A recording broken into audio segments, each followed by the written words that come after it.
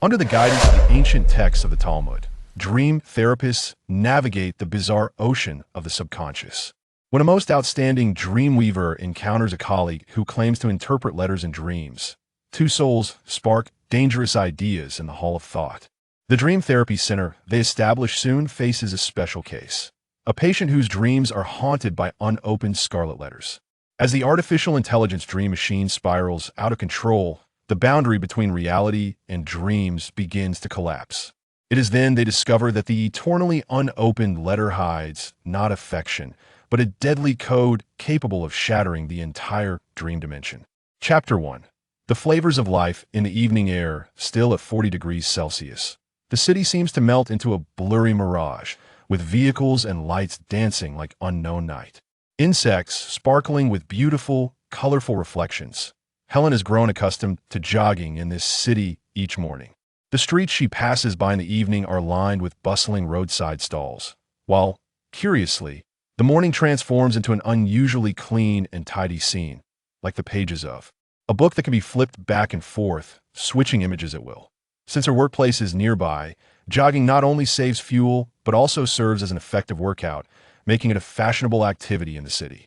Bouncing lightly with the fresh morning air, the sunlight filters through the branches of tall street trees, casting dappled light. The colorful flowers bloom passionately, and as Helen weaves through them, she feels like a sprite in the forest, pursuing some sacred guidance. Finally, she crosses a street and steps into a magnificent marble building adorned with bright crystal chandeliers, changing into an exquisite outfit.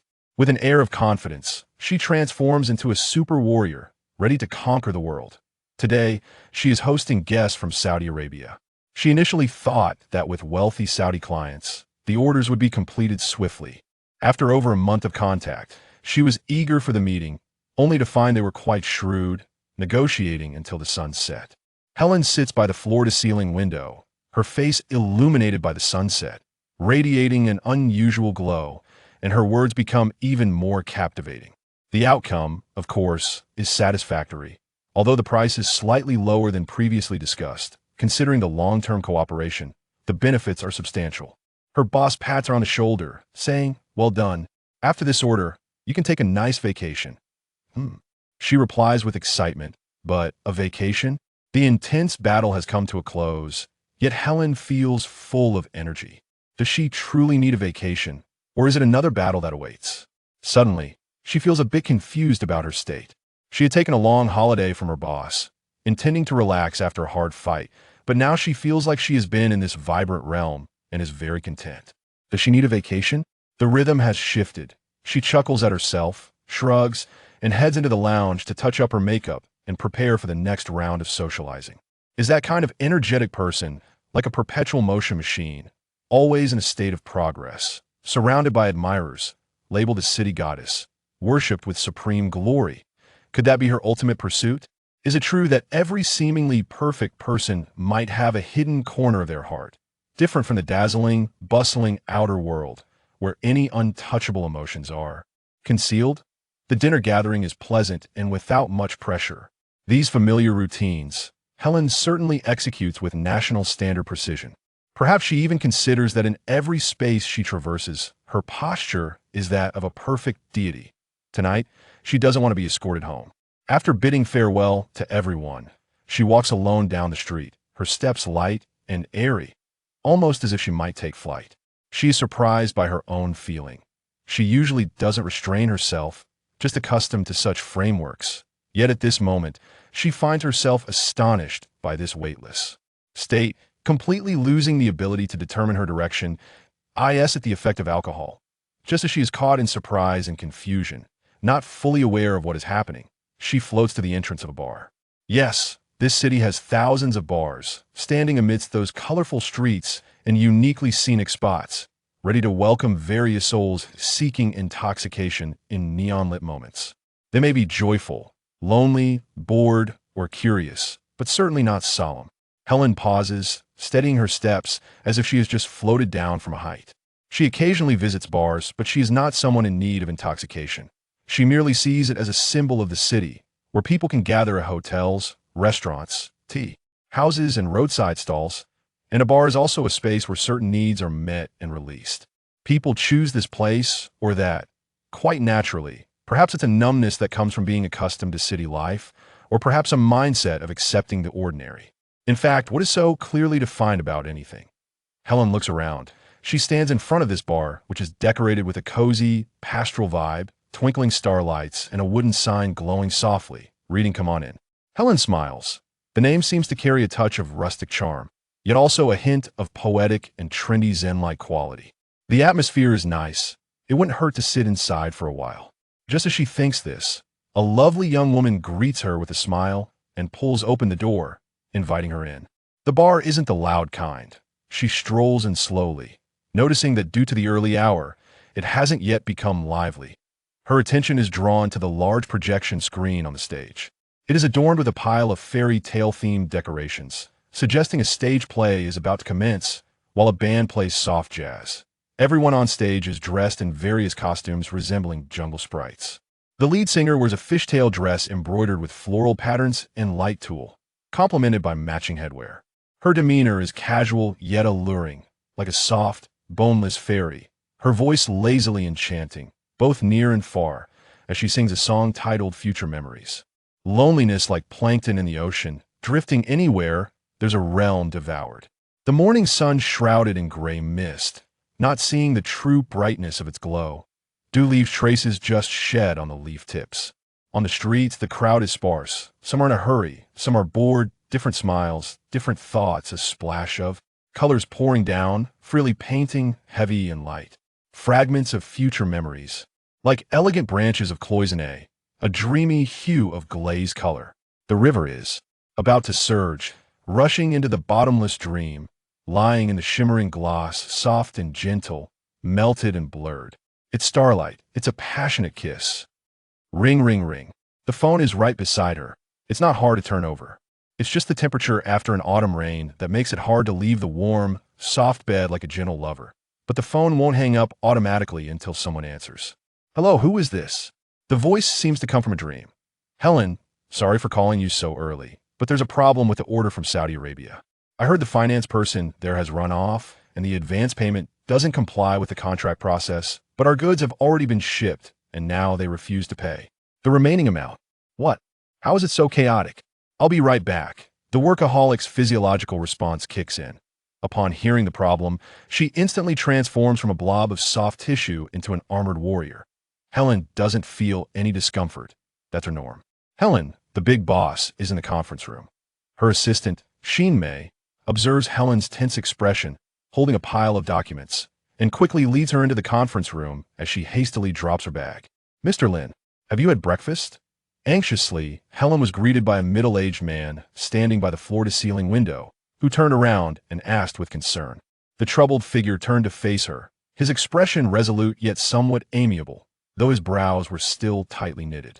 Not yet, Helen replied. The man told his secretary beside him, Linda, prepare some sandwiches and coffee. Everyone should be back and probably hasn't had breakfast yet. Understood. The secretary turned and left. The body is steel. How can my warriors fight on an empty stomach?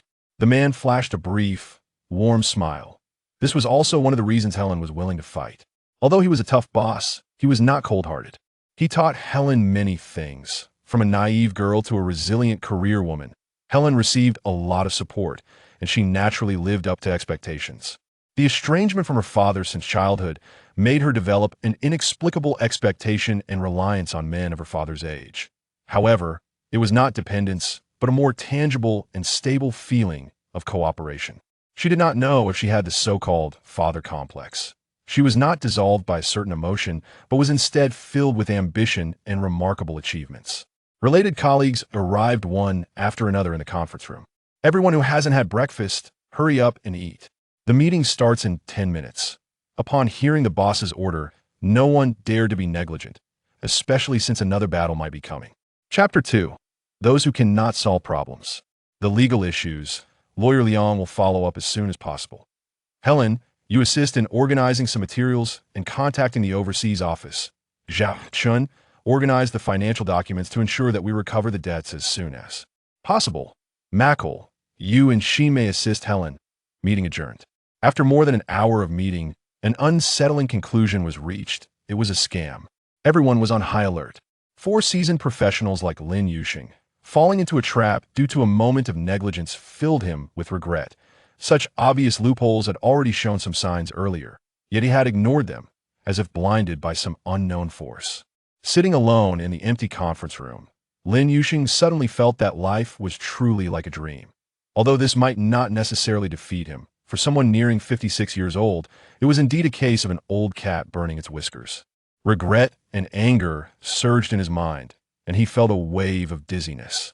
"Mr. Lin, are you okay? Do you want to schedule an appointment with Dr. Hua?" Secretary Linda brought in hot tea. Lin Yuxing looked up, as if seeing a glimmer of hope. "Sure, please make an appointment for me, today." Some people are born to solve problems like leaders, business owners, and company employees, while others exist to help those who cannot solve problems or issues, like psychologists and mental therapists. In fact, they also cannot fundamentally solve problems, but they have a knack for helping people clarify the road conditions they're facing in life and understanding the performance of the vehicle they're driving, so they can carefully consider the choices along the way. "Hello, Ming Yang, Psychological Clinic." "Oh, Mr. Lin wants to schedule for what time? Let me check. Dr. Hua's schedule is full today, but if Mr. Lin feels unwell, you can come to the recovery area first. I'll ask Dr. Hua what time he can see you. He is busy right now." "Okay, see you soon." The staff at Ming Yang's Psychological Clinic, Qing Lan, responded to Linda in a gentle tone. Her voice was as pure and kind as an angel, making anyone who heard it feel a sense of relief, alleviating some worries. Linda relayed Lin Yuxing's message and then briefed the others before walking out of the company gate together. The psychological clinic was located in an old Western-style building on a quiet street about 2 to 3 kilometers from Lin Yuxing's trading company. This three-story building, which appeared close to a G shape with a rooftop terrace, featured consultation rooms, enclosed patient rooms, a garden, and terraces on the second and third floors, surrounded by climbing vines. Its ancient appearance did not resemble a traditional hospital, but rather an elegant private vacation courtyard. As a therapist in the field of psychology and psychiatry, Huayang believed that the healing environment played a crucial role in a client's recovery, and practical results indeed confirmed this. Now, he was surveying the area during a break before seeing the next client. Upon reaching the third floor, which was designated for a particular type of client, he had to pass through a security gate that required facial recognition to enter. He smiled slightly and walked into a room. A graceful middle-aged woman stood by the window, gazing outside, and upon seeing him, displayed a gentle smile. "Yunjie, how are you feeling today?" "Dr. Hua, what illness do I have? Why am I here?" "You're not ill. You might just be a bit tired and need some rest. Do you doctors like to lie so much?" "Doctors never lie." Huayang's warm smile was like the autumn sun outside. But autumn had arrived, and the cold wind began to wreak havoc without warning. "Maybe, but why am I here if they still won't leave me alone?" "Are you talking about your neighbors?" "Who else?" "Look here. Here, these things were not supposed to be placed here. I came here with very few belongings, but they want to replace everything. What are they up to? And look here." The woman led him to the bathroom. "See, they even poured corrosive liquid into these pipes, and here. Don't worry, I'll find out. Our security here is very good. No one will disturb you. I promise. But they just won't leave me alone. They will cause trouble when you let your guard down. They just want to ruin my life." "Yunjie, come, sit down." The woman seemed a bit dazed, but she felt Huayang's goodwill and sat down as instructed. "Dr. Hua, you must help me. My life has been disturbed by them." "I will help you. Your life will definitely get better. You just arrived yesterday. How about I take you for a walk? The environment here is really nice and safe." "No, I'm a bit tired today. Please make sure to close the door when you go out. I'm afraid that if I fall asleep, those ill-intentioned people will come to make trouble again." "Okay, then you rest." Huayang continued into another room, where a young man was holding a map, scribbling incomprehensible formulas. Huayang smiled. The young man didn't lift his head. "Xiao Chui, any new discoveries today? Where's that car? They said they were on a self-driving adventure, but haven't come back. Something must have happened. I saw the car that fell off the cliff, but I can't distinguish the terrain and plant distribution there. IT doesn't look like the tropics, nor the temperate zone, and definitely not the polar regions. I can't lock onto the target." As the young man spoke, his brow furrowed, and he continued to scribble rapidly on the paper. Huayang looked seriously and felt that this was the ramblings of a genius, but he remained unhurried and patiently conversed with him.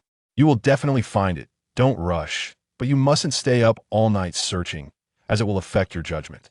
The young man then lifted his head, his eyes bloodshot. Did you see that? You're right. I shouldn't have stayed up, but I see them. I can't sleep. They're calling for me to save them. There will be a rescue team to find them. You've already provided the information to the police, haven't you? The young man came back to his senses. Oh, right. I was too anxious, but that place is very remote. If the rescue team can't find them in time, they will be in danger. Huayang sat down, looking earnestly at him. If you don't rest, you will also be in danger. Trust the rescue team. They will find them as soon as possible. Come as he spoke, Huayang gently moved his map, paper, and pen aside. The man did not refuse. He simply muttered something absent-mindedly, and suddenly snatched the paper Huayang was about to take away. Wait, let me take another look at this positioning. Huayang's hand grasped his, and at that moment of contact, Huayang felt a wave of icy coldness. The man, in turn, received the warmth that Huayang transmitted. It's hard for you to think clearly right now. Perhaps in your dreams, you'll find the answer. When your mind is in a bind, you should see if there are any insights in your dreams. You're right. I should try sleeping on it. Huayang nodded and adjusted the blanket for him, watching as he quietly closed his eyes before gently closing the door behind him. When he got downstairs, Qinglan informed him that the scheduled guest was waiting in the consultation room. By the way, Mr. Lin Yuxing's secretary called just now, saying Mr. Lin suddenly felt dizzy and needs treatment. They asked what time he could see him. Huayang paused and turned to ask, is the person waiting in the consultation room my last guest for today? Yes, it's 5:05 now. Then when Mr. Lin arrives, let him rest first and do a physical checkup for him. I'll go see him after I finish consulting the guest. Okay. Chapter 3, The Visiting Youth. Huayang walked into the consultation room and found not one person, but two. May I ask who is here for consultation? Or are you both consulting together? My son is here for consultation. Then, ma'am, please wait outside for a moment. In front of him was a mother in her 40s or 50s and her son, who was in his second year of high school. The woman had a gentle, serene demeanor, but her expression was weary and desolate. Her face pale, yet unable to hide a certain eager expectation in her eyes. The young man beside her had handsome features but kept his head slightly bowed, his eyes downcast. The vigor that should belong to his youthful age seemed wrapped in a heavy atmosphere, making it seem as if he couldn't move, only sitting there in a daze. Huayang deeply felt that something was stirring beneath that layer of heaviness. Can I stay with him? The woman asked softly. Before Huayang could speak, the young man, with a hint of impatience, said in a low voice, Mom, you can go out now. The woman flinched slightly, falling into embarrassment. Huayang smiled. Consultations can be done individually or together. However, it's about the right timing. Perhaps now is more suitable for an individual consultation. Huayang's gentle words eased the tense atmosphere. Then I'll step out for now. The woman looked at her son with concern, but he gave no response. Dr. Hua, I'll leave him in your care, the woman said, rising with a complex mix of reluctance and worry. You're welcome, Huayang replied with a warm smile. After the woman left, Huayang looked at the young man, noticing the several pages of information in his hand.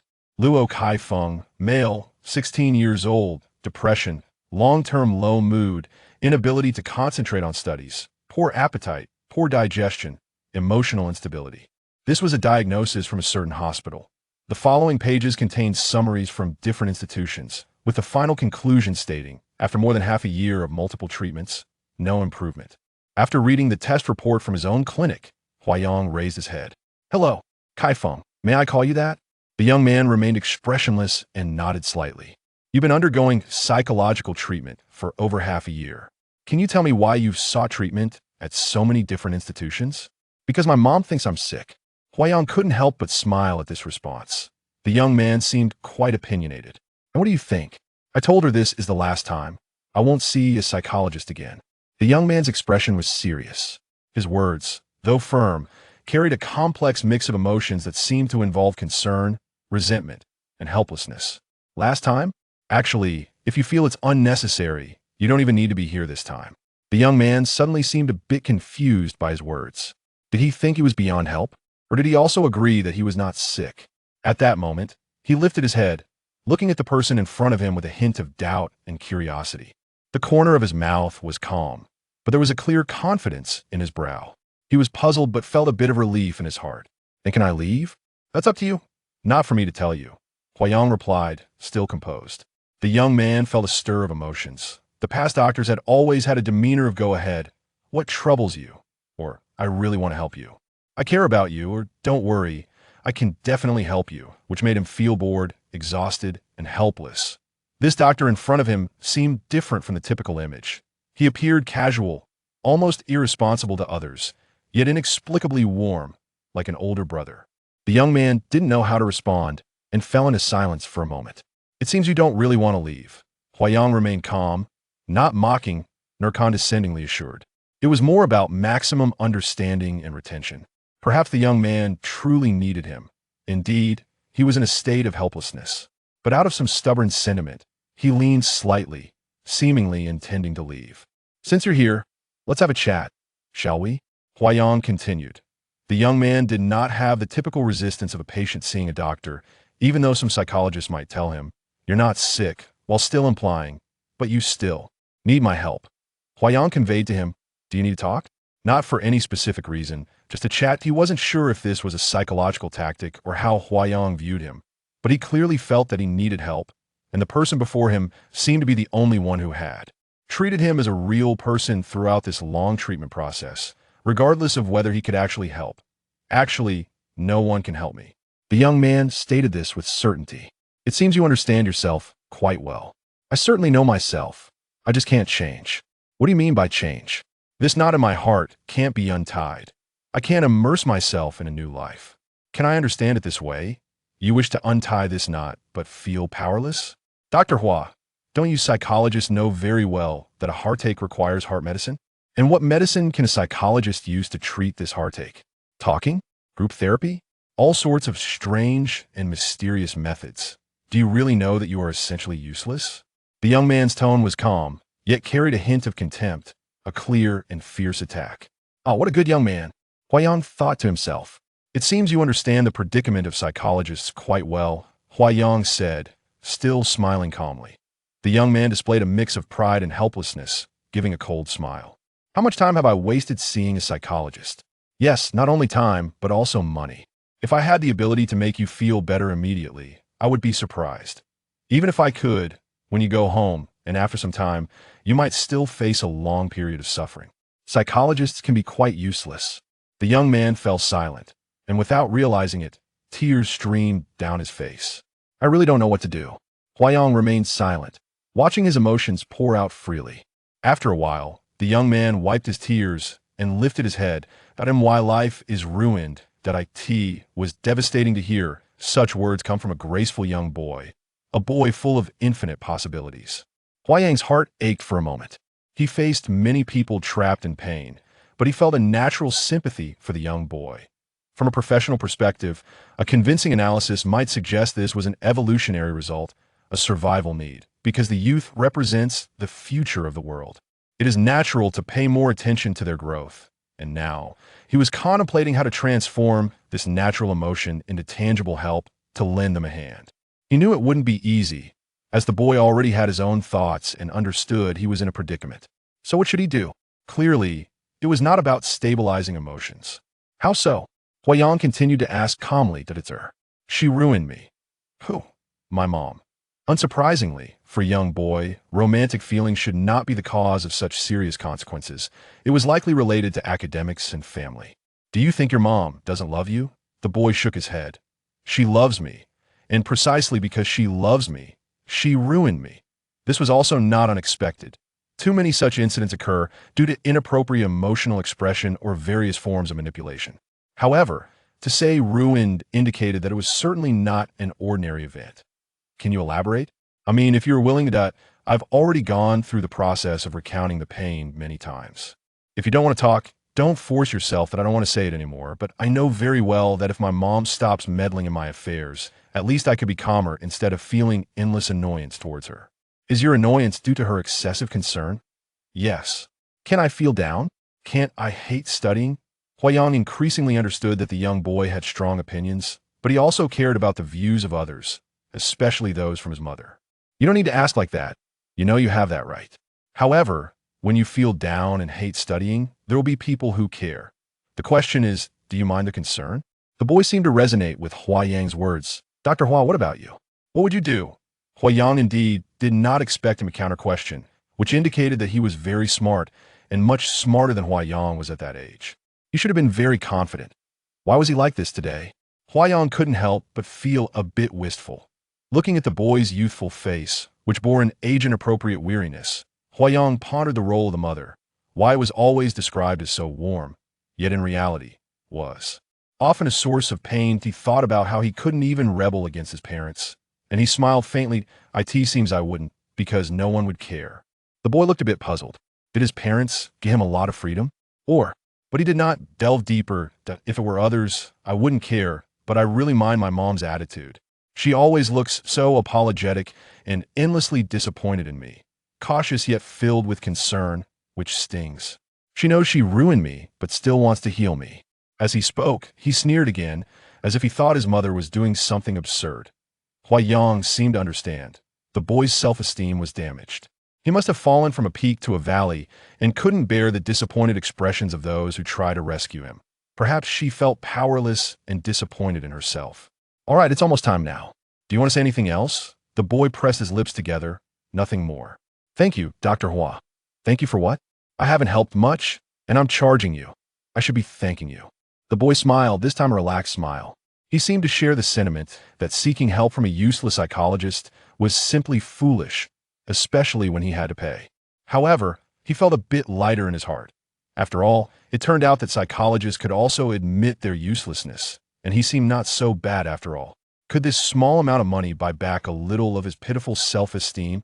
He found it amusing. Indeed, this would be the last time he saw a psychologist, he muttered to himself. As the boy stepped out, his mother approached. How was it? Nothing much, the boy replied coldly. The woman's expression was still forlorn, as if she felt that all hope was lost.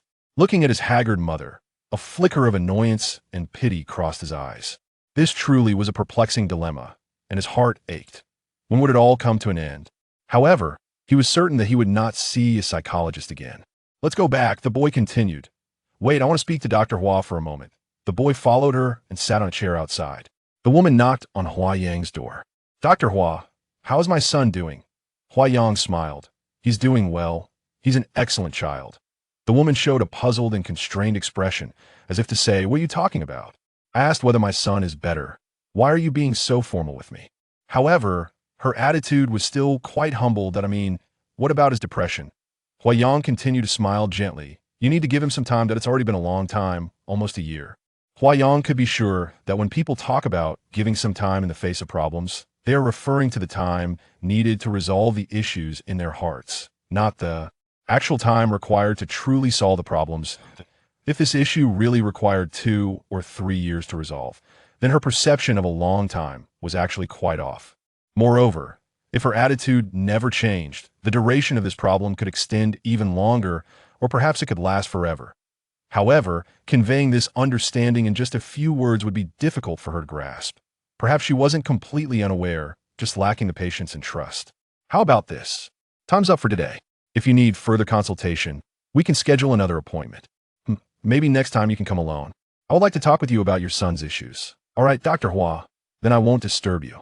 Chapter for the guest's expectations after sending off the mother and son who had come for consultation. Hua Yang asked Qinglan to take a look at Lin Yuxing's preliminary examination report.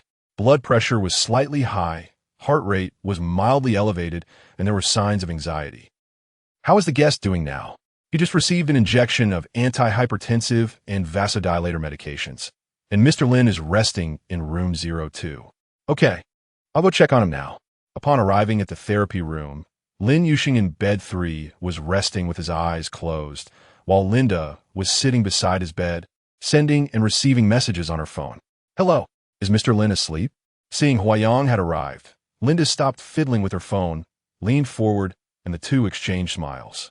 Although she didn't wish for her boss to be ill, ever since Lin Yuxing had experienced chest discomfort during his last visit to Hua Yang for treatment, she couldn't help but hope for another opportunity to come back. Hua Yang had been Lin Yuxing's psychotherapist for over half a year. It seemed that the pressure of what is often called a midlife crisis had made Lin Yuxing increasingly concerned about his physical and mental health. He had always believed himself to be a robust person with strong mental resilience, until one day he suddenly felt dizzy upon getting out of bed. The doctor diagnosed him with mild hypertension, but after a few days of rest, he thought he was fine. However, while heading to a business dinner one day, he experienced another episode, and due to traffic, the driver took a detour that happened to pass by Huayang's clinic. This is Mingyang Psychological Clinic. If we go to the central hospital, it's still a distance away and will probably take another half an hour to get there. Why not go in and take a look first? Said the private driver, Uncle Liang. This is a psychological clinic? Does it have emergency equipment? Linda asked. It should have some. Dr. Hua is quite well known in this area, and this is a legitimate medical institution, though it mainly treats psychological and mental issues. Then let's go in and take a look. Lin Yuxing looked uncomfortable, as if he was struggling to respond weakly. Since then, they learned what psychosomatic illnesses were, physical pathological responses caused by psychological pressure and issues. Huayang also became Lin Yuxing's occasional psychotherapist. At this moment, Linda looked at Huayang with respect and admiration. It was hard to blame her. Huayang indeed possessed a gentle yet captivating charm. He was handsome with a hint of a stylish demeanor that made people feel both comfortable and intrigued. His dark, slightly tousled hair, deep, sparkling eyes, and an extraordinary presence made him irresistible to female beings within 100 miles. When he spoke, the elegant curve of his lips and his magnetic baritone voice stirred endless imagination and excitement. The challenges of transference from clients were something Huayang's career as a psychologist could not escape. Of course, if the situation was not serious, it could still be beneficial to mental health. After all, this was a situation that had already been hopeless long before he entered the profession. It was not a problem of the profession, but a problem of humanity, which would undoubtedly be difficult to handle, especially for a psychologist. Dr. Hua, I'm Linda. Mit time. I remember, Miss Linda. Hello. Huayang maintained a gentlemanly smile and then glanced at Lin Yuxing in the bed. Mr. Lin, how are you feeling now? Any discomfort? Lin Yuxing gestured to sit up. Huayang raised the bed. Dr. Hua, you're here. I feel a bit dizzy, but it's better now. It's just a bit tight in my chest. Linda handed him a cup of hot tea, and he took a few sips. If you're feeling a bit better now, shall we do a psychological consultation? However, if you want to rest, how about I arrange it for tomorrow at 10 a.m.? Okay, thank you. Then I'll rest for now. Linda, you can go back and tell them I need to step out for some business. Just let me know if there's anything important. Understood. Please rest well. Call me if you need anything. Saying this, Linda tidied up her things and prepared to leave. When turning around, she felt a bit reluctant and said goodbye to Huayang. Dr. Hua, goodbye. Goodbye. Take care. As the CEO's secretary, Linda was indeed a rare beauty. With a tall and well-proportioned figure, elegant demeanor, and a capable yet gentle temperament, fragrant like an orchid. Although the world may think that most beauties around their bosses play the role of secret lovers, Linda gave off a vibe that was not like the cliché seductive characters. Even if she were indeed in a romantic role, she was more refined and unworldly. Linda is really a good girl. Don't you think so, Dr. Hua? Lin Yuxing seemed to have sensed something in Linda's earlier gaze. Well, you have capable people around you. Although Huayang might unconsciously hold some conventional views, perhaps thinking of secretaries as belonging to their bosses, he would not look askance. Instead, he understood that this was a product of patriarchal society, and it was somewhat a common sentiment. As for moral judgments, that was a matter of societal norms, not the psychologist's concern. Dr. Hua, you wouldn't misunderstand, would you? Linda only works for me, not anything else. Oh, I didn't misunderstand anything. Huayang smiled, feeling no embarrassment. Then, you might consider this. I heard Dr. Hua is still single. I think the matter you should focus on now is not these. Your detailed health report hasn't come out yet. Rest well, and we'll see you tomorrow. If you need anything, just press the call button. All right. I should follow the doctor's advice. That's good. Huayang smiled and turned to leave. Chapter 5 hints from dreams. President Lin will be away for a few days. Everyone should follow the previous arrangements for matters here. If there is anything to report, I will convey it to President Lin. Linda returned to the company and explained to everyone in a soothing tone. At this critical moment, with President Lin absent, Helen couldn't help but feel suspicious. During a break, she went to Linda's office and knocked on the door. Mean, Linda, does everything that needs to be communicated with President Lin have to go through you now? Yes. Is something wrong with President Lin? Linda smiled slightly. Don't jump to conclusions. President Lin will be back soon after handling his matters. Well, I hope he is okay. If there are any special circumstances, I will arrange assistance here unless all of us are unable to resolve it. Then I will report to President Lin and we will address it when he returns. Actually, I need to go to the Dubai office tomorrow to understand the situation. Originally, President Lin was supposed to go with me because Mr. Chiu is a close associate of his and some of their private accounts need his verification. I'm also very familiar with Mr. Chiu. How about this? I'll accompany you tomorrow. But we also need Director Zhao and Lawyer Zhang. They need to assist with the reconciliation and legal issues. All right, I'll arrange the tickets.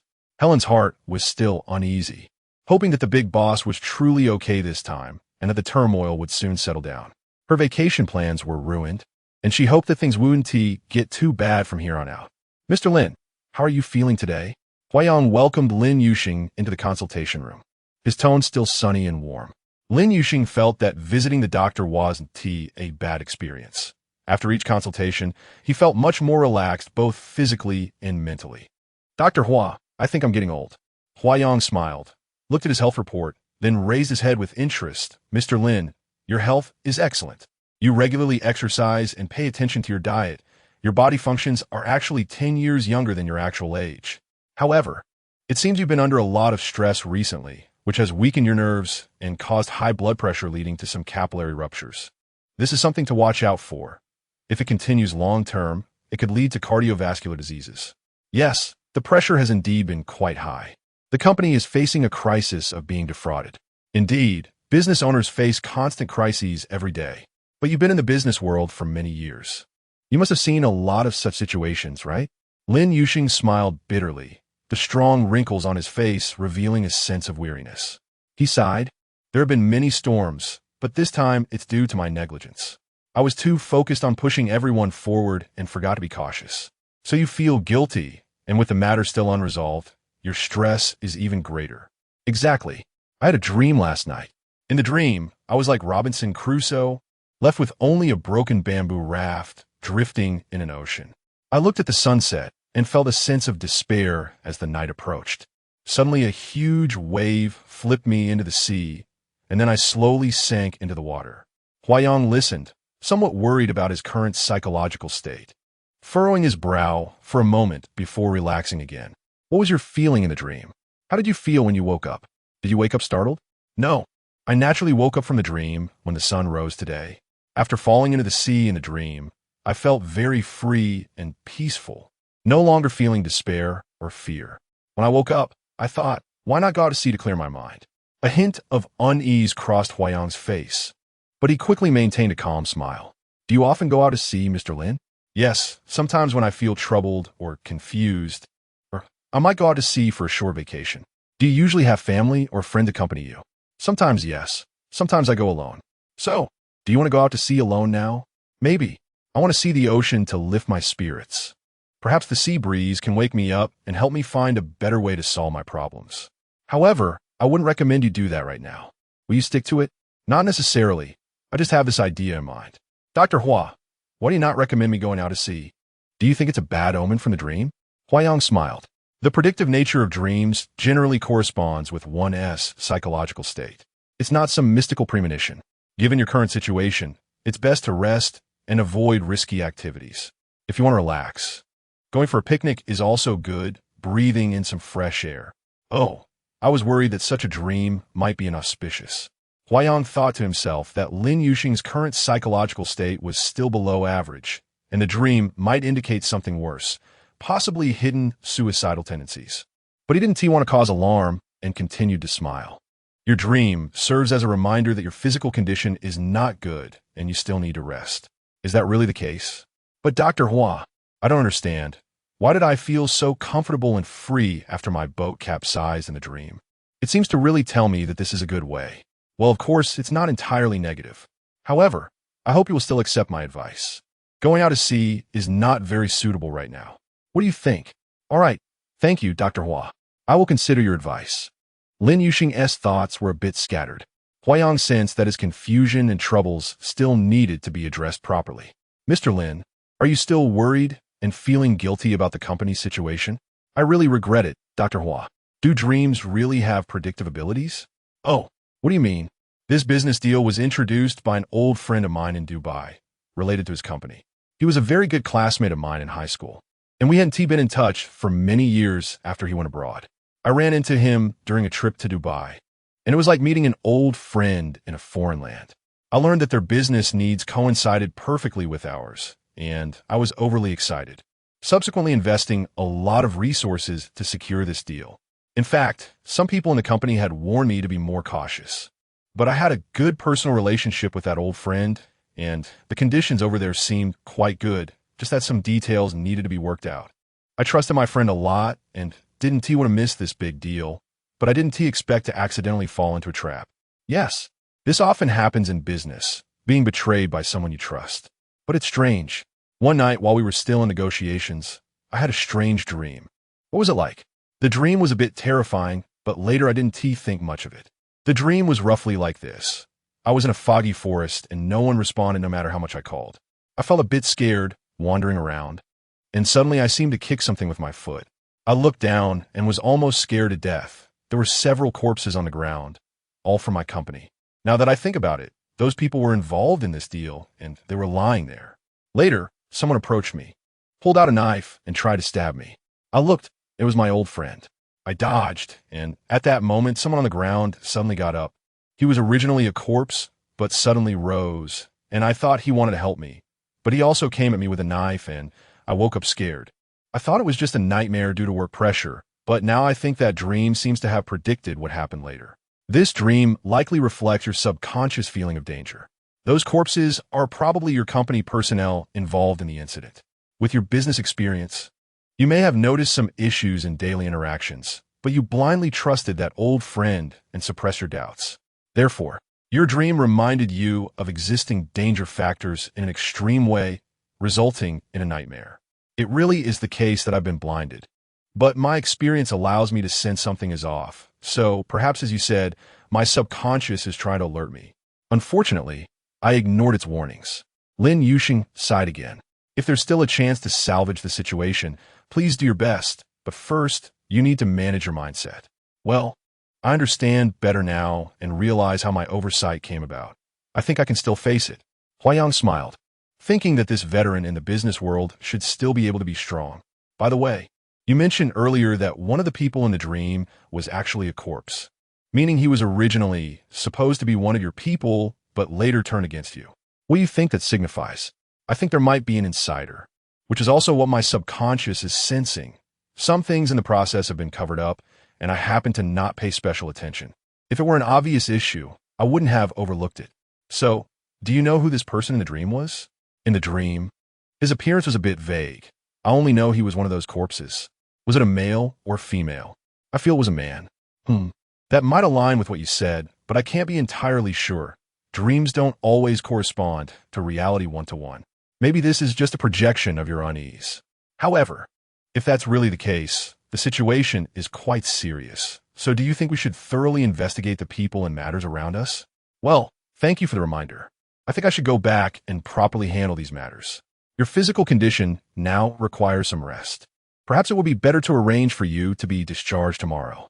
Don't rush. Things will always be resolved. No need to worry, Dr. Hua.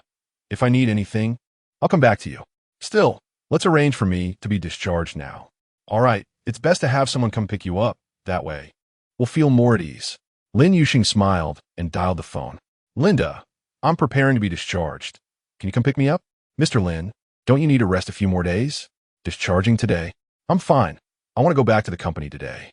Then I'll arrange for a driver to pick you up. I'm preparing some materials to meet with Helen and the others at the Dubai office this afternoon. Why wasn't I informed about this matter? I'm sorry. I thought you needed to recuperate a bit longer. Cancel the flight tickets first and come over now. But the Dubai office has already made arrangements. I'll contact them myself to explain. All right, understood. Oh, and don't explain the specific reasons to others. Just say it's a last-minute cancellation and that you have an urgent matter to attend to. Okay, I understand. Linda didn't know what was happening, but but she would definitely follow the boss's instructions. Although Helen and the others were confused, they didn't dare to ask anything while watching Linda rush out. But she seemed to have a strange premonition that something was about to happen. Chapter 6: Additional Concerns of the Therapist. May I ask, Miss Linda has been your personal secretary for a long time? Lin Yuxing found Huayan's question a bit strange, but he answered seriously. She's been my personal secretary for over 5 years. A former secretary who had been with me for a long time said she wanted to emigrate, and she referred Linda to me. Linda is a very capable person. I trust her with both big and small matters. Well, so you have complete trust in her? Dr. Hua, is there a meaning behind your question? Actually, there's nothing much.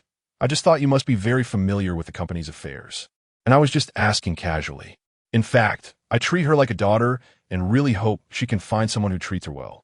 Can't you see that she has a good impression of you? Right now, I'm more concerned about you. Ha ha ha. Dr. Hua, the way you say that. Emotions are very important in life, but some things really shouldn't be decided by feelings. You should understand what I mean. Of course, having navigated the business world for many years, I wouldn't be that naive. I won't be as careless with company matters as I was before. Huayang smiled and began to focus on writing the discharge report. Lin Yuxing looked at him and couldn't help but sigh. Dr. Hua, how difficult do you think life is? Huayang smiled. It's already quite difficult. The more you want to achieve, the harder it gets, and wanting to be yourself is even harder.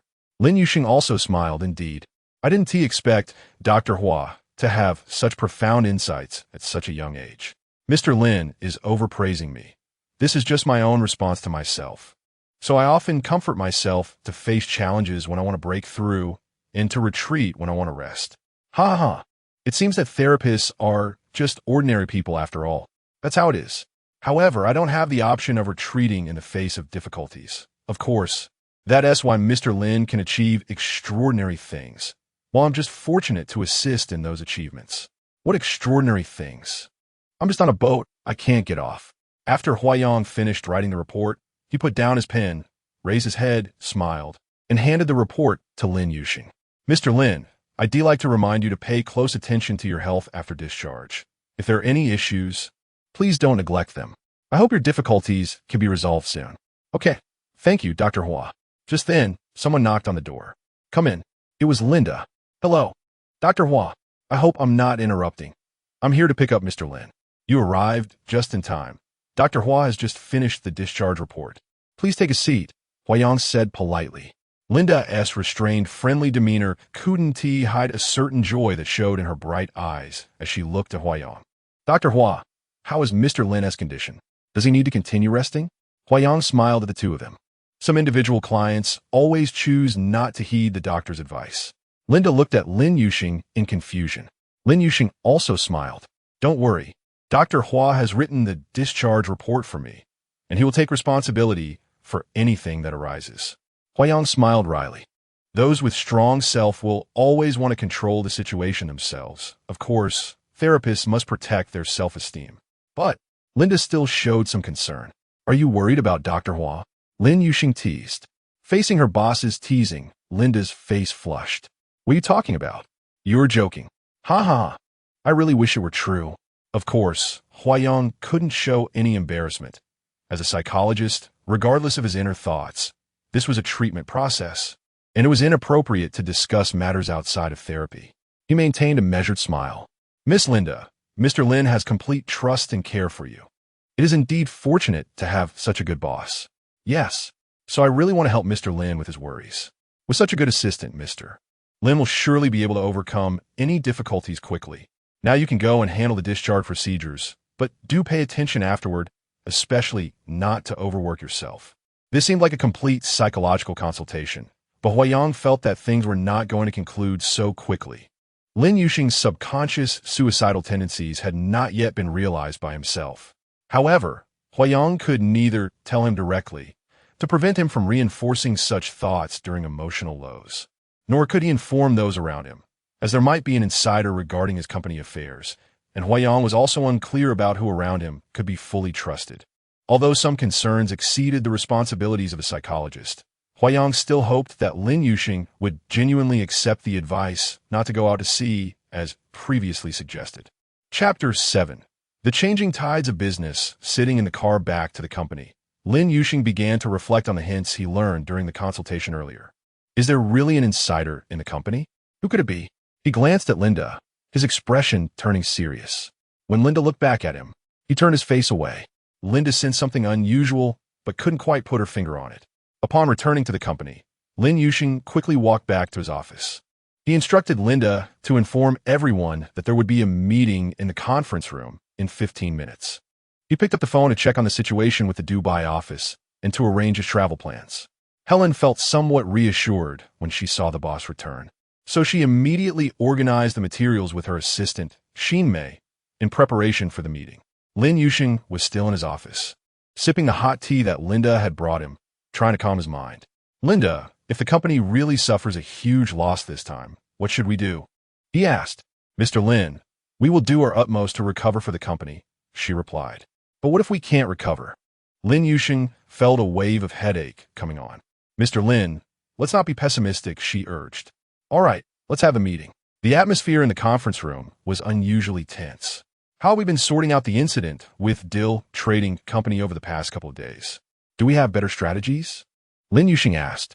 Regarding the contract with the other company, the clause stating neither party may modify the financial accounts after the contract is confirmed has a loophole we need to consider carefully. They've already paid 30 of the amount from the company account, but at that time, we were in the process of transferring our business license and temporarily changed the account to a personal one. This violates the contract, so they can use this as an excuse to evade responsibility and tear up the contract, making it impossible to recover the remaining payment, lawyer Zhang pointed out.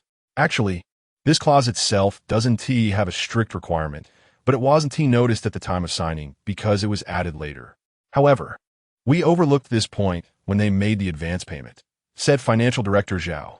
Why didn't you pay attention to this at that time? Director Zhao, Helen questioned. Mr. Lin said it had to be done quickly, so Zhao stammered. That is not a valid excuse for negligence, Helen pressed on. This is not the time to assign blame.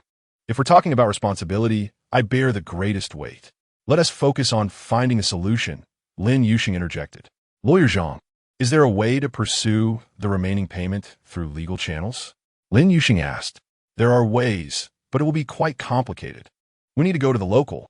After more than half an hour of meetings, a plan was established.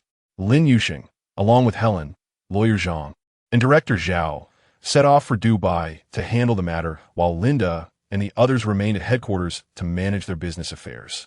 Helen, come to my office later, Lin Yuxing instructed. Is this going to be a reprimand? You were so straightforward in the meeting, she thought. However, she didn't feel intimidated by Lin Yuxing. Sometimes being reprimanded could be a form of learning.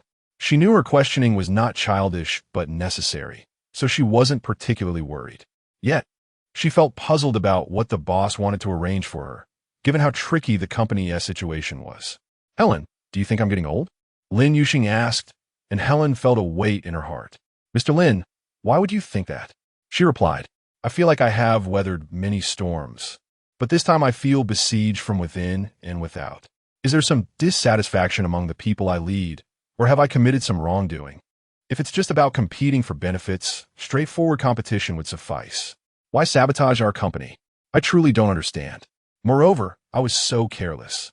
Mr. Lin, don't be too hard on yourself, Helen began, but Lin Yuxing interrupted. No, I must take responsibility.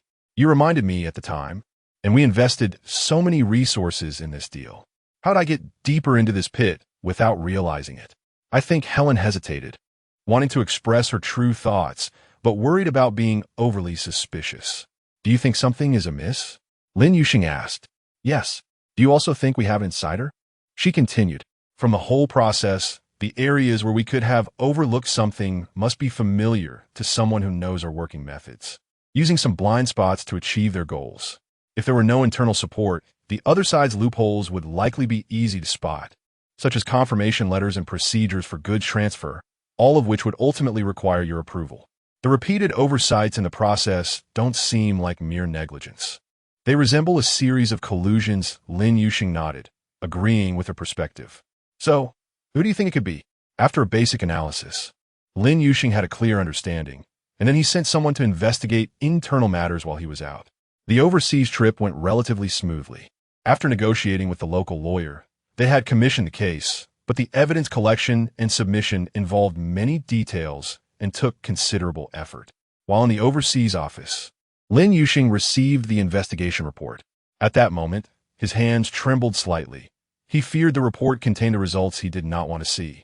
He struggled to open the document, closed his eyes, and then opened them again, finally letting out a sigh of relief. Thankfully, the situation was not too bad.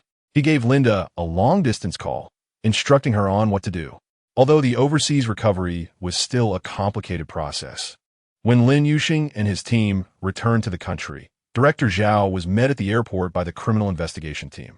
As the financial director and his subordinate, along with the administrative director, there was undeniable evidence of collusion with external companies and fraud against the company.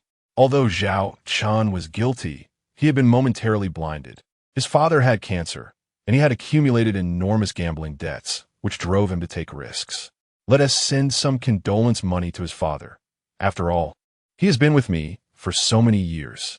Although the crisis the company faced had not been completely resolved, Lin Yuxing felt much more at ease, as he did not feel betrayed by those he trusted the most, nor did he believe they were truly irredeemable. With winter approaching, it was time to prepare. Due to this setback, the company's year-end profits might not match previous years, but the headquarters still recognized the past achievements and provided some support for the Asian branch, allowing them to get through a tough period. In terms of talent allocation, internal selection and external reinforcement would soon come, and with rejuvenation on the horizon, everyone maintained their enthusiasm and actively engaged in the fight. Lin Yuxing felt satisfied with this state.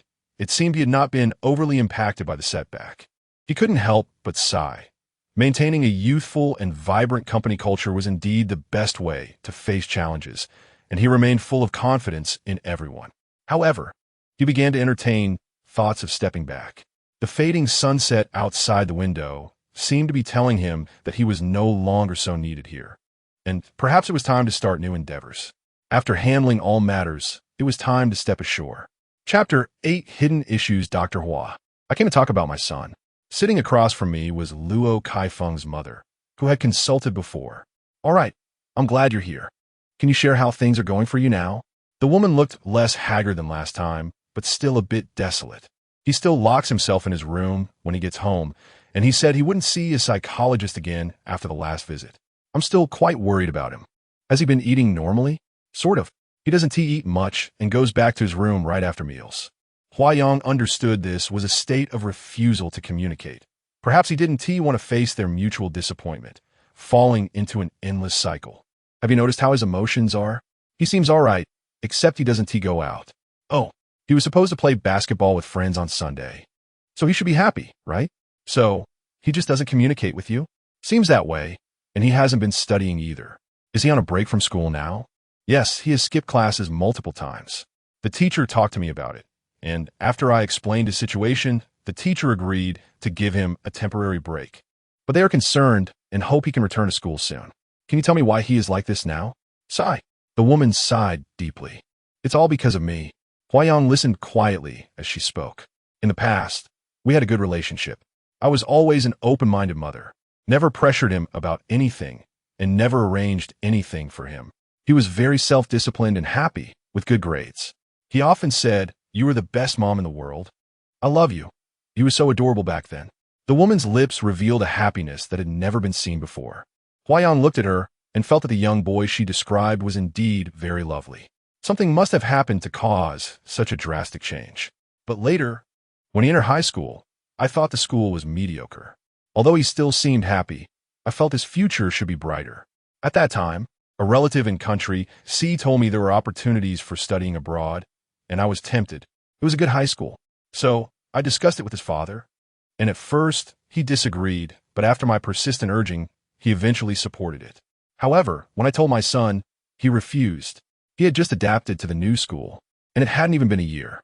He didn't want to go so far away and spend another year learning the language. I told him about all the great things there and how he would have a better future. He started frowning all day, saying, "Mom, why are you forcing me?" I couldn't understand why he thought that. I was doing it for his own good. The education abroad is indeed well regarded. He was still young and could adapt well. In the end, under my various pressures, he reluctantly went there.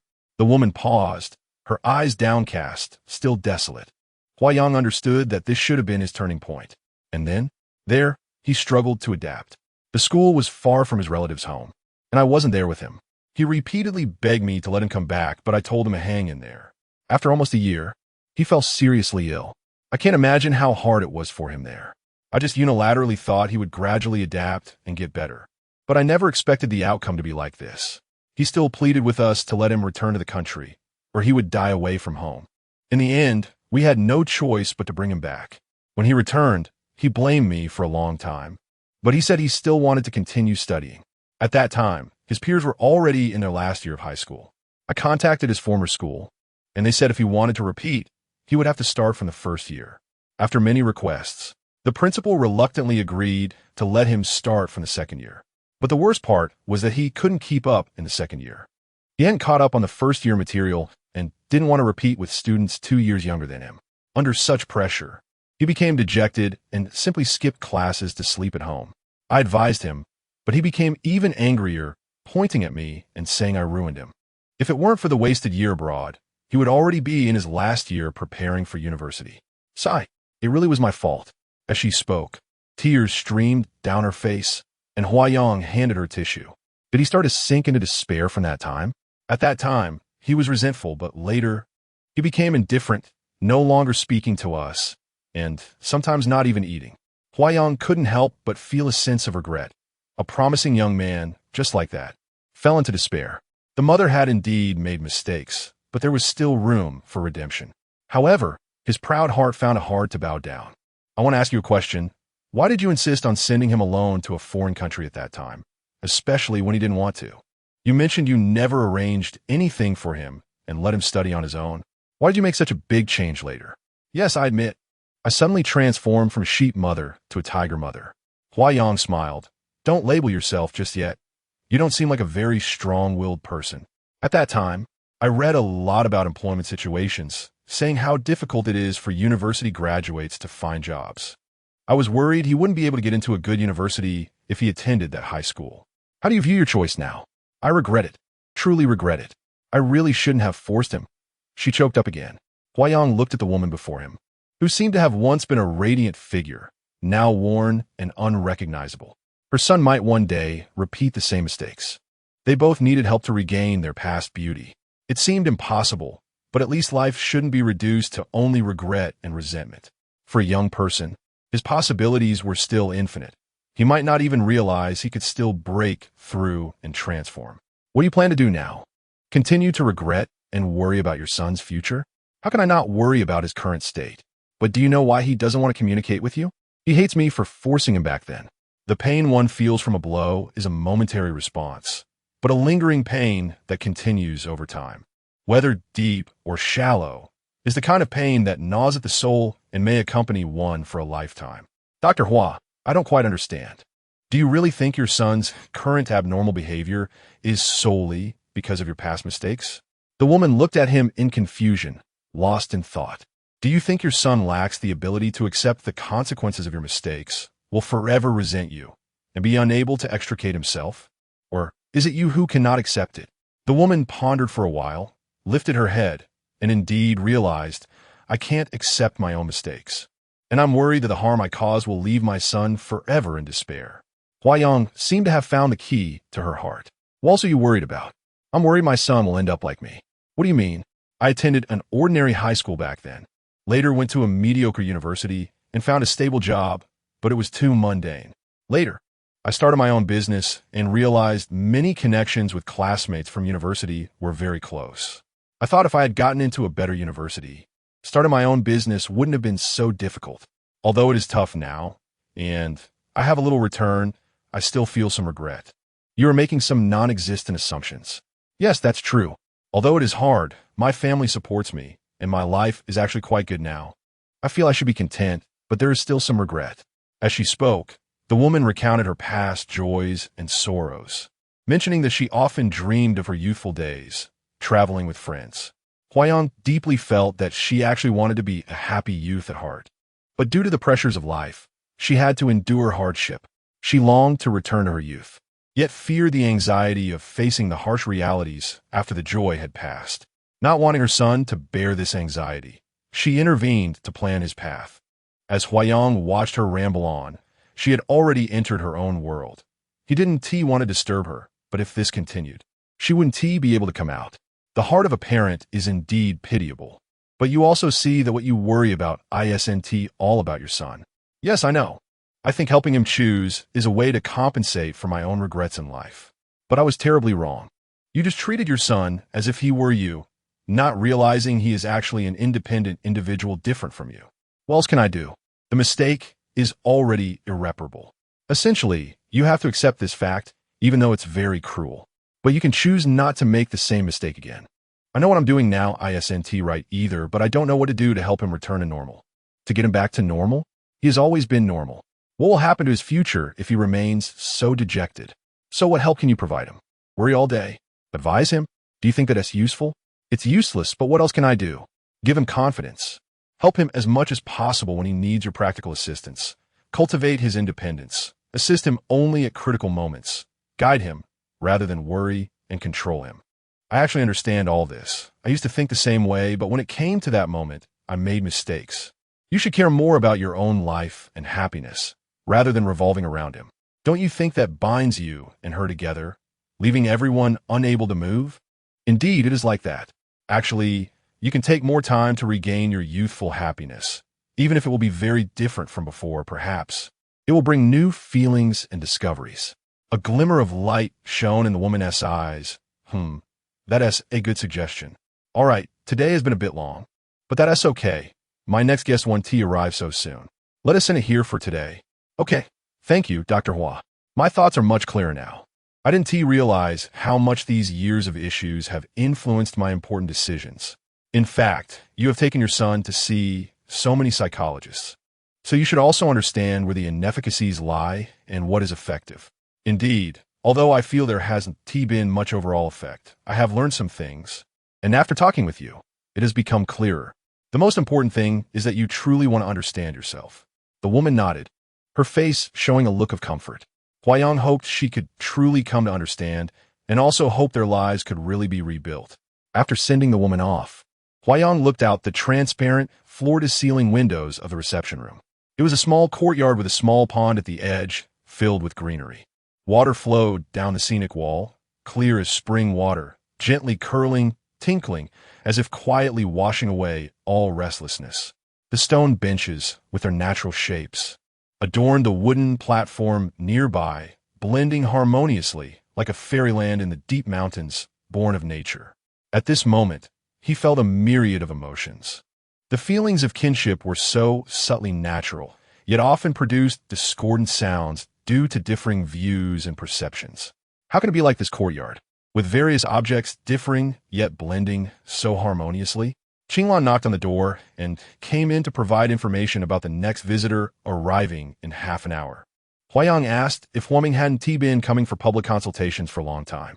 Yes, I heard he is doing research abroad and will probably return next month. Okay, please remember to tell me then. There were times I was so busy that I didn't even know when he came or left. Got it. Qinglan, I'd like to have a drink of the special drink you made. It's been a long time since I had one. Since it's not particularly busy now, how about making me one? Just wait a few minutes. Thank you so much. Huayang felt a bit tired today. It should be due to some loneliness.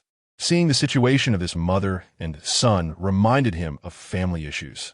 Due to the grievances in the academic world, he seemed to be growing increasingly distant from his brother. He wondered if this itself contradicted the purpose of research and academia, which was originally aimed at better serving people. Now it seemed to be going in the opposite direction. At this moment, a carefully crafted special drink could temporarily relieve his worries. Top-notch. Dr. Hua, I know you must have worries. Every time you have worries, you always ask me to make a special drink for you. Only someone who knows me, like Qinglan, would understand. Huayang leaned on the sofa, looking a bit melancholic. Qinglan, come sit with me and chat. Is it because of Dr. Hua? My brother. He is very intelligent and clever, but sometimes his thoughts are quite simplistic. Although he studies psychology, spirit, and consciousness with me, some of his perceptions are a bit mechanical. Sometimes I think, was it inappropriate for us to establish this clinic together? It's only been a little over 2 years, and everything has changed. Huayang recalled that 3 years ago, they were still working in a public hospital. Due to the various limitations of treatment methods, the two brothers decided to set up their own practice and create their own new ideas and methods, bravely challenging the authorities of that time, just like Adler. When the clinic opened, they were filled with ambition until the contradictions in their ideas led them to go their separate ways. Dr. Hua, you miss your brother. You are right. The bond of kinship makes me feel like I have lost this brother. Perhaps you should find an opportunity to talk. I don't even know where to find him now. Their research has only been going on for less than a year, and there are still many things to be busy with. Qinglan, do you know? This feeling of growing distance is really bad. I understand. I, Huayang, consider myself incredibly strong, but in the face of this, I feel utterly powerless. When one has emotions, there will inevitably be ties. Isn't this also a kind of happiness? Little girl, you are still the most considerate. Thank you. Huayang tenderly patted her head. Qinglan smiled. Indeed, she had been here for 2 years, witnessing how they worked together until they parted ways. She watched Huayang's painful process and could only offer a little comfort. Beyond that, there was not much she could do to help. However, for Huayang, it was still a small solace. Chapter 9. Dream Voyage. Welcome back, Dr. Hua. Director Jiang and all the experts are waiting for you at the Research Institute. The driver who came to pick up Hua Ming and his team said enthusiastically. Hua Ming smiled confidently and politely nodded, following the reception staff back to the place where they had sown the seeds of their dreams. The Qiming Brain Science and Psychology Research and Application Center is located near an ecological park, boasting a beautiful environment with several white buildings arranged harmoniously. The smooth, modern lines exude a calm intelligence and approachability. The main building has 16 floors, primarily serving functions such as reception, experiments, research, meetings, office space, health examinations, and treatment. Other auxiliary buildings include a rehabilitation center, service center, and logistics department, providing general services and supplies for patients or those in need. The lush greenery outside is refreshing, and there is a large, elegant garden at the center, making it feel more like a high-end sanatorium. About 6 months ago, Hua Ming and Huayang were invited to the Institute for discussions on psychological research. Dr. Hua Ming, Dr. Huayang, your paper on the impact of dreams on personality restructuring has drawn our keen attention, and we are also interested in many of your clinical cases. From Freud and Jung's psychoanalysis to today's brain science, our understanding of the mysteries of human psychology and consciousness is growing. However, your analysis is particularly valuable, Director Jiang remarked. You both are truly young talents. You flatter me, Director Jiang. Hua Ming responded with a somewhat proud smile, while Huayang remained politely silent. What are your thoughts on the involvement of artificial intelligence robots in psychological therapy? Director Jiang continued. A foreign psychological institution initiated clinical experiments with AI psychologists 2 years ago, and the prospects for AI in the field of psychological therapy seem vast. Hua Ming expressed interest in the topic, while Huayang remained quiet beside him. Director Jiang found their reactions quite amusing. Yes, the advancements in artificial intelligence have inspired us greatly. We plan to further expand its application in psychological therapy. Dr. Huayang, what is your opinion on this? Huayang smiled slightly, seemingly with a hint of coldness. My opinion is that it's overly arrogant. Hua Ming was taken aback by his brother's attitude, finding the wording quite surprising. It seemed that a psychological expert using such terms indicated a low emotional quotient. One should be more tactful. Director Jiang did not mind and seemed to think that youthful exuberance was understandable. However, being in their 30s, this exuberance did seem somewhat inappropriate, as it was quite a righteous statement. Is Dr. Hua opposed to our ideas as unreasonable or unachievable? Director Jiang asked. I'm sorry. If this is based on interest in our research results, I think we can continue to explore further. If it's about these arrogant assumptions, then I'm afraid I have to excuse myself. I have matters to attend to at my clinic. Huayang was already standing up. Wait a moment, Dr. Hua. Are you not going to explain? Director Jiang pressed. Actually, our assumptions are also based on your research results. I'm sorry, if I were to explain, it would take the form of a paper, which you will see later. At this point, I feel there's no need for any explanation. We won't be able to persuade each other, so there's no point in wasting time. What a resolute Huayang. The refusal was so thorough. Before a debate could even begin, the outcome was already declared. Although Director Jiang did not expect such an attitude from him, he did not press further and maintained a courteous smile. Well, since Dr. Hua is busy, we can discuss this another time. Goodbye. Huayang's polite yet firm demeanor made Hua Ming feel awkward about staying any longer, so he also took his leave. This unhappy parting left Hua Ming feeling quite depressed. Rejecting a new development opportunity without further discussion felt like a missed chance, and this attitude seemed quite antiquated. Huayang's explanation to Hua Ming was that involving artificial intelligence in understanding human psychology and consciousness could easily breach ethical boundaries and cause unpredictable harm, which he firmly opposed. Although Hua Ming understood what his brother meant by unpredictable harm, he believed that the benefits of artificial intelligence assistance outweighed the drawbacks, and that the downsides could be mitigated through legal frameworks and regulations. The discussion ultimately ended with Hua Yang's impatient remark of childish, leading to an unsatisfactory conclusion. So you know why I didn't want to continue discussing with Jiang Ning? It's because of our current state. Well, it was no surprise that they had reached a conclusion on the topic, and thus, their ideologies announced their separation. The idea of AI intervening in dreams to assist psychological therapy and personality restructuring was proposed based on their deep research into the subconscious. They had suggested the impact of dream state thinking on personality, self-awareness, and problem-solving, providing very valuable insights. AI is becoming increasingly sophisticated in neural network design, which can also help in deeply understanding the states of individuals within dreams. We have experts in psychology, neurology, brain science, biology, and intelligence science here. So we hope you can join us to lead the development with your theories. I believe this will be a great invention that benefits humanity. Jiang Ning's proposal moved Hua Ming, who felt it completely aligned with his aspirations for a breakthrough direction. While understanding his brother's concerns, Hua Ming was puzzled by Huayang's firm opposition. The brothers had never engaged in such intense arguments, leading to a split with no attempts to reconcile. Hua Ming felt some regret, but believed that the bond of brotherhood would remain unchanged, just awaiting the right moment for reconciliation. Now, he had to focus on seizing this development opportunity by joining the team working on intelligent dream-making robots. This was a vibrant and busy research space. Experts were intensely discussing on computers and blueprints, while engineering staff were debugging robots, creating a scene of bustling activity. Upon returning here, Hua Ming was warmly welcomed by everyone. He reported on the academic exchanges and then checked the progress of the development, offering various suggestions. The experts shared their insights, but there remained a sensitive topic regarding the legal and ethical principles concerning the involvement of intelligent robots in dream therapy, which was still under constant debate.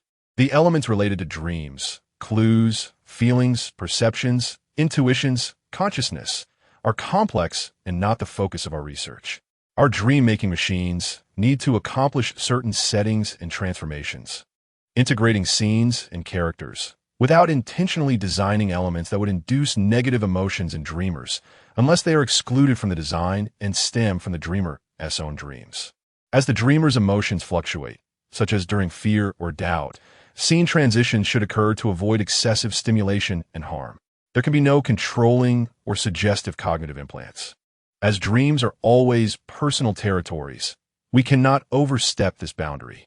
Crossing it would infringe upon another's consciousness system, which is a serious violation of ethical standards and could lead to unpredictable disasters. We must incorporate a control system to prevent certain virus programs from intruding, and an alarm should sound upon intrusion. If design or operational personnel are negligent, they will bear undeniable legal responsibility if evidence is conclusive. After discussions, Director Jiang Ning summarized the operational details and principles for the intelligent robots. Additionally, they must comply with the 3 fundamental principles of robotics. 1. A robot may not injure a human being or, through inaction, allow a human being to come to harm. Article 2. Robots must obey human commands, unless those commands conflict with the first article. Article 3. Robots must protect themselves, unless such protection conflicts with the above 2 articles. With clearer guidelines, research and development work is naturally more smooth, and everyone is looking forward to the exciting moment months later. Chapter 10.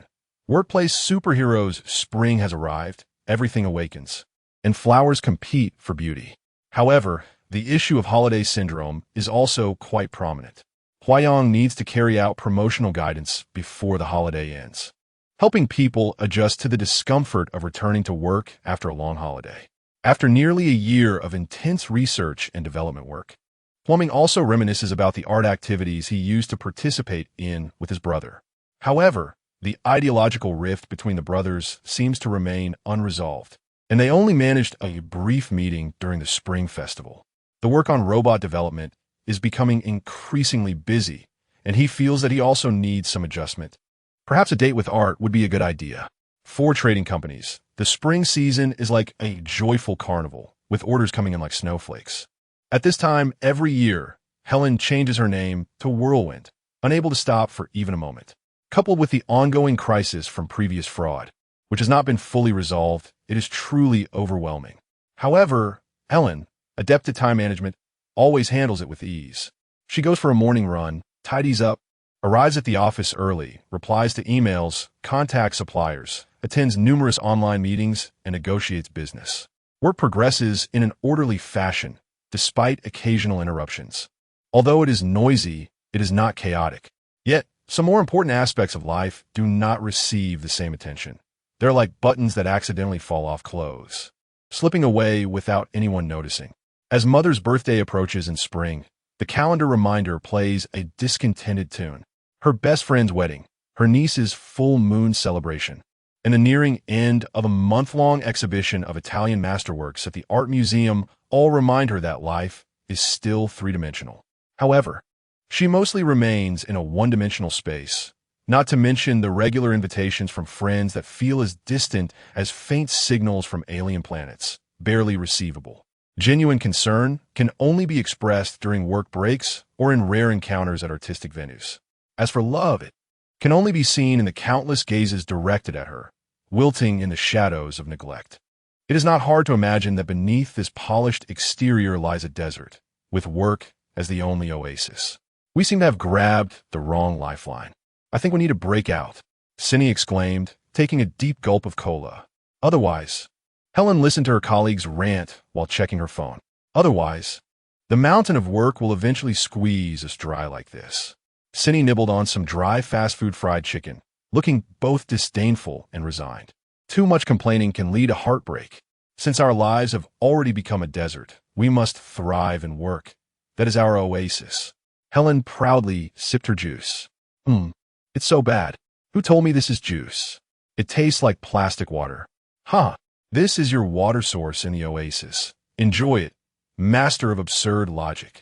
Cindy chuckled. I'm cheering you on. Can't you see my good intentions? You just hold on. You have long legs. I believe I can fly. I believe. Just then, Helen's phone rang. Wonder Woman, you're about to fly, Cindy said with a knowing expression. Hello, Mackle. Helen responded, confirming the time. What? I feel more like Cinderella, ready to ditch the prince at any moment. Take your time. To be honest, as someone who arrived late but became Cindy's superior, Cindy was initially quite unconvinced. However, Helen's hard work and dedication eventually won her over, making her a capable assistant. Ironically, because of Helen's tireless spirit, Cindy was able to enjoy some time off to take care of her family. Thus, they transitioned from work rivals to harmonious partners and friends. The unpredictable workplace also requires necessary alliances to strengthen competitiveness. Of course, everyone shares a nearly identical vision of a better life, common goals, and value realization. Whatever it is, it must be reached through the arduous medium of work. Well, one must have faith, regardless of whether it truly materializes. The rewards of hard work are indeed impressive when viewed through various metrics. Upscale residences, luxury cars, the privilege of shopping with eyes closed, a pile of credit cards beckoning to you, and a stack of expense receipts. Upward to reach, to achieve. The skyrocketing housing prices seem to be on a faster track to reach God's abode than the Tower of Babel. It's strange. God successfully destroyed the Tower of Babel, yet remains indifferent to all things exorbitantly priced. God's inclinations have always been a mystery, beyond human comprehension and understanding. It is said that human genome sequencing is already 90 complete. Just wait and see, God. However, God might say, little humans, my design is 1,000, 10,000. Take your time. I'm waiting. Before you disappear from Earth, it's likely you won't see me unless you jump down. Sometimes, people need to rely on some wild thoughts and self-talk to relax their minds and gain resilience against the harshness of reality. Therefore, occasional daydreams or inner monologues are signs of mental health. God bless. Arrive on time. Helen sighed with relief. Helen remembered the first time she completed an urgent task, the first time she received praise, the first time she persuaded a difficult client, the first time she got promoted. After the brief joy and sense of fulfillment, there were countless instances of facing urgent tasks, receiving praise, dealing with difficult clients, and countless. Suddenly, she felt a wave of dizziness. Helen. Peter next to her noticed something was off. Helen snapped back to reality. Oh, what? What did you just say? Are you okay? Cindy walked over to check on her. Let me get you a cup of hot tea. Okay, thanks. Helen rubbed her temples. Cindy handed her the tea. Have you been too tired? Do you need a rest? I've been feeling a bit dizzy lately. It might be a reaction from my menstrual period. You need to take care. If there's a problem, you should get checked out. You don't look too well. Don't push yourself too hard. Helen wasn't sure when she started feeling this way. She actually felt energetic. So why was this happening? Although it was just occasional dizziness, it seemed to be happening more frequently lately. Helen, the big boss wants you in his office. Okay. She kept encouraging herself internally. Don't lose heart. Don't lose heart. If you do, you'll float away far off. What? Mr. Lin, you are leaving? Helen sprang up from her chair at the sudden news. Yes, I had actually planned to step down before the new year, but the fraud issue hadn't been resolved. Now, most of the affairs are sorted out, and there are no major problems. Starting next month, the new CEO will take over my work. Mr. Lin, are you really stepping down? Yes. Disappointment filled Helen's eyes as she looked at this person who had supported her. Now he was leaving, and she felt a deep sense of reluctance, but didn't know what to say. I hope you won't think I abandoned you. Isn't it so? Helen's eyes reddened, her tone resembling that of a daughter speaking to her father. No, dear, you all have grown up. The world should be handed over to you. Are you feeling tired? Helen seemed to understand him somewhat. A little, but I want to try some new things like photography, traveling around, studying ancient cultures. I think now is a good time to start. That sounds quite good. A smile appeared on Helen's face. But I really will miss you. Mister. Lin approached Helen and took her hand as a father would. Silly child, we can still keep in touch, and I will come back to visit you when I have time. All right. I hope you can become a happy, dream-chasing young man. Helen hugged him, filled with mixed emotions, as it seemed this time was a long farewell. Chapter 11. A tangled Saturday, the news of Lin Yuxing's impending resignation indeed brought a small tremor. But that's how the world is, coming and going, parting and reuniting, deep feelings and shallow ties. It is said that the headquarters will dispatch a new leader to take over, and Linda will continue in her role as secretary to the new CEO. People are mixed with speculation, worry, and anticipation.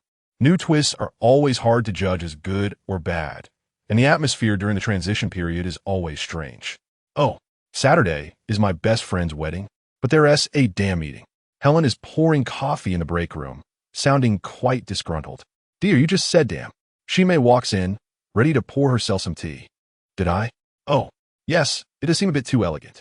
Shimei sits down and takes a sip of her tea. Are you resisting the new leadership or reluctant to part with the old one? What old one? Lin is my mentor. I have no idea who this new guy is. Curious? Not at all. I'll find out about the damn meeting on Saturday, but I don't want to attend. Helen pouts like a sulking child. You really have a father complex. Should you see a psychologist? I heard Lin also went to one nearby. What is it called? Go. Shimei bursts into laughter. She knows Helen's soft spot. If they weren't comrades, she could easily put her in a tight spot. Of course, if they weren't comrades, Helen wouldn't let her know her weakness. But I really feel lost right now. I've never felt so fed up with work before. Can a psychologist really help? I don't know. Maybe if they were a bit more handsome. Helen gives her a sidelong glance. Ugh. That damn Galini with his South American passionate genes says their prices are going up by 50. 50? Why doesn't he just rob someone? They are coming to rob. They said a previous batch was robbed by Somali pirates, so they need to raise the price by 50 as a detour fee. They have been raising prices every year, and they are already quite high compared to the industry. The big boss thinks that since we've maintained good credit for so long, people are habitually unwilling to change easily. I need to think of a countermeasure or find another supplier. I have to work overtime this weekend. But my dear best friend's fairy tale wedding and the chance to meet a diamond bachelor might go down the drain. Helen leans against the table, showing rare signs of frustration. You should go to the wedding. A lifetime affair is important. Let Peter handle the Galini order for you. No way. You want me to hand over the fruits of victory to the yellow sparrow? Helen pouts, staring at the ceiling, her eyes rolling. Can't you let someone else win just this once, especially when it's uncertain if you'll win, but could lead to lifelong happiness? Think about whether it's worth it. Shinmei squints and raises an eyebrow. To be honest, I only want to dip my toes in my best friend's wedding. More importantly, I need a rush to meet my masters. Sunday is the last day of the exhibition, but I have to come back on Sunday to prepare materials for next week's negotiations, and I might be even busier afterward. Plus, I need to celebrate my dear mom's birthday in advance. Time is limited. What should I do? How can I split myself? Helen spins her cup, her worries swirling in her mind. This once-in-a-decade grand exhibition, she really doesn't want to miss it. She feels like a camel in the desert carrying a heavy load, and even this straw is pressing down on her. She might not be able to bear it. This straw is what she can hold onto when asked about the meaning of life. Among other lofty ideals, is something tangible in life to chew on and savor, rather than something burdensome that drags her away, making her feel like a victim trapped in a one-dimensional space or the ice queen imprisoned in her own iceberg. This straw could transform into her springtime, a vibrant display of flowers. Well, I'm not sure if Peter is willing to take over, or he might make it difficult for me. Helen suddenly seems to have made a certain resolution. In theory, he would be very willing to take over since it's a big order, but his attitude, leave it to me, I'll help you sort it out. Shinmei rolls her eyes, looking confident. Really? Helen immediately perks up, sitting down with sparkling eyes full of expectation. But we need to confirm. Are you really willing to exchange your beautiful singing voice for the prince's favor? Not afraid of turning into a bubble? Shinmei leans in, speaking in a witch-like tone. Don't ask. If you ask again, I want to be sure. Helen frowns, as if making a difficult choice. Shinmei stands up and walks out of the break room, pulling Peter aside. Peter, I want to discuss something with you. They stand in the corner, and Peter alternates between shock and sympathy, not knowing what they are discussing. After a while, Peter comes over to Helen and says, I know about your situation. Jamie is so pitiful. The bad guys need to be punished, so don't be too sad. Helen doesn't know what they talked about, but reacts quickly, immediately getting into character, nodding her head sadly, as if on the verge of tears. I'll take over the Galini order for you. Send me the materials later. Then he walks away with a regretful expression, patting Helen on the shoulder. Helen is confused, pulling Shinmei aside and whispering, What exactly did you tell him? Why does he seem so strange? What bad guys? And Jamie, who is that? Your dog. It was poisoned. You need to attend its memorial service on Saturday. Shinmei quietly says in her ear, looking serious. Huh, you made that up. I don't have a dog. Does he believe it? Helen looks doubtful. I thought you were exceptionally smart. Peter is a member of the Dog Lovers Association. He loves dogs dearly, so he can empathize with your situation and feels a tremendous amount of sympathy. Shinmei raises her eyebrow. Oh, Master, please accept this humble girl's knee. Helen discreetly gives her a thumbs up. Shinmei smiles proudly. No big deal. Today I want to try an iced sugarbird's nest cheesecake. Okay. 10 of them are fine, as long as you don't get diarrhea. Although she calls herself a workaholic, sometimes Helen feels that after a busy day, coming home and kicking off her high heels feels like being released from handcuffs, returning from prison. At this time, she lights scented candles, prepares hot water, and lies in it, holding rose tea and a small poetry collection, entering a completely relaxed world amidst the swirling mist.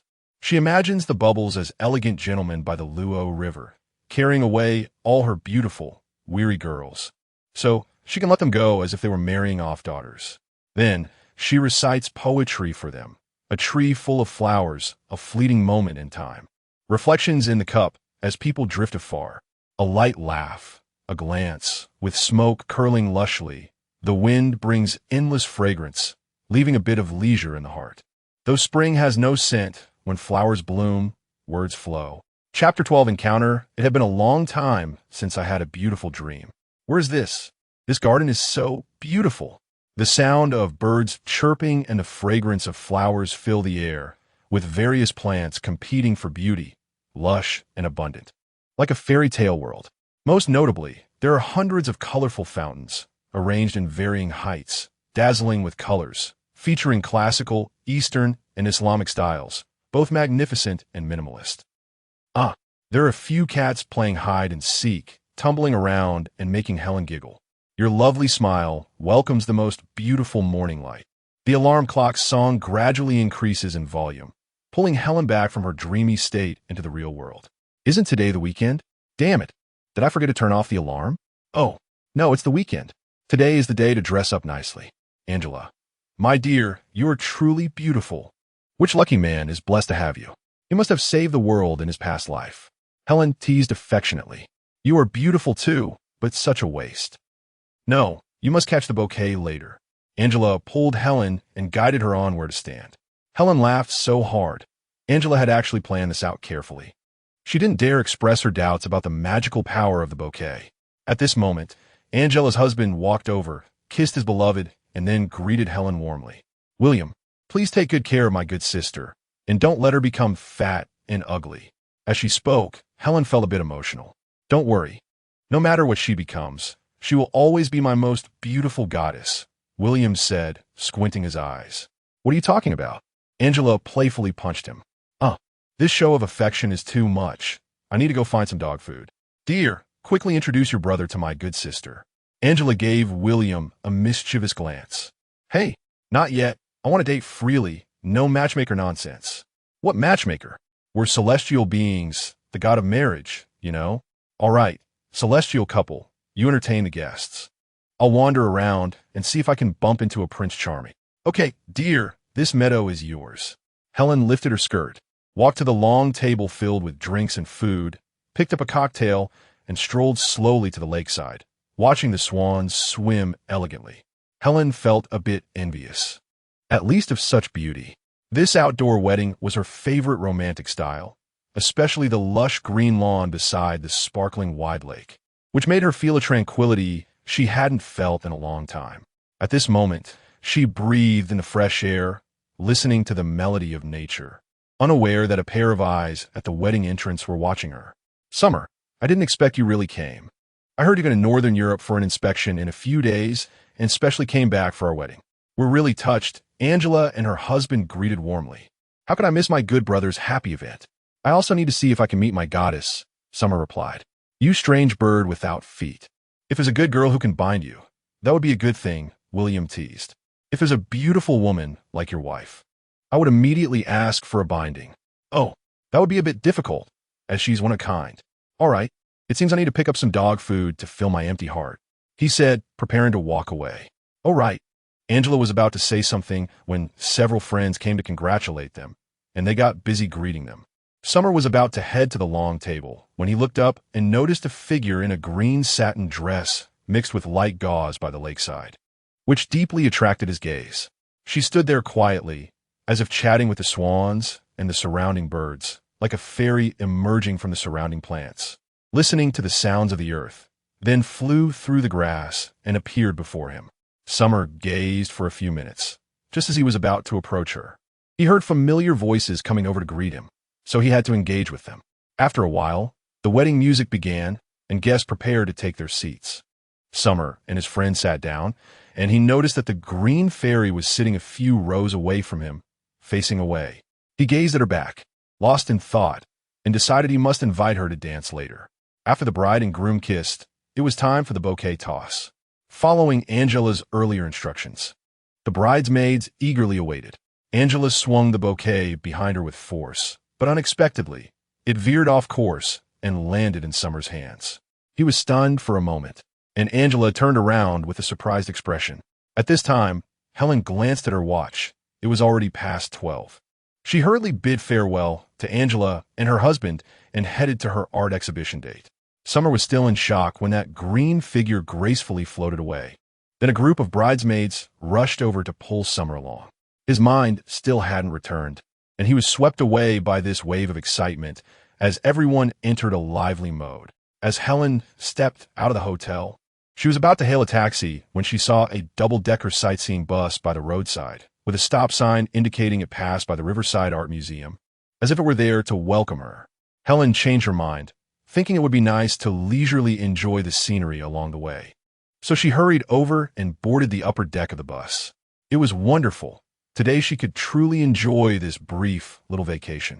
Along the way, the city streets, lined with neat green trees, resembled a parade of honor guards. The surrounding shops were lively and tidy, with scattered wooden flower boxes filled with colorful flowers, blooming with cheerful smiles. A few kittens played by the roadside, while children teased them. On a nearby bench, an elderly couple fed each other, laughing, while some couples were playfully teasing each other, and some cool young people danced lightly or stopped to admire the view. People in the outdoor tea house chatted leisurely or dozed off. Helen quietly watched these scenes, feeling as if time had stopped, lost in a dream. She felt she belonged here, yet didn't belong here. After a few stops, a boy dressed in a white shirt, with a clean face and black frame glasses, walked in and sat diagonally across from Helen. It turned out that Hua Ming also wanted to enjoy the scenery by taking the sightseeing bus. It had been a long time since he felt this relaxed and carefree. Hua Ming opened a small poetry collection about dreams that he had brought along and began to read it carefully. Helen looked at the scenery, feeling a special aura drifting by her side. She turned her head and noticed the boy in the shirt, who seemed so engrossed in his book that he was in another world. The sunlight illuminated the surrounding green paths, casting a clean and bright light that highlighted the scene before her, creating a sense of pure and tranquil beauty.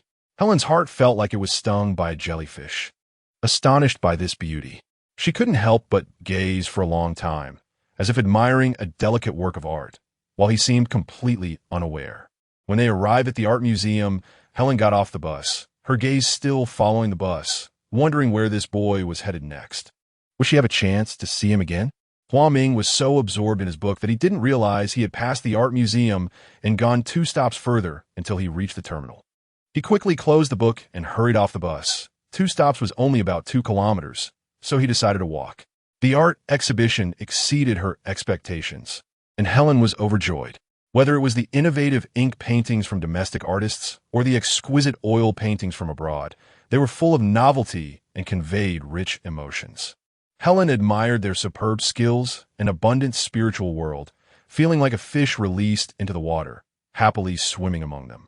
Hua Ming quickly walked into the art museum, and he too was captivated by these amazing works.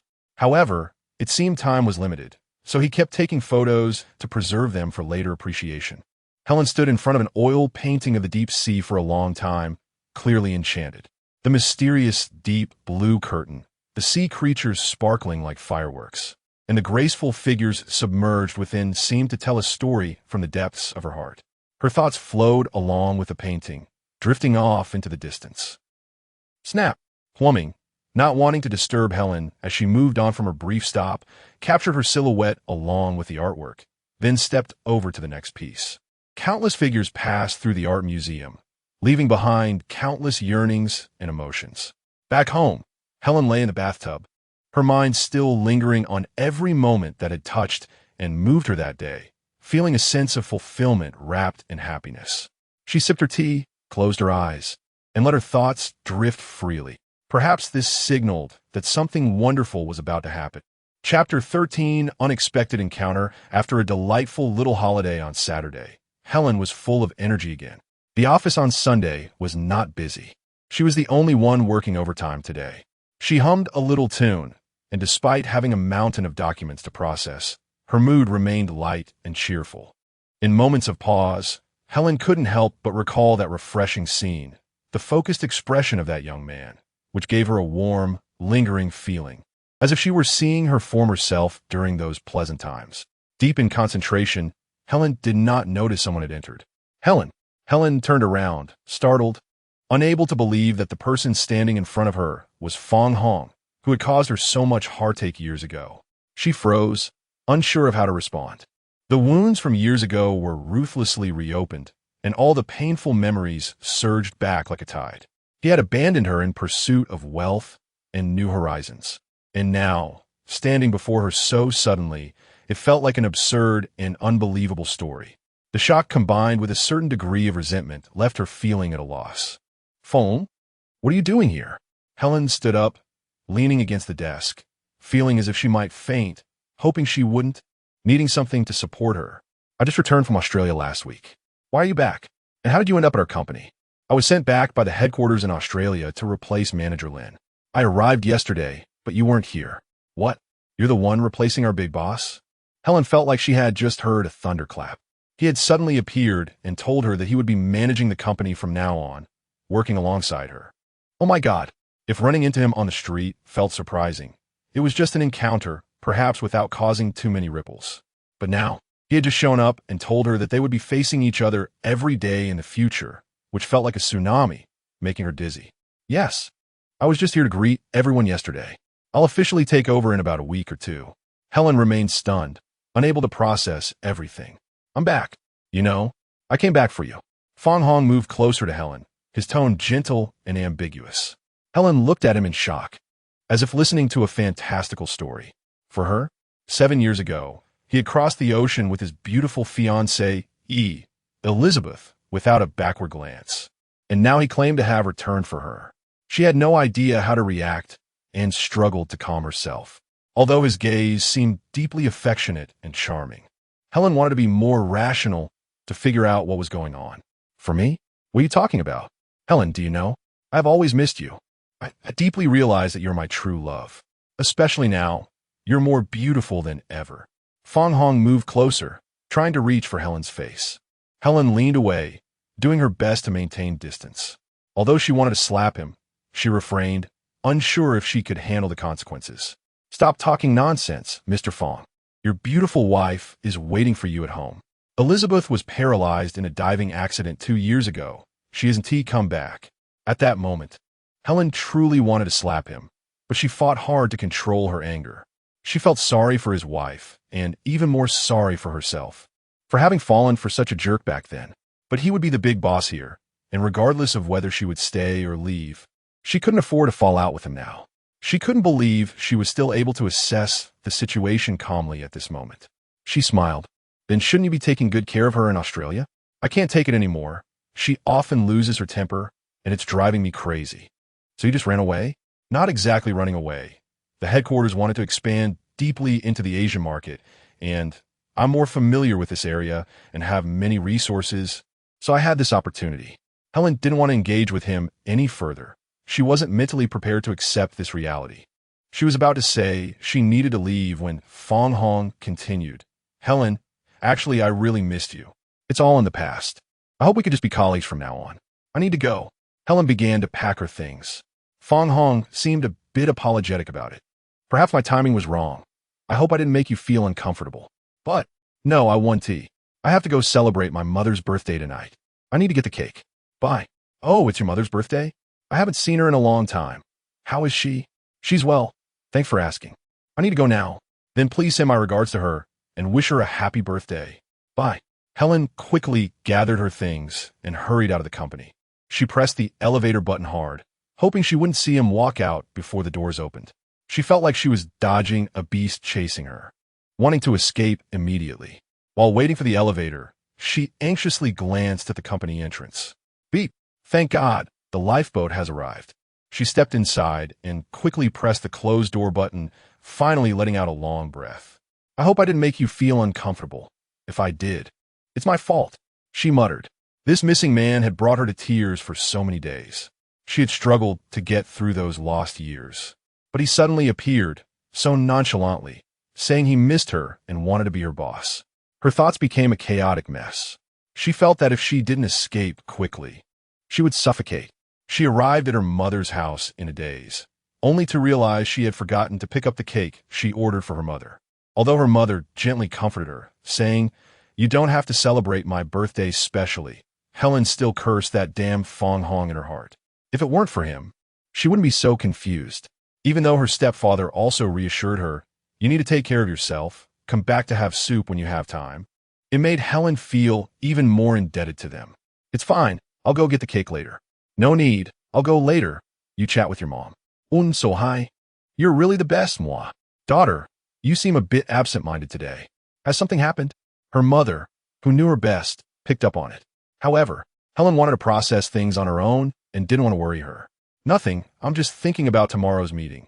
There are a lot of things to do. I guess I'm a bit anxious. Well, don't be too nervous. Take care of your health. Learn to relax a bit and take your time with work. Though she was used to being independent, being back home with her family filled a corner of her heart. It felt like a connection between the past and the future, a space that had always been empty and unkempt, yet remained unchanged and untainted. Meow. The tabby cat jumped onto the balcony, stretched, and walked towards her. She walked over, excited to greet it, but the cat shrank back and ran away. Helen looked disappointed. You haven't come over for so long. Mir almost forgot you. Her mother teased gently. This guy's so aloof. Let me handle it. Helen took a can of sardines from the cupboard, placed it on the balcony edge, and called out, Mur. The tabby cat ran over, licked the can, and then began to eat heartily. Helen took the opportunity to gently stroke it to show her friendliness. She sat on a small stool, watching the cat eat until it was full, then picked it up and placed it on her lap. The cat snuggled comfortably against her, licking its paws contentedly and purring softly.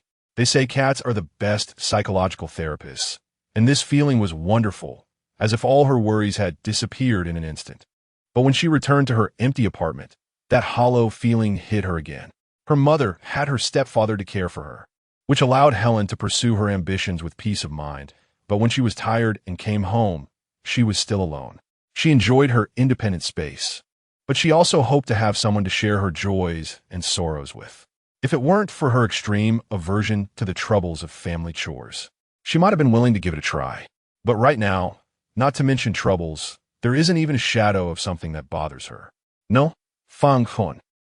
At this moment, she recalled the person who had abandoned her 7 years ago and suddenly reappeared. Oh, she would have to face him at work every day from now on. What should she do?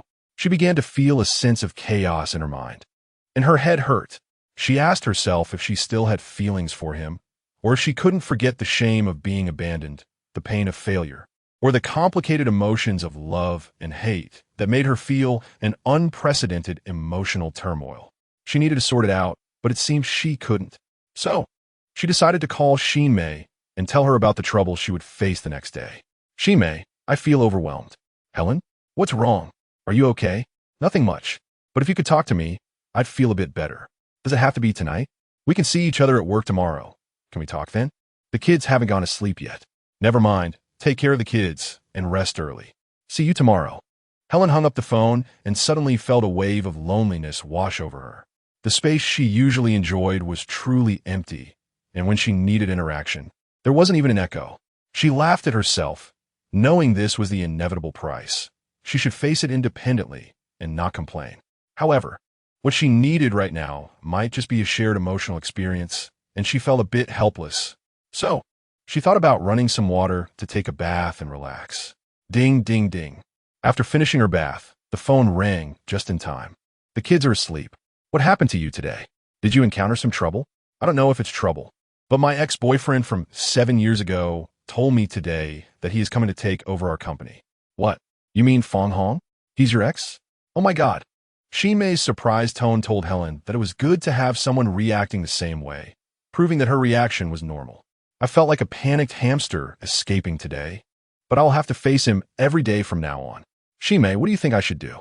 This news is so explosive. Shinmei suddenly became excited. Hey, why do you sound like a little reporter? What should I do? Yes. The headline could be X turns into a domineering CEO to rekindle old flames or unfinished business. The new CEO turns out to be the X. What kind of person are you? Still relishing in this? Helen said, not in a good mood. I think an exciting story is about to unfold. Shinmei was still excited, as if she wanted to spin a long tale. It seems I chose the wrong person to vent to. Helen felt quite depressed. Hey, that's Saturday, when Fong Hong came to the company, President Lin introduced him, and he looked quite handsome. I heard his wife didn't come back with him. Does he know you're here and came back on purpose? I hope not. I hate complicated things, especially relationships. The simpler, the better. Otherwise, I might as well escape. You don't want to resign, do you? You're about to compete for the regional vice president position. You wouldn't let this opportunity slip away, would you? That's why it's annoying. What are you annoyed about? Do you really still have feelings for him? There shouldn't be, right? I hated him back then, but after all this time, I've already let it go. Then you should be calm about it. Why are you annoyed? I don't know. It's just that this person was once so familiar and brought me so much joy and pain. I suddenly don't know how to face it. If I had such a handsome and excellent ex standing in front of me, I might not know how to face it either. Shinmei spoke in a tone of infatuation. Exactly.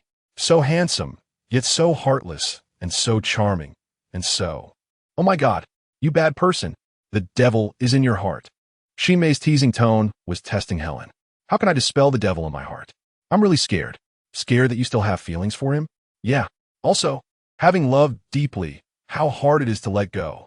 And now you'll have to face it every day. My dear, you're absolutely right with that statement tonight. I understand this, but I really can't help you. Just a reminder, your competitor is watching closely. Don't forget the tiger while sniffing the roses. Yes, in the ever-changing workplace, I really need to stay vigilant. I can't let emotional troubles make me forget my responsibilities. I'm still grateful to Shinmei for the reminder. I really should make some decisive choices about certain things. Chapter 14. Accident. It was a strange welcome gift. On the morning of Fong Hongxin's first day as CEO, a thick fog enveloped the city. This was the season of smog, the wind had stagnated, and air pollution was beginning to spread. Helen still maintained her morning running routine, wanting to prepare adequately for the people and events she would face. As she ran through the hazy streets, she usually encountered slight air pollution, but today, for some reason, she felt a bit short of breath. Helen didn't pay much attention to it. There were still 10 minutes left, and after crossing this street and turning the next corner, she would soon arrive at the company, ready to don her battle gear and face a new day's challenges. However, unexpectedly, she was met with sudden darkness and collapsed onto the sidewalk. Qinglan happened to pass by and saw Helen fainting. She rushed over to perform basic first aid, pressing on her philtrum and shaking her. "Miss, what's wrong? Wake up." Some passers-by noticed, and an elderly woman kindly offered her medicine. Qinglan asked the woman to take care of Helen while she went to find help. Qinglan hurried back to the clinic, where Huayang was watering flowers in the small courtyard. Upon seeing Qinglan's urgent demeanor, he immediately asked what was wrong and quickly called for others to prepare the consultation room as he ran with Qinglan to the scene. Huayang first used medical equipment to check Helen's condition. Her sclera was normal, pupils were constricted, and her heart rate was slightly irregular. Confirming that there were no serious issues with her organs, he immediately picked her up and rushed to the clinic. After administering oxygen and fluids, Helen's condition stabilized somewhat, but she still had not regained consciousness. Huayang asked Qinglan if she knew how long Helen had been fainted. Qinglan replied she wasn't sure, but it seemed like it had just happened. Seeing her in sportswear indicated that she was likely out for a morning run. At that moment, Helen's phone rang from her pocket. Huayang took it out and answered. "Hello, Helen, why aren't you back yet? The big boss is asking for you." "Sorry. This is Mingyang Psychological Clinic. I'm Dr. Huayang. This is a Lady S phone. May I ask who you are in relation to Helen?" "I'm her colleague." "Doctor? What happened to her? Where is she now?" Shinmei was puzzled as to why a doctor was answering the phone, feeling that the situation was dire. "Well, a colleague just saw her fainting on the street near my clinic." "What? Can you tell me your clinic's location?" "Okay, thank you." Shinmei immediately reported to Fong Hong, who was also startled and looked very tense. "Come with me to see her right now." The others should continue working. It was not far, and they quickly arrived at the clinic. Huayang briefly explained the situation, saying she had not yet woken up but that her condition was not serious. He speculated that she was likely exhausted and had been exercising at an inappropriate time, inhaling heavily polluted air, which led to insufficient oxygen. He also reminded them to be cautious about air pollution and to wear masks when going out. "When will she wake up?" Fong Hong asked. "Maybe when her red blood cells need to refresh their oxygen. Also, we need to perform a detailed examination. I suspect there might be some issues with her heart." "Is it serious?" Shinmei asked with concern. "On the surface, it doesn't seem serious, but it's hard to say. I can't answer you right now. Please wait a moment. We need to carry out a detailed examination." Fong Hong felt anxious. Just yesterday, he had seen Helen doing well, and now, suddenly, she was in this state, filling him with an indescribable feeling of unease. After waiting for 2 hours in the clinic, Fong Hong felt as though a year had passed. He reflected on his past experiences with Helen, realizing that now seeing her felt like the world had changed dramatically. Her appearance hadn't changed much, but the look in her eyes when she looked at him was no longer filled with enthusiasm. Instead, it was filled with anxiety. He wanted to return her side, yet he seemed unsure of how to do so. This feeling of waiting quietly was something Helen must have experienced countless times. He couldn't imagine the torment she had gone through, leading to a twinge of guilt in his heart. Finally, Helen woke up. She opened her eyes, looked around, and found herself in what seemed to be a quiet hospital room, though she couldn't see clearly yet. Where am I? Why is my head so dizzy? Helen, is that you? Huayang, who was looking at the examination report beside her, asked. Yes. Dr. Huayang. You're at my clinic. You fainted on the street a little while ago. Helen heard the vague sounds and felt a sense of familiarity, a warm feeling, but she was very dizzy and was trying hard to clear her head. How do you feel now? Can you see my hand? How many fingers am I holding up? Helen followed the instructions to look, but it was still a bit blurry. She could vaguely see. Your retina may not be functioning clearly due to ischemia. You should keep your eyes closed for a while.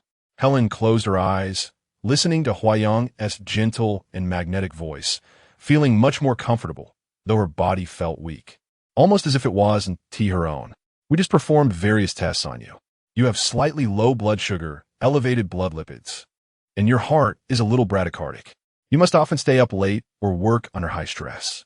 Helen gently replied, However, your liver and kidney functions are good. You need to pay attention to rest. Your head scan showed some areas related to memory that seem inactive for some reason. You might experience localized amnesia. There are no external injuries to your head from the examination, but it could be a slight concussion from fainting, or it might be a manifestation of some kind of hysteria. Huh? Doctor, is that serious? Will I lose my memory? No, it's possibly just a temporary localized condition. I will give you a test later. Huayang seemed to be trying hard to ease her anxiety. What did you say about hysteria? Hysteria, in terms of brain science, refers to certain abnormal connections in the brain, possibly caused by stress leading to cognitive or motor function damage. But your current condition doesn't seem particularly unusual. We need to conduct tests to know the details. Let us wait until your mental state improves before we discuss it. You should rest for now. Resting. Listening to that wonderful voice, she felt she should take a good break. Oh, no, she had to work. Suddenly, she opened her eyes. Excuse me, what time is it? 11 in the morning. Huayang looked at the clock. What? Oh, I need to get back to the company. Helen tried to get up. At this rate, you'll probably get fired by your boss. No, I must go back to the company. Outside, Shimei and Fong Hong heard the commotion and quickly came in. Helen, you're awake. Shimei and Fong Hong exclaimed with joy. Helen felt a bit dizzy at this moment, and Huayang supported her, saying, Don't get up. Your colleagues are here. Don't worry about work. Relax a bit. Doctor, how's she doing now? Fong Hong asked. She needs at least 1 or 2 days of rest. We need to observe her today, Huayang replied. Helen, take a good rest. Don't worry about the company's matters, Fong Hong said as he walked to Helen's side. Shimei, who is this? Helen suddenly felt very unfamiliar with the person in front of her, yet his tone sounded familiar. Shimei and Fong Hong exchanged glances. Shimei walked to Helen's side and asked, Dear, do you recognize who I am? You're Shimei. Why ask? And him? Don't you recognize him? Helen struggled to open her eyes, looking carefully again, but shook her head. Shimei was very surprised. He is Fong Hong, the one you called me about last night. Last night, I celebrated my mom's birthday. What happened afterward? What phone call? Helen was also trying hard to recall, but it seemed she couldn't remember. Oh my, how could this happen? Shimei felt it was truly unbelievable. Helen, you don't remember me? You really don't remember me? Fong Hong asked her anxiously. Helen felt a bit of pain in her head. She tightly closed her eyes, appearing to be in some distress. Huayang immediately moved to separate them. Don't provoke her for now. Come with me. Huayang led them out of the consultation room and asked Qinglan to have a nurse look after Helen first. I'm sorry. There's a situation I need to discuss with you. What situation? Shimei and Fong Hong were both extremely nervous. For now, it's not a very severe situation, but there's some abnormality in certain areas of her brain, and she may be suffering from some form of hysteria. Hysteria? What does that mean? Fanlong asked. Simply put, hysteria is a phenomenon where there is a temporary loss of cognitive or motor function, usually caused by emotional stress. It could be triggered by a significant event or certain psychological suggestions. They looked at Huayang in confusion. Can you explain it more clearly? What is this state of apparent memory loss she is in? Hysteria? She may continue to ask. Yes, the manifestations of hysteria may include not knowing who she is, losing part of her memory, or being temporarily unable to move, and in severe cases, it could lead to dissociative identity disorder, mental disorders, or paralysis. Hey, doctor, don't say such frightening things. She may felt a bit anxious listening to this. Huayang smiled. There's no need to worry too much. The patient's current behavior shows that she remembers some familiar people and forgets others.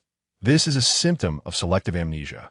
The degree is relatively mild, but I'm sorry to say this is likely triggered by some events or certain people.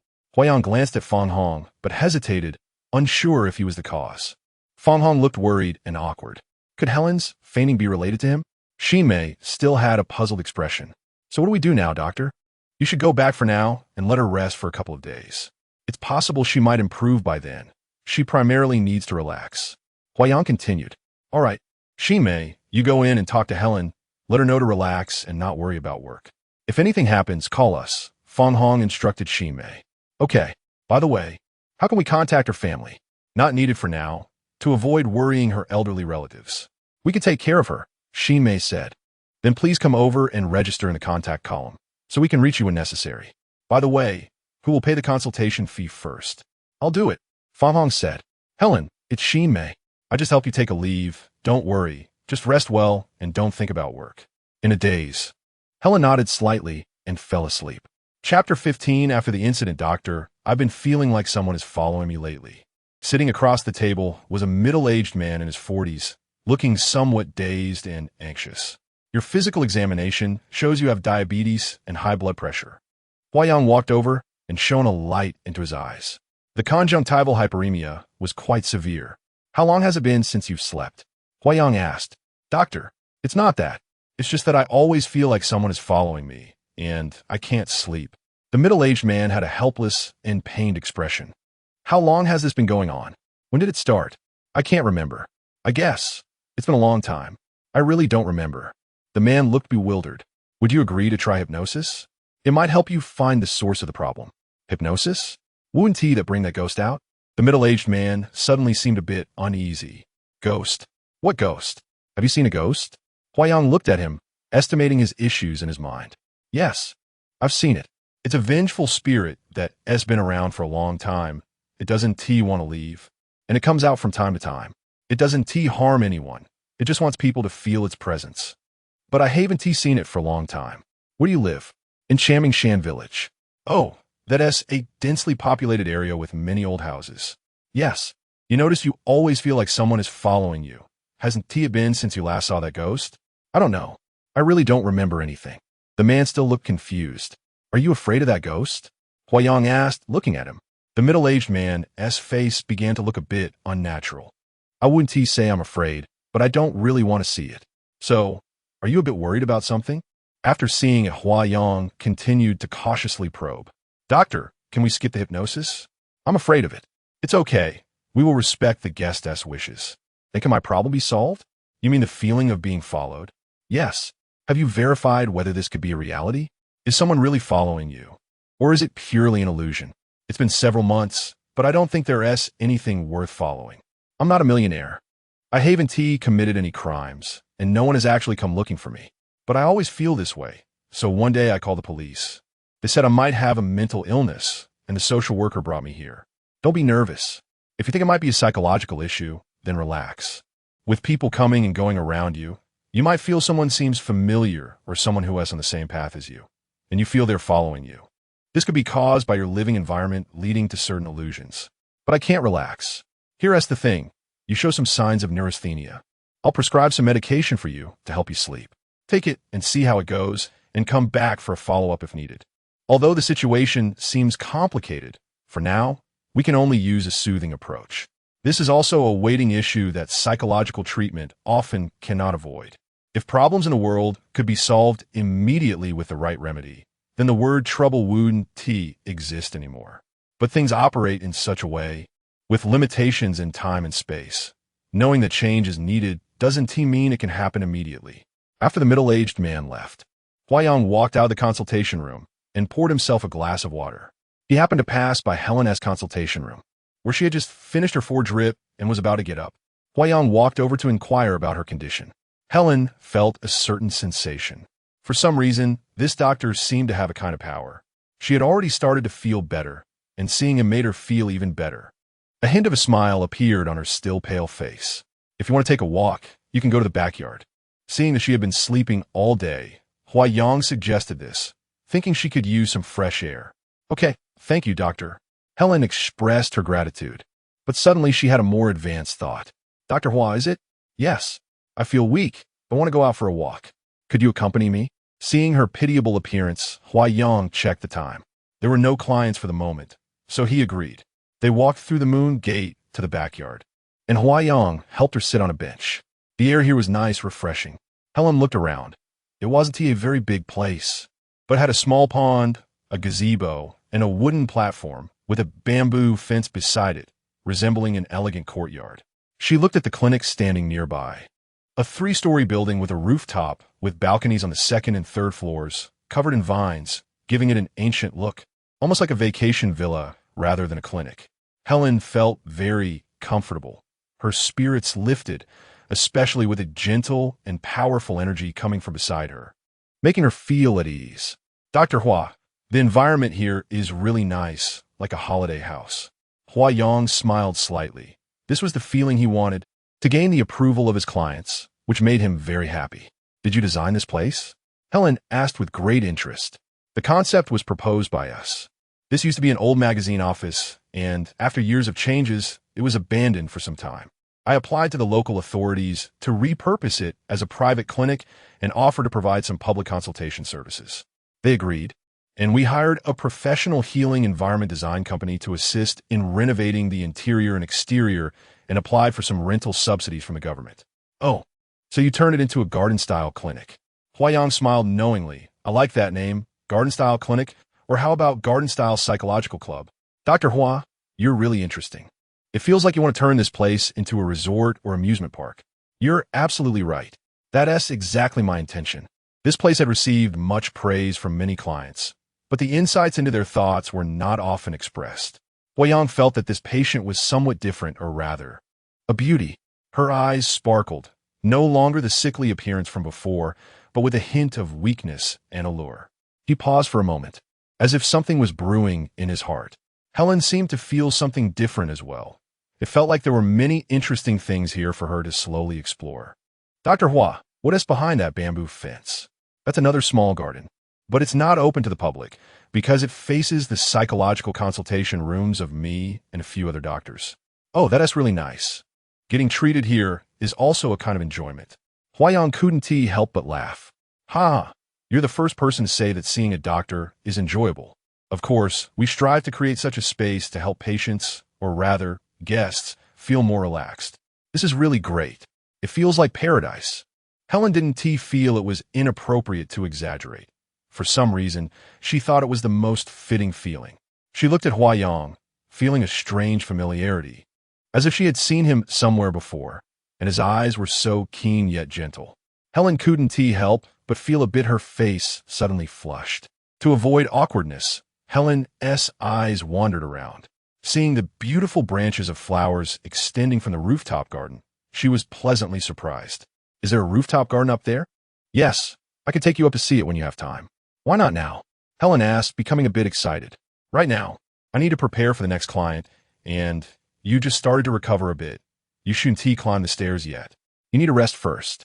Are you leaving now? Helen suddenly looked a bit reluctant. Huayang also felt something different suddenly. Facing her, he seemed reluctant to say, yes, I really have to go, not wanting to see her disappointed expression. Perhaps this is a natural feeling of compassion for most patients, or is there something else? Just then, Shimei walked into the garden and saw Helen and the others, looking delighted. Helen, so you're here. The nurse just told me you went to the back garden. Your friend has arrived. You two can chat slowly. I'll be busy first. Huayang smiled and nodded before heading towards the consultation room. Helen's gaze followed his figure, seemingly unwilling to look away. Ximei leaned over and gently nudged her. Are you enchanted by the handsome doctor? It seems like a bit. Helen appeared to be lost in self-indulgence. So that's the case. No wonder you forgot Fong Hong. Ximei shot her an ambiguous glance. What? Fong? Oh, right. Fong Hong is back. The mention of this name suddenly made Helen feel a wave of dizziness and pain in her head. Dear, are you okay? You remember Fong Hong? Ximei was startled and confused by her reaction. I remember him. ISNT, he's supposed to take over the big boss at our company? Helen returned to the state of confusion she had during the phone call that night. Dear, you've confused me. Didn't you say you didn't remember him this morning? Me? This morning? Helen rubbed her temples. Oh, right. This morning, I fainted. Let me think. Ximei helped her sit down, gently embracing her. I remember waking up in the hospital this morning and seeing you there. It seemed like someone came with you. Was he Fong Hong? Oh my, why are you suddenly remembering and forgetting at the same time? I don't know. My memory is so strange. I really don't know. Helen suddenly felt a bit panicked. Calm down first. If you remember him now, should I have him come and see you? To see if you really recognize him? Not for now. Helen suddenly resisted. I need to figure out what is going on first. If he comes and the same thing happens again, will my problem worsen? I think I should ask Doctor. Hua first. All right, then go ask him now. But he seems busy. Maybe I'll check my situation tomorrow and consult him then. In this situation, Helen knew she needed to calm down first. Otherwise, she was unsure she would faint again like before. She believed that Huayang could help her, and she trusted that he could. Chapter 16. The distress of hysteria. The next morning, Helen woke up early, and the nurse brought her breakfast. Here is your breakfast. Enjoy. The nurse said. Dr. Hua will come for rounds at 8 o'clock. Where is he now?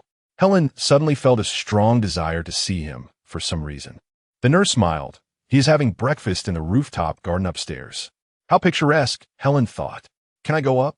That area is above his private residence. It's not a public garden, and there is a fence separating it. Helen understood the implication. It was a private area, off limits to outsiders. Wait, a private residence? You mean Dr. Hua lives here? Yes, he lives in a room on the 3rd floor, separated from the other guest rooms. Wow, it really looks like a private club.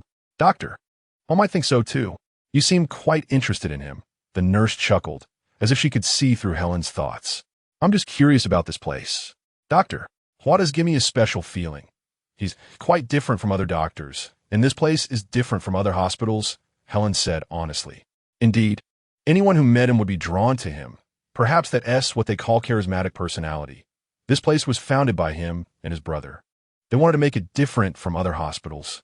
They always say this is not a hospital clinic, but a free space, the nurse said, laughing. This is really interesting. I never expected them to be such doctors. Helen found the place even more charming, which piqued her curiosity further. Do you know what that place is like? Helen pointed upwards. It looks quite nice. We had a gathering there when it opened, but usually we don't disturb him, the nurse explained with a smile. Oh, Helen's imagination was stirred. It must be a lovely place, and she hoped to have the chance to see it. After her blood test and finishing breakfast, Helen approached the front desk to inquire. Although she was told that Huayang hadn't returned yet, she still cheerfully went a stroll in the back garden. It was only 7:15. She sat on a bench, looking up at the rooftop. From this angle, she couldn't see Huayang's residence or the garden over there. However, she suddenly had an idea. She wanted to go to the public garden to see what it was like. But the nurse informed her that access to each floor of the building was restricted. One needed to scan their face to enter. Guests from other floors were not allowed to enter without permission. Only guests on the 3rd floor could access the public rooftop garden. Guests on the 1st and 2nd floors could only use the garden downstairs, as the 3rd floor was reserved for those classified as having special circumstances and needing extra care. Helen felt a bit disappointed, but became curious again about what kind of guests were on the 3rd floor and what Huayang's residence was like. She felt filled with curiosity about this place. It seemed like an interesting secret garden, and she wanted to explore it.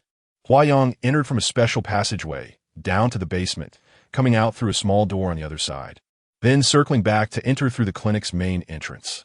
Good morning. Dr. Hua, Miss Helen just said she wanted to find you, Qinglan informed him. Okay, I'll go for rounds in a bit. She seems to be in the back garden, a nurse said as she walked by. Then please ask her to return to her room first. I need to do my rounds, Huayang replied. Qinglan, please bring me today's appointments and related materials to review. With that, Huayang walked into the office and consultation room. Helen heard the nurse come to call her back. She was curious about how Huayang entered without her noticing. She had clearly seen the stairs leading upstairs, but hadn't seen him come down. However, she didn't want to ask the nurse to avoid disturbing her work. The morning was busy. Helen waited for Huayang's appearance, obediently sitting on her bed, flipping through a magazine. Miss Helen, good morning. Good morning, Dr. Hua. Seeing Huayang arrive, a sense of joy unexpectedly rose in Helen's heart. How are you feeling today? I feel much better. My head doesn't feel dizzy anymore, and my spirits are up. Good. You need to pay attention to rest and not overexert yourself. You've pushed your body too hard before. Don't think that being young means you have unlimited resources. And remember, avoid running on smoggy days, especially in the morning, as it will lead you to inhale more toxic particles. Huayang's kind and serious tone felt like a warm scolding to Helen. She wanted to listen longer, just like she enjoyed listening to beautiful music on repeat. Huayang conducted a routine check and then said, "You basically have no major issues now. You could be discharged soon." So soon? Helen felt a bit surprised. Oh no, I feel reluctant. I haven't fully explored this place yet. Is it okay if you get better quickly? Huayang found her question oddly cute and responded with a mischievous smile. Are you trying to avoid going to work? Oh, you see right through me. There are indeed over 360 days a year when I don't want to work. Helen lowered her head, pretending to be shy. Huayang laughed. This guessed, you might have a case of work aversion. It seems you need to continue treatment for over 360 days. Do you want me to help you apply for sick leave? Helen laughed too. The atmosphere of the consultation was incredibly pleasant. She wanted to be a patient forever here, to always be his patient. But then she remembered the question she had from last night and immediately asked Huayang seriously, Dr. Hua, but my memory seems to have some issues. Yes, 2 of your colleagues came yesterday. You seem to only remember one of them. What is the situation now? I think I remember him now, but I don't have a clear impression of him coming with the other colleague. I only vaguely remember someone indeed came with Xin Mei. At that moment, Helen suddenly felt a wave of dizziness and pain in her head. She swayed slightly and squinted her eyes. Huayang noticed that she seemed a bit off while talking about that situation and asked her to pause for a moment and take a deep breath to relax. You don't need to force yourself to remember anything right now. Take it slow. I do remember him. I've just recalled him now. I want to know what is wrong with me. Am I seriously ill? I've never experienced anything like this before. It doesn't seem like a typical illness. Is there something wrong with my brain? Could I have a mental illness? Don't panic. There is no need to be alarmed. This isn't a serious illness. It's actually a type of defense mechanism that is rarely used.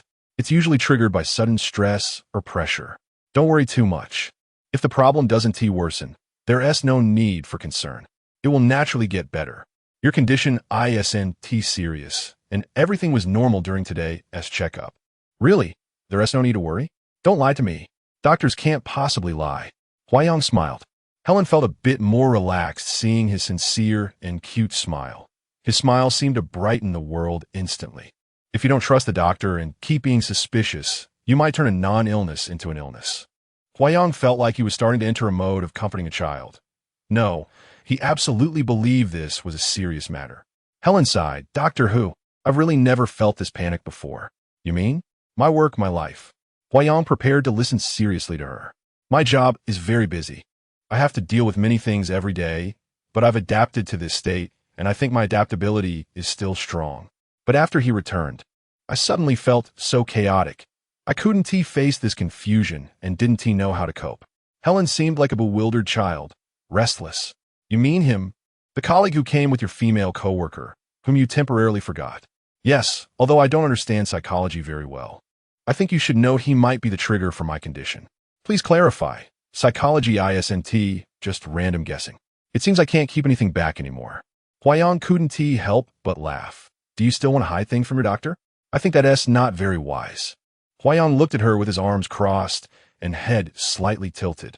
If I don't hide anything, how can I show that the psychologist is competent? Finding hidden clues is what makes one skilled. Helen suddenly became playful. as if she wanted to avoid discussing the headache-inducing matter and was instead interested in teasing this generally serious psychologist. Ha ha ha. Indeed, some clients like to challenge psychologists. But that is probably out of curiosity. Helen looked at him, secretly thinking she was indeed very curious about him. As she watched, she found herself somewhat lost in thought. Huayang also felt that they seemed to have crossed certain boundaries, the ones he usually had to adhere to. However, today he had been easily breached, and he wondered if that might be a bit inappropriate or dangerous. He was trying to self-reflect every moment, striving to maintain some balance, even though the lady before him was very charming. So, are you planning to come clean now? Doctor Who, I want to know how the human brain works, why such situations can occur, and what you just said about the defense system. What is that all about? It seems you were a diligent student. Yes, I've actually always been interested in psychology. I really want to learn some interesting things, but I didn't expect to learn in such a situation. Many times, people only start to explore when problems arise. It's just like you are a precise machine. When it works well, you don't think about why it works so well, you just use it, and you might not even notice when you misuse it. When it stops working, you only then start to understand which part is faulty or which component is broken. Understanding psychological issues has always been this way. No wonder it's said that psychologists have the most psychological problems. Ha! To some extent, that is true. The more problems there are, the more attention they attract, and the more exploration and understanding there is. However, psychological problems, strictly speaking, shouldn't be labeled as diseases. Oh, the more you talk, the more interested I become. We could discuss this topic more in the future. The primary issue now is the troubles you are facing. Do you want to continue talking about it? Yes, those annoying troubles. I really want to brush them aside. It would be great if he returned. Helen's tone became a bit willful, her thoughts drifting to the courtyard outside the window. Huayang quietly watched her, deciding to wait until she was ready to explain everything before responding. After a while, Helen still hadn't spoken. Huayang glanced at the clock. An hour had passed. He needed to see the next client, and he also wanted to give Helen some time to gather her thoughts. He spoke first. How about this? You can take a break for now. If you feel the need to talk again later, we can set another appointment. Time passes so quickly. Helen really wanted to stay here a bit longer. It would make her feel calmer. All right, Doctor Who, you're busy too, so I'll step out for now. Remember, try to relax and don't be too tense. The problem will be resolved. Hearing his final reminder, Helen felt a warmth in her heart. Was he like this with everyone, or just with her?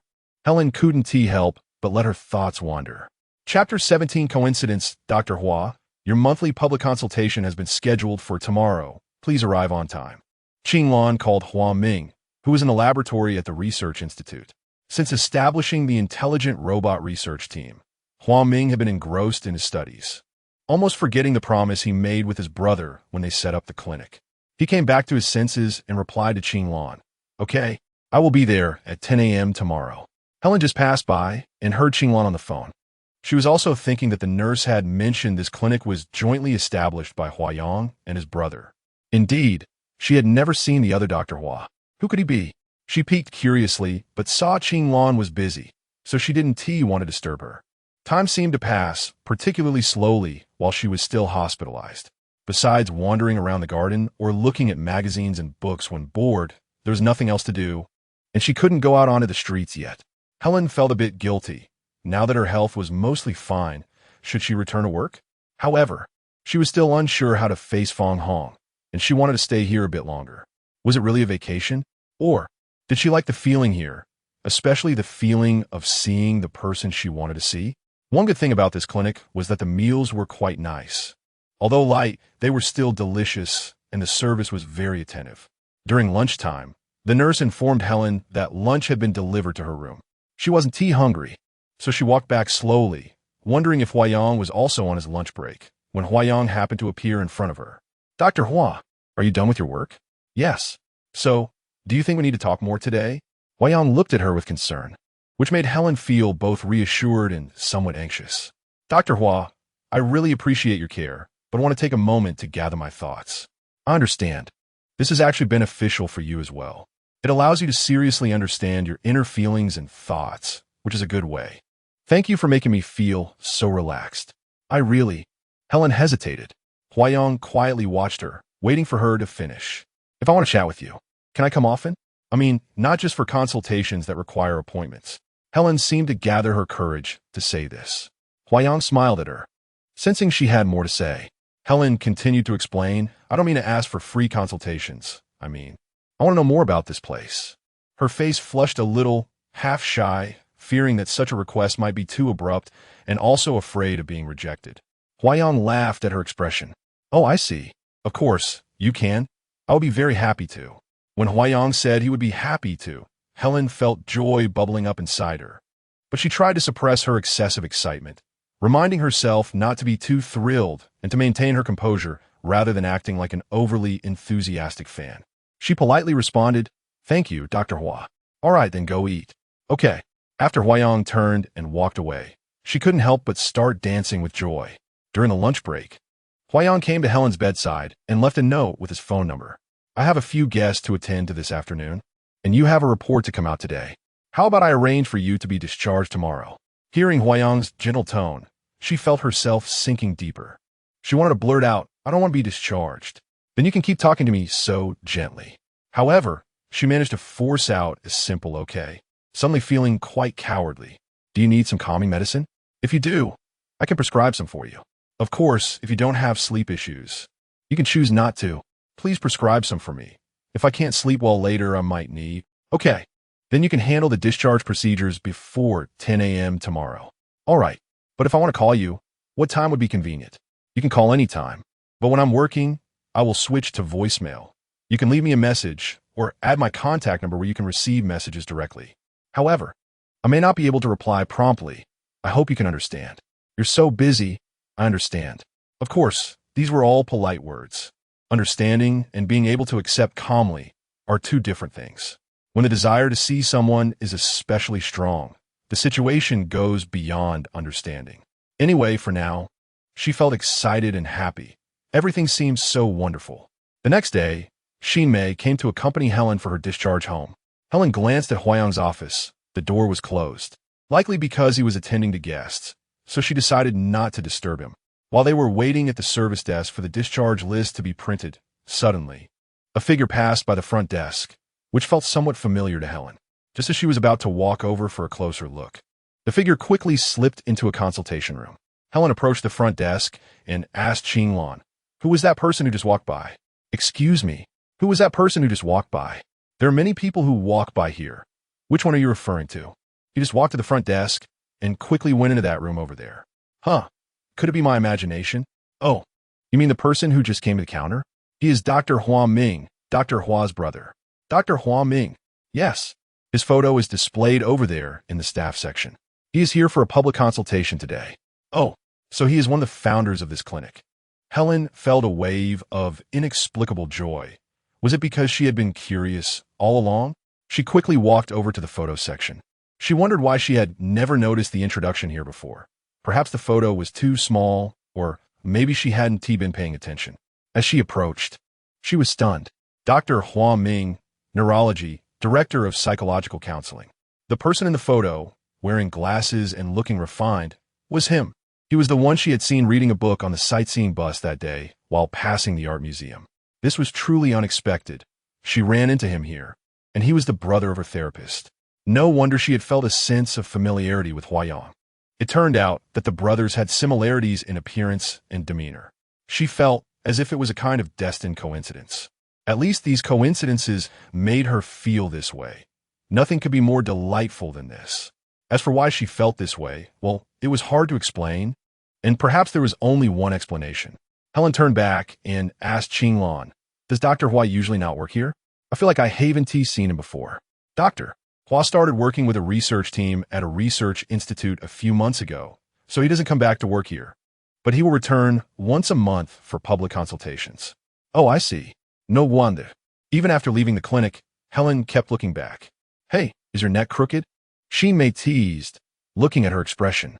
Xinmei, do you think we used to pass by here often? Why didn't we notice it before? Because you were always looking ahead. How could you pay attention? Maybe, if I hadn't fainted and stopped, I really wouldn't have noticed such a lovely place. A lovely place? Are you out of your mind? A place for treating illnesses is lovely? Xinmei placed her hand on Helen's forehead, as if testing for fever. Could it be that you have developed a crush on the handsome therapist? Shinmei said with a mischievous smile. Maybe a little bit, Helen replied defiantly. Oh, did you get his contact information? I really did. Oh, you're serious. Absolutely. The two of them playfully bantered on the street. This day marked the beginning of a magical feeling for Helen, as she encountered such special two people. It feels so good to be back home. Helen threw things aside, opened all the windows, and slumped on the sofa. How do you feel now? Are you okay? Are you planning to come back to work? Shinmei, I think I might need to take a few more days off. I'm not sure yet. I want to take a moment to calm down and go on a vacation to the place I want to go to think about how to face things. Wow, you're so poetic. I want to faint too.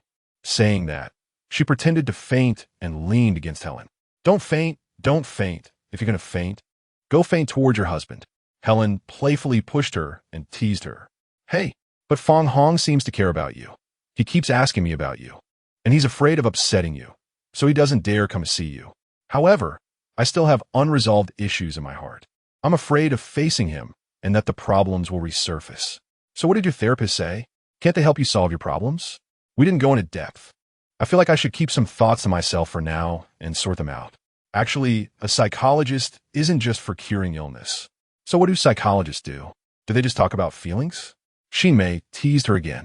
The psychologist only talks about feelings with me. Oh, such a shameless woman. Serious psychological issues. Psychologist, come save her. Helen pretended to hit her with a cushion, but suddenly seemed to remember something and stopped. I think I should go to a place that might help me find the answers to my problems. Where? The little island with the flame trees. The place where we once fell in love. Are you really sure you want to go? Aren't you afraid that seeing the place will bring back painful memories and worsen your situation? Shinmei said seriously. I don't know, but I feel like where I picked it up, I should be able to put it down there too. Maybe I haven't really let go because there are too many beautiful memories that I couldn't bear to discard. I support your way of thinking, but do you want to consult your therapist first to see if this is appropriate? You're right. After all, they have studied this and have quite a bit of experience. And by the way, talk about feelings with the therapist. Shinmei became unserious again, but Helen felt that this was indeed a serious matter. Chapter 18, The Origin of the Captain. A few days later, Helen planned to prepare for her journey. She felt increasingly that the place was calling her, and she had to go to seek a resolution to the knot in her heart. Before setting off, she called Huayang. Hello, Dr. Hu. Sorry to bother you. Do you have time now? I have a guest to attend to shortly. I'll be a bit busy today. Probably free around 5 p.m. If you don't mind, I'd like to invite you to dinner. I have something I'd like to ask you. Of course, I'd be happy to. How about around 6 p.m.? You pick the place. Okay. Helen hung up the phone, unable to contain her joy. She felt infinitely happy every time she heard those words. I'd be happy to. His tone was always so considerate, and it wasn't just a casual okay, but rather I'd be happy to, which made her feel they shared a mutual joy. Was this the aphrodisiac of language? A few simple words could be so moving. Helen chose a restaurant near Huayang's clinic, a charming pastoral restaurant surrounded by a garden-like landscape. She was quite satisfied with her taste and thought Huayang would surely like it too. Dr. Hu. Helen arrived first and saw Huayang coming in, waving to him. I feel very honored to be invited by a beautiful lady. But here, please don't call me Dr. Hu. Huayang's opening line was filled with gentlemanly grace. Helen thought this night would surely be wonderful. If I don't call you Dr. Hu, I should still use a respectful title. I can't just call you by your name, right? Should I call you Huge or Yanga? That sounds too much like a gang vibe and doesn't suit your temperament at all. Huayang was amused by her. You can call me whatever you think is appropriate. Just don't call me doctor. When I hear doctor, I feel like I smell of medicine. How about a handsome? Ladies and gentlemen, may I take your order? The waiter asked eagerly. Let's order first. What do you want to eat? Ladies first, I'm not picky. Okay, then let's have this, and this. The waiter poured them wine, and as Helen raised her glass to speak, come, let me toast you first. Thank you for saving my life. Thank you for coming to me. Here's to everyone's health and happiness. Helen thought for a moment and didn't know how to express her gratitude. She felt suddenly at a loss for words, which was unlike her usual self. Huayang looked at her lovely demeanor and raised his glass. Here's to everyone's health and happiness. I feel like I was a ship lost in the fog before, and you helped guide me. You're like a wise captain. Thank you so much. That's just our duty. Captain, yes. From now on, I'll call you Captain Who. How about that? Do you like this title? That's too much praise for me. I'm just a little bee serving the public. No, bees sting people. You're the magnificent captain. Captain Who. Helen felt a bit proud of her words. It sounds like rowing, or... Huayang lightly joked, believing that Helen had no intention of mocking him. Definitely not. Oh no, that's awkward. Then, I'll just call you Captain. Outside the clinic, I'll call you Captain. Come, Captain, another drink. Helen seemed quite satisfied with this naming success. Huayang should feel happy. He had a special new title, and it seemed to belong to someone unique. Captain, have you really driven a boat? Helen suddenly thought of this question. I should have. I rode a wooden boat when I was a kid, oh. And there was a dragon boat. My friend S village has this event every year. Wow, really? That sounds so heroic, like a mighty dragon boat. Helen's eyes sparkled with a certain admiration. Yes, but I was just posing for show. Really? That must have been the coolest pose. The waiter brought the dishes. Music began to play, and they happily chatted while enjoying the delicious food. Time passed especially quickly. Captain, after the meal, Helen lifted her head. Huayang slowly adapted to this title, wiped his mouth, and looked up to respond. You mentioned you wanted to talk about something? Yes, I have an idea. A very strong idea. But I'm not sure if it's appropriate. Is it about your previous question? Yes. I think the trouble I'm experiencing may come from a knot I've had in my heart for a long time. I might need to unravel it, but I don't know if I can do it. Tell me about it. Actually, that person is my first love. As soon as Helen said this, she seemed to regret it a bit. She paused to gauge Huayang's reaction. Huayang still had the same respectful and attentive gaze, although it felt a bit distant. It also provided a sense of security. She continued, I feel like I'm confessing. Huayang smiled. You're just confessing to your own heart. Helen thought his insight was so strong. He must have known all along, but he wouldn't say it outright because of his professional ethics. Helen continued, We broke up 7 years ago. He left me.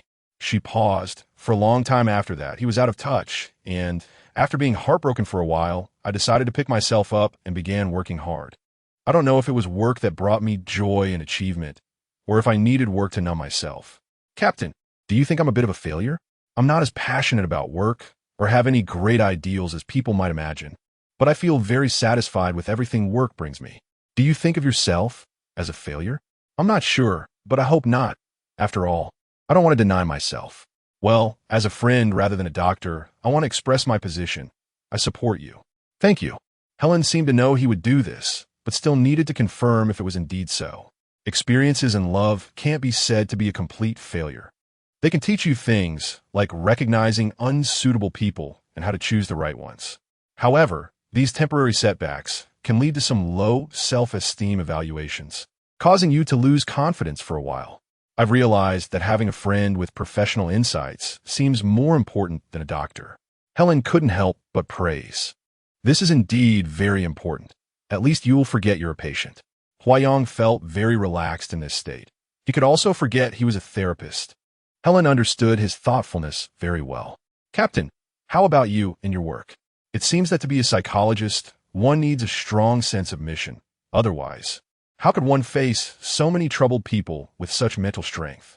I've heard that many psychologists have suicidal tendencies, and the suicide rate is quite high, which makes us outsiders a bit fearful, feeling mysterious, aloof, and somewhat scary. Actually, it's a lot of misunderstandings and overly romantic views that cause that. A psychologist must first explore themselves, which can be said to be a kind of dissection. Among psychologists, there are some who entered the profession without knowing why. A few who are completely driven by curiosity and interest, but many have encountered various troubles themselves, first wanting to find a way out for themselves, and then, through various coincidences, entered the field of psychology. Once inside, they discover that this field is magnificent and beautiful, complex and interesting, so they are both confused and attracted, studying and researching. As their knowledge and experience increase, they want to turn them into something valuable, such as helping others. This is somewhat similar to your own work journey. You might have thought of work as a refuge at the beginning, only to gradually realize that it is actually a source of support or a recognition of your value, as well as a source of confidence in yourself. Even in hardship, you still love it. Indeed, it is like that. Quite simply, Work provides me with material living and a certain degree of spiritual satisfaction. This is a healthy perspective shared by many. It doesn't require a great job to bring value and meaning. Every kind of value has its own special significance, as long as it serves a positive purpose. However, remember to adjust appropriately and not to overwork yourself. Doctors always tend to nag, Helen laughed. No, not a doctor now, but I like this kind of nagging. Huayang felt the praise might be a bit excessive. It carries a certain implication. However, he found he liked this implication. You're the first person to say they like being nagged, but if you say it like this, will I be considered a central air conditioner? Ha! Helen didn't expect him to have such a cold sense of humor. No, the air conditioner is cold. You're an electric heater. Huayang was amused and laughed heartily. Captain, I feel that you can give me a sense of recognition. It seems I also need this recognition for support. Friends exist for some form of recognition. So, can friends have opposing opinions? Not exactly. It's just that the purpose of opposition should be based on recognizing a positive direction, rather than opposing for the sake of opposing. Very philosophical. Helen paused, raised her glass, and toasted to our friendship. Huayang smiled and raised his glass as well. After taking a sip of wine, Helen continued. His sudden return, I saw him suddenly appear in my company and then tell me he was going to take over our previous boss. At that time, I pretended to be calm and fled in panic, but I didn't realize how strong his impact on me was. I completely didn't notice until I fainted and briefly forgot about him. I feel that all of this is too unbelievable.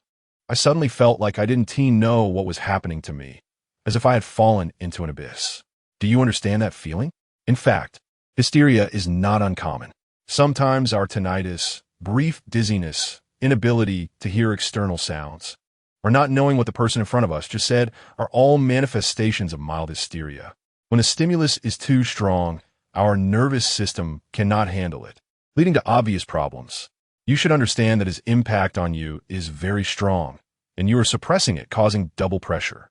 It's hard to say whether venting will lead to the same result, but excessive suppression is indeed inappropriate, especially with your overwork, lack of sleep, and external environmental factors, which put greater pressure on your body and mind.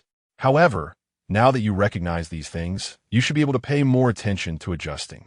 I won't nag anymore. After saying this, Huayang gave a charming smile. If I want to return to the unforgettable place of my first love, would you agree? Hearing this, Huayang's heart was touched. It depends on what the purpose is. If it's to reminisce about an old relationship, you should know why you were hurt and learn to avoid being hurt again. Helen seemed to feel that he was concerned about her, and a warmth rose in her heart. I think that place is important. I feel like I should go back and let go of something. Moreover, I feel that one of my dreams is also prompting me to do this. Your dream? What was it like? I dreamed of a very large phoenix tree in the center of a lake. I was under the tree, feeling lost, wanting to return to the shore, but couldn't. Then a person in a boat came to me, and I felt very happy to see him. This is indeed a dream with a certain hint. What do you think the hint is? This tree is in the center of the lake, and you want to return to the shore, which seems to represent that you are trapped here. There are many beautiful phoenix trees in that place we visited when we were dating, and that one was especially large and beautiful. I feel like the tree in my dream is like that place. Water represents emotions. Your emotions surround you and this tree, which seems to indicate that you haven't moved on from past feelings. However, you want to move on, and the person who came by boat seems to be someone you hope will come. Can you describe what this person is like? Is it a man or a woman? Helen looked at Huayang with flickering eyes, appearing hesitant to speak. Huayang smiled a little. Don't misunderstand. I'm not asking you to reveal your privacy. This helps explain what he might symbolize. However, if you feel uncomfortable sharing, that is also okay. Helen lowered her head and smiled, then raised her head and said, He is a boy, smiling gently at me. Huayang also smiled. In dream interpretation, the ideal man encountered by a woman may be a projection of a part of her inner character, and this projected image is called animus, representing your desire to bring yourself out. What if he is a real person? Then it could also be animus, but in that case, there's another possibility. This person could be your new emotional object. As the saying goes, what you think about during the day, you dream about at night. Which do you think it is? I'm not too sure. Interpreting dreams is sometimes not an exact science. It mainly depends on how the person feels about it to confirm, especially when dreams have multiple meanings. Could there be a dual meaning? That is, the image is both my own projection and my emotional object? Your statement is also very interesting. It might be possible. Huayang smiled. I hope so. Helen smiled at him, her smile seemingly carrying a certain message. I wonder if he feels the same way. Then you can ask him.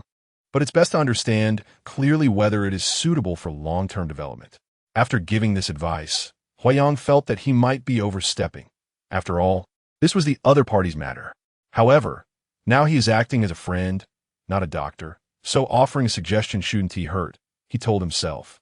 But what if I'm afraid of being rejected? Huayang smiled slightly. I really can't think of any reason for rejection. Huayang felt a bit tipsy. Although he had a certain special feeling, saying it suddenly didn't seem like a rational expression. He quickly regained his composure and noticed his own loss of decorum. I mean, that boy probably won't reject such a wise and lovely lady. Helen sensed the transmission of a certain meaning and felt an inexplicable joy in her heart. The air carried a certain atmosphere. Should they continue talking, or should they stop? It seemed to be between waking and drunkenness. Tonight, do we still need to continue answering questions? Of course we still need to.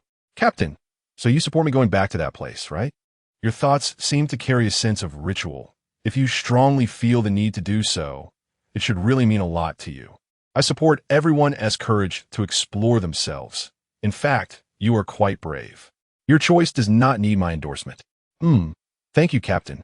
Helen raised her glass and drank it all in one go, just as they stood at the entrance of the restaurant, ready to say goodbye.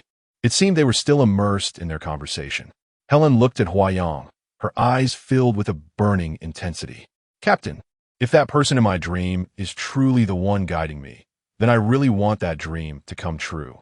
Huayang gazed at her, seemingly understanding her dream. Before him, she appeared both confused and yearning, but it didn't seem like the right time to confirm anything. It's late. Let me take you home, Huayang suggested. However, Helen suddenly had another idea. Can I see your rooftop garden? Wait until you come back. When you've re-experienced the past, truly understood yourself, and can return easily alone, I think that would be more appropriate.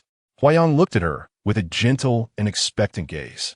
Although Helen felt that her earlier suggestion might imply a hint of flirtation, she seemed unconcerned about his opinion.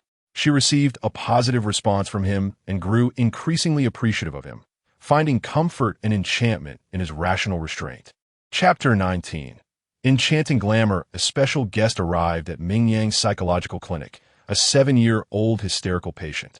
His parents' quarrels and divorce had turned him into a child who could not communicate normally with the outside world. He repeatedly said that he was a little bug that had been squashed. After his mother brought him here, he curled up in a corner, unresponsive even when the staff offered him food, truly resembling a frightened little insect.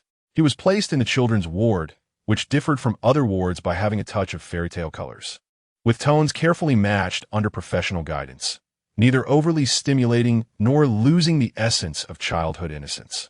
The little boy curiously looked around the ward but did not display any lively energy. He hugged the stuffed doll the staff had brought him, and his emotions seemed to stabilize somewhat. Huayang learned that this was an extremely twisted family. The father was irritable and an alcoholic, while the mother could hardly endure the constant bickering, which had left deep scars in the child's heart. One day, in a fit of rage, his father brutally stepped on the little bug the boy was playing with, and cruelly tossed out the words, "You are just a useless bug." Continuous domestic violence had led the defenseless child to form an identity of a bug that obeyed his father, one that was extremely small and stepped on.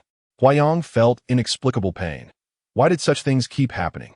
The thought of such distorted personalities being passed down through generations was terrifying. He knew that the child needed recognition to heal, so he decided not to deliberately alter this distorted perception. The child had formed this perception perhaps to acquire an identity that connected him with his family, which was also a form of projective identification defense, ultimately becoming a role assigned by his father, a role that required no further struggle because he had already been squashed. After comparing many methods for correcting cognition and behavior, Huayang decided to use role-playing to approach the child. One day, Huayang dressed up as a leaf and had his colleagues play the sounds of thunder and rain while spraying mist. When the child heard the sound, He shrank back, and Huayang approached him, speaking in a cute voice, "Hello, little bug. It's raining." Huayang felt that the first step was successful. He finally received a response within the identity of the role. "I'm a lonely little leaf. I don't have friends, but I can shelter you from the rain so you won't be scared." "Really?" The child looked, and indeed it resembled a leaf, a very large one at that. He nodded, perhaps still not fully believing it, but allowing it. Huayang continued to pretend to be the leaf, shielding his head. After gaining his trust, Huayang gradually transformed into a leaf that delivered food, sometimes pouring out delicious soup, sometimes noodles. Gradually, the child's face wore the joyful smile that childhood should have. Life returned to a certain extent of normalcy. He still believed he was a little bug and only trusted his leaf friend.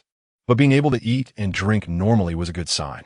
However, his cognition still needed gradual correction. This process, for a child whose cognition was not yet complete, had strong plasticity, but it required careful handling within the process of establishing a sense of security, which was quite a laborious task. His mother felt guilt and helplessness upon seeing her child like this. They had ultimately left the father's violence, but recovery remained a long journey. His mother also needed appropriate guidance, while his father needed behavioral correction treatment, but he was unwilling to acknowledge the problem or accept treatment. This was a common issue. Usually, being aware of the problem was a good start. Every time this season arrived, the fragrance of magnolia flowers wafted from the backyard, a charming scent that felt like a special message, refreshing and thought-provoking. Huayang gazed absently at the garden's spring vitality, recalling the woman who once laughed and chatted with him on a bench, wondering if she had completed her farewell ceremony. With Helen's temporary departure, Xinmei and the others became busier.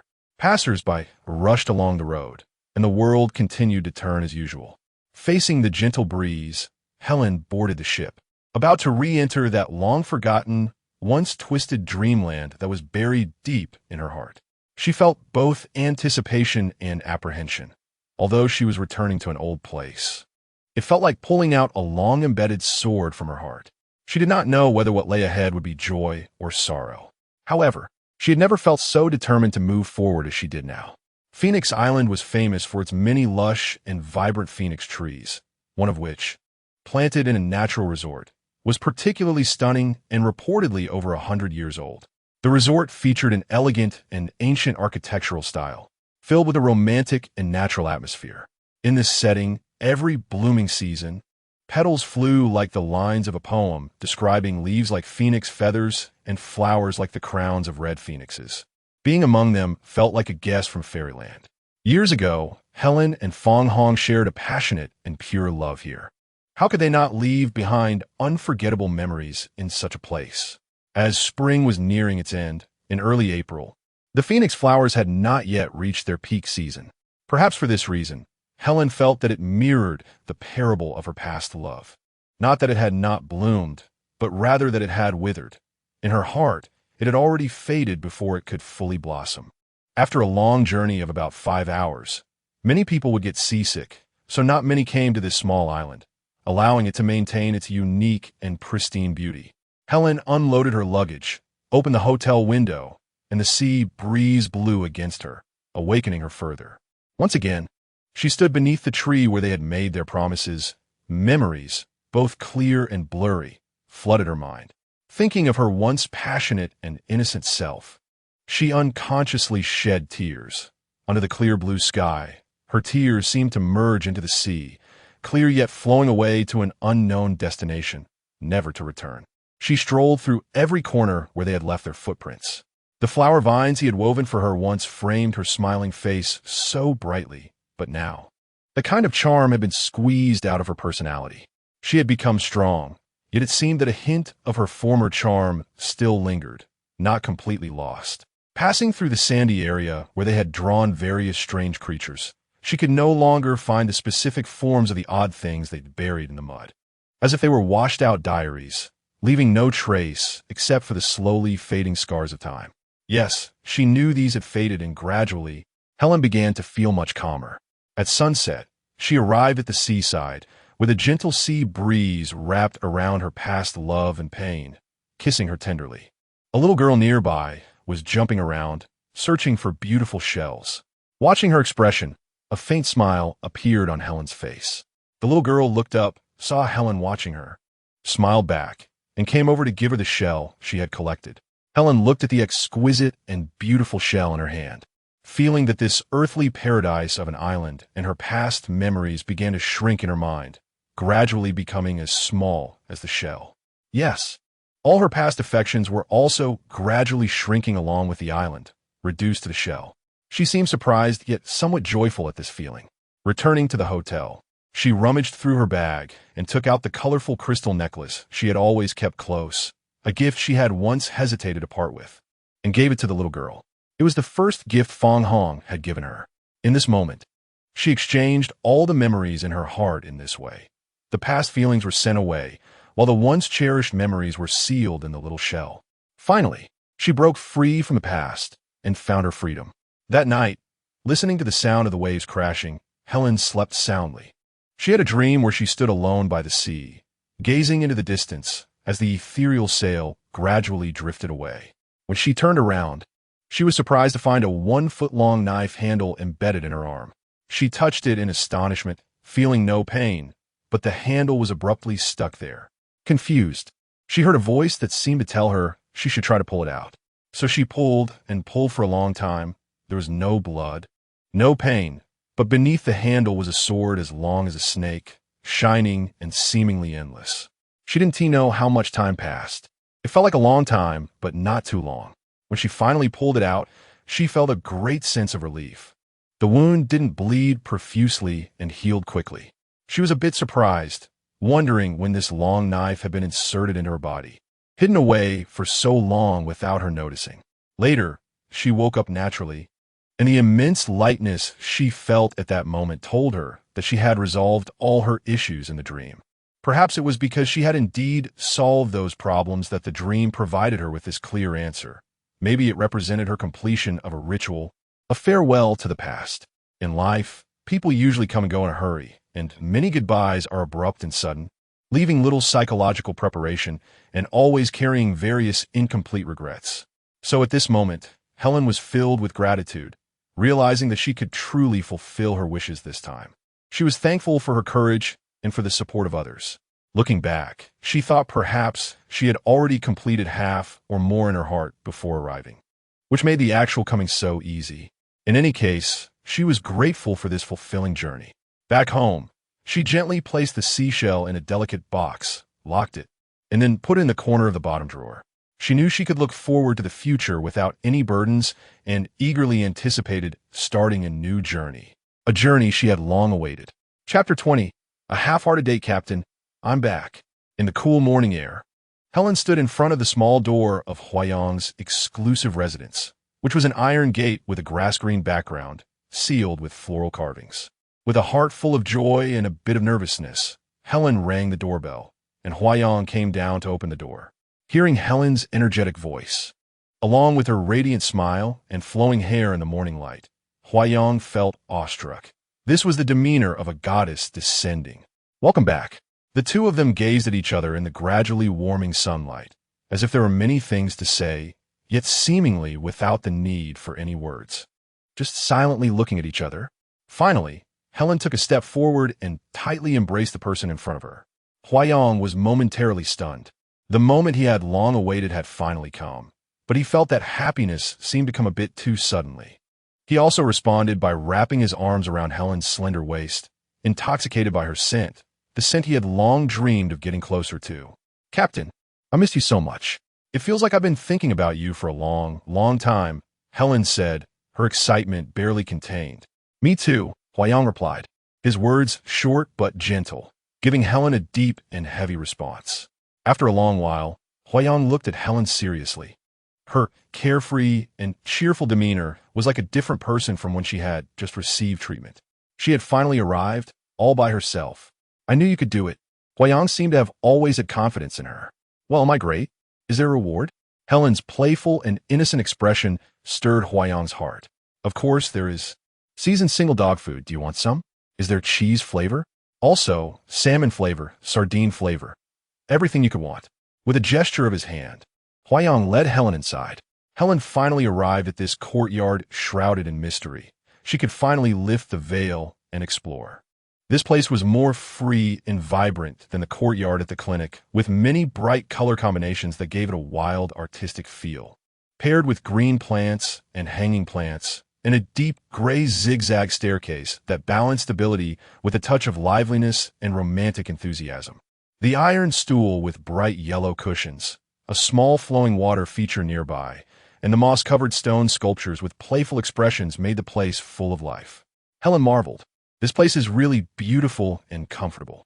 Come up, Huayang said, smiling back at her as he walked ahead, with sunlight pouring over him, and with that call of happiness. The entire space seemed to be filled with a message that petals were about to burst open. The zigzag staircase led only to the 3rd floor, where another spiral staircase led straight to the rooftop garden. The high wall separated the clinic from Huayang's residence, while the low wall separated the residence from the street. On the other side of the low wall was an ancient brick wall with a row of flower beds planted with various flowers, adorned with wall-hanging plants and decorations. On the high wall, red frames created a 3-dimensional effect, and the wall was covered with hanging plants and flowers, lush and fragrant, captivating and enchanting. Huayang was already in the rooftop garden, waving to Helen, who was like a beautiful butterfly lost in the garden. Come up for a meal first. Helen was overjoyed. This was truly a delightful surprise, and he was another unexpected joy. Upon reaching the rooftop, she couldn't help but marvel again. It was filled with vegetables and fruits, with a wooden flower rack that had comfortable tables and chairs, a barbecue station, and romantic plant curtains. There was a rooftop. The area under the flower rack was cool and pleasant. Oh, Captain, I didn't expect you to be a gardener too. There's more. Huayang had prepared the food at the workbench and brought it to Helen with an enchanting smile. Wow, it tastes amazing. I might cry from being so moved. Is it because you ate mustard? Huayang, seeing her adorable expression, handed her a tissue. No, I'm really very moved. Helen felt incredibly happy, as if she couldn't be happier. By the way, how did you find my residence? Huayang asked. I have a keen sense of smell. Haha. Huayang was amused. Are you a canine? Seems like it. Very coincidentally, we're the same kind. Welcome, welcome. Huayang suddenly spoke with a mysterious expression. I heard there's a kind of music that can change canine characteristics. Oh, after wiping his hands with a tissue, Huayang walked to the side, turned around, and started fiddling with something.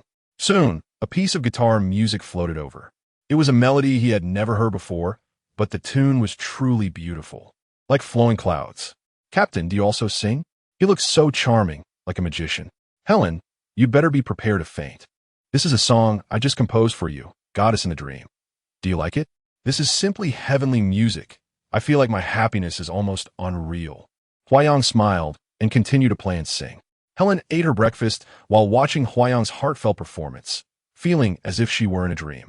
Naturally, she stood up and danced lightly to the music, her skirt swaying like a fairy descending to earth. Huayang watched her dance, gradually becoming enchanted, and he slowly stopped playing, switched to a recording, stood up, and gently wrapped his arms around Helen's waist, dancing passionately with her. At that moment, the entire rooftop was painted with a captivating hue. How could there be a moment more enchanting than this? Can we confirm that we should have a deeper relationship? Huayang gazed at her with flickering eyes, filled with a passionate flame different from before, intoxicating her. Very necessary, Helen responded, her face flushed. With a gentle breeze and rich greenery, he kissed her. Their first passionate kiss under the sunlight and in the gentle breeze. I believe I can fly.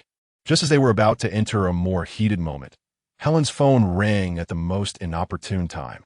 For the first time, she found a sound so unpleasant that she almost wanted to throw the phone away immediately.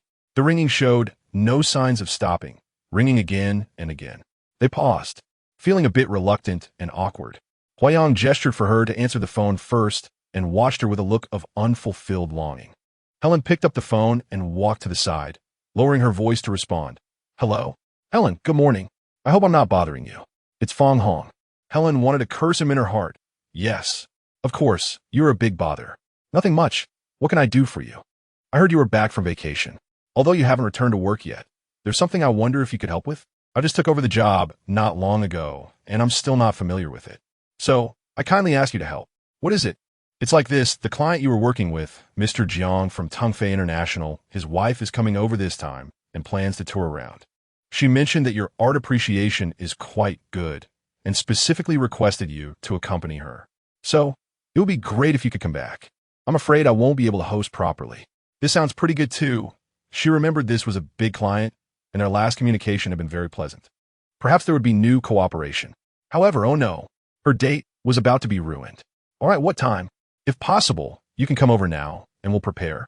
Okay, I'll be there in half an hour. After hanging up, Helen wore a face full of regret and apology. I'm sorry. There are some things at the company you have to go. Huayang looked at her, understanding that this work must be quite important. Helen hesitated, wanted to say something, but stopped. Clearly, the date at hand was more important, yet work was unavoidable. Huayang gave her an understanding smile. It's okay. If it's something important, go take care of it first. Then, let us make another appointment. All right, I'll see you off. No matter how reluctant we are, we still have to say goodbye. Is this half-finished date the norm among urban lovers? Who is behind this? Making it so that we never have the chance to say, I love you properly? Chapter 21. Entanglement. Welcome back. Fang Hong greeted Helen with a smile. Helen felt that the timing was quite strange. She had just recovered and was preparing to enter a new relationship when this guy suddenly popped up. What does this mean? However, Helen could now face him calmly. Although she felt a mix of emotions inside, she still returned his polite smile. Helen, how's your recovery? Very good. I'm doing well now. That's great. Before, I'm sorry Let's not talk about the past. Let's forget it. It's better for everyone. Yeah, as long as you're doing well. By the way, what time is Mrs. Jiang coming? Helen didn't want to get entangled in any topics related to their past and try to shift the focus back to work. They're almost here. I've arranged a few places. Take a look. Helen glanced at the schedule. It's a bit tight. I think the route can be adjusted like this. Skip this part. This way can be rich in experience without being too rushed. Mrs. Jiang prefers elegance and taste, so it shouldn't be too overwhelming. Helen, your arrangements are great. It's so nice to have you around. Although Helen felt that Fang Hong's compliments were a bit excessive, she still tried to maintain her distance and responded to him politely. She was also looking for a suitable way to work with him, hoping that there wouldn't be any unpleasantness in the future. After a while, an elegant lady arrived with her assistant at their company, and Helen and her team welcomed her warmly. Long time no see, Helen. You are getting more beautiful. Any man who sees you would be smitten. Long time no see. Mrs. Jiang, you're always so flattering. I only speak the truth. Helen invited them to the VIP room, poured tea, and made small talk. Is Mr. Jiang not accompanying you today? How can he leave such a beautiful wife behind? Isn't he afraid someone might steal you away? I don't want him to cling to me all the time. He has some matters today, but will join me for dinner tonight. Then I guess I'll be stealing you away today. Helen teased, as they were familiar clients and friends who shared similar interests. Sure, let us elope. Oh, but Mr. Fang might not be willing. As she said this, Mrs. Jiang threw them a meaningful glance. Helen felt a bit embarrassed. Fang Hong quickly came to the rescue. If we elope, can I come along? Mrs. Jiang burst into laughter. Bring you along, bring you along. It felt nice to get immersed in work, especially when meeting clients who were knowledgeable and interesting. It was an added bonus that boosted one's energy and confidence. They had a delightful day of activities. And when dinner time came, Mr. Jiang also arrived. The four of them sat across from each other in an elegant French restaurant, enjoying pleasant conversations. Mr. Jiang, you're so busy yet still accompany your wife. You're truly a model husband, Fang Hong complimented. Well, a man should prioritize like this: career third, family second. And the first? Of course, it's the wife. Mrs. Jiang playfully teased him with a charming demeanor. You just love to talk nonsense. Mrs. Jiang, you're so lucky. All men should look up to Mr. Jiang as a role model, Helen half-heartedly complimented, but with sincerity. Helen, Mr. Fang is also a thoughtful and good man. Mrs. Jiang remarked, noticing Fang Hong's attentiveness to Helen and teasing them. Helen wondered if they were unaware that Fang Hong was married or if they thought she was his lover in China. Moreover, she had already decided to be with Huayang, so she didn't want to create any misunderstandings. She needed to think about how to express herself appropriately. Our boss cares about his subordinates. Such a boss is hard to find, and I feel very fortunate. Mr. Fang is also very considerate of his family. I must teach my boyfriend to learn from these two outstanding gentlemen, she said. There was a brief moment of awkwardness in the group, but the atmosphere quickly returned to normal as they understood it was nothing. Helen, are you dating someone? That's great. Who is the lucky guy? Mrs. Jiang asked. He is a psychotherapist. Helen introduced generously, feeling relieved to finally speak openly. Oh, he must be a great guy. I'd love to hear your romantic story. Mrs. Jiang was very enthusiastic and often chatted about romantic stories with people. Helen met Fang Hong's gaze and thought, let us skip the awkward opening and just make up something casual to discuss. We met at an art exhibition. Wow, that sounds wonderful. Such an artistic place must be romantic. Mrs. Jiang's interest grew. Let me think about how to embellish it. So Huaming stepped in as Huayang's role, and even the character of Xia Tian was inadvertently woven into the story. That is so romantic. You two are very fated. Mrs. Jiang seemed genuinely touched. Indeed, fate is a truly marvelous thing, Helen said, looking enchanted as if it were all real. What a drama queen. She secretly laughed at herself. They had a pleasant evening, but Fang Hong felt a mix of emotions inside. After bidding farewell to the Jiang couple, Fang Hong drove Helen home. Throughout the drive, Helen tried to avoid any awkwardness by making small talk, but it still felt quite uncomfortable, especially for Fang Hong, who thought he still had a chance. While Helen doused him with cold water. I've arrived, thank you. Good night.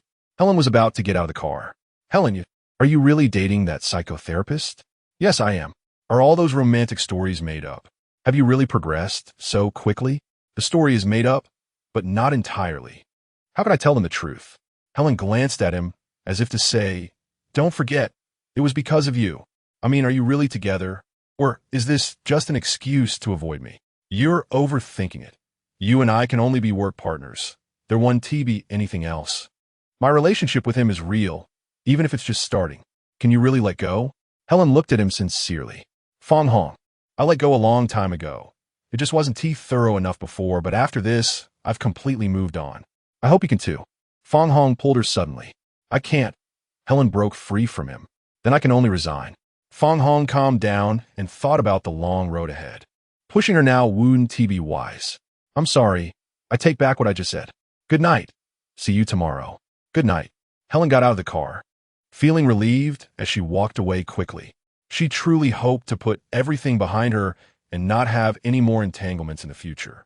By the time she got home, it was already very late. Helen opened her phone and found a message from Huayang. Are you home? When can we meet again? Helen felt a surge of joy. She wanted to meet right now, but it was impossible. Just got back. How about next weekend? After a while, she received a reply. Working so late? Be sure to rest. No way. Texting was too torturous. She decided to call instead, but would it be too forward? Whatever. Beep, beep. Helen. Huayang quickly answered. Captain, are you asleep? Hope I'm not disturbing you. Huayang laughed on the other end, thinking the question was a bit silly. But people in love often said silly things. I was asleep, but my soul was texting you, talking to you. Helen chuckled. Then can your soul come over to keep me company? After saying this, Helen felt a bit shy, as if it were some kind of hint. Huayang couldn't help but wonder, was this teasing really that enticing? He will come into your dreams soon. That response was truly appropriate. See you in a bit. Good night. Good night. After making a strenuous phone call, it was just a few silly words, but inside, his heart was blooming with sweetness. Can he fall asleep? Chapter 22. Venting sovereignty boundaries. Finally, the weekend arrived, and Fang Hong assigned Helen a special task. The company was to accept an interview from a media outlet. Helen had a vague feeling that Fang Hong was deliberately making things difficult for her, so she had to apologize to Huayang again. Without the opportunity to spend time together, how could they develop their feelings? Helen was more worried than ever that the slight spark between them would fizzle out, because this time, she was determined to invest herself wholeheartedly. Originally, she thought she would still have time to rush to the date right after the recording of the show, but unexpectedly, there were constant issues during the filming, and it wasn't until after 5 in the afternoon that it finally wrapped up. As an apology, the other party offered to treat them to dinner. Since it was already so late, there wasn't much time left for a date. So Helen simply agreed to the dinner invitation.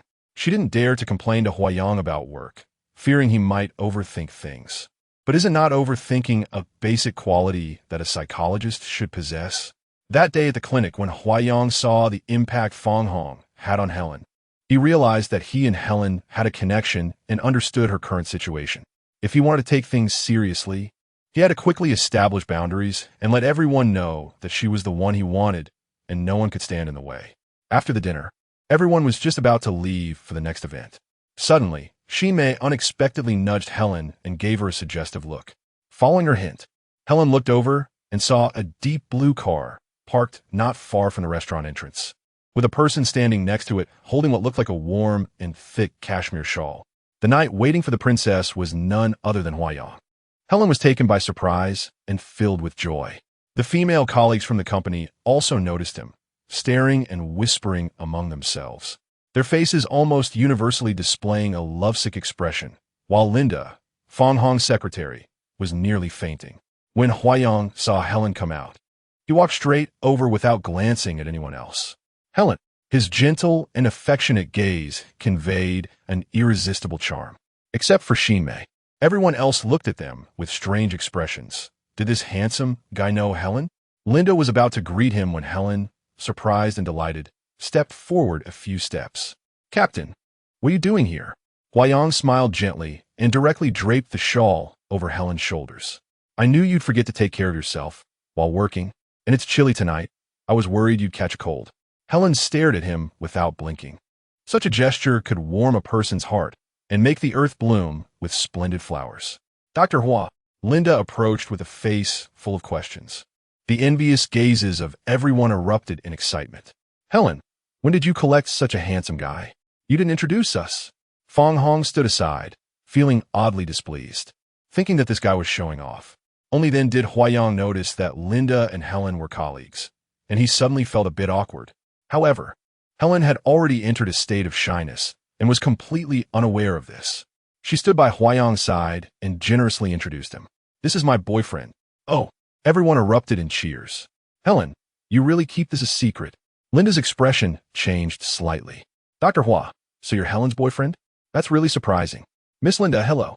Although Huayang felt a bit awkward inside, he still greeted her graciously. "What, do you know each other?" Helen suddenly realized that she seemed to have overlooked something. Everyone was puzzled, wondering what was going on. It seemed like a good show was unfolding. Huayang smiled at Linda, seemingly feeling that the explanation about their acquaintance should be left to her, as it was related to Lin Yuxing's private matters. "Dr. Hua is a therapist at Mingyang Psychological Clinic. I met him when I took a friend there last time." "Oh, I see." Helen looked at Huayang, and he didn't seem to have any ambiguous feelings towards Linda. She didn't think much of it.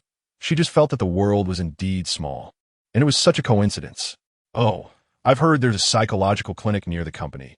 I didn't know the psychologist was this handsome," said a female admirer, showing an expression of adoration. "Please excuse my awkwardness. My name is Huayang. Nice to meet you all." "Yeah, Helen, how did you meet such a handsome doctor?" "If I had known, I should have gone to see a psychologist," another admirer chimed in. "You women really have psychological issues." Shimei laughed awkwardly. Helen often says she is lucky to have such lovely colleagues. "I really appreciate everyone looking out for her. I'll treat everyone to dinner when I have the chance," Huayang said generously. "Helen, your handsome guy is quite generous," one colleague remarked. Helen looked happy yet shy. "Mr. Hua, we have a program to attend shortly. Why not join us?" At this moment, Fong Hong stepped forward, speaking as if issuing a command rather than an invitation.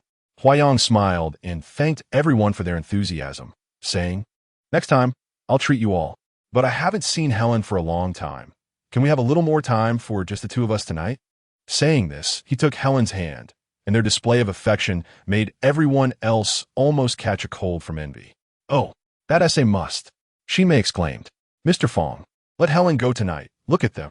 Everyone teased them, enjoying the moment. Only Fong Hong and Linda felt a different kind of sourness in their hearts. "What do you mean? I'm not a devil boss. Let's go have fun." Fong Hong, realizing he had lost this round, could only take everyone away, while Linda excused herself, saying she had things to do at home and needed to leave early.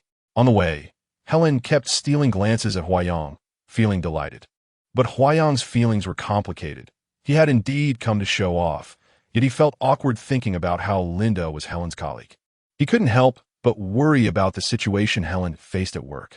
With Linda's affection for him and Fong Hong's obsession with Helen, he wondered if it would affect her ability to work peacefully. Helen was so sweetly oblivious, sneaking glances at him and laughing secretly, looking like a lovesick fool. Why do women act like this when they fall in love? Can't they show a bit of ambition? This lady, could you please not stare at me with such intense eyes while I'm driving? It could be dangerous. Who's in danger? You or me? We are. Helen continued to gaze at him dreamily, revealing a mischievous smile. Captain, you didn't come here tonight just to show concern, right? Huayang smiled. You're quite clever. Of course. I also came to clarify boundaries. Oh, I just realized your intentions are quite strong. Is that so? But it seems a bit late to find out now. Are all psychologists this devious? Huayang gave her a devilish smile. There are even worse ones. Oh no, does that mean I've fallen into a trap? Yes. And don't try to climb out again. Huayang drove seriously, wearing a peculiar smile. Helen teased him, but suddenly a question floated into her mind. Captain, how long have you known Linda? Huayang stopped the car, deciding it would be better to have an open conversation. Once this woman got suspicious, it would be hard to cure. Helen, unsure why he suddenly stopped, felt a bit anxious. Could it be that he really had something going on with Linda, given his serious demeanor? She's Mr. Lin Yuxing's secretary, right? Mr. Lin was your former boss. Yes. Huayang paused, and Helen felt a bit confused, but upon reflection, it seemed she understood. Oh, I heard that Mr. Lin once saw a psychologist. Could it have been you? I met Linda a few times. She accompanied Mr. Lin on some occasions when he wasn't feeling well. A few times, then, will I end up feeling the same way about her as I do about you? Helen's face flushed red. She hadn't expected her little thought to be so easily seen through, but he was a psychologist, so it was just a small case. I meet many women every day. I knew many before I met you, so if you're worried, I'm a bit worried. Huayang feigned an innocent expression. What should I do? What will you do? Is this how a psychologist asks questions? Yes. If there are many women around me who admire me, and the one I like is always worried, what should I do? Huh, you must be quite fortunate. Helen raised her pink fist in anger, and Huayang held her hand tightly. Can't you see where my true feelings lie? Helen blushed. She certainly knew the answer, but women always need to confirm repeatedly. No matter how right it feels, they need the other person to confirm it seriously. What's up with this nature? Science doesn't seem to have a conclusion. Is it still projective identification? It seems that way. This could be considered a weakness of human nature. However, shouldn't you think it through seriously? Think it through seriously? Helen, still feeling warm and drowsy, heard this question. She looked at the person in front of her, half drunk and half doubtful. Well, you need to think clearly about whether it's a sincere choice or just a misattribution of arousal. What misattribution of arousal? Helen found this term quite novel.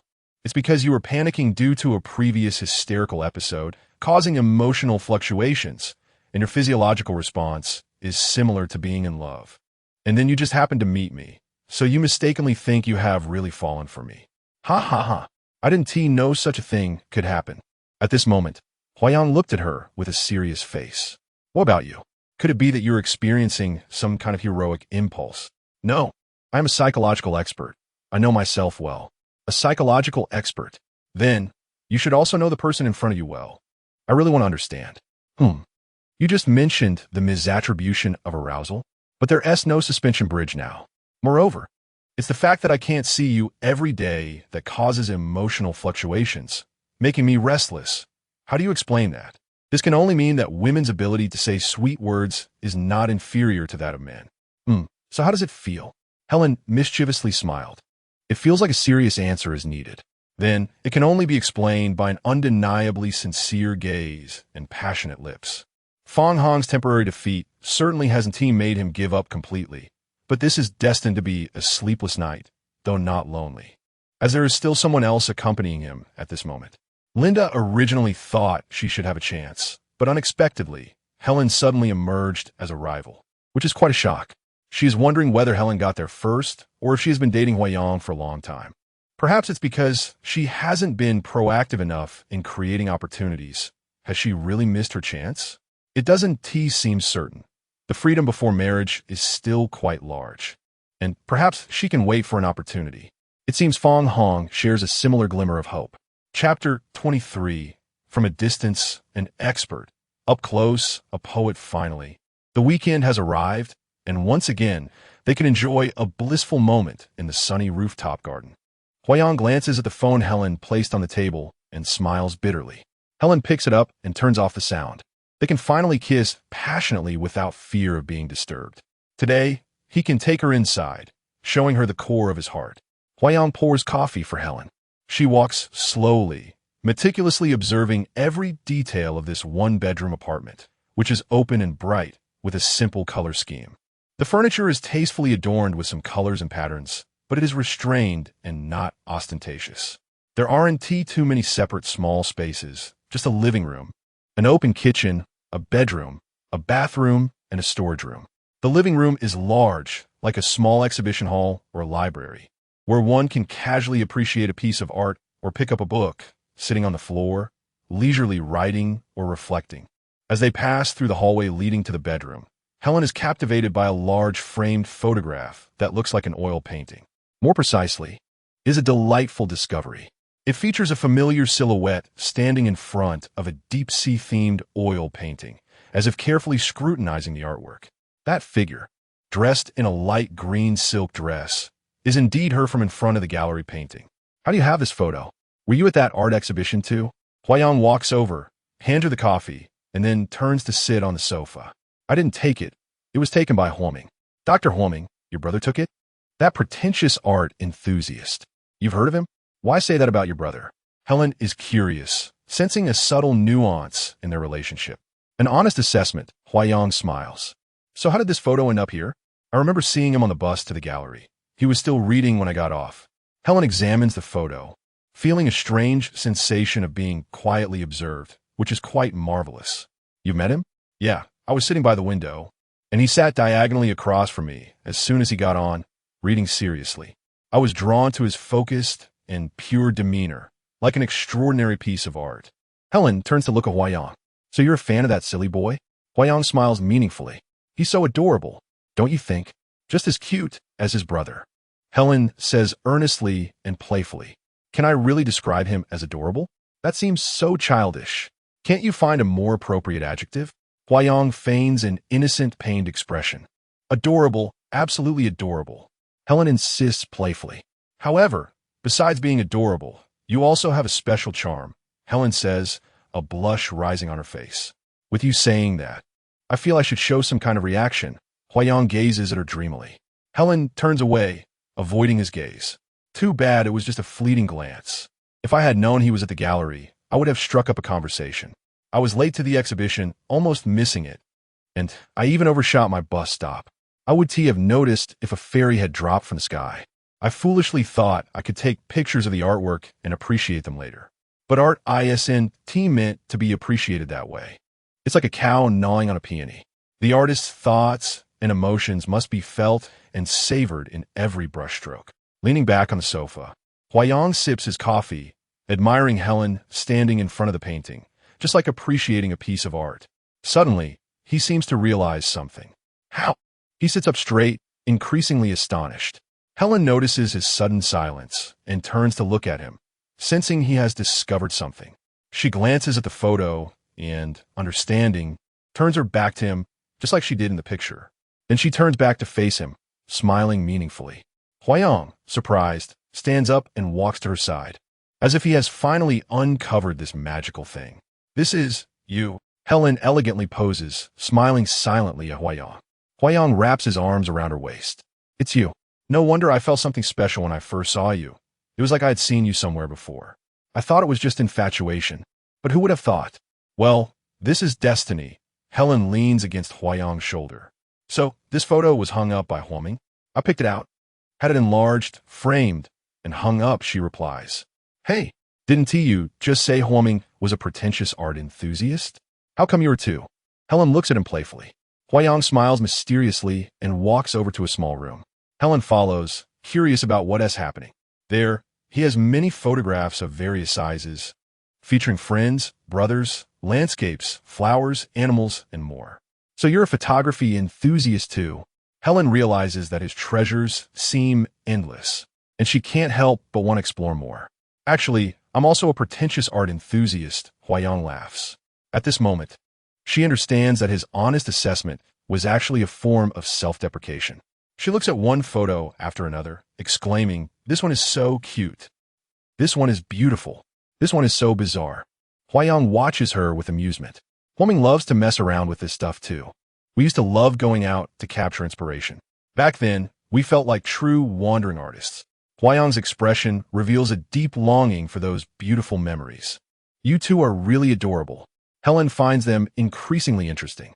Huayang gazes intently at Helen, "Especially when I saw the photo of your silhouette." Helen's face flushes, and she turns her head, meeting his passionate gaze. She stares back at him without blinking. "What about it? It's very moving." Huayang's hands wrap around her waist as they kiss passionately, lost in the moment. And so, they spent the entire morning sweetly at home. Huayang personally prepared a delicious lunch, leaving Helen in awe. She couldn't believe she seemed to have found a perfect, versatile boyfriend, like a pie falling from the sky. Starting in the afternoon, they held hands, engaging in all the usual couple activities, wandering through every corner of the neighborhood, leaving behind traces of their affection. "Come, let me show you real art." "Oh," Helen thought, "what other magical tricks does this magician have up his sleeve?" She watched eagerly.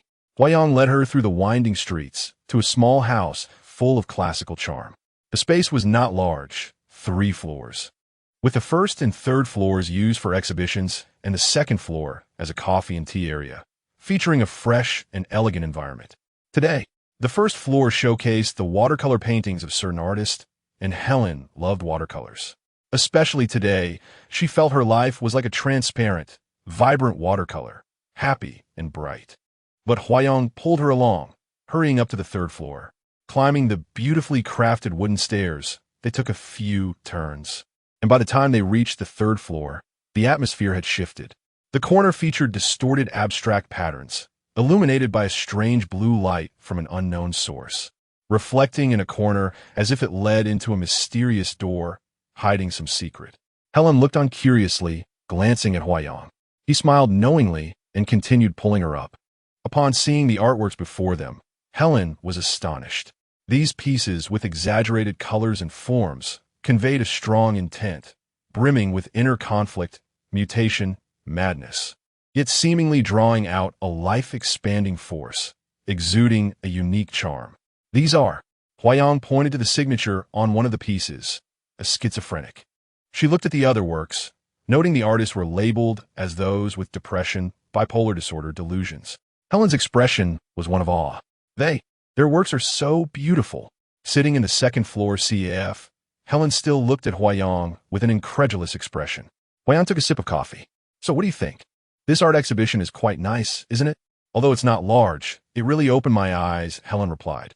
"This exhibition of artwork by patients with mental disorders is organized by a psychiatric association I belong to. They hold these exhibitions and charity sales periodically. That's very meaningful, allowing people to understand these individuals through their art." Huayang smiled. "Yes, art is a dialogue. For the authors of these works, expressing themselves, being understood, and truly feeling their own existence is the best therapy for them." Helen agreed and felt the same. The Spanish artist Salvador Dali said, "All people are equal in madness." Society often harbors fear towards these mentally ill patients. Of course, sometimes they can pose a safety risk to others, such as during a psychotic episode. But more often, they endure pains that others cannot understand, whether physical or emotional. So, allowing them to express themselves through art gives them an outlet. Achieving spiritual elevation and balance. Exhibiting here raises awareness and understanding of their world, showing that everyone is connected. Understanding madness means understanding humanity. "Captain, I'm about to worship you. Are you a psychologist or an artist?" Helen looked at him like a little fan. Huayang smiled. "It's nothing. Art is just a self-cultivation that a psychologist must possess. Strictly speaking, I'm not a psychologist or a psychiatrist. I'm just a madman who hasn't gone mad." "So you mean doctors and patients are actually the same?" "Both are mad," Helen teased carelessly. Huayang replied seriously, "You're right. Everyone is the same, yearning for life, and inevitably facing life challenges. The difference is that doctors gain insight into life through understanding pain, while these patients endure torment, struggling on the edge of survival. But there is one more thing we share. He paused, looking at Helen with meaningful eyes. Helen felt a stirring passion and responded with a playful, questioning expression. What is it? We would all go crazy for love. Helen focused intently.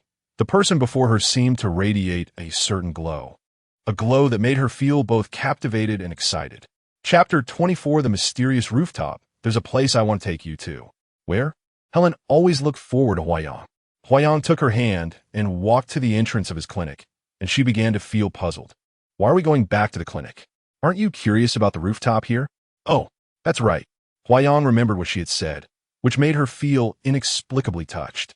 They went up to the third floor, and Huayang swiped his access card and closed the door. It was very quiet here, with single rooms for each person. Huayang led Helen past those rooms, signaling her to keep her voice down and not to get too close. Helen took a look around and found nothing strange. She only saw the people inside quietly enjoying the scenery, writing, drawing, or doing various activities, all looking calm and normal. After browsing this floor, Huayang took her up to the rooftop. This was the rooftop garden next to his house, separated by tall hedges and walls, creating a dense barrier where both sides did not interfere with each other. The layout here was simple and tidy, with trees, flower boxes, tables, chairs, and some decorative touches, all in simple lines. Unlike Huayang's garden, which felt more romantic and casual, this was refreshing and elegant. They sat down. Huayang looked at Helen, his expression calm and undisturbed, just as he expected. So how does it feel? Not bad, but not as beautiful as the garden next door. Huayang smiled, of course. It was too extravagant, and people would be emotionally stirred, while what they needed was tranquility. So your garden is so richly decorated to stir emotions? I didn't expect you to understand so well. Huayang smiled ambiguously, and Helen chuckled. However, the scenery around them and the unusually quiet atmosphere indeed made Helen question things rather than feel teased. This is a bit unexpected for me. How did you imagine it would be? I didn't really think about it, just felt it was a bit too quiet? Yes, that was exactly Helen's confusion.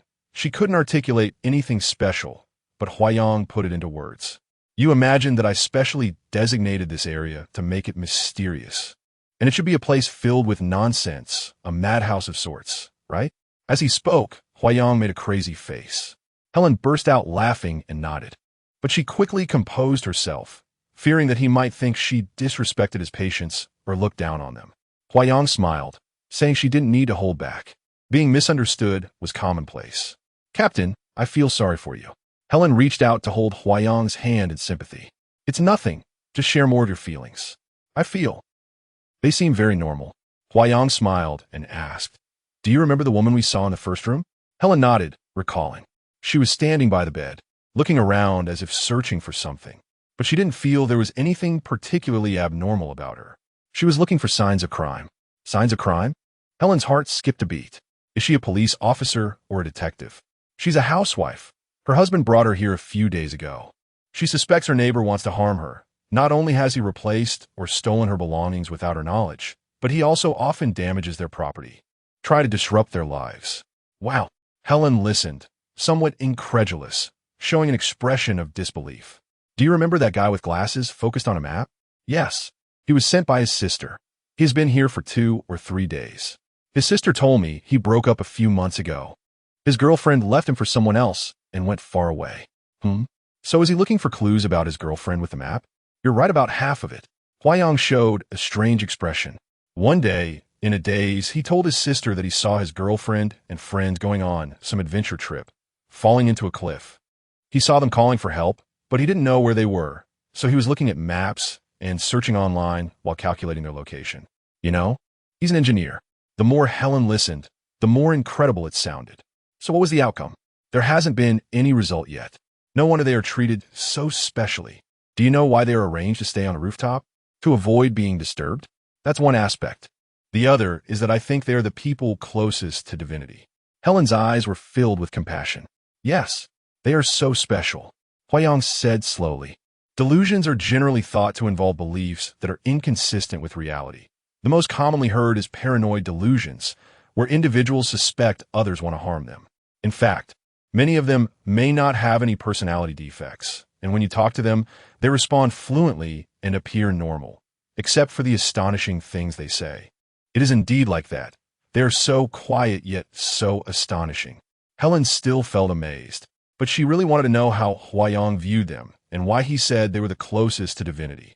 Huayong continued, however, if we think seriously, apart from some obvious things that are factually proven, like that woman, how could her neighbor possibly do so much to their home without her noticing? And moreover, her husband has proven that there is no such thing? Then I have two hypotheses. Either her husband often does something behind her back to mislead her into these suspicions, and her relationship with the neighbor should be very poor. The other is that she is indeed delusional, but delusions don't arise without reason. They must have certain triggers.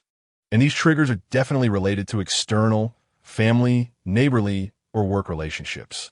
To clarify this, it would require the cooperation of people around her. But for that young man, I dare not make a hasty judgment because what he said sounded very far-fetched, yet there's no way to prove it. He might be yearning for his girlfriend, or he could have truly seen those disasters. Are you saying this might actually be true? Helen found Huayong's analysis unbelievable. It overturned her conventional judgment methods. Because it seemed very unlikely to be true, but could also be considered possibly true. It is possible. Psychologists are not guessers. They also need reliable evidence for judgment. In this regard, what they have truly seen is hard for us to know and difficult to distinguish between truth and falsehood because there is absolutely no evidence. So we must keep an open mind. Can we judge that they're truly delusional? It feels like we can, but in fact, we cannot solely rely on feelings to make judgments. Helen agreed, saying that what you said does indeed show the greatest respect. Not just respect, but also the distance between facts. Losing that distance would lead us to make rash judgments. Helen nodded, expressing her understanding. Did his sister try to verify it? His sister did attempt to contact his ex-girlfriend, but she was told that his ex-girlfriend had gone missing and had changed all her contact information, making it impossible to locate her. That really makes it hard to verify, and it's unknown whether the ex-girlfriend had contacted him or if he knew through some means. Even though it might be true, it sounds quite unbelievable. Our basic understanding generally comes from the shared perceptual experiences of most people, which are universal. If everyone's understanding does not share the same type of loop, we will find it difficult to understand each other. Just as we cannot fully comprehend what dolphins or lizards are saying or what they see, although each of our thoughts varies greatly. The basic circuit from sensory perception to brain judgment is still quite similar. For example, when I hold a teacup, you won't see me holding a spoon unless they are very similar and the angle of perception causes a misunderstanding. However, these people exhibit a cognition that seems completely different from ours. What they see is vastly different from what we see. On the surface, they belong to a small minority. But we cannot judge that they are wrong and we are right. That's very true, just as we cannot casually draw conclusions about things we don't understand. But their obvious differences are really hard to comprehend, even truly incomprehensible. Huayong smiled. From our normal perspective, we can only imagine their problems as having undergone immense pain, resulting in possible changes in the brain or nerves, leading to problems in their cognitive circuits. What's particularly special is that their suffering does not lead to madness or fragmentation, but to such a quiet delusion. Isn't that incredible? In fact, I see them more like messengers of the gods, informing us of things we cannot yet know, yet not disturbing us. Helen looked at him with a look of admiration on her face. Captain, you are so rigorous yet romantic. Your metaphors are so poetic. If we think seriously, they're not really that terrifying aside from being hard to understand. However, when people hear their nonsense, no matter how calm it is, they will still involuntarily feel a shiver. Yes, people tend to feel fear towards things they completely do not understand. It's human nature. So they're quite pitiful. The weak are all pitiful. People sympathize with the weak but do not necessarily like them. However, what the weak need is not sympathy, but affection. This is truly a difficult problem. In your work, facing so many weak individuals every day, do you also feel their despair and hopelessness and experience pain? The pain of every disadvantaged person is already unbearable for themselves. Just look at how many troubled faces a psychologist sees every day. The pain they bear must be exponential. So you can understand why the suicide rate among psychologists is so high. Helen tightened her grip on his hand. Ah, no, you mustn't. Seeing her look like she was about to cry, Huayang patted her and said, "Don't worry, I'm just joking. I won't do that. With my understanding, I won't go mad." Helen still held on tightly, leaning against his shoulder. "If I were to go mad, it could only be for me." Chapter 25, The Dilemma of Emotions. In academia, the thing that people in love tend to forget the most is time. Helen realized that returning to work made her understand that being in a relationship is such a luxurious affair. In the end, she decided to move out of her original residence. Though it came with various beautiful expectations, it still made her a bit anxious. Having grown accustomed to her personal space, sharing it with another person, whether a family member or a lover, could lead to many problems. And for a lover, the greater issue might be aesthetic fatigue. May also reminded her not to invest too quickly in an intimate relationship, as it could easily become unbalanced. "My dear, I really want to be with you every moment, but I'm afraid I won't know how to handle myself." Helen seemed somewhat troubled. Huayang wrapped his arms around her waist from behind, saying, "What you haven't understood yet is relaxation." As he spoke, he gently kissed her. It was like that, from behind her ear to her shoulder. The tingling sensation was intoxicating. "But I still need my own space." In an effort to stay clear-headed, Helen turned to stand aside. "Do you feel that giving up your original residence means giving up part of yourself? Or that it feels like giving up your territory?" "I do feel that way." Helen nodded sincerely. Although she loved the warmth of affection, she also felt a contradiction tangled within her heart. "Then let's maintain things as they are. After all, we aren't too far apart." Huayang seemed very understanding. "But with how busy we are every day, I don't know how long it will be until I see you again." Helen wrapped her arms around his neck, her sparkling eyes showing both admiration and difficulty. Seeing her conflicted expression, Huayang put on a serious face. "Then let's schedule a minor brain surgery at the clinic tomorrow, and your dilemma will be lessened." Ignoring Helen's surprised expression, he added, "It's a very minor operation. You don't need to worry." It was indeed a terrifying suggestion presented in a gentle tone with an angelic smile, truly a needle hidden in silk. Helen broke free from him, glaring at him with mock anger. "Now I realize how dangerous it is to date a psychological expert." "Very true, and there's something even more dangerous," Huayang said with a mischievous smile, locking onto his target, executing a strong offensive plan, making her powerless to resist. The exhilarating feeling was indeed wonderful, but Helen still unconsciously worried about the monotony that might come with day-to-day interactions. Whether it was due to the shadows of the past, not fully disappearing, or her uncertainty about a long-term relationship. She hadn't been able to truly invest in a relationship for a long time, partly because of these psychological factors. She couldn't understand why she always felt this way. She didn't know if Huayang was that confident, but he was indeed charming. How could she not hold on tightly? Thinking of this made her feel she should be braver. Huayang understood that even the most passionate feelings need mutual respect for space. Otherwise, excessive heat could hurt each other, leading to resentment or even separation. So they needed certain guidelines to maintain both shared and private spaces. Occasionally expressing love in new ways could also enhance their emotional intimacy. Helen gradually found that the sense of weariness she had worried about seemed non-existent. Huayang was like a versatile comedian. He would sing poems written for her in a baritone voice, sometimes leaving candies on the bedside, and would mimic cat sounds, making her laugh uncontrollably every time. She suspected he was an actor, and that being a psychologist was just a role he played. But what enchanted her was that he often captured and drew her charming moments when she was unaware, would gently listen to the sound of the wind with her, and express his wild strength passionately. He was simply an artist. Helen thought that if he didn't become a doctor, he could completely switch careers. Of course, life isn't a performance, nor is it always painted in bold strokes. Creating some extraordinary beauty in ordinary spaces is sufficiently meaningful. Most importantly, it's about mutual appreciation and recognition, understanding and supporting each other, which brings a stable sense of satisfaction. Helen seemed to be getting more and more accustomed to having another person in her life, whether busy or in solitude, without disturbing each other. She felt fortunate that they could love each other like adults while retaining innocence and sincerity. She found herself falling more and more in love with him and feeling increasingly at ease and free. And in this wonderful garden, there are often special little surprises, sometimes a bug's metamorphosis, or the ripening of a fruit, a flower blooming, or a special leaf falling. All brought special joy. They managed this little world with ease.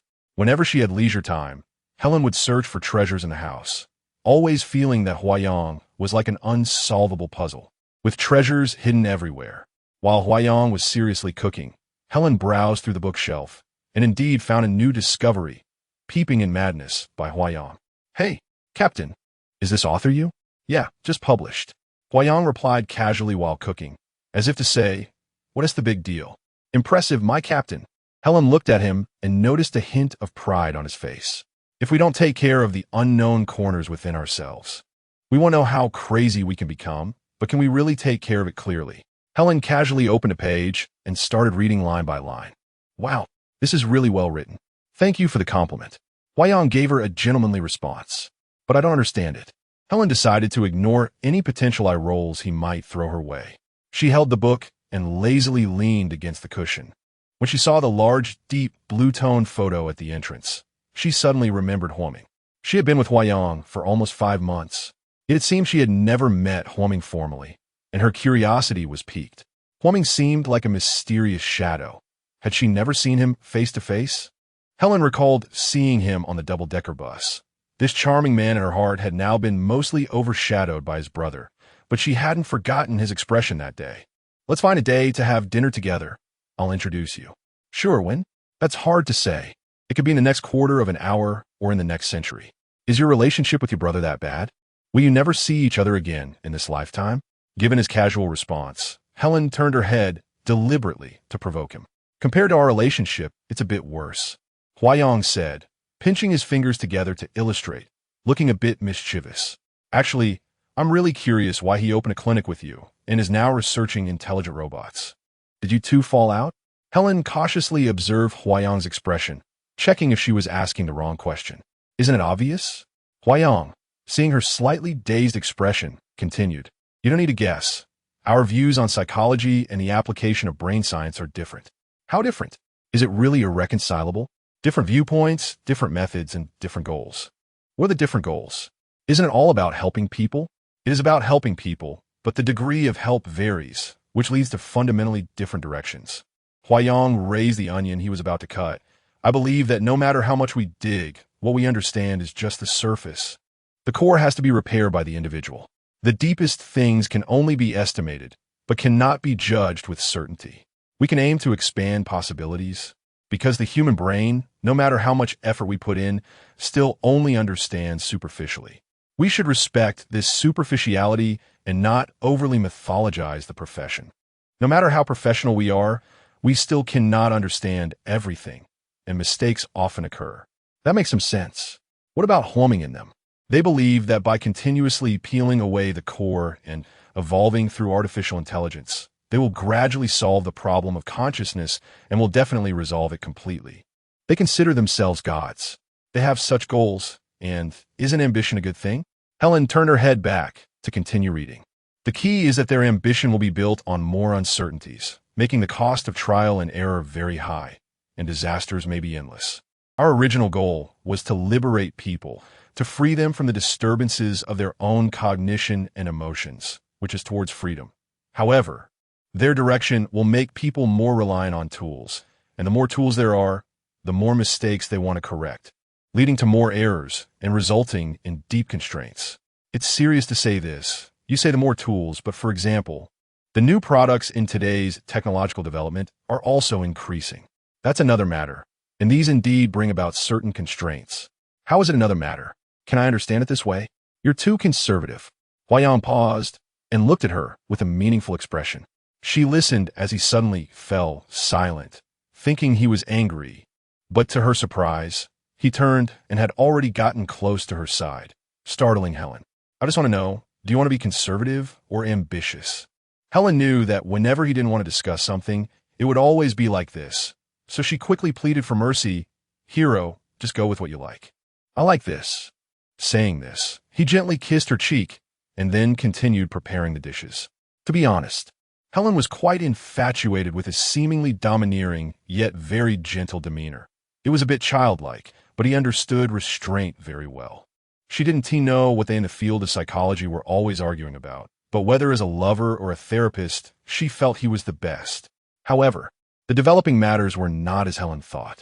At that day's Psychology Association seminar, more than half of the people supported the intervention of artificial intelligence and believed that the details of the legislation should be implemented as soon as possible to promote its development.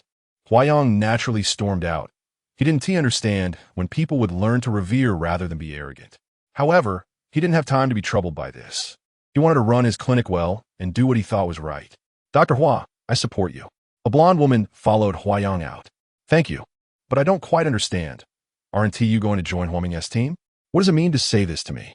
Alice, a famous neurologist, was introduced to Huayong by Huaming when he invited him to join their team. Ha ha, that's a different matter. I support your philosophy, but I'm not a conservative. I think I need to understand Huaming's research. Alice smiled with a thought-provoking expression. Chapter 26. A Love for the Stars and Moon, I'm Back. At 9 p.m., Helen returned home, but couldn't find Huayong in any corner of the house. She suspected she knew where he might be.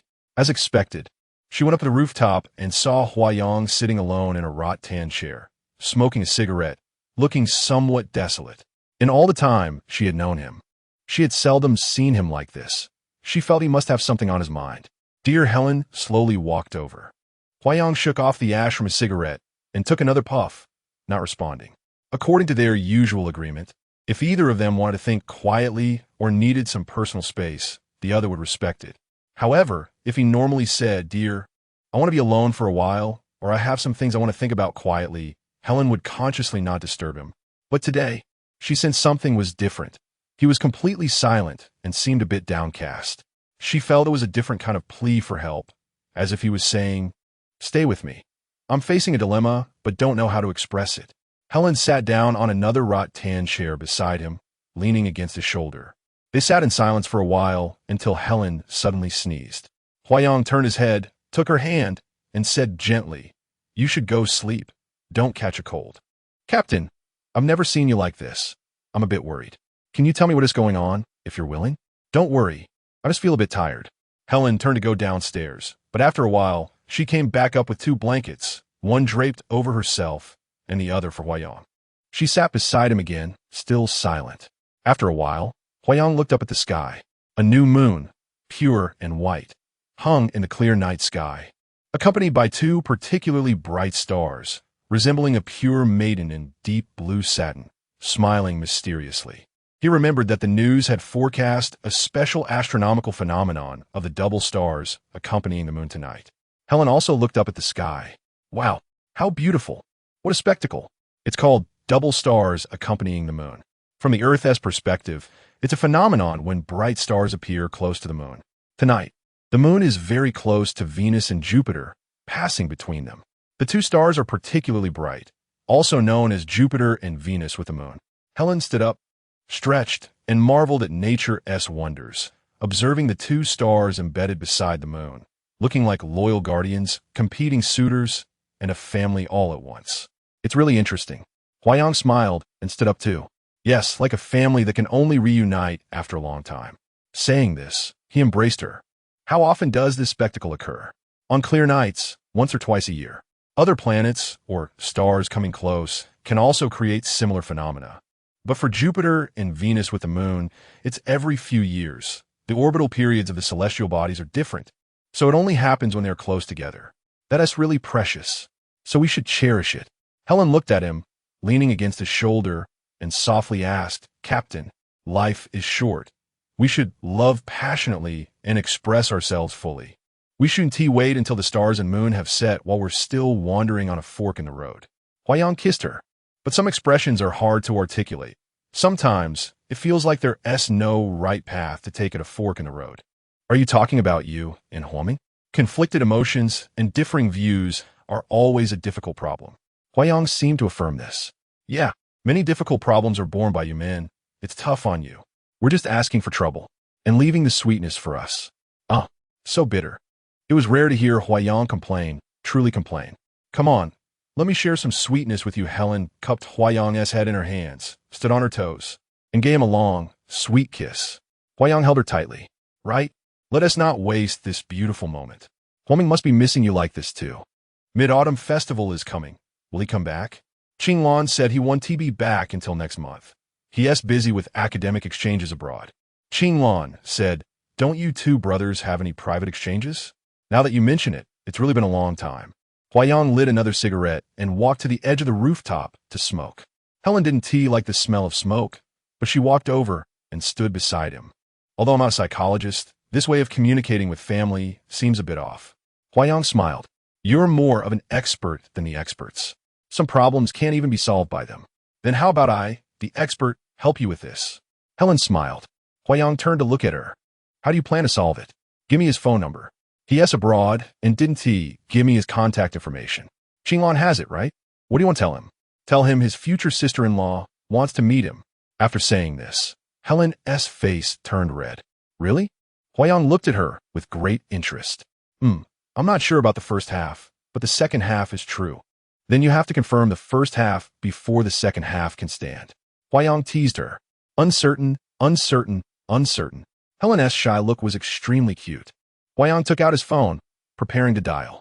It should be around noon over there. Hey, don't you have his contact information? You're lying to me. Helen playfully punched him. I said he didn't give me his contact information, which is true, but I asked Qinglan for it. So bad. I'm his older brother. What if that kid has something going on? Helen looked at him. Now that's what a brother should be like. Huayang dialed the number, appearing indifferent on the surface, but Helen guessed he was a bit nervous inside. After all, it had been a long time since they had communicated normally. Hello, brother. Is there something you need? Little brother, it's your brother. Can I call you if there's nothing? Are you really calling me all the way across the ocean just for nothing? Is it your style? I have a versatile style. Let us get down to business. Are you coming back from Mid-Autumn Festival? I shouldn't be back yet. We have exchanges at various universities. Students like you are led astray by this. If you don't have anything else, I'm hanging up. We're getting ready to go to the city. Wait, someone wants to talk to you. Who? Hello. Huaming, I'm Helen. Huaming felt strange when he heard an unfamiliar voice at first, but then thought that it was late at night on his brother's side, and a woman's voice at this hour must be someone close to him. Hello, Helen. Did you want to talk to me? Yes. I'm your brother's girlfriend, and I'd love to meet you. I hope you can come back during Mid-Autumn Festival so we can all gather. Oh, nice to meet you, and I'm happy for you both. Hearing this news, Huaming felt both surprised and delighted. It sounded like a nice lady, and he responded politely. But I'm sorry, I still have a lot of things to do. I will definitely visit you when I get back. Okay, then it's a deal. It's a deal. Then I won't disturb your work any longer. Take care over there, and I wish you a happy holiday in advance. Thank you. You too. Wish you a happy holiday in advance. Goodbye. Goodbye. After Huaming hung up the phone, he told Qingyan, who was also surprised. Huayang is finally willing to date? This is big news. Qingyan, let us go to the city later and see what gifts we can buy as a meeting gift.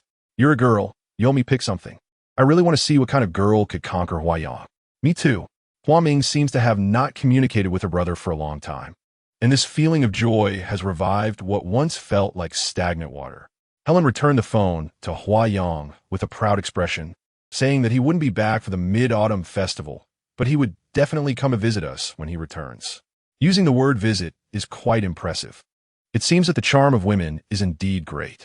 Of course, seeing Huayang also seems to have brightened up, which makes Helen feel very pleased. Captain, how about we take a little vacation for the Mid-Autumn Festival? Where do you want to go? I thought of a romantic island, where we can enjoy the sea breeze together under the full moon. That sounds very appealing. So, can it be realized? I'll go back and see how to arrange the time. Looking forward to your good news. At this moment, a crescent shape appeared on Huayang's face. The sky is so clear, it really has been a long time. Chapter 27. At the same time, under the sky as the autumn chill gradually sets in, Helen's face is full of the spring breeze.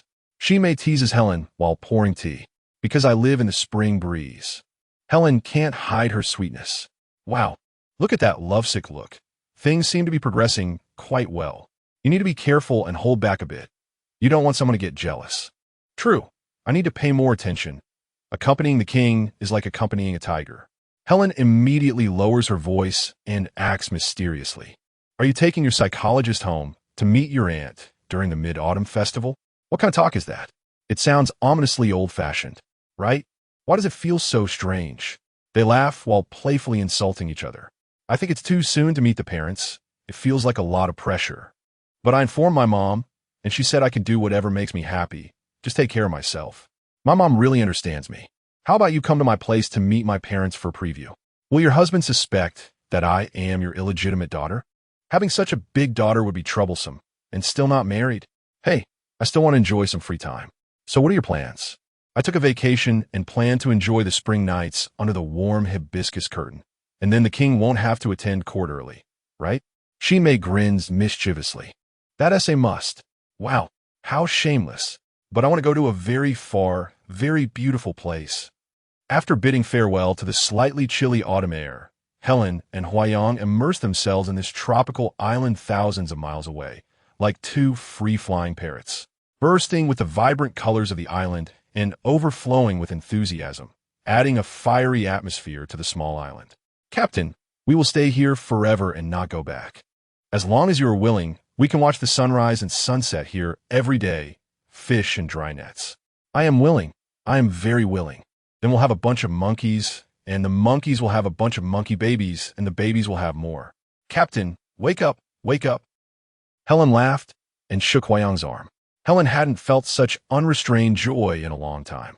Over the past few days, they explored every corner of the island, playing by the sea, catching crabs, napping in trees, browsing through various exhibitions and small shops, partying with locals and tourists at beach bars, enjoying romantic moments in vacation homes amidst paradise. And in the morning light, Huayang wrote her a little poem. In the morning mist, the dream awakens. Your gentle arrival, I wait with eager heart. A tree just waking, sprouting new buds. The morning mist is slightly cool outside the window. A crisp song seems to attempt to awaken each sleeping soul. The morning light gently filters through the thin curtain, tenderly caressing your face. The half-awake corner of your mouth reveals a childlike, innocent smile, then continues to drift back into dreams. During the Mid-Autumn Festival, a bright full moon rises slowly from the sea, seemingly larger than usual, like a newborn baby, soft and tender. Helen sits on a low tree trunk on the beach, dangling her feet, comfortably stretching. Gazing at the enchanting moonlight reflecting on the sea, the small island appears distant and close in the mesmerizing night.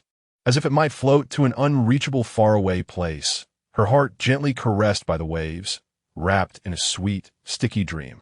Huayang is not far away, sitting at an outdoor table, writing something on a postcard. Helen looks back at him, feeling a surge of tenderness and affection for his serious demeanor. She continues to enjoy the caress of the sea breeze, quietly waiting for everything he offers her. Huayang finishes his drink, steps over the fine sand, leaps onto the tree trunk, sits beside Helen, and reads her the poem he just wrote for her. Daughter of the moon, the gentle waves and moonlight have bestowed you upon the world. I do not know which lucky fool is fortunate to meet your charming smile, like pea pods in spring, your luscious lips, like flowers adorned with dew. Welcome to this world of love, fragrant play. The wind carries your breath, gentle and sweet. The sea is your gaze, a deep well of affection, slowly intoxicating my heart. The moonlight gently blankets the earth, and the waves frolic in the distance. Helen feels moved and gently laughs. Their eyes meet, and a beautiful scene unfolds, a tapestry of love and warmth, captured in a moment forgotten by time, in a place called eternity. May we all live long, sharing this moment together under the sky.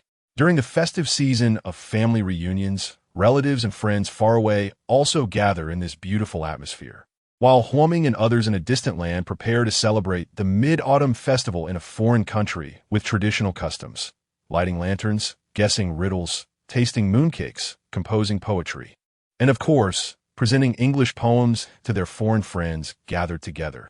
Thinking of you, when will the moon be clear and bright? With a cup of wine in my hand, I ask the blue sky. I don't know what season it would be in the heavens on this night. I like to ride the wind to fly home. Yet I fear the crystal and jade mansions are much too high and cold for me. Dancing with my moonlit shadow It does not seem like the human world. The moon rounds the red mansion, stoops to silk pad doors, shines upon the sleepless, bearing no grudge. Why does the moon tend to be full when people are apart? People may have sorrow or joy, be near or far apart. The moon may be dim or bright, wax or wane. This has been going on since the beginning of time. May we all be blessed with longevity. Though far apart, we are still able to share the beauty of the moon together. May we all live long, sharing the beauty of the moon from thousands of miles apart. Chung untranslated, and the foreign friends imitated him, reading along, causing everyone to laugh uncontrollably. Huoming walked to the terrace, looking up at the round moon hanging in the sky, so bright, so affectionate, like the gaze of relatives from his hometown. He thought of his brother and the time in the orphanage. When they were infants, they were abandoned due to a severe illness because their family could not afford treatment. Fortunately, they were found by the orphanage director, who took them in and found ways to treat them. The orphanage became their new home. During that time's Mid-Autumn Festival, they played and admired the moon in the courtyard, just like the joyful moments of regular children. When they grew up, they aspired to dedicate themselves to giving back to society and helping more people, so they chose the same ambition together. However, now they have separated due to differing ideologies, and Huoming can't help but feel a sense of regret. He doesn't want his relationship with his brother to be like it is today, but having chosen different paths, they should continue to move forward on their own chosen routes. Yet, deep down, he still hopes that no matter the path they take, the family can remain united. May they live long. Hua Ming recited the lines of the poem, never to be separated. Chang'an picked up, and at that moment, she also felt Hua Ming's thoughts. She too wished for his hopes. Chapter 28, a long-awaited visit. The international academic exchanges received a lot of recognition and support. Hua Ming returned to the research center with great ambition. At this time, the dream-making robot DAR-01 had made preliminary progress thanks to the efforts of many researchers, waiting for Huoming and the others to return for the first debugging. The design of the neural network looked quite good at first glance, but now more case analyses for treatment were needed to input for the robot to learn. Director Jiang Ning expressed affirmation of the debugging results and pointed out some shortcomings. Well, let's select some classic cases from the database and contact the neurology departments and psychological therapy institutions of major hospitals to seek more assistance from them. Great! I hope our experiment makes greater progress. After the meeting, Chang'an mentioned to Huoming that Huayang had a lot of treatment case data, and his methods were quite different from other professional institutions, which might be very helpful for the robot's learning. Should they also request some materials from him?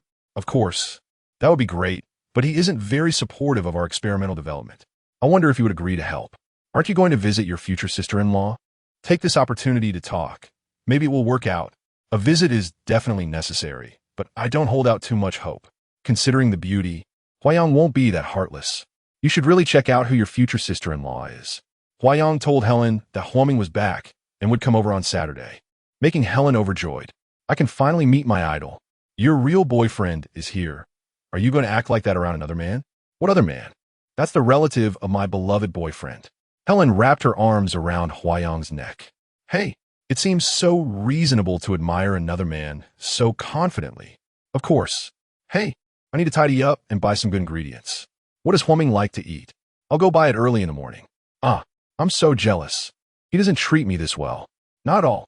I treat you very well, very well. How well? I don't know. I need to show my appreciation. Huayang leaned in to kiss her. Helen escaped like a rabbit. Catch me first, then we can talk. Hey, don't run. If I catch you, you're dead. It seemed like it had been a long time since the family had been this excited about something. On Saturday, Helen and Huayang got up early. Huayang went to water the flowers on the rooftop, while Helen prepared to go out to buy groceries. Ding dong, ding dong. Helen checked the surveillance and saw Huoming. She was as excited as a child who had found candy. Immediately telling Huayang, and then hopping down the stairs to open the door. When she opened the door, Helen saw a gentleman wearing black-framed glasses, elegantly dressed, just like the one she had seen on the bus that day. With a familiar aura, Helen immediately welcomed him warmly. Hello, Huoming. I'm Helen.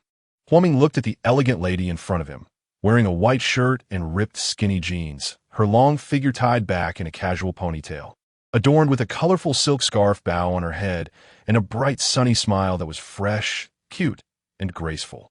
Huoming's eyes lit up, and he felt an inexplicable sense of familiarity. "Hello, Helen. Nice to meet you. We met a long time ago," Helen said, leading him upstairs. "Oh, I don't seem to remember. If I had met such a beautiful lady, I would definitely remember." "Think harder." Helen smiled at him. As Huoming looked at Helen, he tried hard to recall. "You bookworm, you wouldn't notice how many butterflies have flown by. Luckily, you didn't see them." Seeing that they had reached the third-floor platform, Huayang came down from organizing his tools and took off his work gloves while chatting with them. "Bro, good morning. Cool, mate. Have some tea." Helen went into the house to pour tea for Huoming. "Thank you." Huoming politely accepted the tea and looked around. This place has a lot more life than before. Women are the miracles of this world.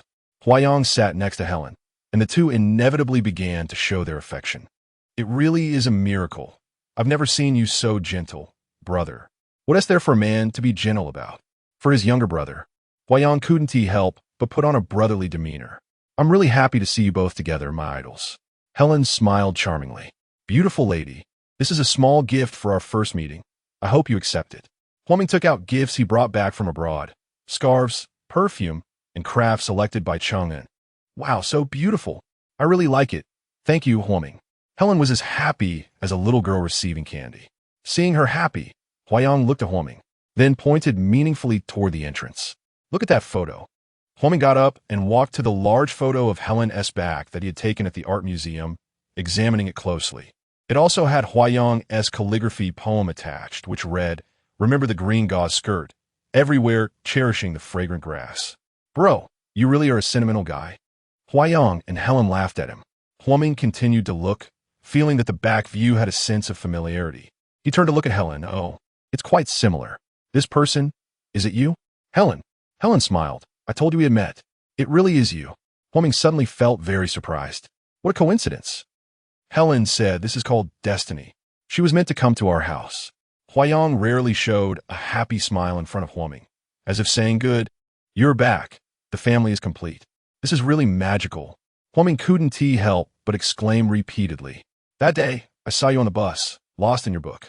When I got off, you had gotten off yet. It turns out you were also going to the art museum for the exhibition." Huoming felt a bit embarrassed, recalling that day when he had absent-mindedly missed his stop. "Did you know? The way you were engrossed in your book was really charming, like a fresh fairy herb. It's really a pity. What a shame I missed my stop. Otherwise, I could have met such a beautiful lady." "Hey, are you openly flirting with my sister-in-law?" Huayang pretended to be jealous. "Hey, a graceful lady deserves a gentleman. You're still a gentleman? You're just a fool." Huayang rolled his eyes at him. "Hey, just now, Helen's words clearly complimented me. Is that so, Helen?" Helen chuckled happily. "Correctly understood. All right, from now on, I have my sister-in-law backing me up. So you can't bully me. Why do I feel like you two are bullying me together?" Huayang said irritably.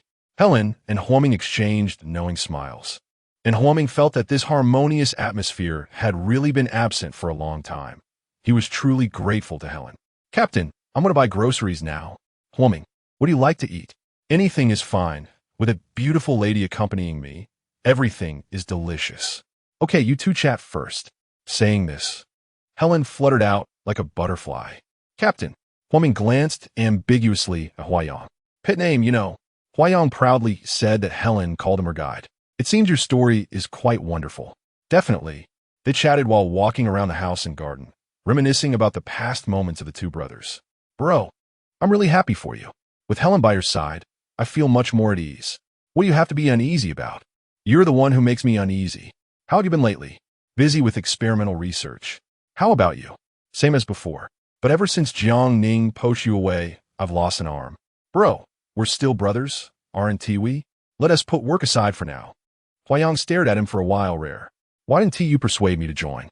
You've always said you'd join if you wanted to. How could I persuade you? How do you know if you don't try?" "Hey, don't think I'm stupid. I've tried so many times already. Maybe my mind has changed now. So, are you willing to join?" Huoming looked at him suspiciously, unsure of his intentions. "Not willing." Huayang had a nonchalant expression, lounging on the sofa. "I've already said it. I don't know how many times you need to hit a wall before you turn back. I've said it before, but you never listened. Let us not talk about this anymore. If Helen comes back and sees us fighting, it'll ruin our image." A man-s image should have some wildness. We've fought plenty before. Suddenly, Huayang teased him. Luckily, you found such a good girl in Helen. You know, I was worried about your sexual orientation before. Remember back in school when there was that effeminate Professor Tang who was close to you? Hey, don't mention that time. It was disgusting. We all thought you two were in love, since you often hung out with the teacher. How could you think of such vulgar words? Really, still cultured people. That teacher, we can't call him mentally abnormal. He just has that orientation. He is a pioneer in alienation psychology, and we should respect that. I'm about academic exchange, and I'm eager to learn. How can I have your filthy thoughts? Hey, I think Helen really misjudged you, saying you're as fresh as an immortal herb. Huayang made a gagging gesture. I knew you were eager to learn. That's why you've achieved so much. Hey, you little brat, starting to flatter me. You must have some ulterior motive. I'm being sincere. Why are you so suspicious? I see something off in your eyes. Do you want something from me? By the way, why didn't teaching come? I miss that girl too. How are you two doing now? She's visiting various hospitals today to make contacts. We'll gather again next time. You want all the major hospitals to participate in your project? No, we need to collect some cases of mental and psychological therapy to provide for the robots to learn.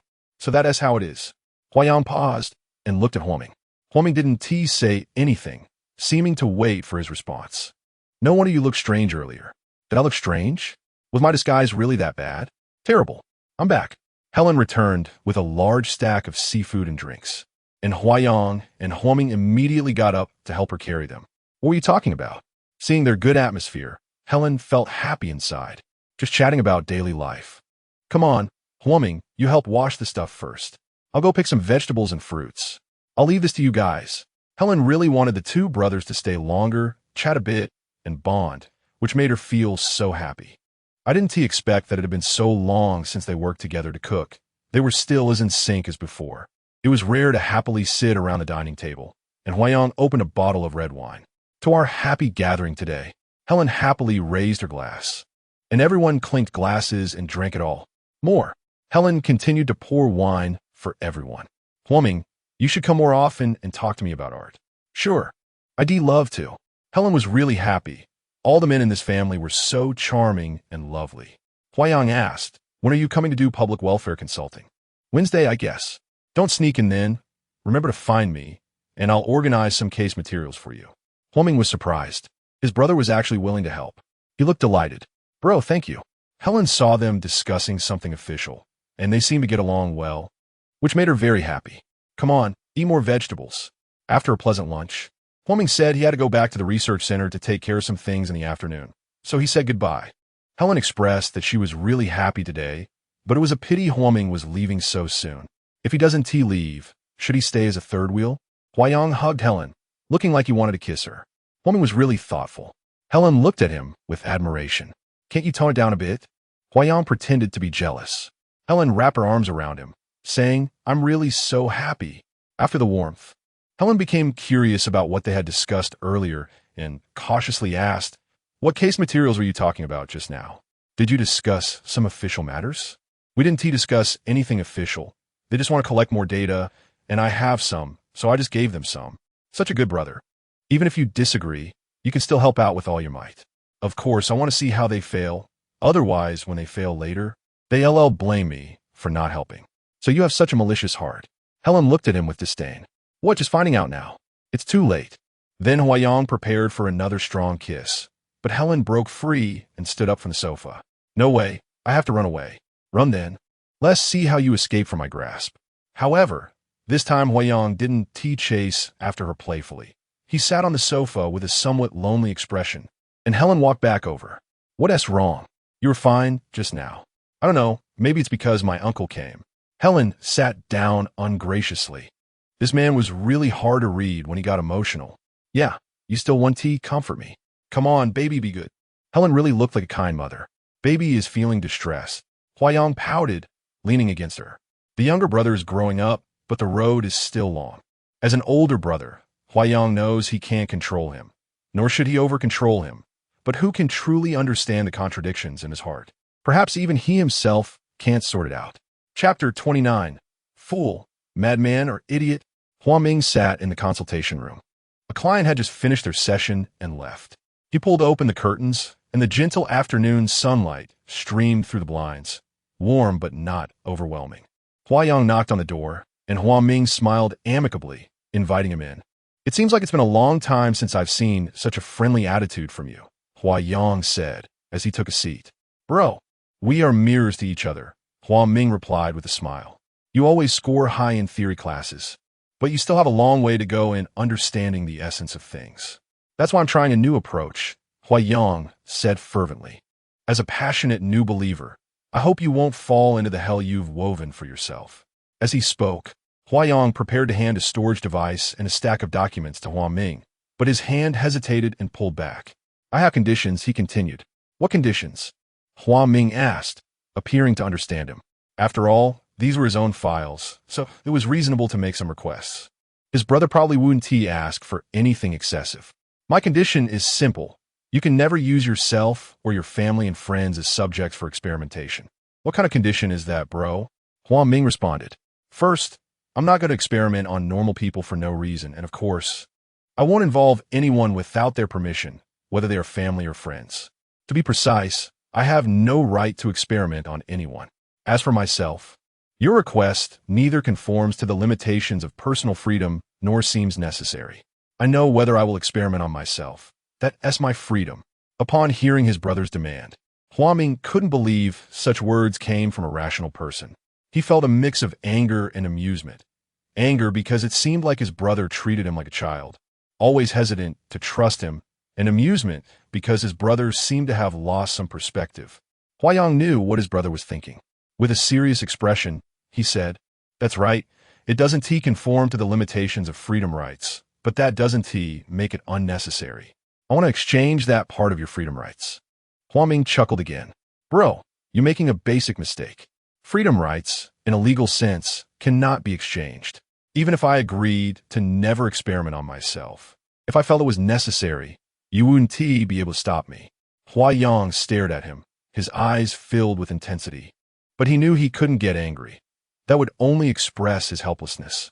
He couldn't help but worry that his brother seemed to have grown wings. Did he understand the risks he was taking? He couldn't control how Hua Ming acted or predict when he might take real risks. What if his brother was too naive and randomly experimented on himself? In truth, he just wanted Hua Ming's attitude, something to reassure him. He knew his brother was now opposing authority, not him, and getting angry would only push him further into danger. He steadied his emotions, softened his gaze, smiled, and continued, "You need to understand the essence of my words. Any answer you give is actually unimportant, as long as you realize I'm coming from a place of concern. Of course, there's a certain boundary being drawn. I cannot force you to do anything. What is the point of saying, if you don't agree, I won't give you these documents? We're all adults here. It's not possible to set rules that are outside legal boundaries." Hua Ming understood that his brother wasn't being unreasonable. He was just testing the boundaries. However, perhaps he still unconsciously treated him as an authority, unintentionally showing some deliberate resistance. "Bro, I understand. Don't worry. We uphold a rigorous scientific attitude, and all operations must be assessed from multiple perspectives before making appropriate choices." "All right, I trust you," Huayang said, realizing the outcome of his earlier test. After all, his brother needed to grow up, and he still couldn't completely let go. Saying this, Huayang handed the documents to Hua Ming. Hua Ming took the documents, opened them, and found the cases were quite good. Some were even from when he worked there. He smiled slightly and put the documents into his bag. "I'll head back now," Hua Ming said as he prepared to say goodbye. "Let us have dinner together tonight. Helen knows you're coming today and has already said she'll buy some good dishes," Huayang suggested. Okay, Hua Ming thought. It was a rare gathering. And once he immersed himself in his busy research, who knew when they could meet again? "Call Cheng in," Huayang said, turning to leave but then looked back. Hua Ming nodded and picked up the phone to call Cheng in. "Hello, Sheng in." Upon arriving at Huayang's home, Cheng in greeted him warmly. Helen was overjoyed and excitedly introduced herself. "I'm Helen. I've heard your name for a long time, and I was wondering when I could meet the beautiful lady." Am I really that famous?" Cheng in replied, delighted. Helen cupped her face with her hands, feigning shyness. "Of course.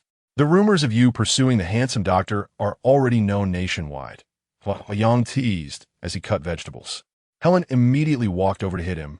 That is definitely something you made up. Huayang grabbed her hand, pretending to cut his finger. Helen became anxious and reached for his hand to check. Huayang opened his hand, and when Helen saw it, she angrily swatted his hand. How dare you trick me? With a mischievous grin, Huayang leaned in to kiss her. If you two keep showing off your love, we want to have dinner tonight, Hua Ming said with a feigned grievance. Glancing at Chang'an, hey, they say love is enough to keep you full, but what about us? Chang'an said, looking equally helpless. Huayang tossed a tomato at them. You two can use this to show off your love, but don't interrupt us. With that, he went to hug and kiss Helen. Helen pushed him away. Humph, you're ruining my reputation. Go show off your love with that. Saying this, she stuffed the tomato into his mouth and hopped away like a rabbit. She grabbed Cheng and Eshant. Cheng in. Let's go up to the rooftop and pick some fruit. Okay. They ran up to the rooftop like two children, joyfully picking fruit and chatting. Cheng in. You and Hua Ming are really a good match. The four of us are like a family. It's so happy. Cheng in blushed. Helen, you're really cute. But Hua Ming and I are just good friends. Oh. Helen paused, looking at Cheng in mischievously. Cheng in felt a bit embarrassed under her gaze. Helen leaned in and asked, is our big PhD too dull to take a step forward? Not really. Maybe we're both just busy with research and haven't planned for other things yet. Plan? Does romance need planning? You professionals in psychology are really hard to understand. Do you have to calculate everything with an abacus? Cheng in laughed. Is it a bit like being a fool? Not quite. Helen paused. It's a bit like being a madman, like the captain. But you and Hua Ming are more like idiots. They both burst into laughter. Helen continued. Why don't you learn from me? Cheng in looked at her in confusion. Learn from you? How? Go after him. They laughed again. Hey, this face really isn't that important. What matters is opening each other's hearts, right? Helen said lightly. Yeah, that makes sense. It seems you have great potential for work in psychology. Don't say that. I don't want to be surrounded by a bunch of fools, madmen, or idiots all day. Ha ha ha. Chang'an was amused by Helen's words. After picking enough fruit, they walked back inside. Here, these good things are left to the madman and the idiot, Chang'an said with a smile. Huayang and Huaming were both confused. Hey, who are you talking about? It must be you, Huayang replied. She is talking about both of you, Huaming added. Both of you are the ones, Huayang said again. Helen, who was nearby, was secretly laughing. You both are. As she spoke, she leaned in to whisper to Chang'an, as if planning a secret operation. You two are busy. I'll take Chang'an for a tour.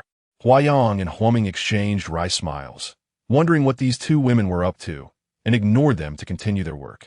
Helen showed Chang'an their photos. Aren't they adorable? Chang'an smiled, thinking to herself that she had seen these countless times, and even had some in her collection. Back then, Chang'an would often gaze at them like a fan. Helen probably didn't know that Huaming had once confessed to her. She had always been focused on following these older brothers in the industry, not wanting to get involved in a relationship. Although it was impossible not to be moved by Huaming, she felt that something was still missing between them. Both she and Huaming were not the type to have intense feelings, and it seemed that this close yet subtle relationship was the most suitable for them. Perhaps she also harbored some fear, afraid of being at a loss when stepping into a relationship with unclear boundaries. She didn't understand the deeper reasons behind this, which was why she wanted to find answers in psychology. It seemed that answer hadn't come yet, but Helen and Huayang were influencing her, making her think whether she should seriously consider her relationship with Huaming. Yet at the same time, she was puzzled. She already felt very happy being by Huaming's side and pursuing common goals, feeling like she was lacking in passion or something else. She chuckled, realizing she hadn't thought so much before. Why did she feel she should think more now? Was it really time? As Helen was talking, she noticed Chang'an seemed a bit dazed, so she stopped and quietly watched her. After a while, Chang'an finally reacted, wondering why it suddenly got so quiet. Seeing Chang'an respond a bit, Helen continued to smile at her quietly. Oh, sorry. It seems that there are really many daydreamers in psychology. I was just lost in thought. Chang'an smiled slightly. Has Huaming ever said that you look beautiful when you're daydreaming? Chang'an's face turned slightly red. Helen, shall we go see if they finished cooking? Helen was a bit puzzled by her reaction. What was she really thinking? Their feelings for each other seemed good, but there seemed to be something in between. Hey guys, is dinner ready? I'm so hungry. Cheng-yin walked out. Aren't you two whispering a lot? Take your time. It'll be ready soon. Helen winked at Huayang. Captain, I forgot where I put something. Can you help me find it? Cheng-yin, you go help Huaming first. At your service. Huayang was pulled back into the room by Helen, closing the door with a mysterious look. What? Did you suddenly miss me? Huayang said with a warm expression, wrapping his arm around Helen's waist, wanting to get close. Helen gently pushed him away. Hey, this isn't about that. I have something to ask you, and you have to answer me seriously. Huayang had a million questions in his head, wondering what this girl was up to. You're not suspecting that I've fallen for someone else, are you? Puffed. You're so full of yourself. Hey, be serious. I want to ask you, what exactly is the relationship between Cheng-in and Huaming? Why do they seem not so close? Huayang wrapped his arms around her again. Forget about them. Let us just focus on us. He leaned in again to kiss her. Hey, be serious. When did you become so impatient? Always so improper? Helen playfully pushed him. It's just after I met you. Oomph. Who says I was chasing after you? Hey, do women really hold grudges like that? Yes. So you must never offend a woman. What am I supposed to offend? He became more passionate while saying this. Helen pushed him away, and they heard a shout from outside. Helen, Huayang, dinner's ready. Quick, let us go eat. Huayang seized the opportunity to say, all you think about is eating. Huayang pulled her out of the room. You two really don't waste any time, do you? Huaming teased them. Every moment is precious. Huayang replied. Helen rolled her eyes at him and helped Cheng and set the dining table. The two brothers exchanged a secretive smile. Huayang walked over to Huaming and whispered, what is going on between you and Cheng-in? Helen asked me, and I feel like I'm still confused about you two. I really don't understand. I don't understand either. Let us eat. Chapter 30. Flickering affections after sending Huaming and Cheng-in off for dinner. Helen pursued Huayang relentlessly, pressing him about the previous questions. Huayang expressed that he really didn't understand either, and Helen appeared a bit displeased, thinking he was deliberately hiding something. After knowing each other for so long, how could he possibly be unaware of his brother's situation? Dear, what could I possibly hide from you? Do you think I'm an incompetent brother? I'm just feeling like there's some kind of distance between you two. Are you really brothers? Huayang looked at Helen's adorable expression and smiled wryly. To be honest, I'm not sure either. Still being cheeky, huh? Well, you don't understand. Our profession makes us aware of the boundaries between people. We're very clear about it. If the parties involved don't want to say more, no matter how much I care internally, I have to respect that. You guys are too professional. Exactly, Huayang chuckled. Okay, I get it. You've been brainwashed by your professional knowledge. But surely you can tell me how their relationship has been all this time. Madam, you care so much about other people's affairs. I think your profession should be that of a paparazzo. You're right, I've been brainwashed too. All right, if you wash the dishes, I'll tell you. No way. You have to tell me first, then I'll consider washing the dishes. Hey, your opponent is quite strong. No choice, that's how it is. Okay, I can only tell you what I know, and you shouldn't pry any further. It's late. Why don't we stop researching them and focus on ourselves instead? With that, Huayang tried to pick up Helen again. Helen pressed his hand down, a disapproving expression on her face. Huayang couldn't do anything about it. We're in the same university, but Cheng-in only transferred to our department in her sophomore year. She originally seemed to be from the computer science department. I don't know why she switched. She never mentions it, and we don't dare to ask. Even her roommates can't get close. Back then, we felt that our ideals and views were quite similar, and we became good friends. Huaming also expressed a desire to develop further with her, but she responded quite flatly, saying they were better off as just friends. Later, Huaming and I joined a public hospital while she continued her research work. Eventually, we opened our own clinic, and she promised to come help. They have always maintained a lukewarm relationship. I always wanted to play matchmaker for them, but then I stopped caring. We're all adults now, and it's not like we're just playing house. It's better to let the parties involved go with the flow. Then Huaming joined Jiang Ning's team, and Cheng-in followed him. I really don't know how they're now. It's just like this now, and I honestly have no idea. Very good. You speak freely. Then should I get a reward? All right, I'll go wash the dishes. Huayang pulled her in, hey? This dish is more of my concern. Saying that, he hugged Helen tightly without giving her a chance to protest. On the way home, Huaming and Cheng-in were both silent. The atmosphere felt like it was about to freeze, mixed with some kind of undercurrent of warmth. Chang'an looked at Hua Ming, who was focused on driving, and suddenly felt a pang of heartache. This man had been by her side for so many years. What did she really think of him? She knew she loved him, but how could she accept his feelings? She always felt timid. Moreover, he no longer expressed anything to her. Had his heart also changed? Perhaps he wouldn't have the patience to wait indefinitely. But if he was with someone else, would it hurt her? Remembering this, she suddenly felt heartbroken over his silent care all this time. But was this what she wanted? Was she expecting something while continuously avoiding something else? They remained silent until they arrived downstairs at Chang'an's home. Hua Ming looked at her in a daze and spoke. We're here. Oh, Chang'an fainity deactive. What was I just thinking about? Chang'an recalled how Hua Ming had stared at her in a daze earlier and remembered Helen's words. Hua Ming said you look beautiful when you're in a daze. She smiled at herself. Nothing, good night. Saying this, she began to unbuckle her seatbelt. Do you know? You like to daydream a lot in college. Yeah. Helen said that those of us studying psychology are either idiots or crazy. Hua Ming chuckled. No wonder you were just. They exchanged smiles, as if both were laughing at themselves. It seemed they truly were. So, fools usually fall in love with daydreamers, Hua Ming casually remarked, his gaze gradually deepening. Chang'an's heart fluttered, and she dared not look at him. But daydreamers are always so dazed. They are dazed, but also very beautiful.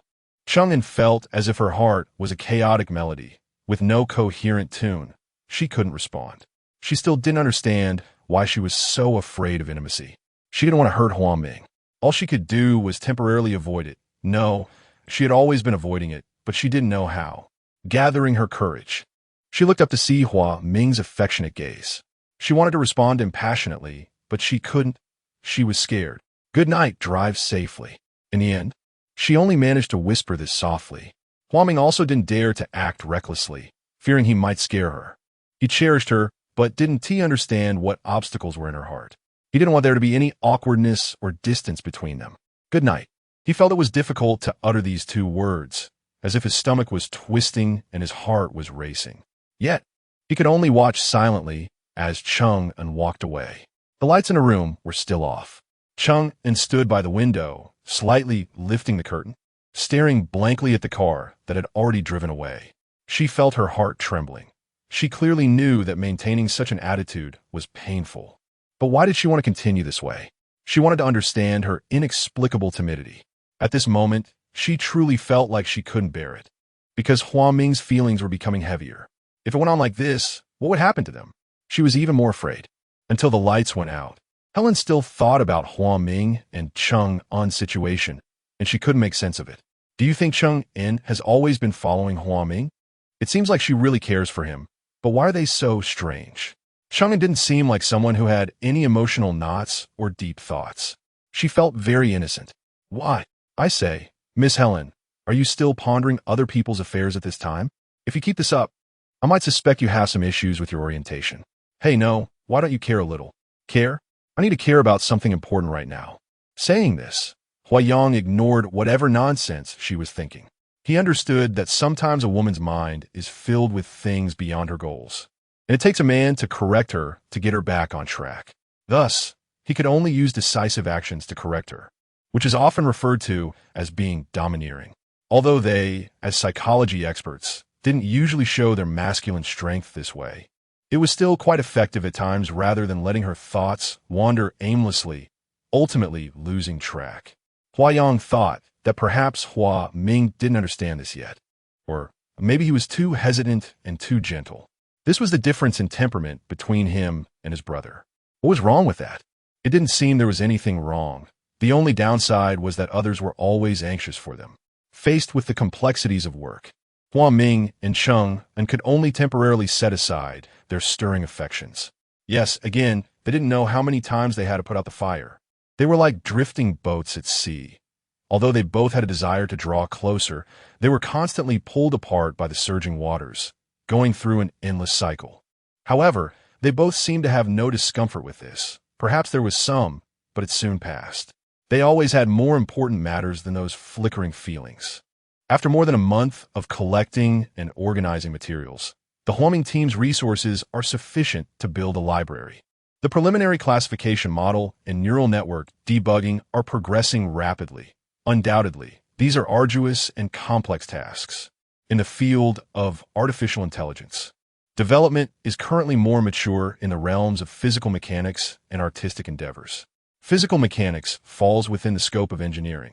No matter how complex, it follows discernible patterns and precise rules, and through rigorous calculations, errors are minimal. Complex issues, such as those related to aerospace or exploring the Earth's core, have become relatively easy with the rapid advancement of quantum computing.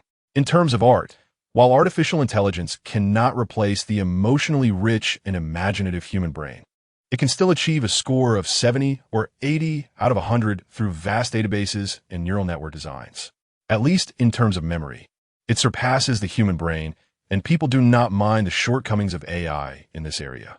Otherwise, they would struggle to find reasons for their existence and sense of achievement, aside from the fact that AI is ultimately a creation of humans. Huang and his team understand the difficulties lie in the realms of psychology and consciousness, in the uncertain zone between science and art. They must consider multiple possibilities at each node, just as every thought naturally arises in humans, oscillating between heaven and hell with each moment. While general psychological principles can still be summarized and understood through probabilistic calculations, precise computation remains unachievable. Huang also understands the reasons why his brother does not join. They are well aware of the ineffectiveness of treatment stemming from this uncertainty, likened to an insurmountable deep chasm, deeper than the Mariana Trench, in past psychological treatment methods. However, Huang believes that human cognitive development comes from attempts and risks, rather than premature conclusions and stagnation. This cannot be deemed purely naive, having stood on the shoulders of giants. One cannot long for their embrace. They are not blindly trying and failing, but are basing their efforts on past experiences and rational analysis, supported by immense computational power. In the rapidly evolving landscape of technological development, he is confident that, regardless of whether they find exact answers, they will certainly not return empty-handed. Chapter 31 Reunion. In addition to psychological therapy, an important research area for artificial intelligence robots is exploring the mystery of consciousness, one direction of which is to assist in the recovery of consciousness for cerebral palsy patients. Theoretically, when the heartbeat and breathing stop, it is merely the clinical death phase, or the phase between clinical death and near death, and does not yet constitute true biological death. At this point, the overall life activity functions of the human body have ceased, but the cells, as the basic units of the human body, have not truly died. After a period of ischemia and hypoxia, a series of irreversible changes occur, ultimately leading to the death of human tissues and cells, and the organs will permanently lose their life functions, which is when true death occurs. In the preceding state of apparent death, if the body's oxygen demand is reduced to 10 of the normal requirement and the metabolic rate is lowered, the survival rate of the cells will increase, and there will be a possibility of revival. At a life sciences seminar that day, Huang proposed ideas on rescuing individuals from near-death states in the human body and brain, based on biology, medicine, and brain science. Throughout the long history of humanity, we have developed intelligence significantly different from animals to gain more living space. But our bodily functions are also quite fragile. We cannot hibernate like many animals or automatically regulate our body temperature to combat extreme environments. However, many miraculous facts tell us that, at certain times, our bodies have special protective mechanisms. 20 years ago, a skier in Norway was trapped in a freezing waterfall and was rescued 2 hours later, at which point her heartbeat had already stopped. Yet she was revived after 7 hours with no damage to her bodily functions. 10 years ago, a child ran outside naked in the winter because his parents returned home late, and when people found him the next day, he was frozen to death. But he was revived after resuscitation. The medical community has studied these states of apparent death, revealing that the human body has a special self-rescue mechanism that can reduce blood oxygen demand to below 10 of the usual requirement and in a low-temperature state. Metabolism nearly stops, so when they are revived, they can be unharmed. In 2007, an American medical research group conducted experiments on induced hibernation with successful results. Although there is no accurate clinical data yet indicating the maximum hibernation time for humans or how long one can be revived without bodily function impairment. These studies provide a positive research direction for rescuing individuals in near-death states. Doctor, how many successful cases have there been with artificial induction methods to date?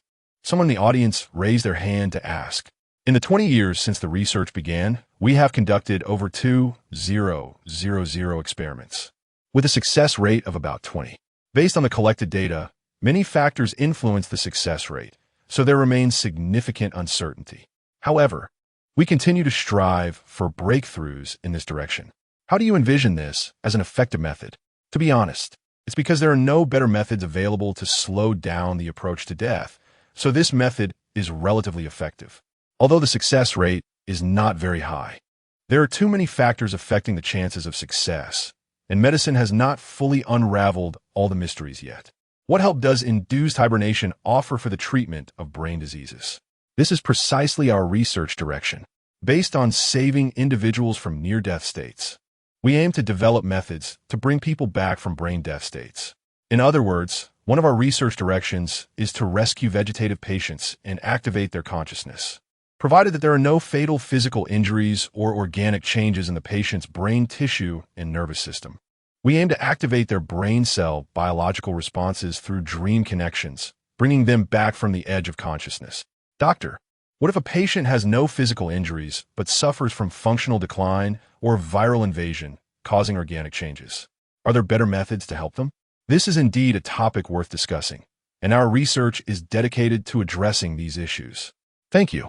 Doctor, your speech was wonderful.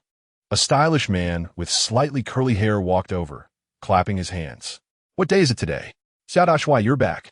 Ming was overjoyed to see Xia Tian, whom he hadn't seen for many years, and he put his arm around his shoulder. Doctor is working on such a great research topic. How could I not come back to check it out? Xia Tian joked. I thought you were lost in some corner of the world by some enchanting vixen and had forgotten about your brothers. Ming punched him lightly on the chest. I sincerely say, I absolutely haven't forgotten you. Xia Tian put on a sincere look and covered his chest. You're covering your conscience, aren't you? Ming teased him. All right, to show my sincerity, I'll pay for tonight's drinks. Hey, don't think that will buy me off. Let us see how much you could drink first. Ming looked at him disdainfully. Chengyan, how come this guy is still so hard to deal with? If he's latched onto you, make sure he doesn't tea. Ming wrapped his arms around him. I'm latching onto you now. Latching onto you. Latching onto you. The two men walked away, joking and laughing like children. Chengyan watched them and thought to herself that if it weren't for their serious demeanor when working, she wouldn't believe they were adults. She smiled and called out, hey, wait for me, and followed along. Under the night sky, they sat by the window of a small tavern where they often gathered in the past.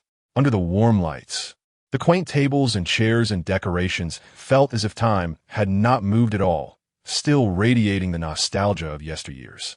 So, you've come back to join us. Ming's eyes lit up, and Xia Tian nodded proudly. With Xiaobo assisting, I believe we can achieve great things. Come, let us have a drink. If Huayang joins, it will be like adding wings to a tiger. Xia Tian took a sip of his drink and said. Ming sighed. He had never believed in intelligent machines.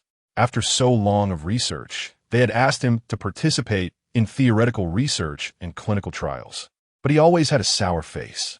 The only time he was relatively mild was when he handed over the materials. Any topic related to it would kill the conversation. As he spoke, Ming took a swig of his drink. Is this your excuse for not calling me when you all gathered? At that moment, a tall man wearing a casual trench coat, with an aloof expression and a hint of an elegant yet hipster vibe, walked over. There was no wind around, but a distinct air flow surrounded him. They turned to look, and Huayang's casual outfit today had a star-like aura. Hey bro, we just happened to run into each other at the seminar and came over. How could we forget you? Seeing your handsome face makes me want to get drunk. Xia Tian pretended to act as if he would get drunk. Your act is still so insincere. No wonder you want to join this guy to study something low energy.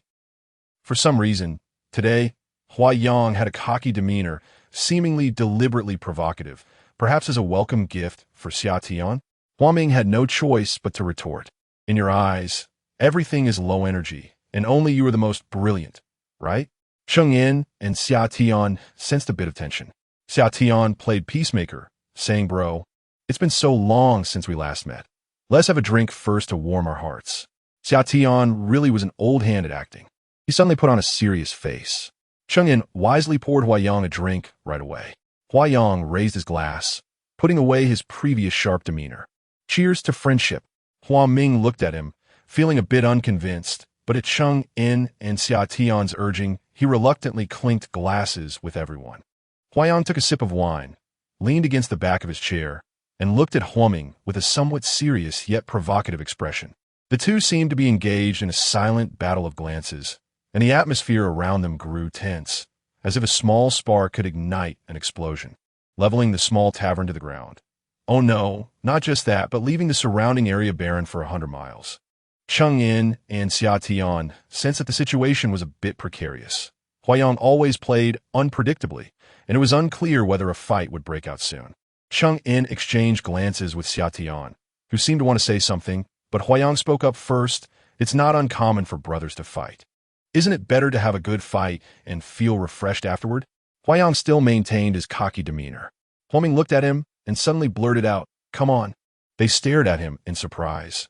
This quirky guy seemed to have some ability to control the situation, as if the fate of war and peace rested solely in his hands. Xia Tian rolled up his sleeves, trying to put on a show. "Come on, come on. Bring it on."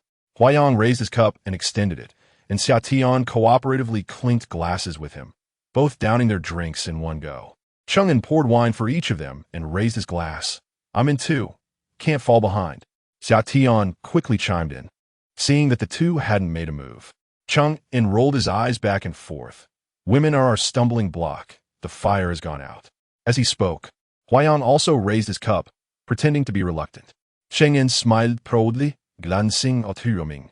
Although he was somewhat resentful of his older brother, he actually admired and loved him deeply. It's rare for brothers to gather, and after some verbal sparring, it should be a grand affair. No return without getting drunk. Hua Ming was actually very happy inside, since reuniting with Helen. He had lost track of how long it had been since he had such a carefree gathering with his brother and old friends. He didn't know how long such moments would last, and he couldn't bear to let them slip away. They could finally put down their armor and be so honest and free, forgetting all the academic rivalries and positions. Such a short time was extremely precious. "Hua Ming, do you remember when you were in first grade and still wet your pants?" Huayang teased drunkenly. Cheng Yin and Xia Tian chimed in drunkenly. "Oh." Hua Ming suddenly looked embarrassed, yet somewhat defiant. "So what? My pelvic floor muscles weren't developed yet. Your brain wasn't developed yet." Huayang continued to mock him. "What about you? In second grade, you lifted a girl's skirt, got punished by the teacher, had her write a self-reflection, and then got beaten at home." Hua Ming countered. "Oh." Cheng Yin and Xia Tian erupted in laughter again. Huayang clasped his fists. "Looking smug, that's my romantic past. The beating is minor. The key is I got to see around. White little but totally worth it," Huayang said, downing another drink. "Pervert." Hua Ming shot him a disdainful look. "Hua Ming, do you remember that time in middle school when someone put a cockroach in your drawer and you got so scared you peed your pants? Do you know who did it? Was it you? Didn't you go play soccer? That's why you're dumb. Only the closest people know your biggest weaknesses." Huayang pointed at himself. "Wow, it really was you. You even framed that chubby kid at my desk. What a despicable guy. You're just like that pig head, huh?" No need to say, the one who pretended to write a love letter to Shuelin must have been you too. I was helping you. You're both stupid and shy. It drove me crazy. If you weren't my brother, Shuelin would have been mine long ago. Listening to the brothers' childhood stories, Cheng Yin and Xia Tian couldn't help but laugh. Thus, they got drunk late into the night, leaning on each other as they walked down the road, as if they could roam the world together, never to part. Chapter 32. Parting ways, they lay drunkenly in Hua Ming's house near the tavern. After waking up, Huayang tidied up a bit and prepared to leave. Xia Tian also woke up and playfully grabbed his arm, pretending to be charming. "Do you always leave without saying goodbye?" As she spoke, she threw a flirtatious glance at Huayang. Huayang leaned down closer to her, asking, "Want a wet kiss goodbye?" Xia Tian immediately covered her mouth, saying no. "No, you haven't brushed your teeth. Your breath stinks." Huayang pretended to try to kiss her forcefully. "Come on, come on." Xia Tian pushed him away and got up. "I'd rather fight you." she said, striking a pose like Bruce Lee. Save it, you can't beat me, Huayang replied, turning to leave. Xiaotian pulled him back, saying, wait. Why are you so clingy? Huayang reluctantly turned back. Xiaotian suddenly flipped him over, pinning him to the ground. Bro, can't you drop the act a little? Don't always make people climb over you. Huayang countered, tossing her off. I only let women climb on me. You should consider getting a sex change if you wanted to think about it.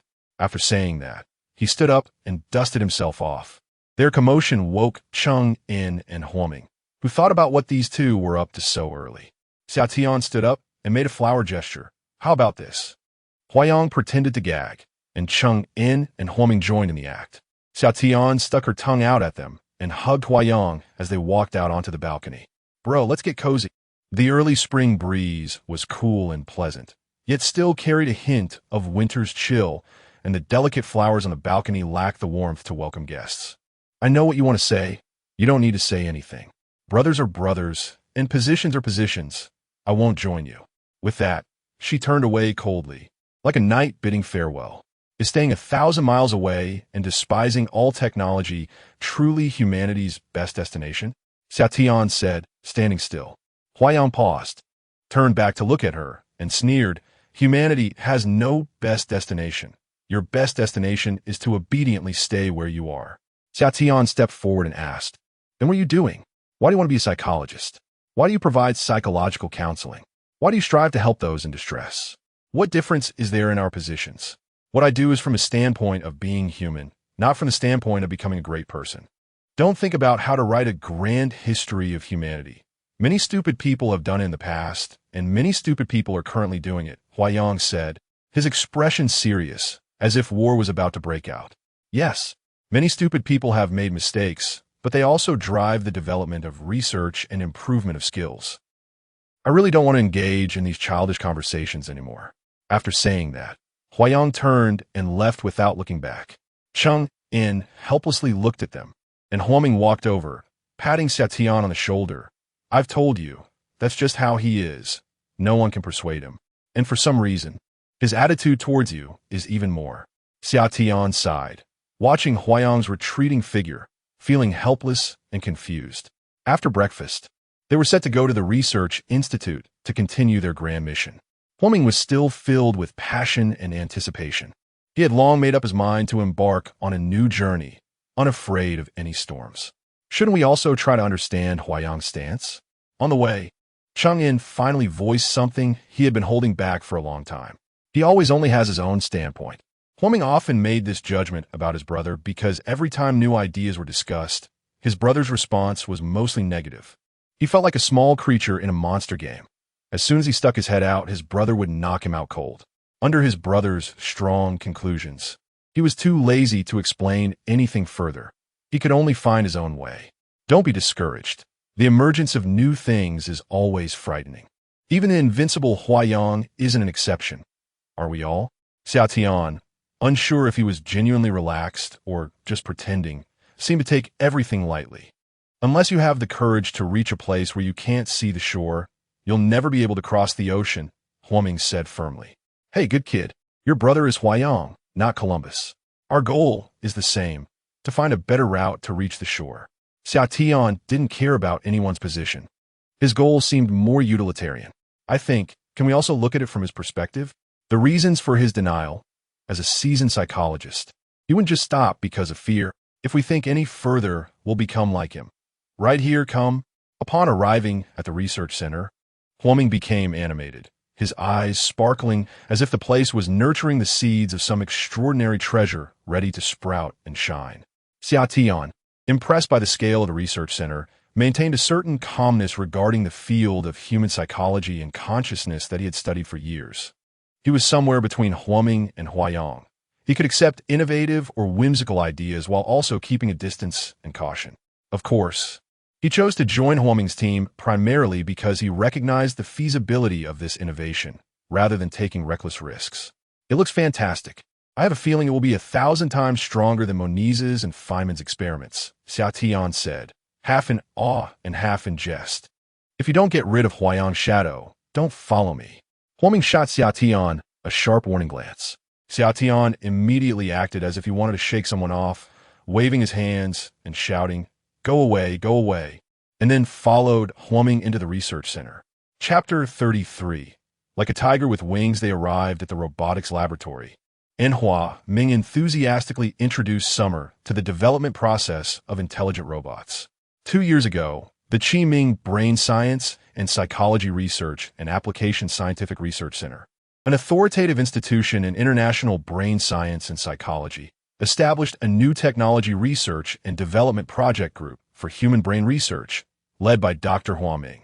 Among the key development roles was the dream-making robot DR-01, collaboratively developed by several experts in psychology, brain science, psychiatry, and intelligent machine research. Its aim is to connect to human brain signals, helping individuals address psychological and mental issues while aiding people in understanding their own states and exploring more unresolved mysteries related to the brain. At a scientific salon, when the project's initiator proposed the topic, many scientists felt it was a captivating research subject. Not only did it elevate modern intelligent applications to a new height, but it could also potentially solve many unresolved mysteries regarding human consciousness. Consequently, it received immediate responses and funding from various parties. Within less than a year, with the joint efforts of many, the first generation of the dream-making intelligent robot DR-01 was born. The scientists cheered with excitement, looking forward to the new journey ahead. The scientists believe that despite the advancements in psychology and psychiatry, with many new, more concrete, and effective methods, such as cognitive behavioral therapy and various brain science studies addressing psychological and mental issues, there remained a significant limitation in their heavy reliance on general theories and expert experiences. The understanding of human cognition during dreams, with its potential for multiple self-perceptions and instant learning and growth, offered great advantages over conventional consulting, therapy, or hypnosis methods. Traditional therapies often involve uncertainty and contradictions among various psychological and psychiatric theories. For instance, whether psychological issues trigger certain bodily changes or whether such changes provoke psychological problems. How medication can be appropriately utilized. In humanistic learning theories, individuals possess self-healing and self-learning abilities in relaxed environments, while in behaviorism, certain abilities must be reinforced by external forces. And psychoanalysis offers countless interpretations for a single issue. Furthermore, the philosophical questioning approach is often criticized for being overly aggressive, resulting in patients failing to achieve ideal outcomes when they cannot think clearly. Additionally, individuals have an instinctive defense mechanism against treatment or inquiries, which further complicates accurate understanding and judgment, potentially leading to prolonged struggles without resolution. The dream-making robot utilizes biologically observable brain response data and cognitive behavioral science as the basis for its thinking program, anchored in the core theory that human consciousness is the result of brain biological responses. By inputting information about the issues expressed by the individual's psychological test reports, medical examination reports, relevant images, or written materials closely associated with the individual, and employing hydrogel perspective technology to scan and create three-dimensional images of the brain. Doctors are not required to act as the primary treatment agents. The robot will analyze the individual's physical and mental state, personality preferences, current problem inference logic, and design treatment plans with varying probabilities of addressing the issues based on the information provided. Doctors merely need to approve a specific plan or contribute some insights to discuss and finalize with the robot. The robot will then automatically weave dream scenarios based on the logical direction chosen, visualizing and artistically representing the information, allowing the individual to confront symbolic elements similar to their problems within the scenario, thus fostering emotional and cognitive resonance to deepen self-awareness and assist in making choices or solving problems, even if the individual cannot provide complete and detailed information. With the individual's consent, the robot can connect to retrieve medical records, personnel files, or other relevant information not provided. If necessary, with authorized consent, it can gather more information from the individual and relevant personnel, based on a comprehensive understanding of the individual's external circumstances and internal brain state. The robot can theoretically make more precise judgments about the individual's condition to provide assistance. The greatest advantage of this method is the affirmation of human self-repair and growth capabilities. Unlike previous treatment philosophies, it maximizes the individual's self-treatment potential. Previous research has concluded that the most direct way for humans to self-repair and learn does not come during wakefulness. When psychological or mental issues arise, individuals are prone to defensive reactions when awake, whereas during the most relaxed dreaming states, their defenses are lower. Even when aware that they are dreaming, the sense of trust and control increases because they're the main subjects within the dream, which often leads to a higher success rate compared to conventional treatment methods, which can fail due to mistrust during the process. You should have been following our theoretical research and development process. Don't you think this is an unparalleled creation? Huaming said confidently, his eyes shining with a light that seemed to penetrate the future. Yes, a brilliant idea. However, no matter how seamless the logic of a genius design is, it must be validated through practice or be overturned, Summer replied, maintaining a calm and candid demeanor while looking at the machines. You are right. However, a greater challenge lies in the evolutionary capabilities of intelligent machines, their ability to design artistic scenarios, as well as analysis and inference, which requires us to invest tremendous effort. Huaming responded seriously. So far, we have 5 intelligent machines DAR-01 in clinical trials, with 15 completed cases and 6 ongoing. I and Chengyan are responsible for 2 of the machine's experiments, while Han Mei, Li Zheng, Zhao Mingyang, Zheng Dongnan, George, and Alice are in charge of the remaining 3. He continued. Wait, Alice, are you talking about that neurology professor, Alice? Summer showed a hint of surprise. Huaming and Cheng En exchanged ambiguous glances. She is a professor of neurology. Dr. Xia, you made a basic error. Cheng En deliberately corrected him. Oh, I always thought there was no difference between the 2 in her case. Summer shrugged nonchalantly. Do you guys have some neurorivalry?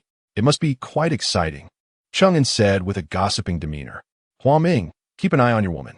I think she seems a bit. Summer pointed to his head. Cheng En playfully slapped him. Hey, you don't know? After you broke her heart, she came to China. You are out there having fun while she's here to collect debts. Huaming looked on with a schadenfreude expression, eager to see the drama unfold. Summer shrugged.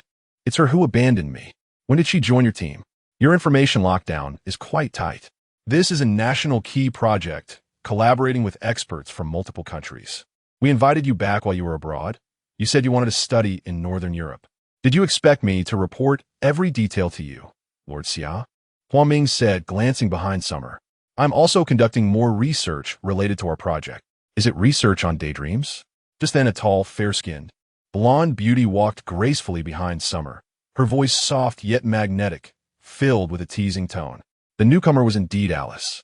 Summer felt a bit caught off guard but quickly composed himself, turning around with a smile to greet Alice warmly. Oh, Alice, my beauty, you are truly as beautiful as a dream. Moi. Alice displayed the warmth typical of Westerners, embracing Summer without reservation. Oh, Summer, I really missed you. Moi. Huaming and Cheng En felt a chill run down their spines from their high-profile small talk, unable to understand what was going on with these 2 guys, wondering whether they should feel embarrassed or if the others were the ones feeling awkward. At that moment, a middle-aged man who looked knowledgeable and had an extraordinary demeanor walked over. Director Jiang. Huaming and Cheng En greeted in unison. Dr. Xia, welcome to the Dream Team.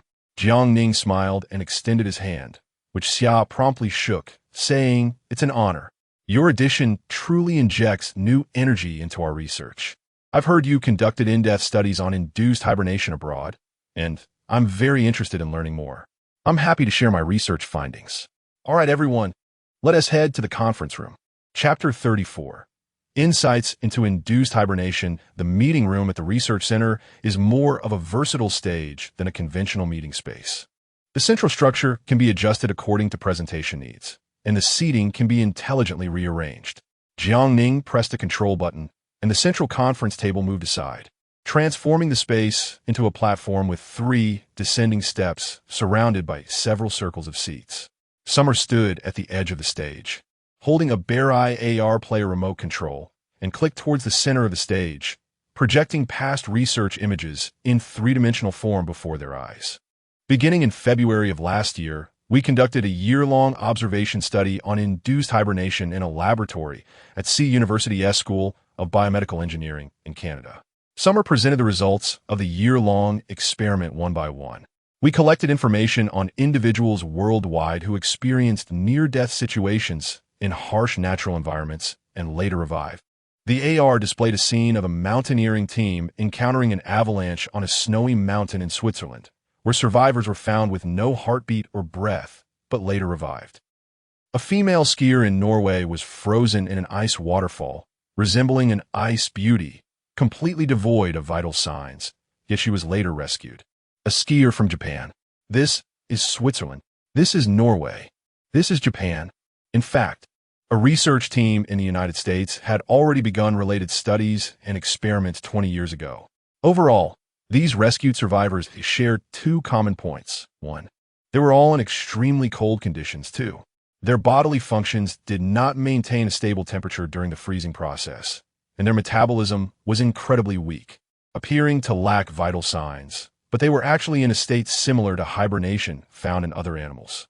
The camera shifted to University's laboratory, where a row of transparent glass boxes was placed, resembling glass coffins, albeit in a semicircular shape, housing individuals in induced hibernation, with instruments supplying certain nutrients and monitoring real-time conditions. The laboratory compared various substances that reduce metabolic rates and send low oxygen demand signals to the brainstem, discovering that a plasma expander could lower body temperature to around 10 degrees Celsius and reduce metabolism, while chlorpromazine could inform the brainstem to lower the heart and body's oxygen demand, thus achieving a reduction in metabolic rate. When these substances work together, individuals entered a state of extremely weak vital signs, akin to hibernation. After entering the hibernation state, what positive responses and therapeutic effects were observed? Director Jiang looked intently at the introduction and asked Summer. We divided these individuals into three groups. The first group hibernated for 1 month, the second group for 3 months, and the third group for 6 months. Each group included 2 patients with heart disease, 2 late-stage cancer patients, 2 patients with cardiovascular diseases, 2 chronic disease patients, 2 trauma patients, and 2 patients with mental or neurological disorders. After comparison, we found that different hibernation durations had varying impacts on bodily functions. Regarding the recovery of bodily functions and consciousness after hibernation, we are currently comparing and analyzing data, which is still ongoing, and no comprehensive conclusions have been drawn yet. However, phenomenally, some patients who hibernated for 6 months, particularly those with cancer, woke up with all cancer cells gone, likely due to hypoxia and starvation of the cancer cells during those 6 months, although we have yet to clarify the underlying principles. The conditions of those who hibernated for 1 month and 3 months also showed varying degrees of improvement. Patients with ischemic heart disease showed significant improvement. Cardiovascular issues also alleviated significantly after hibernation, including a downward trend in the levels of lipids and free mineral ions in the blood vessels. Other patients with cardiovascular issues, aside from those with abnormal metabolism of vascular smooth muscle cells, also showed signs of improvement. However, for patients with mental or neurological disorders, no significant changes were observed. Only their bodily functions changed slightly, improving some symptoms of anxiety or neurosis, while patients without other bodily issues showed no noticeable changes in their mental state. This is indeed a surprising discovery, Director Jiang remarked, but what about the brain? Were there any positive or negative effects? So far, comparing the 3 experimental groups, no effect have been found. However, brain scans indicated there might be some negative impacts on memory, although more verification data is still needed, as many issues regarding the brain remain unresolved. Very well. Your research is indeed of great significance. We can continue to delve deeper in this direction. I also hope to join you and work together. I believe we will soon make breakthrough progress. Summer expressed with enthusiasm. Jiang Ning patted his shoulder appreciatively. I have high expectations for you all. All right, I'll head back to the office to organize some materials. Come over later. I have assignments for you. Understood. Summer saluted playfully, and Jiangning turned and left. Great. With your addition, we really feel like we have wings. Huaming joyfully patted his shoulder. Hey, I have some great things to show you. What? They all looked curious. Summer clicked the remote, and beautiful scenery from various countries unfolded. Mountains, rivers, lakes, then bustling neighborhoods, beautiful dancers with passion, followed by various alluring poses of the keto bodies. Wow. Summer, your life is truly amazing. Cheng and stared in Alveye. Hua Ming hurriedly covered her eyes. Don't lead Cheng in astray. Dr. Summer has always been keen on leading good girls astray. Alice shot him a glance and turned to leave. Hurry and lead me astray. Hurry and lead me astray. Cheng Yin threw Hua Ming's hand away, looking expectantly, and playfully said. Summer hugged Cheng on shoulder. Come with me, girl. And they walked out of the meeting room together. Hua Ming hurriedly chased after them. Hey, don't do anything reckless. Chapter 35. Dreams of a Cold Winter for Huaming. Exploring the mysteries of consciousness and rescuing those in comas and with cerebral palsy is a highly meaningful endeavor. He firmly believes that everything he does is getting closer to this goal. He confirms that he is not merely driven by a strong desire for achievement, but is propelled forward by a compassionate heart. Just as his chosen fields of psychology and brain science are undoubtedly aimed at helping people alleviate suffering and attain happiness and freedom. Therefore, what they're doing now can certainly be described as filled with grand ideals and great love. However, if one wishes to avoid being lauded as a great person or donning the vanity of a lofty title, a more down-to-earth way of saying it would be to explore and practice for the sake of achieving happiness for oneself and others. For this goal, the Dream Team is focused day and night in rooms filled with medical instruments. The weather that day was beautiful, with soft sunlight streaming through the skylights of the research building, illuminating the clean and bright room, exuding an atmosphere of calm and warmth. Apart from the ticking of instruments, the surroundings were exceptionally quiet. This was not an ordinary hospital room, but the research laboratory of the first-generation artificial intelligence dream-making robot, DR01, which is the practical site for Huaming's research team, participating in clinical trial for the first time this summer. At this moment, Huaming, with a slightly serious expression, pushed up his black frame glasses resting on the bridge of his nose, his deep black eyes, shining with wisdom, gazing at the volunteer lying on the experimental bed. A person can be destroyed, but must never be defeated, Huaming continued. So, he must first destroy himself before being defeated. Xia Tian stood beside Huaming, holding the patient's information. Or rather, he has been defeated by himself. Xia Tian read the patient information. By Fan, male, 22 years old, social anxiety disorder, accompanied by depression and obsessive symptoms. Second suicide attempt. This patient was transferred from the city hospital 2 days ago, with his mother consenting to participate in the treatment experiment. His family situation is not good. His father passed away from liver cancer at a young age, and his mother lost her job last year, now working as a cleaner in a small restaurant with meager income. Cheng explained. Fortunately, he was rescued in time, did not lose too much blood, and is not in danger of life. He underwent a comprehensive examination, and the levels of serotonin and norepinephrine in his brain are below normal, with low dopamine levels, accompanied by sexual physiological abnormalities. Has he been informed about his daily situation by those around him? Xia Tian asked.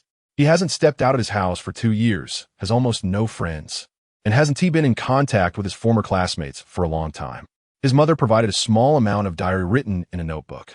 Cheng replied, handing a few pages of scattered notes to Xia Tian. Though it's called a diary, it's more like a collection of thoughts recorded casually during emotional moments. The slanted handwriting seems to have been written on a not-so-smooth surface, certainly not a serious record at a desk. Perhaps it was written by the bedside or on some lawn, but he has been out for a long time and hasn't seen sunlight in ages. Xia Tian studied the text seriously. He seemed to see a soul struggling to break free from a cage. Truth and falsehood, when falsehood acts as truth. Truth can also be false. Truth and falsehood, falsehood and truth. Life is like a dream, waking to return to dust. 20 springs and autumns, a grand dream. Is there a belonging? Is there sunlight? I find I no longer know. My studies, my friends, do they truly exist? Do I need dreams? It seems unimportant. Is there true affection? I can no longer feel it. If I am so detestable, then I hope they will not disturb me anymore. Those derisions, oppression. Why must you approach me? I hate you, please stay away. Perhaps only the internet is my only home. Let me stay here in Zhongnan Mountain, entering this world of joy and sorrow online. So free, so interesting, here I have the space to breathe freely. The words of family, the teachings of teachers, the advice of friends, the counsel of classmates, all of these are meaningless. Their words are not concern, only mockery. Why is that? I don't want to know. I once tried hard to understand, to do well, but no matter what, I can't do it well. Is it joy? Is it sorrow? I don't know. I just want to be quiet like this, no longer disturbed, that's fine. Writing in a journal is the thing I hate most. Today I'll speak my mind. Away from you all, I'm actually not that sad. I feel quite happy. Home past events are like dust, hatred like smoke, wind, and rain wash it all away. The mountains and rivers have their sages. The small building breaks the bamboo and brings the family joy. Lost feelings 6 years of autumn winds, 2 vast expanses. In August mid-autumn, I feel the chill. If this life is spent in the passage of time, do not forget today as regrets. Trapped lonely branches. The dry cicadas sing, light strings entwine into dreams. Who shares the autumn wind at dawn, drinking together before meals, sharing feelings. What a talented child. What a pity. Xiatian sighed. Yes, he was also a top student in the humanities, Huoming said. According to his mother, he has been sensitive to light and sound, unwilling to talk to his family. Chung'an added, having isolated himself at home for such a long time, unwilling to engage with the outside world, he must have faced some interpersonal troubles, and those injuries may be related to certain sounds. Xiatian pondered, resting his chin on his hand. Now the robot is analyzing his dreams. His dreams over the past 2 days have presented a gray and desolate feeling, Huoming said, as Chung unhanded them images of the dreams. It seems to tell a story. In a cold winter forest, bizarre branches are covered with frost. There is no sunlight. Everything is gray, and the dreamer is surrounded by dead silence. In another dream, the dreamer sees many peers, seemingly classmates and friends, chatting and laughing. One person pulls a giant cart that doesn't exist in reality. Everyone gets on it, seemingly heading to a gathering. He also steps on, but the few people in front of him are dressed in black, looking at him with disdain, as if forcing him to get off. There are other fragmented dreams, all filled with an atmosphere of unease and fear. Hasn't his mother noticed his abnormal behavior? Xiatian inquired. It's not that she hasn't noticed, but she lacks medical knowledge. She took him to see doctors for his physiological issues, but those doctors didn't have psychological knowledge either. They just said it was a normal phenomenon of adolescence. He himself didn't know what was wrong, so the issue was delayed. Later, friends and family suggested taking him to see a psychologist, but the child was unwilling to until he became severely depressed and had thoughts of ending his life. Huoming answered, ignorance is indeed terrifying. So the widespread dissemination of psychological knowledge in schools today is a step forward, Xiatian sighed lightly. Many depressed people experience joyful scenes in their dreams. This is a common form of self-regulation, but looking at his dreams, he is already in a severe state. Fear has deeply penetrated his heart, extinguishing all positive energy from his subconscious. Cheng'an stativ. That's why he ultimately chose to end his life. Because both reality and dreams are filled with an inescapable sense of fear, Huoming said. His mother should also be a factor. If he had received some family support, at least he would have had a port. Xiatian made this judgment based on experience. Huoming nodded. His mother has a low level of education and really cannot care for his situation. Moreover, the things and concepts she is exposed to are too far removed. Although they are family, there's almost no communication. His mother reflects that she handles all household matters, simply hoping he studies well. But this has resulted in such a situation, which she cannot understand. Psychological counseling should also be done with his mother. Yes, Cheng'an talked to her.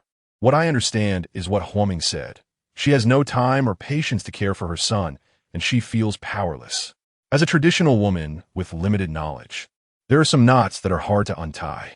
She talked to me about how she usually treats her son. She always handles household chores, and even when she cooks, He often refuses to eat despite being called several times, and she frequently loses her temper. However, when she goes out, she worries that he won't know how to cook for himself. Clearly, you have encountered similar situations in your consultations. Xiaotian chuckled bitterly. This is a typical projection of survival anxiety. Many parents actually never plan for their children to leave them. They are not afraid that their children cannot live independently after leaving, but rather that their children will not know how to survive without them. They need their children more than the children need them, and it is they who are not independent, making it difficult to let go and cultivate their children's independence, as this is a bond necessary for their own survival. Unfortunately, their children encounter many problems during adolescence, and they do not understand the reasons. Chung-in added that she could only help her clarify the issues step by step. She now understands the drawbacks of her overprotection and knows part of the reason for her son's depression, but change will take time. It seems that after he wakes up, she should have a good consultation with him. Xiaotian looked at Huaming and said, "It's up to you." He smiled slightly. His situation is also quite typical. I will first talk to him about his psychological distress. Combining robot-assisted dreaming with traditional hypnosis should work well and could also help with systematic desensitization. Yes, I agree. There is much anticipation regarding the capabilities of the robot. Chapter 36. The Pearl Lost in the Ocean, Where Am I? The boy lying on the hospital bed had just woken up. It was hard to believe that he was only 22 years old, in the prime of his youth, with unkempt hair and a full beard. His face was like a pearl buried in a pile of weeds. When the weeds were pushed aside, his glass-like eyes emerged. The only evidence exposed in the wilderness, radiating a dim, muted glow under the shadow of dark circles, proving that this was far from a body on the verge of aging, like a pearl forgotten in the sea, unable to release its true brilliance in the sunlight for the time being. Huaming sat on a chair beside the bed, while Xiaotian and Chung-in observed from the control room. This is the Qiming Brain Science and Psychology Research Application Center. Don't worry, we are here to help you solve your problems. Huaming smiled gently. The boy sat up, hunched over, clutching the blanket tightly, looking defensive. He scanned his surroundings and then looked at himself, still connected to some medical equipment, with N4 in his hand. What happened to me? How'd I end up here? Do you remember what happened before? The boy lowered his head, seemingly deep in thought, with a pained expression. His eyes shifted, and his lips parted slightly. I think I was at home. Huaming maintained his gentle gaze. Did I get saved again? The boy mumbled to himself, still looking down. Yes, you have attempted to take your own life for the second time. Can you tell me why you did that? The boy's face twitched slightly, still keeping his head down. No one here will hurt you. I hope to help you. Would you be willing to talk? The boy shook his head. You feel very unhappy and troubled, don't you? The boy continued to shake his head. No, there is nothing to be happy about. There's no need to worry. Death is fine. You're talking about death? Is death a form of liberation? The boy's gaze became vacant as he nodded lightly, as if responding, but it seemed more like a habitual action. ISNT living good? The boy sighed softly, seemingly unwilling to respond. Your name is by Fan, right? Can I call you Xiao Fan? Huaming asked in a friendly tone.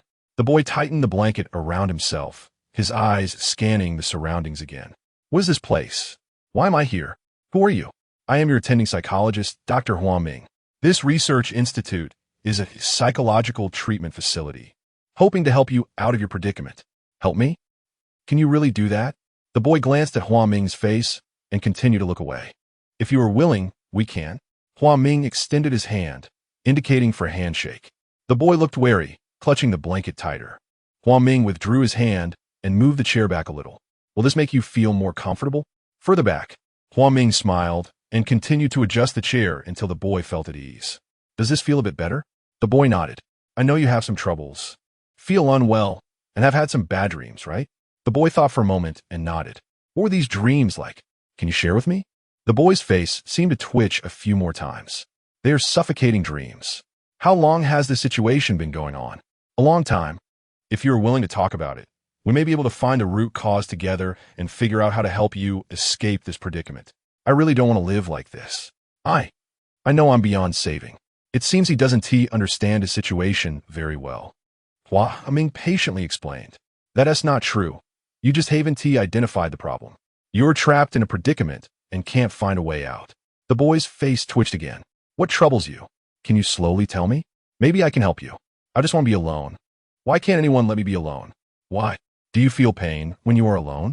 They always disturb me, not letting me be at peace. I feel very troubled and distressed, but I can't escape. I've had enough. I understand your pain. You understand? You're not a mental patient. How can you understand? You're not a mental patient either.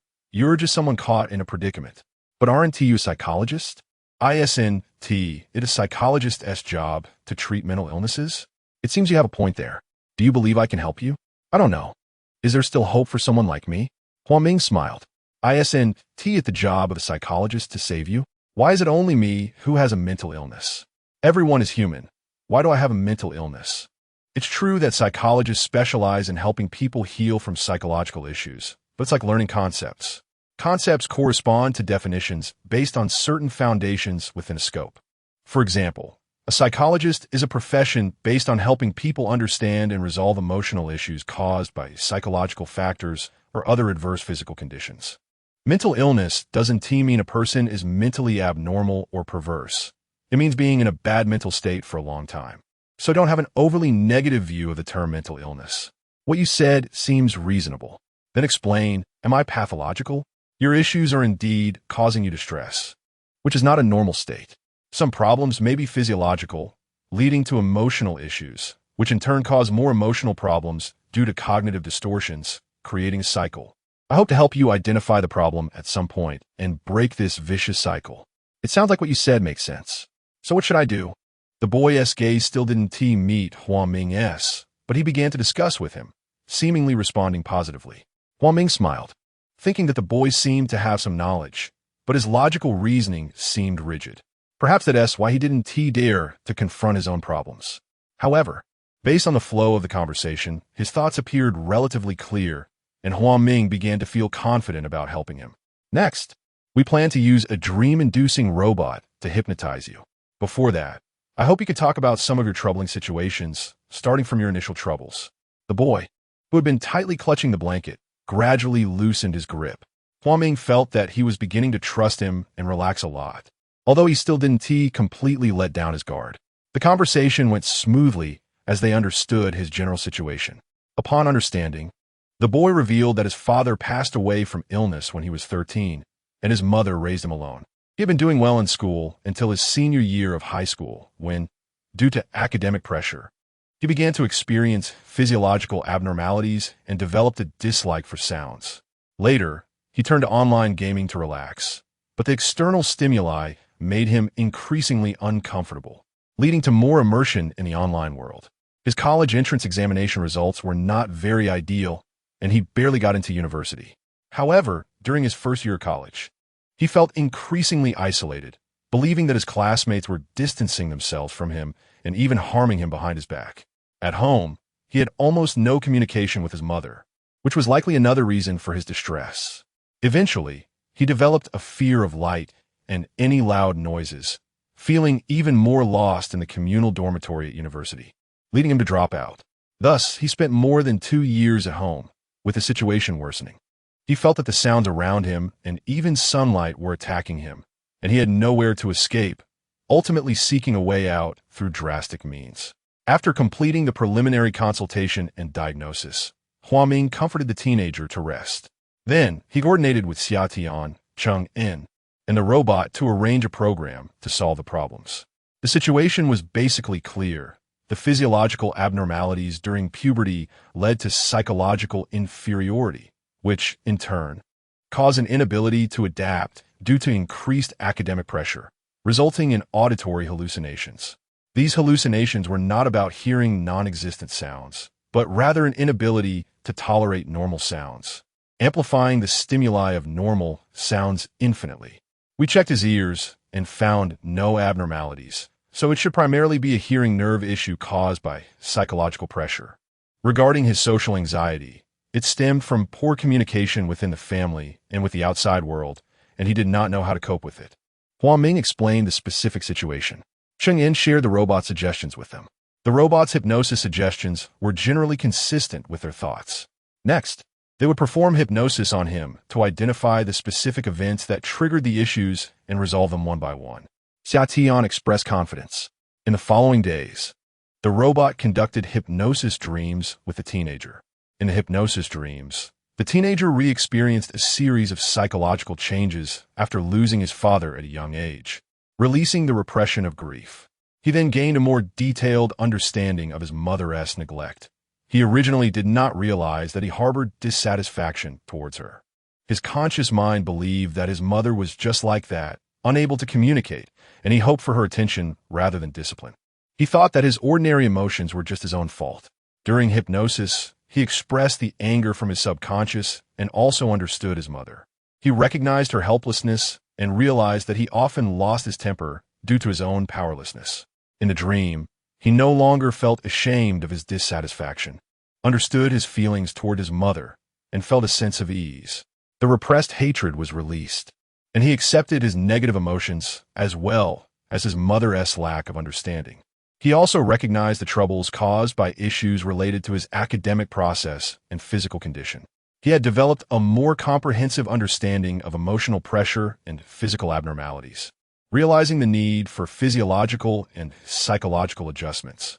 By maintaining a regular schedule, understanding and expressing emotions, and increasing his awareness of the problems, his fears gradually diminished. Regarding interpersonal relationships, he recognized that his classmates' misunderstandings and his excessive concern and fear of discussing them caused greater interpersonal pressure. He gradually understood the sources of these pressures, accepted the unfolding of the problems, saw more clearly the issues at hand, and understood that his avoidance of problems was a significant reason why they remained unresolved. "How do you feel now?" Huaming asked the teenager after 5 sessions of hypnosis. "I feel much better now. I didn't realize there were so many things I had never seriously paid attention to, and they had such a deep impact." The teenager's face no longer showed twitching expressions, but he still felt a bit uneasy. Hypnosis can help release those repressed emotions, but after such long repression, your body also needs to adjust gradually. Next, we will do some regular exercises and systematic desensitization to help you better solve the problems. "Well, I feel a bit more relaxed now. Thank you." The teenager's improvement also encouraged them. In the following days, they continued to provide nutritional supplements and medications to regulate functions, combined with cognitive therapy and systematic desensitization. After a series of treatments, the teenager gradually relaxed his expressions and showed a normal attitude toward interpersonal interactions during encounters, conversations, and departures, maintaining a calm, positive attitude and good emotions. Through professional assessments, the interpersonal sensitivity and anxiety scores had returned to normal levels. In the robot-assisted dreams, the teenager's dreams began to show scenes of everything reviving. In the dream where he was excluded by many classmates dressed in black, the classmates transformed into different colors, holding his hand and writing together. After tidying up his appearance, the teenager stood in front of the mirror and looked at himself, seemingly unable to believe that this lost pearl had finally regained its original brilliance. His mother, seeing her son's transformation, couldn't help but shed tears of relief, and the previously frozen relationship between them began to gradually thaw. Everyone was overjoyed, especially the robot's assistants, which greatly improved efficiency. However, the increasing prevalence of adolescent psychological issues, academic pressure, various interpersonal pressures, and campus bullying incidents were problems that could not be ignored, making them feel a heavy responsibility. Xiatian recalled an old friend he hadn't seen in a long time and thought it was time to visit on a nice day. Chapter 37. The visitor at the psychological clinic. "I never want to see you again." A girl sitting across the table, probably in her early 20s, had a delicate face and appeared somewhat agitated. Her expression and tone didn't quite match her demeanor. She seemed like a student who hadn't shed her youthful innocence. Yet her decisive tone was surprisingly mature. "That's good." Huayang leaned back in his swivel chair, squinting his eyes as he lit a cigarette and exhaled slowly. "If I see you again, I hope you're my bet." The girl fell silent, lowering her head as if a bit sad, or perhaps in pain. Huayang's gaze was intense, teasing as he looked at her. After a long pause, the girl lifted her head, glaring at him. At that moment, Huayang also stared back at her, leaning forward. "You can't beat me, so why don't you just go die?" Suddenly, the girl stood up and, in a fit of fury, reached across the table to grab Hua Yang's hair, slapping him across the face. Hua Yang let her go a bit wild before standing up, walking around the table and using a bit of skill, careful not to hurt her, to push her down onto the table. Her strength was clearly insufficient to resist him. Hua Yang leaned his body against hers, their faces so close they could feel each other's breath, and he continued to tease her, his hand moving toward the slit of her skirt. "Wait!" The girl suddenly shouted at him. Hua Yang immediately released her, stood up, tidied himself, and sat back down in his chair, leisurely lighting another cigarette. The girl was breathing heavily, her heart racing. She slowly got up from the table, supporting herself as she returned to her original position. Hua Yang looked at her with a meaningful expression, remaining silent as if waiting for her to say or do something. The girl sat weakly in her chair, and after a while, a hint of sweetness crossed her face. "I really like it when he treats me this way." "What troubles you?" Hua Yang asked casually. "I'm captivated by him and can't extricate myself." "But he has a wife." "No, he doesn't. I saw him with his wife and children that day. Later, I found their residence and confirmed it with the security guard there." "Do you believe that evidence so easily?" "What evidence?" "That's a fact." The girl thought the person in front of her was strange, speaking nonsense. "The fact itself is evidence," Hua Yang said seriously, as if he were sharing an incredible and irresistible truth with her. "I don't understand." The girl felt he was getting stranger. She thought her troubles were unresolved and that she had encountered a bizarre therapist, feeling frustrated inside. "What do you want?" Hua Yang continued to ask her slowly. "I don't know. Since you don't know, why are you here?" "I'm emotionally unstable. I think about him every day, and I feel very painful." "Aren't you a psychologist?" "I came to ask you to help me with my pain." The girl seemed on the verge of breaking down. "I'm not a psychologist. I want to help people resolve their pain. You've come to the wrong place. Please turn around and read the service notice outside." "Hey, what does that have to do with anything? Doesn't it say Ming Yang Psychological Clinic outside? Before I came in, I took a test, underwent a physical examination, waited, and then you asked me about my situation, saying to simulate that kind of feeling. Aren't you here to help me solve my problems? I think you might have misunderstood. This place is registered as a psychological clinic to comply with the registration regulations of the Industrial and Commercial Department. I can't write psychological fantasy club or mental garbage dump or concentration camp for human problems, so the name is Psychological Clinic. In reality, it only helps people understand psychological problems, conducts certain professional assessments, and provides related services, as well as appropriate medicinal assistance for physical issues. But it does not include alleviating pain because we have no tools to sever the root of pain. You paid, and I provide services. That's all there is to it. The girl looked even more devastated. This kind of service? What kind of service is this? I want to complain about you. Great. You can complain about us, just like you want to complain about that jerk. He is the one I love, not a jerk. He loves me. He's just your expectation, just as you had expectations of us before you came in. No, I don't have any expectations of him. I just love him, the girl argued. Love? What is love? Hua Yang gave her a curious expression, as if he were hearing that term for the first time. I don't know. It's just the feeling of wanting to be with him every day, the feeling of longing and tossing and turning at night. The girl, having calmed down from her earlier agitation, used a rather literary expression. Do you think that's love? Then isn't your feeling for us the same? Love? You seek to resolve pain, but you can't get it. Don't you think your feelings toward us are similar to your feelings for your lover? What kind of logic is this? You've confused me. I don't want to think about it. This is completely different. Right now, I just want to get rid of the pain. Get rid of the pain. And then what? The girl fell silent for a moment, as if pondering. I don't know. How can I think about what to do after getting rid of the pain? The pain torments me so much. If I can't get rid of it, I will commit suicide. If suicide could solve the problem, it wouldn't be a bad method. Oh, but you're an only child. If you commit suicide, your parents would become empty nesters. Yes. So I can't die, can I? Just for my parents. I have to live, right? You psychologists are useless. What you say is no different from what the street vendors say, just as cheap. I don't think you can't die. I'm just reminding you that there is a consequence in front of you. And I appreciate your description of my profession. It's quite accurate. Hua Yang Smilet. But your fees are very expensive.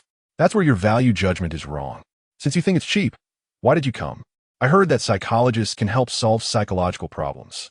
I have psychological problems. I've been in pain for a long time, so I came for help.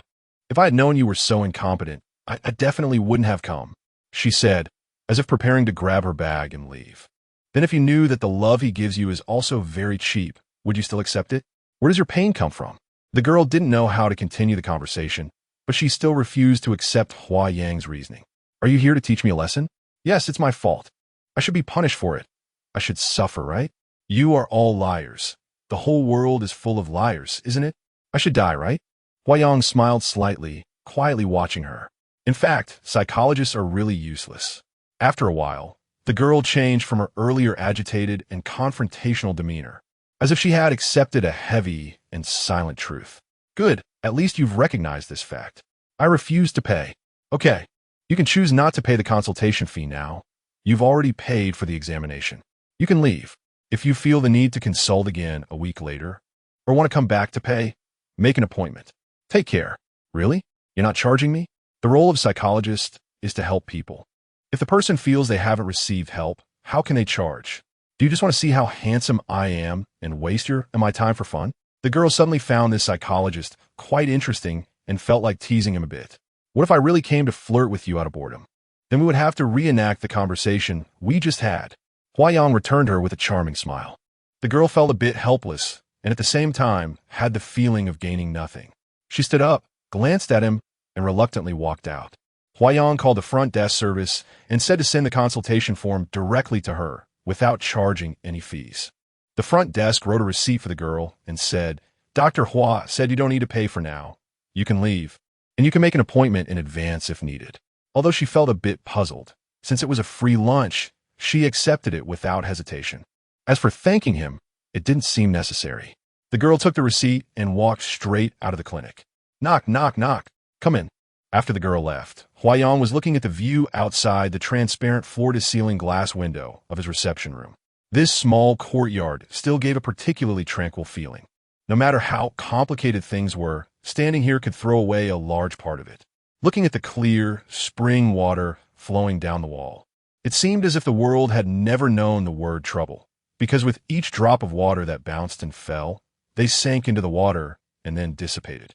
"Excuse me, is there a Master Hua here who specializes in free psychological therapy?" A handsome man's voice echoed. Hua Yang turned around to see Xia Tian standing in front of him with a teasing smile. "There is no such thing as a free lunch. May I ask if you have an appointment, sir?" Hua Yang showed a cocky demeanor again, half smiling, half serious. "We had an appointment in our previous life, Brother Hua. Don't you remember me?" Xia Tian said in a shy manner, blinking his eyes with great energy. "You're just being pretentious." Hua Yang glanced at him and picked up the phone. "Qinglan, bring me 2 cups of chrysanthemum tea." "Chrysanthemum, Brother Hua? You're bad." Xia Tian pointed at him with a mischievous smile. "Seeing your liver fire is strong, I'll help you cool it down." Hua Yang walked over and sat down on the sofa. "Is there?" Xia Tian walked over to the wardrobe mirror, admired himself, and said, "How can there be such a handsome man in this world? Be careful, that's a magic mirror. It will tell you who is better looking than you, and your jealousy will be triggered." Hua Yang said in a mysterious tone, "I didn't know there is really someone more handsome than me?" As he spoke, Xia Tian turned around. "Could it be you?" "Brother, I love you so much. I definitely want to be jealous of you." He walked over as if to hug Hua Yang. Hua Yang dodged. "Don't. If you come any closer, I'll call someone." "Hey, no." "Your face." Xia Tian noticed the faint red handprint left on Hua Yang's face by the girl just now. At this moment, Qinglan saw the door jar, lightly knocked, and walked in holding tea. Seeing their playful demeanor, she smiled. "Tea for the 2 masters." Hua Yang immediately pushed Xia Tian's hand away, sat up straight, and politely accepted the tea. After thanking her politely, Xia Tian asked, "Qinglan, are you planning to switch jobs to my place?" Looking at Master Hua like this, he might end up eating the wind. Qinglan smiled. It's his own business if he eats wind. Anyway, he won to delay our wages. "Incredible. Incredible." Xia Tian looked surprised and squinted his eyes at Hua Yang, saying, "You can still afford to pay wages? I suspect you're being kept by a rich woman. You 2 chat slowly. I'll go out of work now." Qinglan smiled and turned to leave, closing the door behind her. No one visits the Sanbao Hall without a reason. What brings Master Xia here? Hua Yang sat down, sipping tea, his sharp eyes fixed on him. as if sensing he had a special intention. Chapter 38. An unexpected encounter at the corner of the street, bro. I'm fine. Just wanted to come see you. Summer understood Huayong well. There was no need for them to deliberately bring up serious topics for discussion. Given their familiarity, there was no need to speak in a formal manner. I think your job here is a bit dangerous. It could lead to serious injury at any moment. Look, you even have to let the clients play. Things like SM? Summer made a serious expression, reaching out to touch Huayong's face. Huayong immediately leaned back, and only straightened up after Summer withdrew his hand, still leisurely sipping his tea. I'm a masochist. I just like it this way. You have a psychological problem. This is an illness that needs treatment, you know? Summer said with a serious look. Cool me. Huayong set down his cup, walked over to the large wardrobe with a mirror, opened the door, and picked out a piece of clothing. Summer walked over and exclaimed, "Oh my God. Dr. Huayong, you." He exaggeratedly pointed at Huayong, then suddenly changed the tone, reaching into the wardrobe to pull out a sailor suit for girls. "Wow, I love this one. It's super cute," he said, putting on a look of delight. Huayong sat down, watching him make cute poses with a faint smile, saying, "You know, many boring people like you who come here need these. I have to provide professional services." Very professional, extremely professional. Summer was still marveling at his wardrobe, which had angel costumes, devil costumes, superhero outfits, queen attire, star outfits, beast suits. Almost every character was represented. It was like a cosplay fitting room. The lower shelf was filled with various theatrical props. Guns, swords, chains made of foam, glasses, crowns, scepters, masks. It was like a movie prop cabinet. Earth people are basically all children. Some are young children, and some are old children. Are there really any mature people? It seems there aren't. Huayong shrugged, and then picked up the teapot to pour tea. Except for those non-existent saints, they aren't human. They're statues or immortals. What do you think is the core of psychological and mental therapy? I'm all ears, Summer said, still looking around the wardrobe, pretending to be distracted. If unnecessary, do not increase entities. What is needed to help growth? To recognize oneself through mirrors. How can one help growth? Education, guidance, care, all of it. What is the self? Happiness, unhappiness, understanding, misunderstanding, all of it.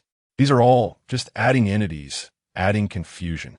These are the works of psychological experts assisting education, aiding the construction of social service systems, just like the current psychological knowledge being popularized in elementary schools as non-assessment courses, or social workers combining visits and care with problem-solving activities. These are good, but none of them are the main work of psychological and mental healing. What is? Summer had his back to him, but was obviously still listening attentively. Strip away all the unnecessary, and what remains is the core, a single, simple entity that merely concerns stimulating people to solve their problems, helping those in distress and pain to regain their youthful hearts. Is this the only driving force? Of course. Actually, the most important thing is the desire to survive, but this also exists within the cognition of a youthful mental state. For those going through the process of growth, the worries faced when young are the most, but the vitality of life is also the strongest. If this vitality is compressed to the point of being unable to bloom, once old, it's either waiting to die or seeking death oneself. Huayong mimicked the appearance of a wilting plant with his hand. A peculiar smile appeared on Summer's face, which indeed matched the answer in his heart. He nodded as if in agreement, continuing to play with various props. Look here, I have compliant seats, a hidden courtyard for desires, and these absurd props. What do you think this place is like? A playground. This is everything you face in life. Desires, norms, absurdities, contradictions, and harmony. People are very childish and ignorant, often making mistakes, but will they admit their mistakes? Absolutely not. Unless they are surrounded by fear and pain, beginning to tear themselves apart, starting to question whether being young means failure. Then, the youthful energy gradually disappears, leading them toward aging, becoming solidified, and retreating. Solidification will never solve problems. Only by being fearless can one possibly find true knowledge amidst pain. Youth is destined to be ignorant, and growth is bound to accompany pain, Summer continued. Growth requires increased understanding, requires change. But increasing cognition does not mean saying goodbye to youth and becoming old. The only thing I can do is help them regain their fearless, youthful hearts, to no longer feel ashamed of their passion. They just need to see the reality again, while also acknowledging that they can be bold within certain limits. When they face the same situation again, they will reflect on the absurdity, gaining awareness of change through experience and various learnings, without anyone needing to teach them or even needing any positive guidance. Stimulating a person to jump out of mundane emotions and lazy thinking to recognize themselves again is the responsibility of psychological therapy. Psychological therapy is indeed not a one-size-fits-all guarantee that someone will never make mistakes or suffer distress again. However, Master Huayang, you should also remember where the bottom line is.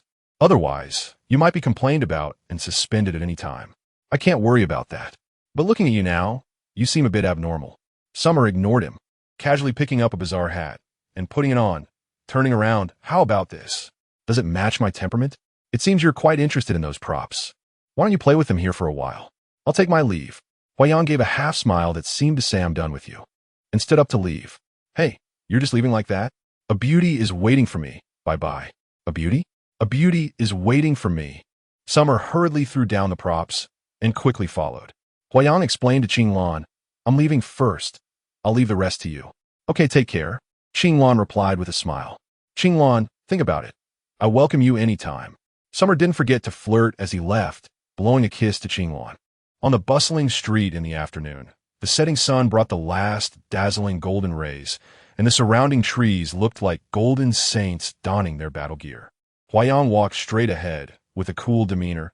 Don't you think that a man being so attached to another man might make people think? I'm your little fan, clinging to you. Facing Summer's shamelessness, Huayang remained unfazed. All right, little fan, remember to pay the bill tonight. Shouldn't you be the one paying the electricity bill? Just to brighten your day. Hey, Captain. At that moment, a tall girl with curly hair approached from around the corner, wearing a white silk lace mid-length mermaid dress, exuding elegance and sweetness. Her delicate hand was beckoning towards Huayang and the others, shining in the golden sunlight, like a goddess radiating magical light. Wow, she is indeed a stunning beauty. Summer couldn't help but exclaim. He prided himself on having seen many beauties, but this one today was like a unique beam of light, both familiar and unforgettable. Huayang ignored the stunned Summer and quickly walked over. Darling, you're so early. I came over early on purpose. I missed you so much. Helen gave Huayang a hug, her enchanting gaze fixed on him, completely unaware that others were present. Summer suddenly felt a bit embarrassed, and Huayang noticed the uncomfortable presence beside him. Introducing, this is Summer, the schoolmate I mentioned before who followed me from high school to university. He has now a research partner with that silly kid Huaming. This is my love, Helen. Huayang was still introducing her generously, but his expression remained neutral. It's a great honor to meet you, Helen. You truly are a radiant goddess, illuminating the entire world. Xia Tian, with the manners of a Western gentleman, kissed the back of Helen's hand. Helen beamed with joy and said, I'm so glad to meet you. The captain often mentions you. Really? He must be saying that there's only one talent in this world that can compare to his, and that's me, Xia Tian said with a sincere demeanor, bowing slightly. Huh, he really did say that. Helen was amused by Xia Tian. Huayang wore a half-smile, as if to say, you, my friend, are here to stir trouble, aren't you? How can you be so thick-skinned? I even said, it's a pity he's gone astray. Huayang added with a serious face. Ha, you guys are really funny. Creating joy for ladies is our duty, Xia Tian continued with enthusiasm. Today is our anniversary. Are you really sure you want to be a third, Will? Huayang finally spoke plainly. Oh, then I wish you both a wonderful evening. As for me, I'm a bit low on energy right now, so I'll head home to recharge. See you next time, charming lady. After saying that, he kissed the back of Helen's hand again and waved goodbye to them. Goodbye. Helen politely waved her hand and then linked her arm with Huayang as they walked towards the restaurant.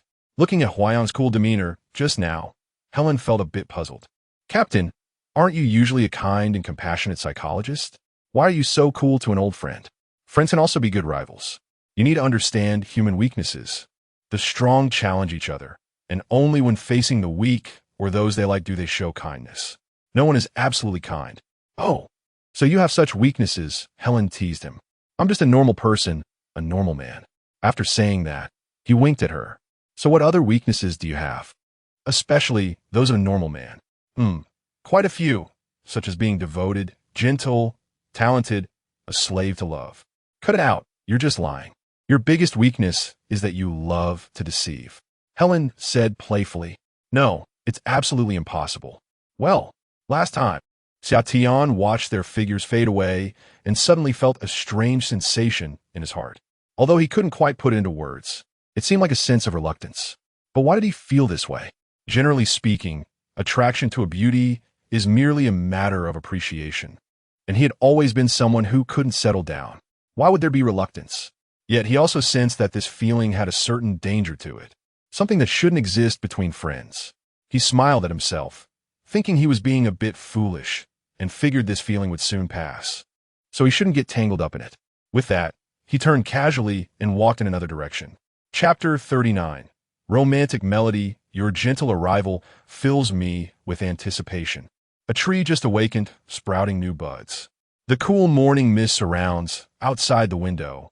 A crisp song seems to try to awaken each sleeping soul. In the soft, dreamy candlelight of the restaurant, floats a melody of guitar mixed with cello, like the dawn of creation, where all things unfold. Accompanied by familiar lyrics like an eternal story, the atmosphere is romantically intoxicating. Helen sits in her chair, lost in the music, the melody soothing like a lover's whisper. At this moment, a gentle gaze crosses all unknown distances, transforming into Huayang, holding a pink rose, slowly coming to her side. Singing along with the melody, the softly opening morning light gently filters through the thin window veil, tenderly caressing your face, half awake. The corners of your mouth reveal a childlike, innocent smile, then continue to drift into dreams. Helen gazes at him with a heart full of tenderness.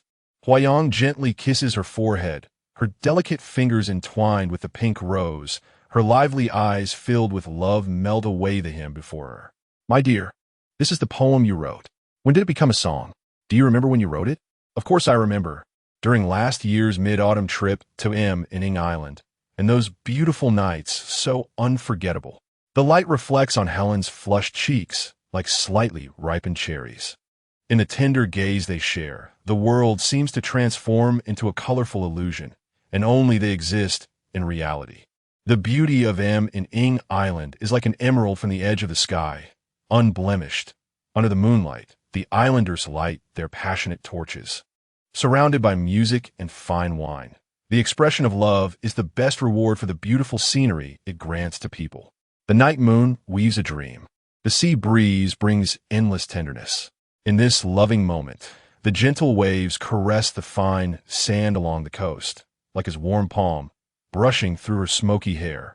Her eager lips, her snowy soft skin, her delicate curves, intertwining to create undulating waves.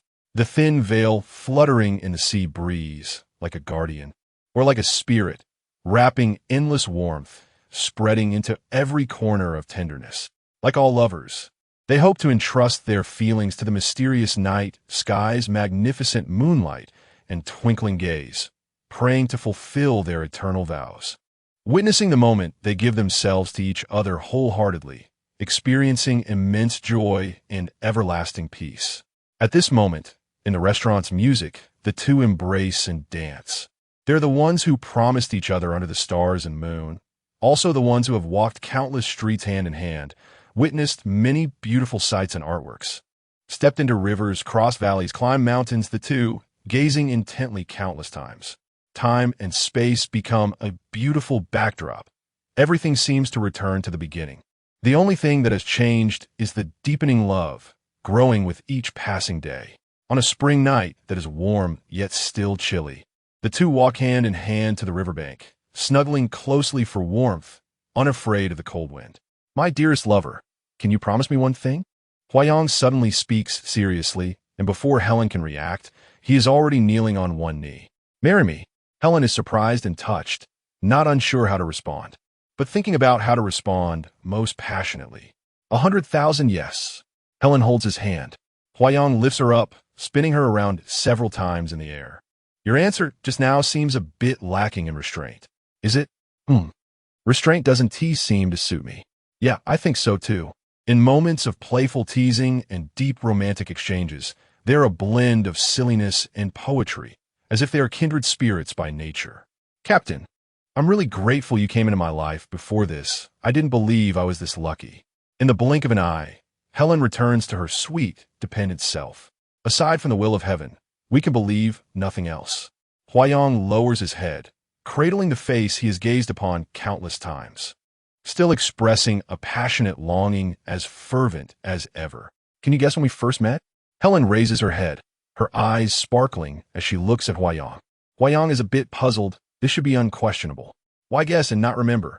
Wasn't it when you fainted near my clinic? No. Helen shakes her head, burying her face in his embrace. You didn't see me then. I saw you. That's not right. If you were there, I would definitely have seen you. Even if you were behind me, I could feel you. Helen smiles sweetly. That time I went to the art museum, took the bus on the bus. I met a gentleman with a refined demeanor. He held a book in his hand, and when he sat down, he opened it, reading as if no one was around. His gentle hair fluttering, it floated right into my heart. What you described was Huaming. Huayong listens to her story, captivated. Helen admires her brother's pure looks, as if appreciating a work of art, and he feels no jealousy or anything unusual about it. At this moment, he feels as if he is diving into her heart. All those memories seem like shared stories, unrelated to love, only appreciating this jade-like beauty. He feels fortunate that in this life, they can both become the deepest refuge in his heart. Yes, it was Huaming, his beauty led me, ultimately bringing me into your world. So that was my first meeting with you. Yes, the first time I saw your beauty in Huaming's eyes. Thank you for coming. Daughter of God. Huayong kisses Helen's smooth forehead, deeply understanding and recognizing her peculiar logic. Chapter 40, Unfinished Feelings. Wow. I'm really happy for you. When's the wedding? Just agreed. How could it be so fast? Hey, strike while the iron is hot. Helen couldn't contain her joy and told Xinmei about accepting Huayong's proposal, and the following days were filled with blissful smiles. Good news is always hard to hide, and soon this news reached Fang Hong and Linda. However, Linda didn't seem to mind. After all, the disappointment of not having gotten something was just a minor one. On the other hand, Fang Hong's heart was in turmoil. As he had never given up hope, Helen had always kept a deliberate distance from him, which only made him feel polite. But he never expected their relationship to progress so quickly, locking in a decision in just over a year. He was unwilling, truly unwilling. Today, everyone speed up and finish the tasks. Tonight, I'm treating everyone to a night out. As soon as Fang Hong's voice fell, cheers erupted. Thanks, boss. Where are we going tonight? A friend of mine opened a bar.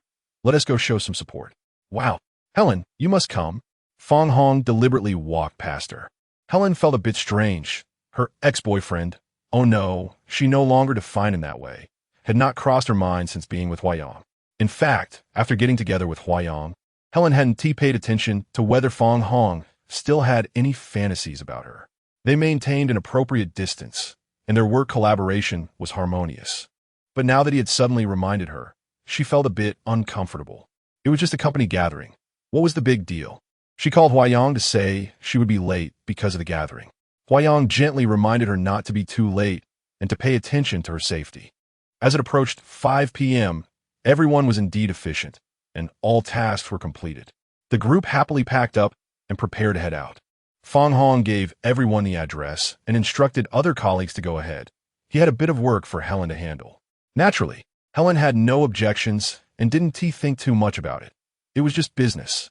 After half an hour, once the matter was settled, she naturally followed Fang Hong's car over. Helen, we haven't gathered in a long time.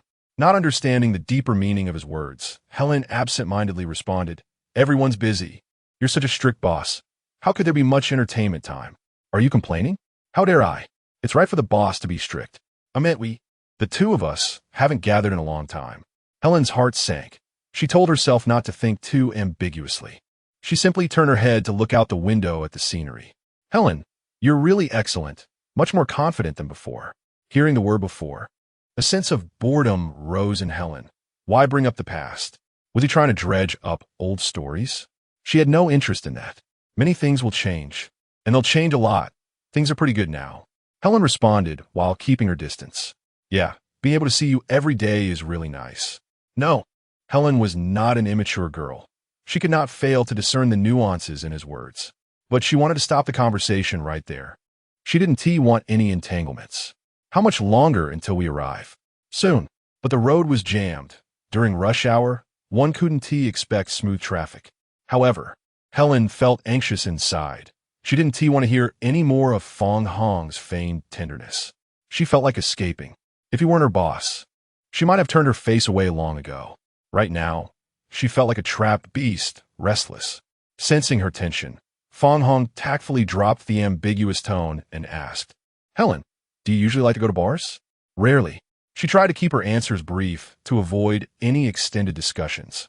Sometimes going to a bar to relax isn't bad. There are many types of bars now, not just loud music, but also more interesting elements like artificial beaches, swimming, playing ball, barbecues, and magic shows. Sound good? Helen responded flatly. When we have time, let us gather more. Helen didn't reply again. The awkward silence felt particularly long, and they finally arrived. Colleagues teased about how long they took. Some even made ambiguous expressions. Helen ignored them and casually joked around. The bar was indeed nice, with a fresh environment, exquisite gardens, and various activities as Fong Hong had just described. It was truly a good place for gatherings and dates. The group had already settled in a spot by the outdoor beach, and some started playing beach volleyball. There was a buffet with various delicious foods, and the atmosphere was lively. After a few rounds of drinks, those with good alcohol tolerance were getting high, while those who couldn't handle it were singing loudly or feeling dizzy. Helen hadn't drunk much. She enjoyed listening to the soft jazz. Suddenly, a birthday song played, accompanied by a bouquet of flowers and a cake with candles being brought to Helen. She looked around in shock, thinking, isn't this the wrong place? At that moment, Fong Hong picked up the bouquet and presented it to Helen with both hands. Helen felt confused, as if she hadn't woken up from the alcohol yet. Helen, it's your birthday today. Happy birthday. Wow. The crowd cheered. Everyone seemed to think this boyfriend was quite romantic. Oh right, it's my birthday today. I almost forgot. Helen took the bouquet, thinking this was merely a formality among colleagues, nothing more. Thank you. Haha, I even forgot myself. Make a wish and blow out the candles. Helen admitted that the evening was very enjoyable, and she was a bit carried away. Fong Hong arranged for someone to be the designated driver for the others. He had drunk and drove Helen home.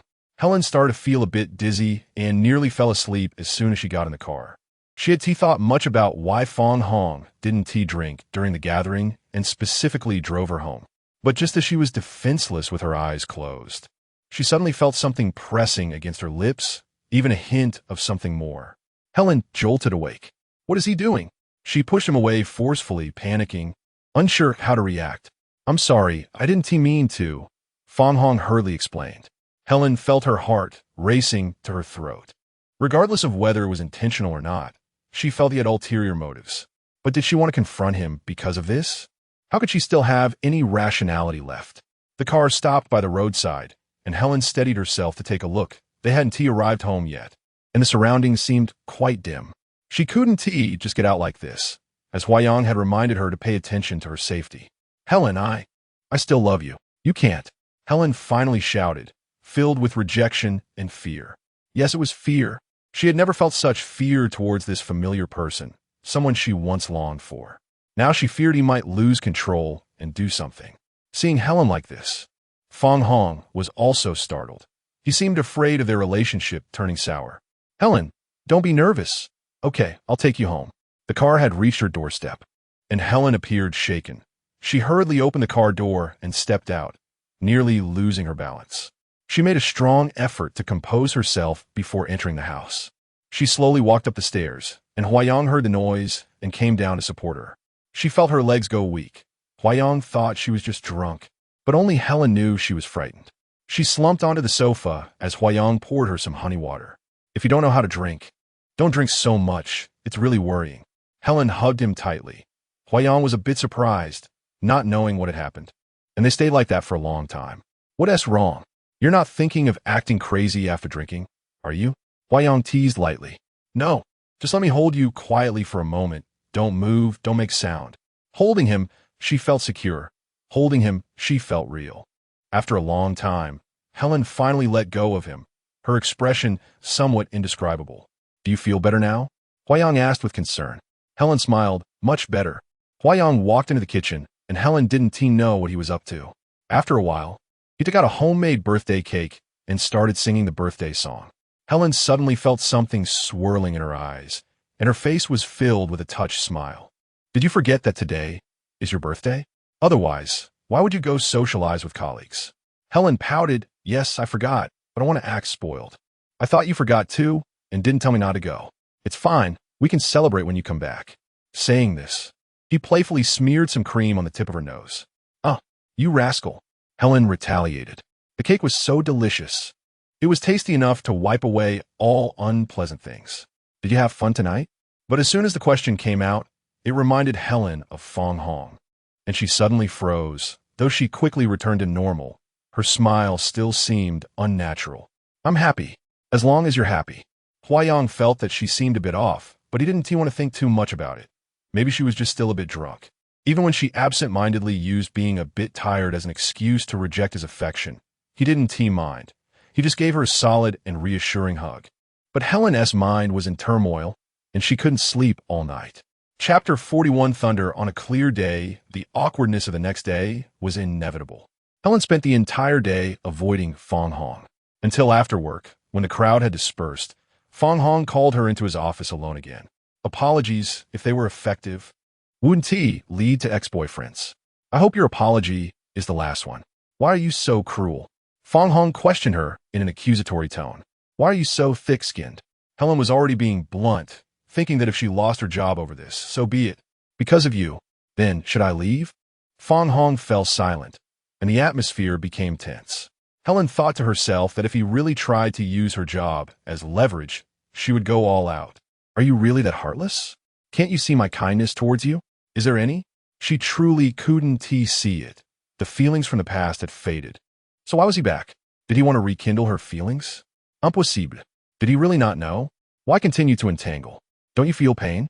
I am in pain because I still love you, and it's unattainable. Wake up, Fong Hong, it's over. My current boyfriend is great. We're doing well. You and I, it's impossible. What if he's not good anymore? Would you come back to me? Oh my. I really don't understand how this blustering fool became a CEO. Helen sneered. Even if he's not good, even if we break up, I will never go back to you. Do you hate me that much? No, it's not hate. It's that I no longer love you. Do you understand? I understand. Fong Hong stopped his entanglement, and Helen was surprised by his sensibility, thinking, great, let us not have any more ambiguity in the future. However, I will always love you. I want to disturb you, but you can't stop me from loving you. Helen really didn't want to deal with him anymore. Simply saying, it's time to get off work, goodbye, President Fong, and slammed the door as she left. But Helen never expected that a few days after their romantic anniversary night, where Huayang proposed passionately and she was still immersed in happiness, her previous conversation with Fong Hong would indeed come true. That day, Helen didn't work overtime. She wanted to give Huayang a surprise and went to his clinic. The receptionist, Qinglan, was not there. Perhaps she had stepped out. She looked at the time. It was already 6:15. She thought, as usual, Huayang would be resting in the consultation room after finishing his consultations. Seeing that the door was not fully closed, she didn't knock, but gently pushed it open. But at the moment she opened the door, she was stunned. Huayang was kissing a young woman with the same fervor as when he kissed her. Helen's mind exploded, and her whole body went limp. Thankfully, she was leaning against the doorframe. Huayang was equally shocked, his face turning pale, and he quickly released the woman and rushed over to support Helen. Helen, let me explain. Helen gasped and pushed him away, running out of the clinic. She ran so fast that she almost twisted her ankle. Huayang chased after her, and she saw a taxi, immediately flagging it down. The driver asked her where she was going, and she almost screamed, just go forward. The driver didn't understand, but could see that this lady seemed to need help. So he followed her direction, taking any road available. How could he treat me like this? How could he? Thinking back to just a few days ago, when everything was sweet like a dream, how had it turned into a nightmare now? Helen couldn't believe the scene she had just witnessed was real. She wanted to circle around in the car, wishing to erase what had just happened as if it never occurred. This isn't real. This isn't real. Helen cried out in a frenzy. Huayang had already forgotten about the woman in the consultation room. He was just frantically searching for Helen. The taxi Helen flagged down drove off too quickly, and after following a few traffic lights, he lost her around the corner. Huayang called Helen several times, but she simply turned off her phone. The car drove around for a while, and Helen transitioned from pain to numbness. The driver stopped in front of a restaurant. "Miss, we've been driving for over an hour. Where do you want to go?" "Where do I want to go? Where can I go?" Helen's tears streamed down her face as she finally came to her senses. "Where is this?" "Huayang Road, Pineapple Restaurant." "Damn it. Why is it still Huayang? Why is he everywhere?" "I want to go to Ingwai Road." "Okay, let us go to the riverside for some fresh air, and then think about where she could go. Should she go back to her mother's?" Seeing herself like this would surely worry her and her friends. They all have family. This might disturb them, and besides, thinking like this would ruin her image. At this moment, she was still considering her image, not having lost the last shred of rationality.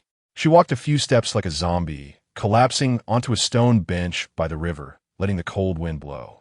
Why is the wind tonight so much colder than that night? Yet beside her, it's so desolate. The feeling of falling from heaven to hell wasn't new to her. She had tried it before, but this time, it seemed more painful. She covered her face and cried out loud, completely ignoring the curious gazes of passersby. After a long time, Helen tidied her hair, feeling weak and powerless, thinking that she should find a hotel where she would really freeze to death. Dying for such a person is not worth it. She shivered a little and got up. But she realized that her handbag had fallen at Huayang's clinic, and she had no money. Thankfully, her phone was still in her pant pocket, and she could pay for the taxi with it. Thankfully, at a crucial moment, a phone is still more important than a person. She stumbled along the road, looking for a place to stay. At that moment, a familiar yet faintly remembered male voice rang out not far away. "Helen!" Helen looked up and saw Xia Tian, who had witnessed her and Huayang showing affection a few days ago. "Why is it him?" Helen immediately lowered her head and turned away, hoping he would think she was someone else.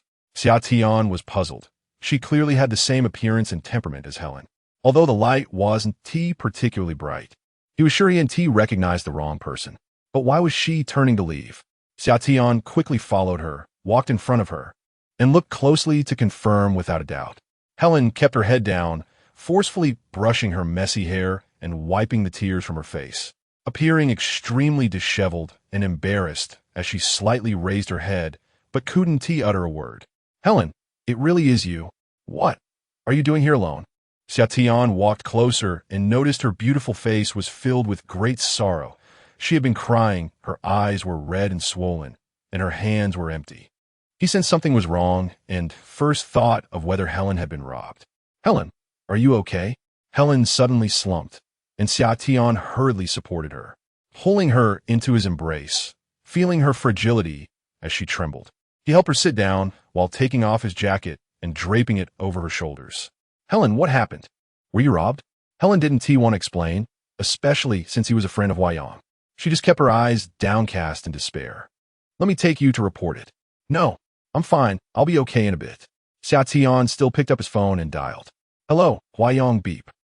Helen snatched the phone and hung up. "Don't tell him." "Why? Did you two have a fight? So you weren't robbed?"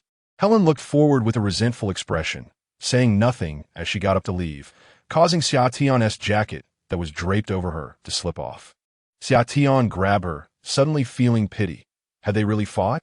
But why could it make her look so murderous? It must have been an unforgivable mistake. And he suddenly started to blame Huayang for not cherishing her. Just a few days ago, they were overly sweet, and today, she looked so heartbroken. "Helen, I want to tell him. Can we find a place to sit? It's too cold here, your hands are icy. Have you eaten?" Helen shook her head. Xia Tian took her to a restaurant. Although Helen had no appetite, she still ordered a cream soup. Her heart hurt, and her stomach hurt too. While the heartache couldn't be healed, at least the stomach needed warming. After a few sips of soup, Xia Tian handed her a tissue. "Take it slow." His voice was warm, yet her heart was frozen to the core. As she drank, tears continually fell into the soup, gradually turning into sobs. After a while, she took another deep breath and finished the soup. Xiaotian watched her, in pain yet stubborn. Although they had only known each other for a short time, he clearly understood that this was the kind of person she was, crying one moment and being strong the next. Do you feel a bit better? Thank you, Xiaotian. The goddess still remembers me. Xiaotian immediately showed his playful side again. What goddess? She's a neurotic goddess. Then she's the most beautiful neurotic goddess. Helen smiled slightly, surprised that she could still smile. But soon, she remembered her terrible experiences and couldn't smile anymore.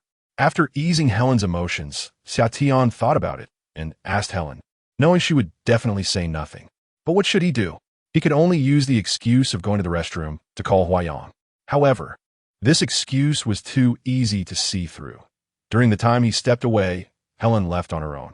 Hey, what's wrong with you? Did you call me for something? You just said one thing and hung up. I thought you dialed the wrong number. I'm asking you, what's going on? Helen, what? Did you see Helen? Huayang asked anxiously on the other end. Now you're nervous? Why did you make her cry? Where are you? I'm coming over right now. I'm at. Xiaotian turned around, and Helen was gone. Helen is gone. What? Helen wanted to avoid them, so naturally, she wouldn't let them find her, even though they were almost about to call the police. At that moment, she had already sat down on the bed in a motel. She was very tired, closed her eyes, but all she could see was that scene. How could she forget? No matter how she thought about it, he wasn't that kind of person. Did it happen in the counseling room? Was the counseling room his usual place for cheating? Helen couldn't think about the dirty side anymore. She couldn't think anymore. You brat, what bad thing did you do to make the goddess so angry? Spill out. The two found a place to sit down, considering where to look for Helen later. Huayang didn't want to say anything. Hey, are you still silent? Do you believe I'll beat you up? Huayang glared at him and then said in frustration, go ahead. Xiaotian looked at his expression, as if he was admitting his mistake. We probably want to find Helen tonight. She must be hiding somewhere we can't find. How do you know? Aren't you more familiar with your girlfriend than I am? But how do you know her? Because I'm also a seasoned expert, okay? Huayang shot him a sideways glance, but it seemed he agreed with his statement. Did she say anything to you? Of course she did. I'm so good at chatting. Huayang rolled his eyes at him. What did she say? Want me to tell you? You tell me what's going on between you two first. None of your business.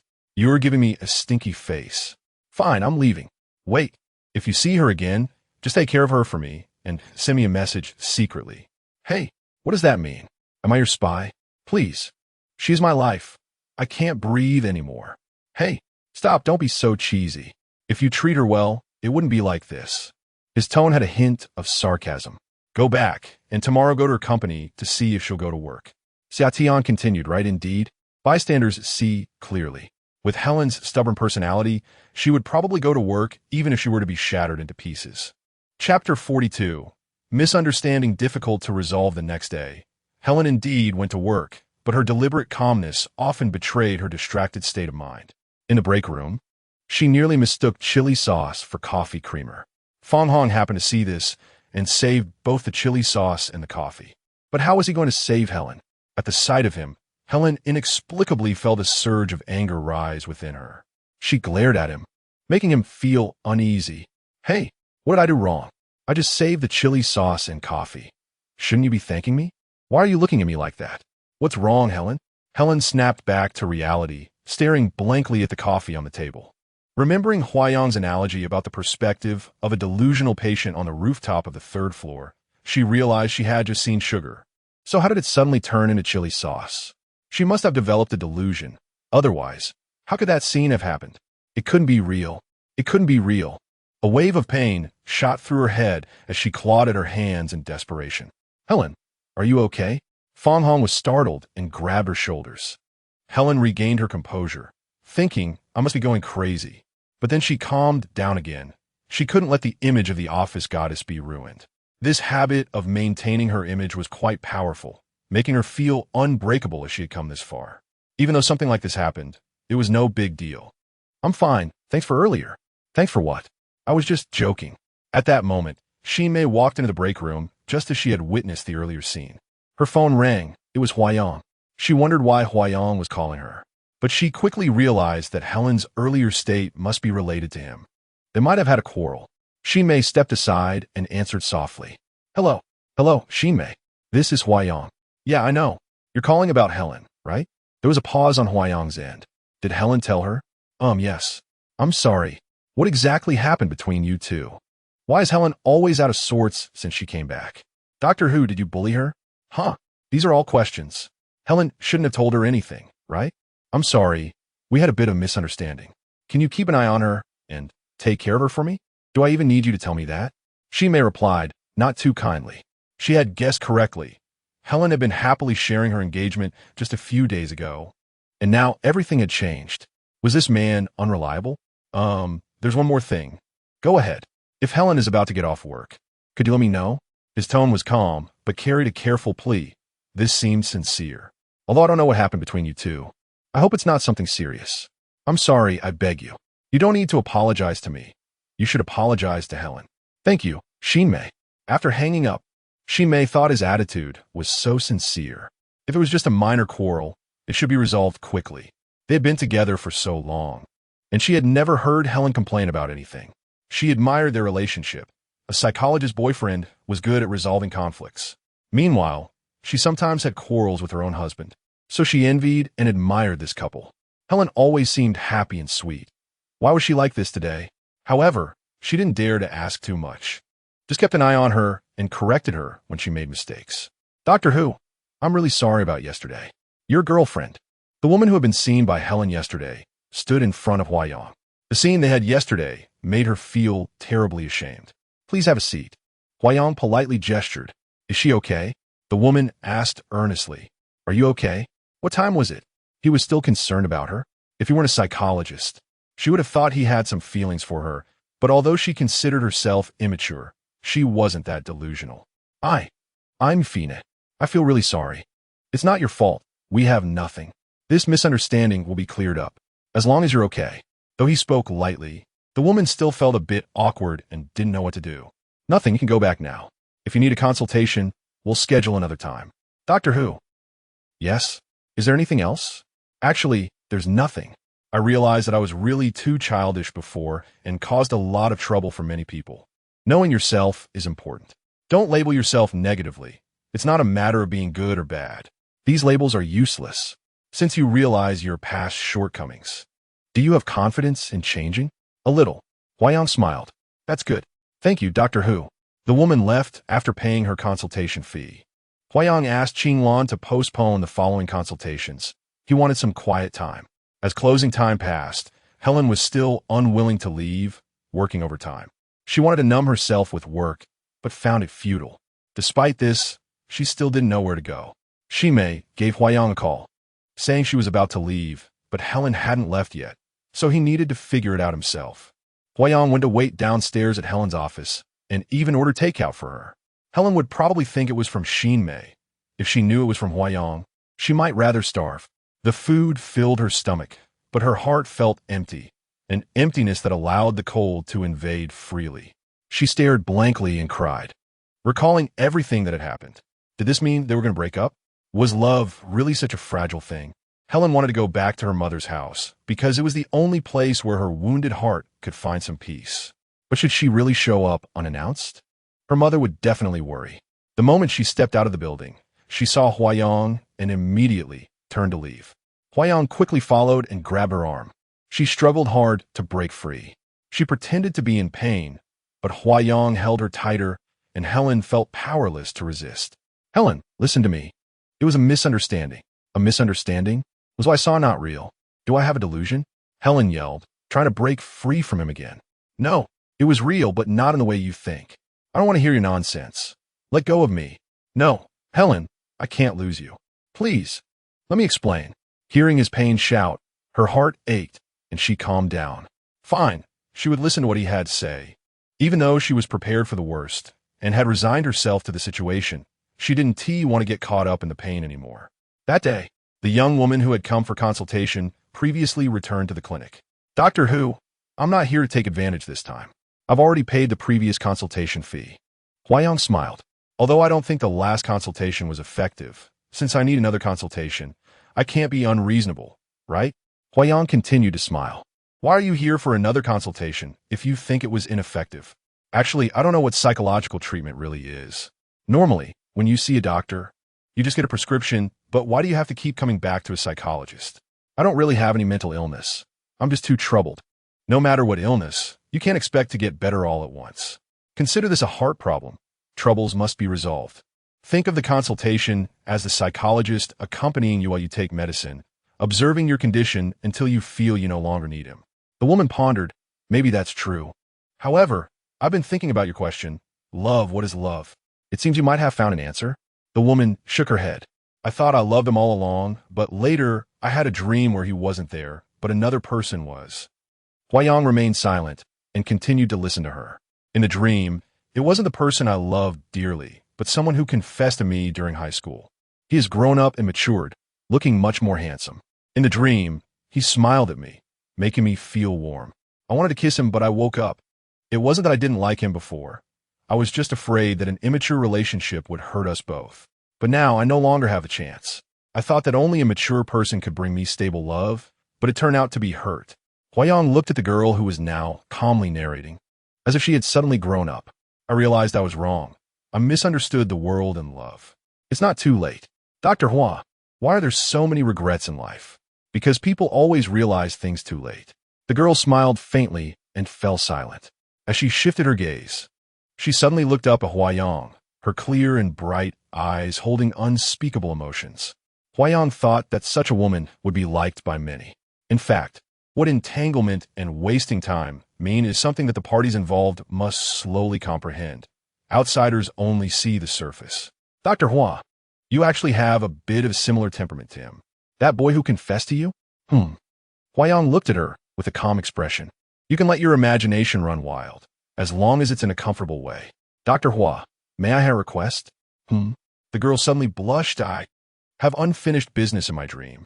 She had heard that Huayang's consultation methods were sometimes astonishing, which is why she sought him out last time. After experiencing it, she found it to be true, so this time she had bolder ideas. Huayang looked at her, seemingly already aware of her thoughts. But he still couldn't respond immediately. After all, this was a bit beyond the limits, and although he felt it wasn't too much of a transgression, he still held back, remaining silent, as if waiting for her to withdraw her request. Otherwise, he might agree. I know this seems unreasonable, but I just want to make up for a regretful relationship, even if it's just a fantasy of compensation. Thus, the scene that Helen saw earlier occurred. Helen listened to Huayang's explanation, looking at him in disbelief, unable to speak for a long time. Is this the work of a psychologist? Her worldview shattered. Although she knew her boyfriend's treatment methods could sometimes be eccentric, she really couldn't accept such a blatant collision. The atmosphere was as cold as ice, colder than a late spring chill. Helen couldn't even think of appropriate accusations. He hadn't cheated, and his behavior wouldn't extend beyond treatment. What should she do? Her thoughts were in chaos, and she couldn't even express the anger a girlfriend should feel. She suddenly found it both laughable and helpless. I hope you can understand. I'm just doing my job. I can't understand. Is it possible that next time I'll see you with someone else? Helen said, imagining it, her anger boiling. No. Huayang sighed, closed his eyes, and frowned, unsure how to explain, especially with her anger present. He knew it would be hard for her to listen. After a moment of calm, he seemed to concede. I'll move out first. Wait until you've thought it through. No, I will leave. You're leaving? His heart sank. Could she really leave just like that? I don't want to stay here. I think I really need to calm down and think clearly about our relationship. Saying this, Helen stood up and quickly walked out, her sharp heels threatening to crack the floor. Chapter 43. Deep affection. Powerless, but where should I go? The place I rented before is no longer an option. I guess I'll stay at a hotel for a while. This isn't a good choice, especially considering the current hygiene situation in hotels is always concerning. Although services have become more automated, some still cut corners in areas where oversight is lacking. Just as I was in distress, the phone rang. Helen felt this was a timely signal for rescue. It was her mother calling. Hello, my daughter. You haven't been home for a long time. Ahai said he made your favorite chicken soup. Come back for dinner tonight. Helen almost burst into tears. Mom, can I come back and stay for a while? Silly girl, do you even need to ask? You can come back anytime. It seemed only Uncle Hai's warm meals and her mother's gentle inquiries could melt her currently cold heart, despite her thoughts being still chaotic. After dinner, Helen sat blankly on a small stool on the balcony, holding her cat, The little cat was very well behaved today because it was cold. Cats love to curl up in someone's arms for warmth, but Helen felt clearly that it was the cat providing her warmth. Don't be cold. Go to bed early. Her mother draped a blanket over her, preparing to go inside to rest. Mom Helen pulled her hand. Your hand is so cold. Hurry back inside. Helen shook her head. She wanted the cold wind to wake her up. Mom, why don't you ask me anything? Ask you what? Just come home. That's enough. There will always be some little misunderstandings. You two can sort out slowly. The warmth of home made it hard for her to be cruel. And there was no reason to say a harsh goodbye. After all, she loved it so deeply. However, she still didn't know what to do next. Mom, do you think that as long as you love each other, all problems can be resolved? Even if there's a part of him that you can't accept? Her mother smiled slightly, her eyes radiating warmth. Do you know? I really envy you young people. You have so much time to worry and be entangled. Mom Helen suddenly felt her eyes redden. The woman before her had more silver strands than the last time they met, her face marked by the relentless passage of time, yet remained resolute and gentle. You must take good care of your health, Helen urged. I will, and you must take care of yourself too. Mom, go to bed early. You two don't sit too long. It's cold. Helen gazed blankly at the sky. The clouds dense like the haze in her heart that wouldn't dissipate.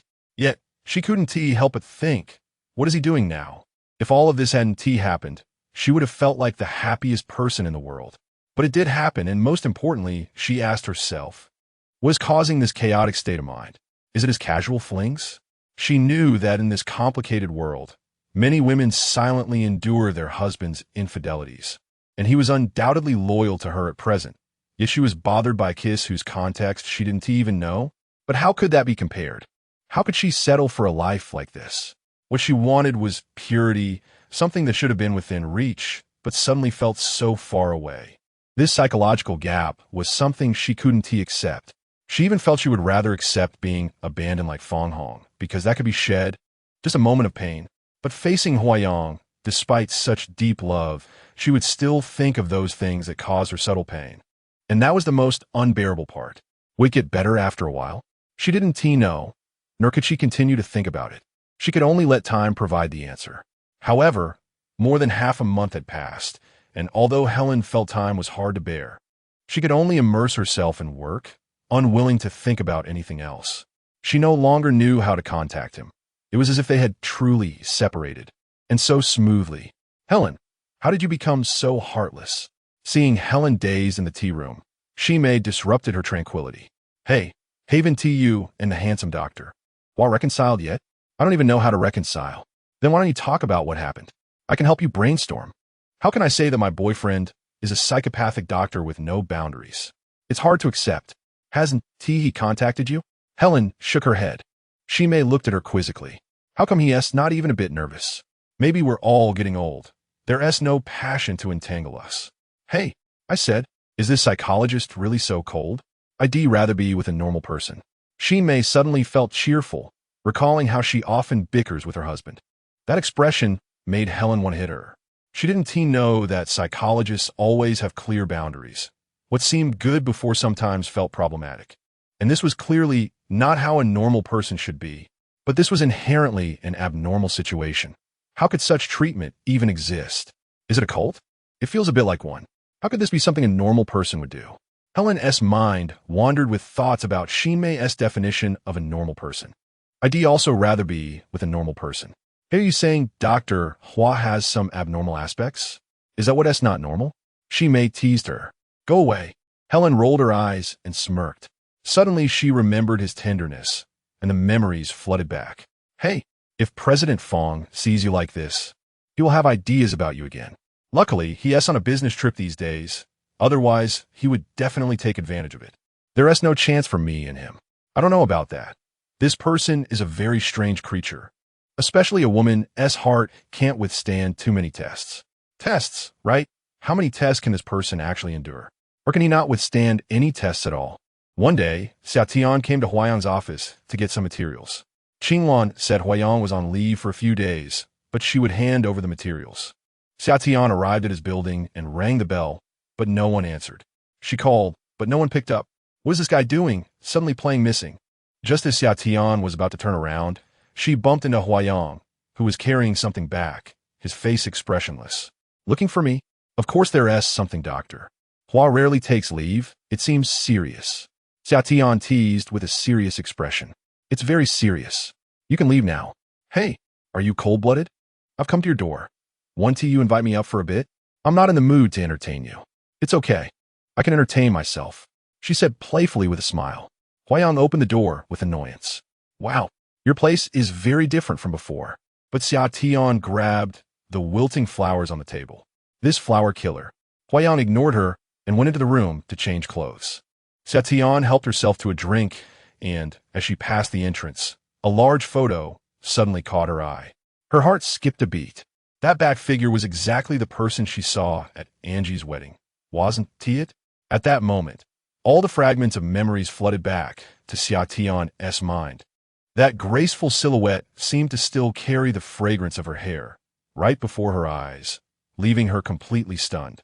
Huayang came out, saw Xia Tian lost in thought. But didn't he find it strange? Perhaps he thought everyone who saw the photo would react this way. Homing took this. When did he take it?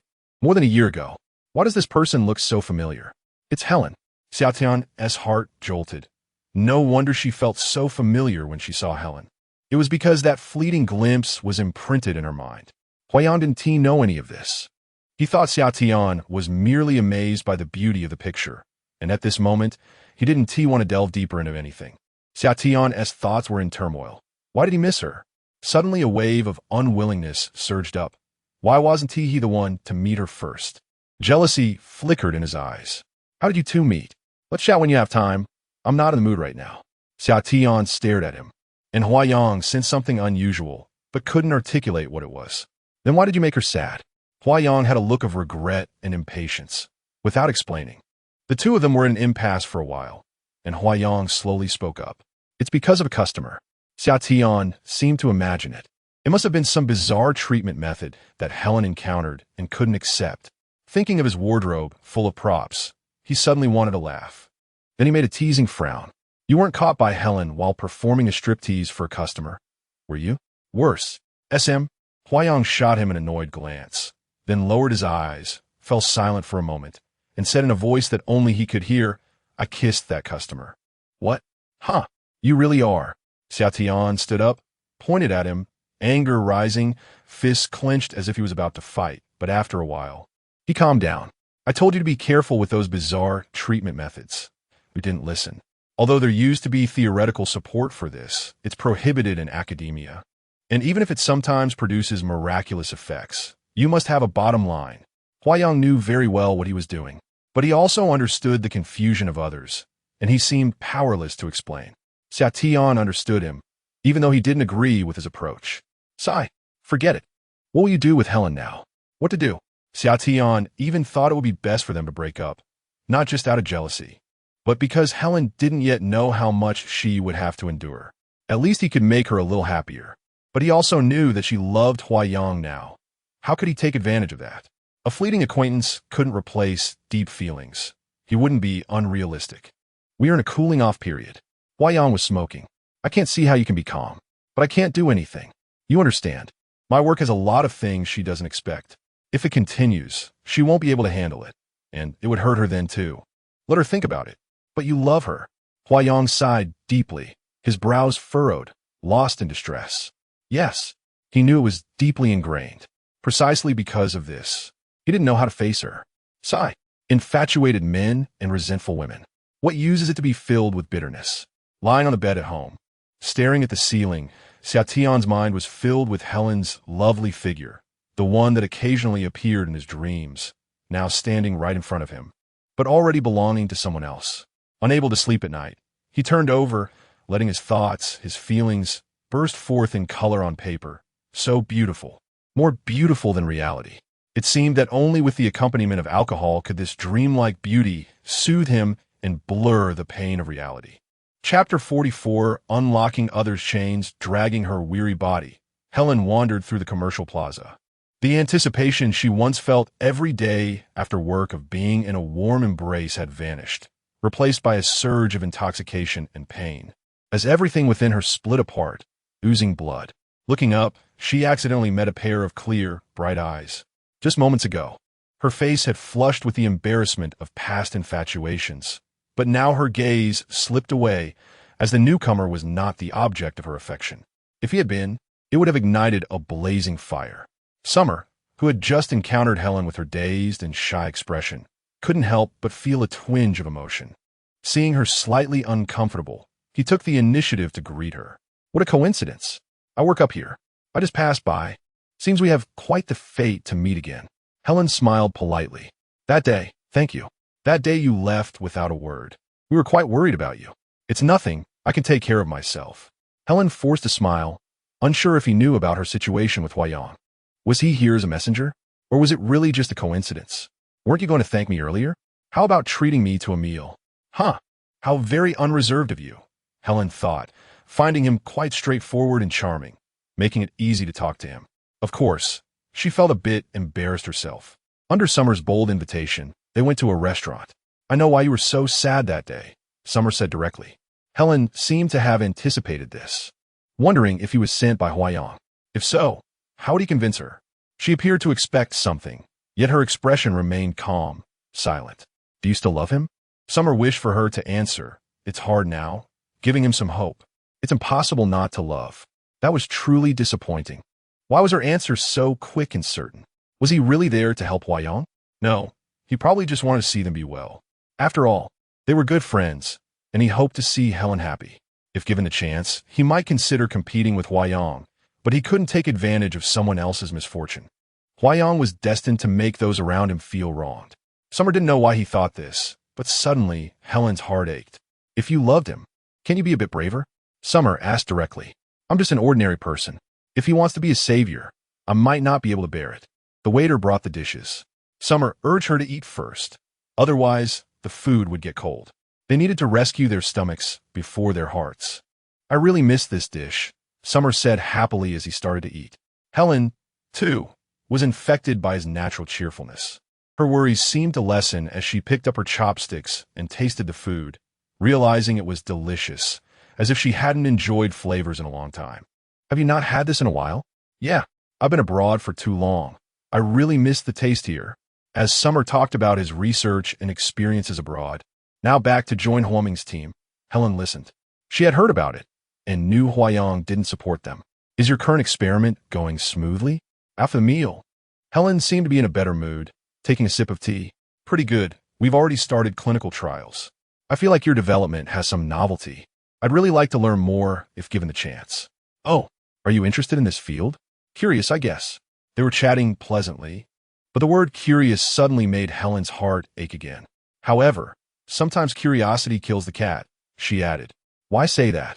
Curiosity is the driving force behind the world's development, even if it may lead to some errors.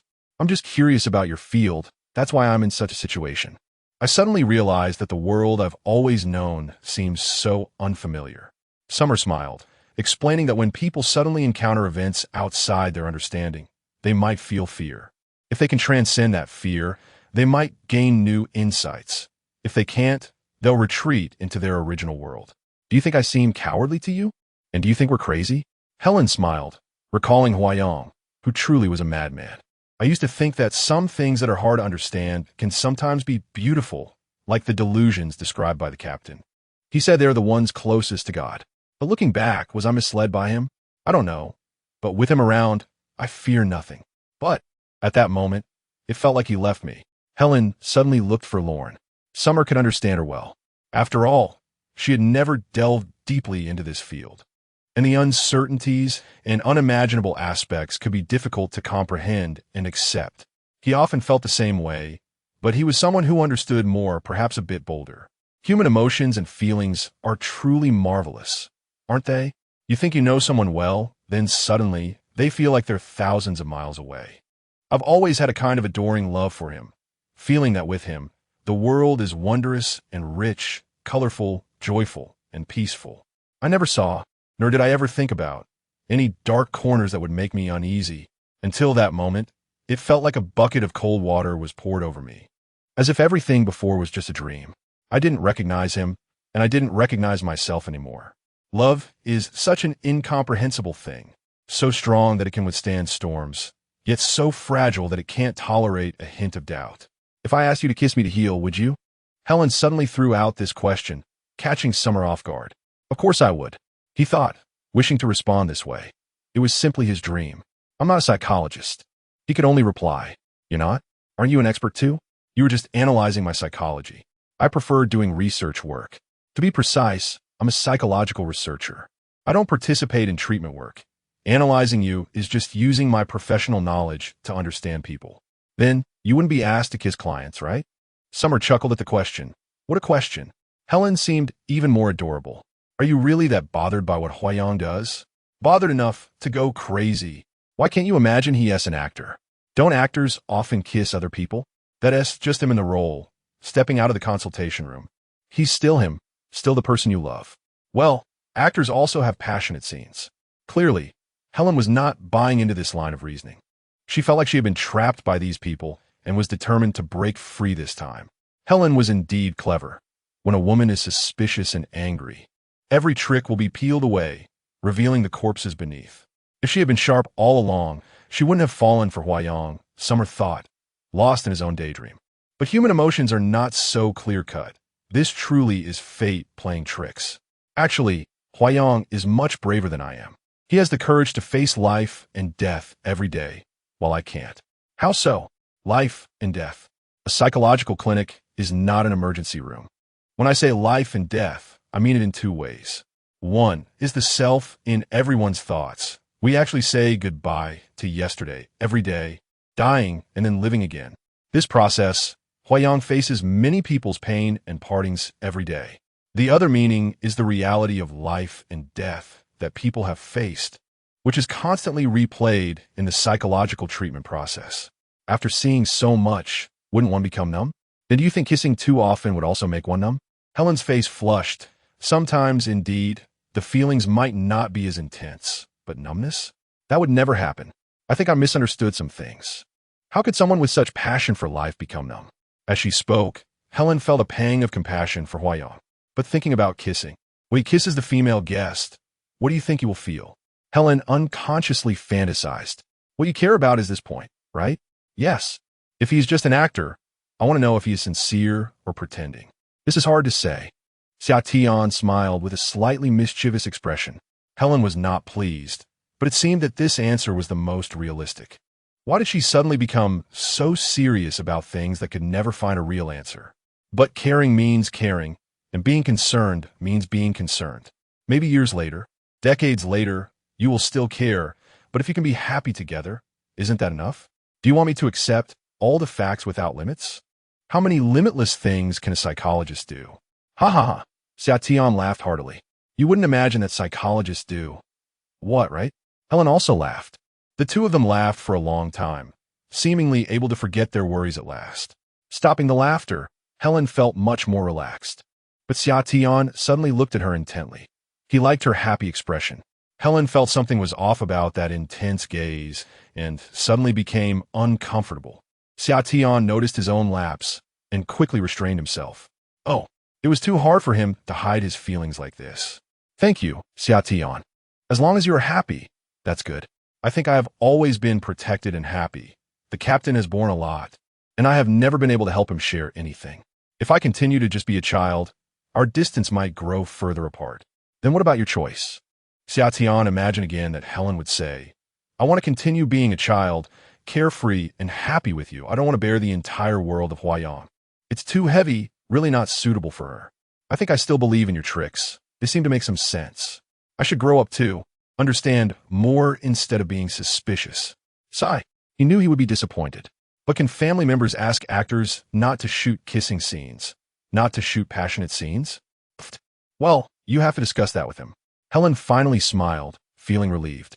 But Xia Tian's thoughts became complicated. What am I really doing? Chapter 45. The surprise of reunion because he had taken a few days off earlier. Huayang had to work overtime this weekend to catch up on his previous tasks. Just as he walked downstairs and out the door, he was met by Helen, who was standing at the entrance with her luggage.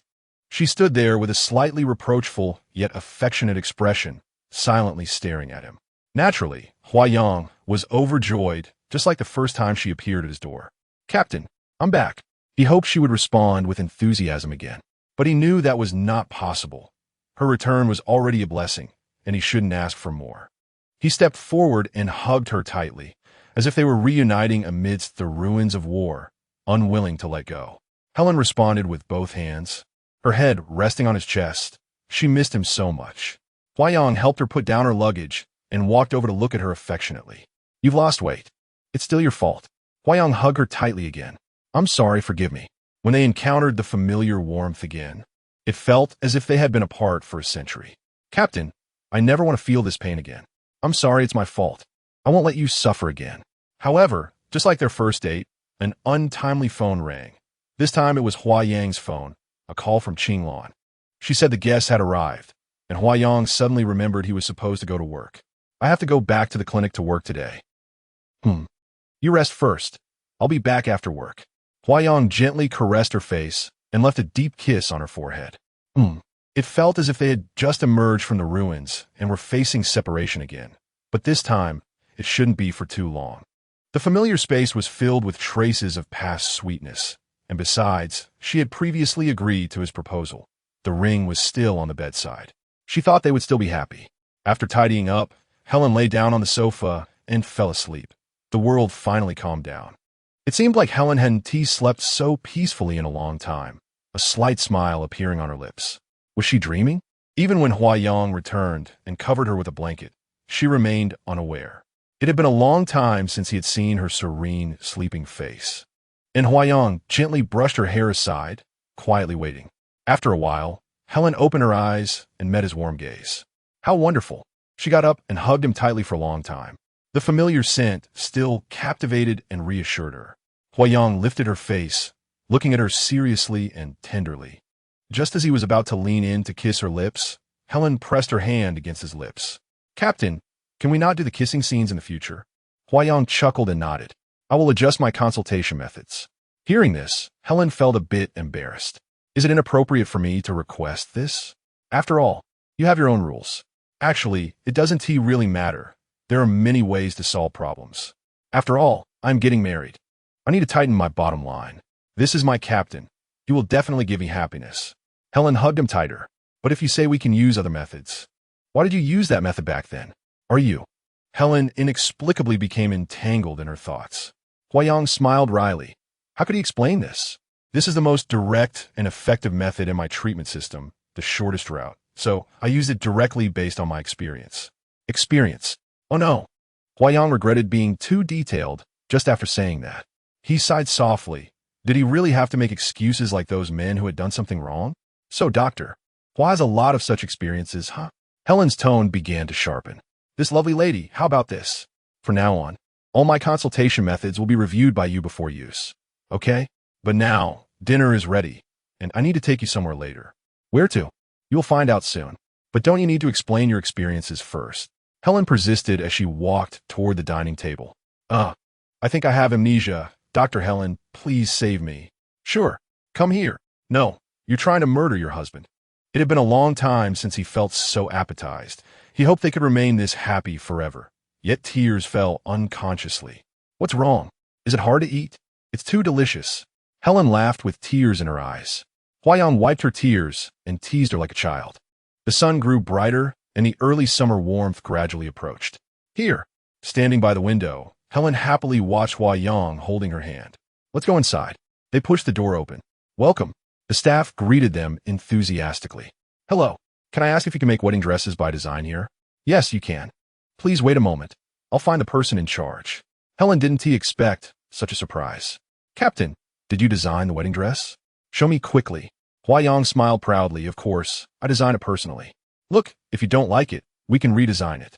Saying that, he took out several design sketches. "So beautiful!" Helen exclaimed. "Hello, I'm the designer in charge of custom wedding dresses here. How can I help you?" "Hello, we would like to order based on the design." "Congratulations to you both. I will do my best. These designs are all nice. May I ask which style you would like to order?" Helen looked at them all and thought, what should I do if I like them all? The designer smiled. "Actually, the style doesn't matter. Your happiness is already enough. Especially since the bride is so beautiful and the groom so talented. The designer's compliments made Helen's heart bloom with sweetness. Ma'am, which style do you prefer? I will make some adjustments to fit your figure better and showcase your beauty. I prefer this one. It looks like a butterfly dancing. Saying this, she looked at Huayang and smiled sweetly. This one is really beautiful and complements your temperament well.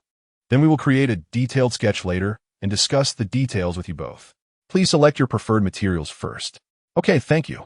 After returning home, filled with joy yet exhausted, Helen sank into the sofa. She hadn't expected that designing and making a wedding dress would be such a tiring task. Huayang held her and kissed her. Now you know how much effort I put in, right? Helen wrapped her arms around his neck and returned a long kiss. Thank you, Captain. Trust me, we will be very happy. Helen shook her head. We are already very happy. Chapter 46. The Reef of Fate. On the branches of spring and summer, birds sang joyfully. The good news of Helen and Huayang fluttered in, and Huaming and Cheng were overjoyed, while Xiatian felt as if in a dream. Alice seemed to sense something and looked ambiguously at Xiatian. Aren't you happy about Huayang's wedding? How could I not be happy? Are you that overly sensitive as a neurologist? Xiatian replied with a frown. That's professional sensitivity, and it's usually quite accurate. Alice floated away with a meaningful smile, turning to leave. Yeah, why is it so accurate? Xiatian felt a subtle bitterness in his heart. Helen said she wants to invite you to be the best man because it's the most eye-catching role besides the groom, which will attract more girls' attention. I couldn't ask for more. His tone was cheerful, but it couldn't hide the sourness in his heart. You really care about me. But why did you leave so abruptly at the last wedding? Maybe it's fate. If for Xiatian, unfulfilled desires were fate, then for Helen, her fate was one of loss and regain, only to lose again. Helen never expected that just as she was about to enter the blissful hall of happiness, she would face a nightmare that came suddenly. For days, immersed in happiness with Huayang and her best friend, they had been busy planning the wedding. Especially the wedding dress designed by Huayang, which she had followed through multiple modifications, eagerly anticipating every day. Wow, it's so beautiful. When the final fitting was completed, and she showcased the perfect moment, the entire bridal shop erupted in gasps. That day, everyone happened to be busy, and Helen received a notification from the bridal shop that all modifications were complete and they could come to pick it up. Unable to wait, she took the opportunity to go alone to retrieve the wedding dress. At the moment she put on, she asked someone to take a photo of her in the most beautiful pose and eagerly sent it to Huayang. Huayang marveled that his design had been transformed into something divine on Helen, and he almost wanted to rush to the scene and spin her around. With immense joy and excitement, Helen walked out of the shop, hurrying home. But at that familiar intersection, a strange figure suddenly emerged, ruthlessly casting a shadow over her happiness. The frail figure, pale-faced and twisted in agony, stabbed a knife into Helen's back with a swift motion. A scream pierced the sky, and the exquisite wedding dress, along with her sculpted body, collapsed instantly, drenched in an irretrievable pool of blood. That day, Huayang received 2 pieces of unfortunate news. Helen had been stabbed and was in the hospital undergoing emergency treatment. The suspect was quickly apprehended. A person with no relation to Helen, with no clear motive for the attack, just a severely mentally ill individual who had suddenly gone into a frenzy. When Huayang was called in to assist with the investigation, he saw the perpetrator, a figure distorted by confusion and pain. He felt heartbroken, realizing the incompetence of his professional field, as the criminal before him was not the true murderer. He was filled with helpless anger, as fate seemed to mock him ironically. The world was shrouded in darkness at that moment, as if the heavens had collapsed. Just a moment ago, his beloved wife was sharing beautiful pictures, and now she lay in the ICU. Just a moment before, she was welcoming the early summer sunshine, and now she had fallen into an icy abyss. Gazing at the motionless Helen, the breaths they once shared so closely were now separated by an oxygen mask and thick glass. Huayang's heart shattered as he gasped for breath. Why? Why did this happen? This can't be real. When they received the bad news, Huaming, Cheng-en, and Xiatian could hardly believe it. Just recently, they had heard their joyful news, and how had it suddenly turned into tragedy? They had expected a sweet moment surrounded by flowers, but now disaster had struck. leaving chaos in its wake. Xiao could not have imagined how trivial his previous anxieties were. If he could bring back Helen's happiness, he would gladly erase all his affections for her. As long as they were all okay, he was willing to completely withdraw from her life. But nothing could bring back the past, even if the innocent perpetrator were to be punished.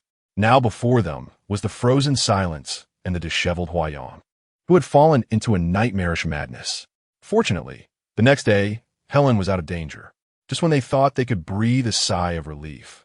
The doctor delivered another almost hopeless piece of bad news. Because the knife had cut into Helen's spinal cord, she had suffered severe damage, and her lower limbs might be paralyzed. The specific situation would have to wait until she woke up for gradual observation. Brother, don't worry. Helen is no longer in danger. She'll be okay. In deep pain, Huayang accepted this reality, grateful that Helen had not been taken away, believing they still had a chance for happiness. However, he began to feel a lingering worry about how Helen would accept this fact. Chapter 47. Sleep sitting beside Helen, watching her sleep so peacefully. It felt so familiar, just like in the past. But everyone knew that this was no longer yesterday. It had been 2 days, and how much longer would she sleep? The doctor told them that Helen had suffered a minor head injury, with no bruising and no serious issues. But it was uncertain when she would wake up. Huayang held her hand, which felt so soft and weak. If it were usual, she would definitely respond to his warmth with the same enthusiasm. But now he could only call out eagerly while she remained unresponsive. He rubbed her palm, bringing his face close to hers, which was already covered in fine stubble. Could she feel his warmth and loneliness? Why wouldn't she open her eyes to look at him and help stitch up his breaking heart? When Xiao pushed the door open, Huayang was already exhausted, slumped on the bed beside Helen, fast asleep. This still and frozen scene stirred a myriad of emotions in him. Life was filled with too many uncertainties. Helen's fur was nearly finished dripping, and Xiao pressed the call button. When the nurse came to change the bottle, Huayang woke up and saw Xiao approaching, managing a bitter smile. Xiao looked at Helen, her eyes still tightly shut. How is she doing now? Still not awake. You haven't slept for 2 days. Go back and rest. I'll take over. I want to wait for her to wake up. Huayang looked at Helen, urging her silently to wake up. His call from the depths of his heart had never ceased. There are doctors and nurses here, and I'm here too. You don't need to worry. You must take care of yourself to be able to take care of her. Huayang looked at the motionless Helen. How could he let go? But that doesn't replace me. These words struck Xiao hard. Although Huayang meant nothing else, he just wanted to be the first to see Helen open her eyes. Not anyone else. But in Xiao's heart, this doesn't replace me took on another meaning.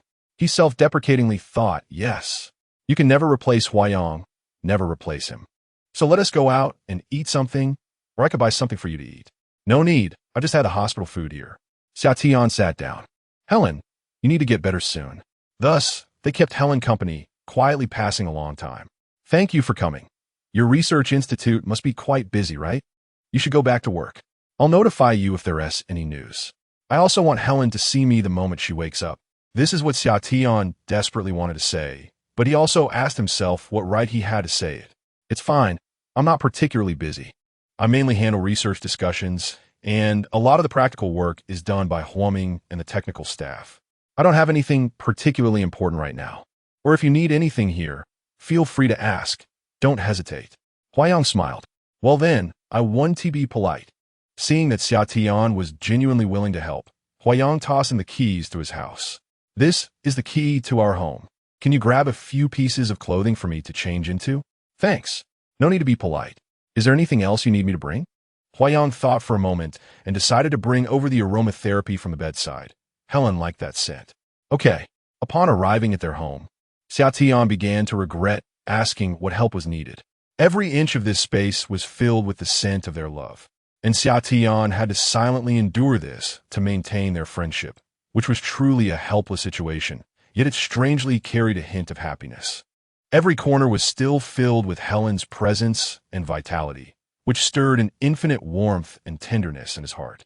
After packing up what Huayang had instructed, his footsteps paused at the entrance, staring blankly at a large photo of Helen's silhouette for a long time. If he had never met her that time, would things be simpler? If he and T deeply condensed the beauty of their intersecting time and space into his heart's only longing, would there be less entanglement? He seemed to realize that he often wore a self-deprecating smile, laughing at himself for being unable to extricate himself. Huayang had been with Helen day and night, and it was already the fourth day. Huoming, Cheng-in, and Xian Mei had also come to see Helen, but anyone who suggested taking over for Huayang was gently declined. Would Helen be heartbroken for him? If so, why wasn't she awake yet? Doctor, what is wrong with her? Is there any change in her brain? Please tell me clearly. Why hasn't she woken up yet? Huayang walked into the attending physician's office, introducing himself and inquiring about Helen's specific condition. Dr. Hua, our examinations were very thorough. The doctor showed him all the images. She currently shows no signs of brain pathology. It's just a bit strange that some areas of her brain are not very active. Her activation center and arousal center are likely unable to function properly due to an imbalance of neurotransmitters, which is why she hasn't woken up yet. But you should know that this is not overly concerning. Unless there are signs of atrophy in the brain, waking up is just a matter of time. Huayang admitted that he had been overly anxious. So you think this is just due to spinal nerve damage? What is strange is that it doesn't seem to be entirely that, but she has no other injuries, and there are no other pathologies. While this situation is uncommon, it's not unheard of. You know the human body is a very mysterious mechanism. Even with instruments to measure, it's difficult to pinpoint all specific issues. Perhaps her body just needs some time to recover from these problems. Huayang frowned. Are there any other reasons? Could it be due to excessive pain stimulation and blood loss at the time, causing an imbalance in the brain's neurotransmitters? That is possible, but the rescue was timely. And her blood pressure is normal now. Her physiological condition is good. Let us not over-speculate. We can only closely monitor her real-time condition. And you should put too much pressure on yourself. Huayang tiredly closed his eyes. Now we can only wait patiently. The doctor patted his shoulder. Dr. Hua, you should also pay attention to resting and adjusting your state. All right. Thank you, doctor. Looking at Helen, who remained motionless on the hospital bed, Huayang felt like he was about to scream. If you don't wake up soon, I'm going to go crazy. Chapter 48. When it concerns yourself, it becomes chaotic. On the afternoon of the sixth day, Helen suddenly woke up as if startled from a nightmare. Huayang had just returned from buying cigarettes and ran into Xia Tian in the hallway. They heard Helen's voice and rushed into the ward. Huayang grabbed Helen's hand. Helen, what happened? Don't be afraid. I'm here, don't be afraid. Helen was panting, feeling slightly reassured by Huayang's grip, and she steadied herself to look around. Captain, where is this? It's okay, don't worry. Just stay still, I'll call the doctor. Xia Tian immediately reacted and pressed the call button. Doctor? Am I in the hospital? What happened? Huayang looked at her, hesitating on how to explain. Soon, the doctor arrived and conducted a basic examination for Helen.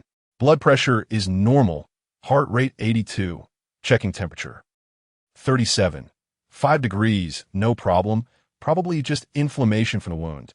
How are you feeling now? I'm a bit dizzy. Any other discomfort? My back hurts. At this moment, the doctor exchanged glances with Huayang and the others. You have a back injury, but it will heal quickly, the doctor said to Helen, then turned to Huayang and the others. Take good care of the patient. We'll do a detailed examination tomorrow. After thanking the doctor, facing Helen was their biggest challenge. They had to be very careful. Helen was still a bit dazed, and Huayang comforted her to try and rest, not to move.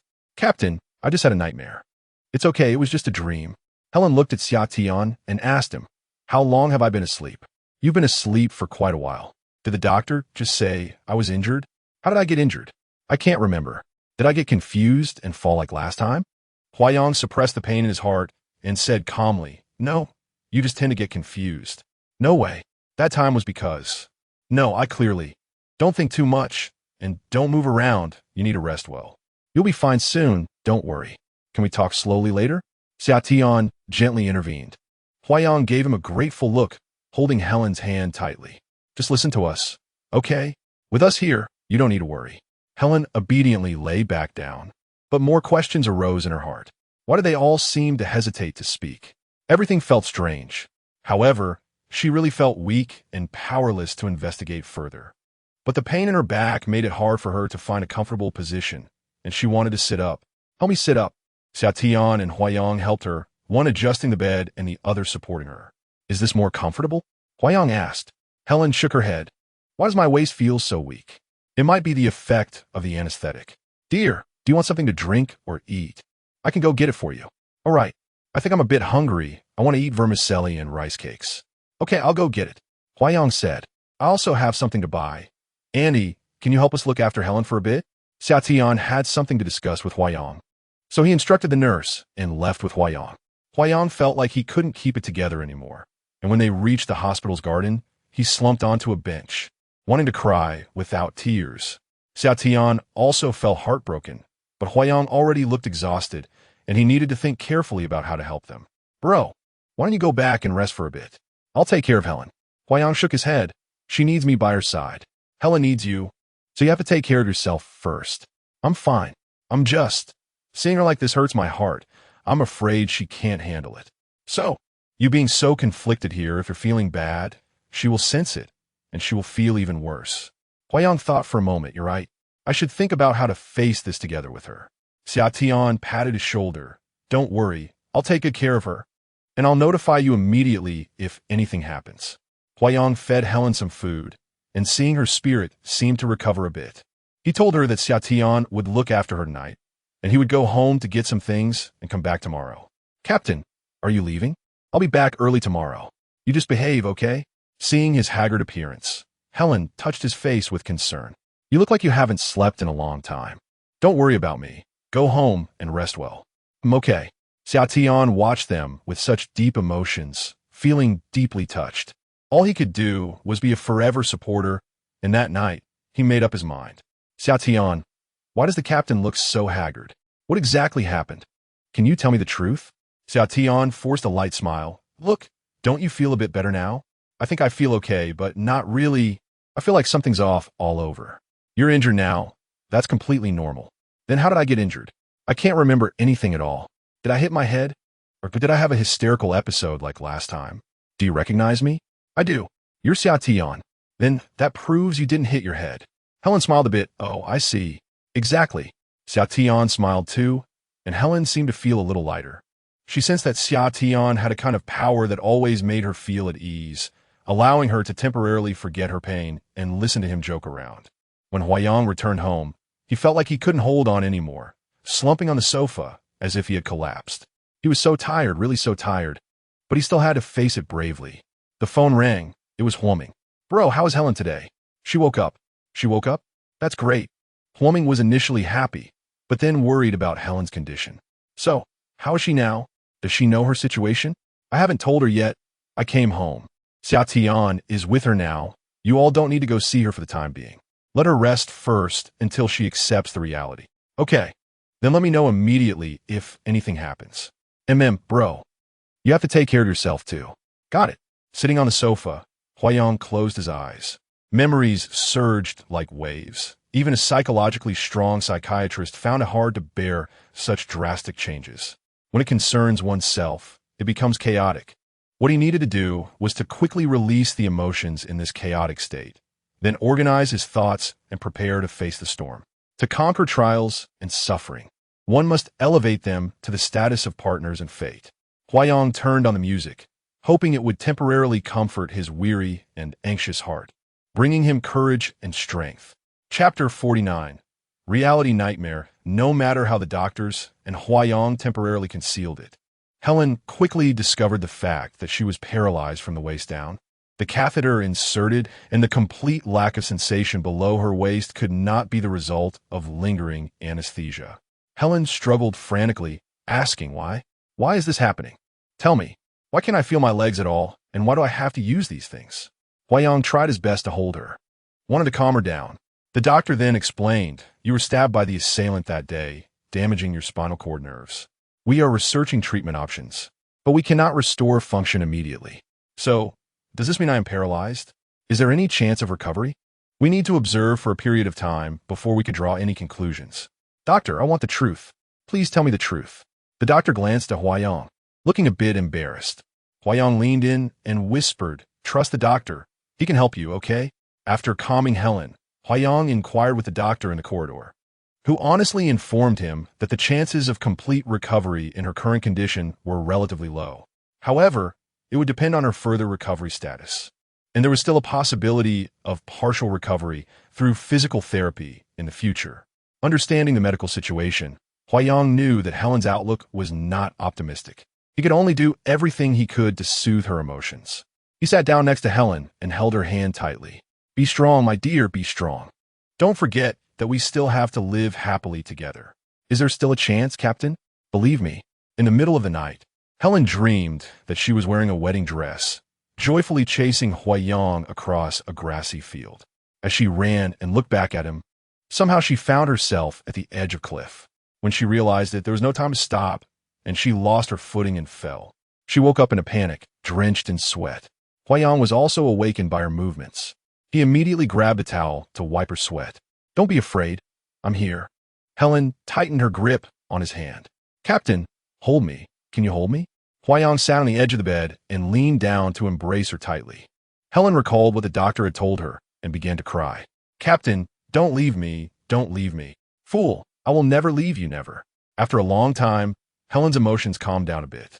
She stared blankly at the ceiling and turned to look at Huayang, who was sitting by the bed. "Captain, I'm sorry. What nonsense are you saying? Just rest well." "I'm sorry, Captain. I can't give you happiness anymore." Hearing her say this, Huayang's heart ached even more. He wanted to question heaven why they had to endure such suffering, but compared to Helen, his pain was still external. Although this was not an ordinary test, he still believed he had the ability to overcome it. "Don't think about that.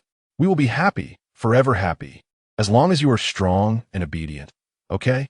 Helen closed her eyes, weeping silently. "Please go out. I want to be alone for a while." "Helen, go out, please." To avoid further agitating Helen's emotions, Huayang had no choice but to temporarily step away. Helen stared fixedly at the ceiling, her tears gradually drying up. But her heart truly began to bleed. Why? Why did such a nightmare have to happen? Why did heaven treat her this way? What should she do? Did she still have a future? And was there still a possibility of happiness? Why in her previous dreams had she already walked into the wedding hall with her beloved, already formed a happy home, and could accept the mundane days of being together? Yet this nightmare came to ruin everything.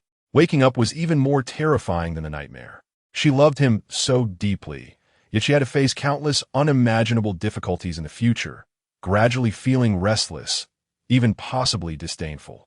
She could no longer think, falling into an endless fear, knowing she had fallen into the abyss and no one could help her. In the following days, Helen repeatedly woke up from nightmares, falling into a vicious cycle of depression and silence. Huayang watched her like this, feeling as if his heart were being cut. He knew that there was no way to help Helen now. She needed time. He could only silently stay by her side, accompanying her through this difficult moment. But even so, he could not predict what unexpected events might occur.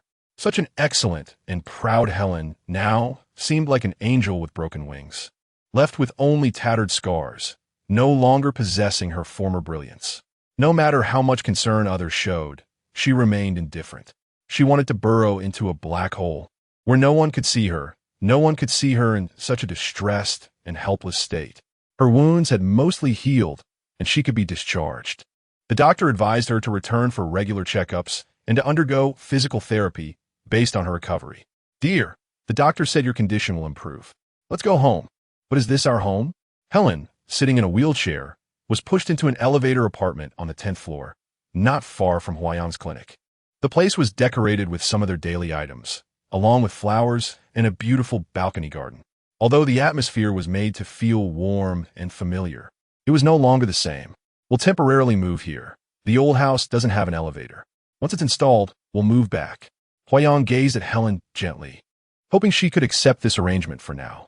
"But we can never go back, never." Helen knew this was just the beginning. Next, she would have to endure all the changes that did not belong to her, all the changes. Huayang gently closed the door, but her heart had closed heavily. For Helen's pride, Huayang hired a professional caregiver to take care of her daily needs. However, whenever Helen needed help with personal matters, she would erupt in anger, causing the caregiver to have second thoughts. Huayang could feel her immense pain, but no matter how professional he was as a therapist, He still felt helpless in front of his beloved. The deeper the love, the more delicate the situation. Any approach could touch her fragile pride. Her criticism stemmed from her powerlessness over herself. Huayang remained patient and caring. Dear, if you can't accept the caregiver, would you accept me taking care of you personally? Helen's eyes filled with resentment. She wasn't angry at Huayang, but at the mockery of fate. She could not adapt to her current self and did not want to. Do you want to see my humiliation? Huayang stroked her face. Dear, look at me. Do you still trust me? Do you still love me? Helen cried painfully, shaking her head. Love? Do I still deserve it? Would you want to spend your life with a woman who cannot take care of herself, who might lose her normal joys and even her ability to bear children? You don't need to pity me like this. Helen scoffed coldly. Please don't say that. Helen's words pierced him like a sharp knife. He knew she was hurting him out of fear, but he also didn't know how much he could endure. After all, as she said, they were in the prime of their lives. How many could wait like saints? Helen was not a naive Mary Sue. She did not believe that a relationship lacking mutual contribution could remain youthful forever without fading away. She could not accept living without dignity, waiting for others' charity, whether material or emotional. Do you want to keep hurting me until I leave you? But do you know, I'm in pain right now. And even if one day I cannot bear it and truly leave, I would still suffer for a lifetime. If that's the case, I'd rather choose to suffer beside you for a lifetime. At this moment, Helen felt even more heartbroken. How could she bear to see him suffer like this? Yet she felt powerless to give him happiness. She truly did not want to be a vampire in their relationship, nor did she want him to endure the struggle of desire for her sake. She was already in tears. No, Captain, I don't want you to suffer. But I can't do it.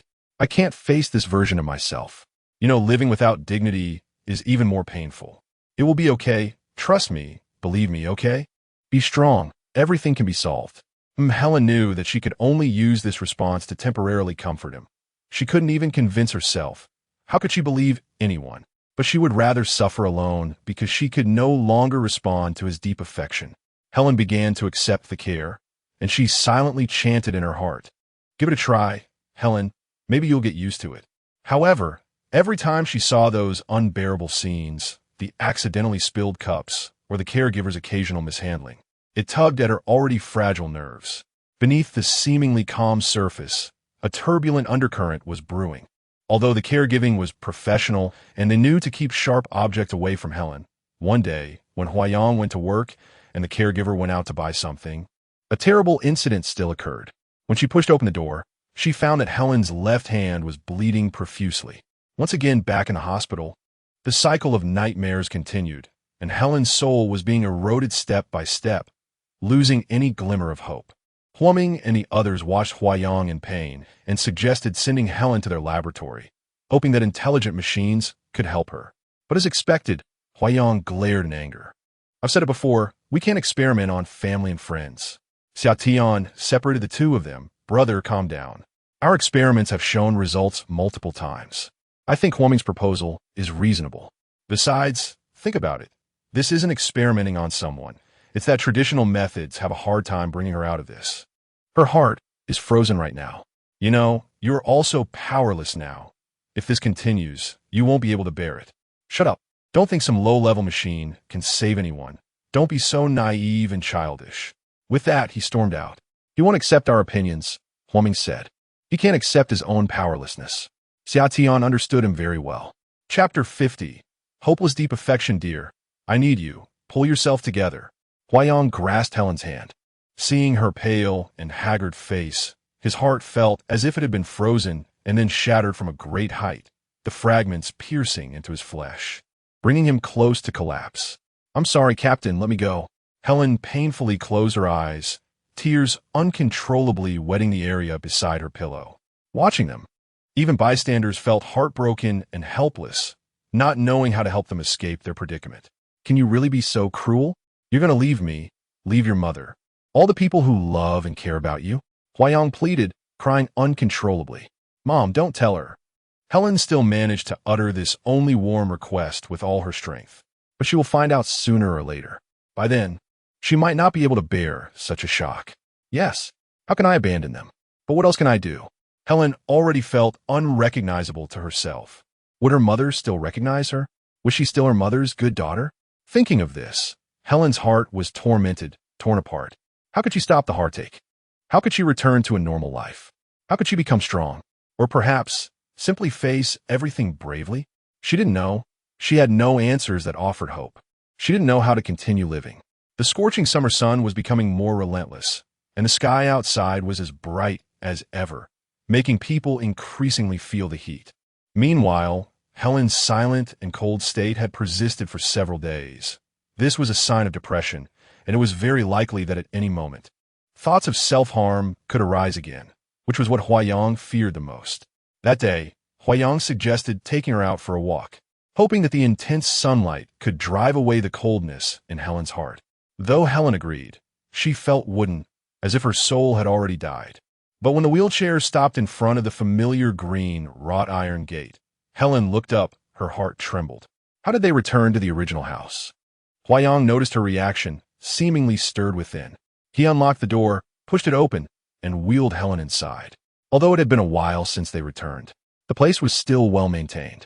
The elevator had not been successfully installed because the house was older. Its structure did not meet the requirements, and the external type did not have enough space, so they had helplessly given up. Helen looked at everything familiar here, her heart filled with infinite nostalgia, tears swirling in her eyes. Huayang crouched down, pressing his face against her hand. He had always wanted to convey warmth to Helen, not knowing if she could open her hardened heart here and receive his heartfelt intentions. Helen closed her eyes, her mind swirling with beautiful memories of the past, where they chased and played, passionately soaring. Gazing deeply, warmth and tenderness revealed in their love. Remembering, savoring, yearning, and hesitating, Helen's face flushed, but her body's reaction brought an inexplicable sense of fear to her heart. Suddenly, as if under a spell, she opened her eyes in terror. "Let's go. Go with me." Huayang's strong arms lifted her up, climbing the stairs with an imposing posture that made her unable to resist. Helen held him tightly, feeling his breath, her heart filled with mixed emotions. Huayang carried her into the inner room, placing her on the sofa, still holding her tightly in his arms. Then, without allowing any refusal, he initiated a passionate kiss, unchanged and even more fervent than before, filled with excitement and an unerasable sadness, as if he were making a final push. In the mutual surges of love and desire, it seemed they were sinking deeper into hopelessness. Raising her head, Helen's eyes were already blurred with tears. "Captain, don't love me like this. I have nothing to repay you." Huayang continued to seal her lips with his fervent kiss. He didn't want to hear her speak any words of despair, but he clearly felt that he was equally powerless, having no other way, and could not grasp the outcome of such actions. He held Helen's face in his hands, trying hard to conceal this sense of powerlessness, still gazing steadfastly into her fearful and sorrowful eyes. "I love you, dear, nothing can change that." Helen held him tightly. She was grateful for him, believing in his sincerity at this moment. But she was also conflicted and fearful. She didn't know how far she could carry the burden of deep affection for the past, whether it would only become heavier as she moved forward. Her heart twitched again. She was so afraid of losing him, but even more afraid of being a burden to him. "Let's go home," Huayang whispered. Although feeling so anxious about the future, Helen still sensed a firm strength in Huayang's strong embrace. Perhaps this was the support that true love provided, and she might find a bit more confidence to face it. This was their home, where everything that happened was indelible. Huayang knew he was doing this not just for Helen, but also for himself. He did not want to give up. He opened the screen, and a familiar musical displayed before them. "Do you remember? Your favorite musical. You said its music could lead people to fear no hardships." "Yes, it can give people infinite courage." Helen revealed a rare smile. Huayang tried his best to help Helen maintain her love and courage for life, but he also discovered that in this process, he was gradually drifting into a state of estrangement from his true self. He knew this feeling was dangerous, just like a practitioner facing overwhelming desires. That feeling of being torn apart. He needed to conquer the sense of emptiness that came from his unanchored desires.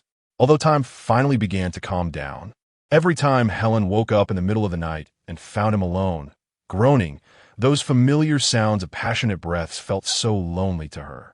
Her heart would feel as if pierced by countless needles. They loved each other so much, yet felt so alone. What kind of pain was he enduring? She felt she was clearly torturing him, destroying him, while also tormenting herself. Gradually, Helen discovered that no matter how bright the sunlight was, it could not penetrate the dark corners of her heart. It seemed that from one dark corner, it slowly expanded into a room, then slowly expanded to every part of her heart. This freezing was even worse than the brief pain after the stress response.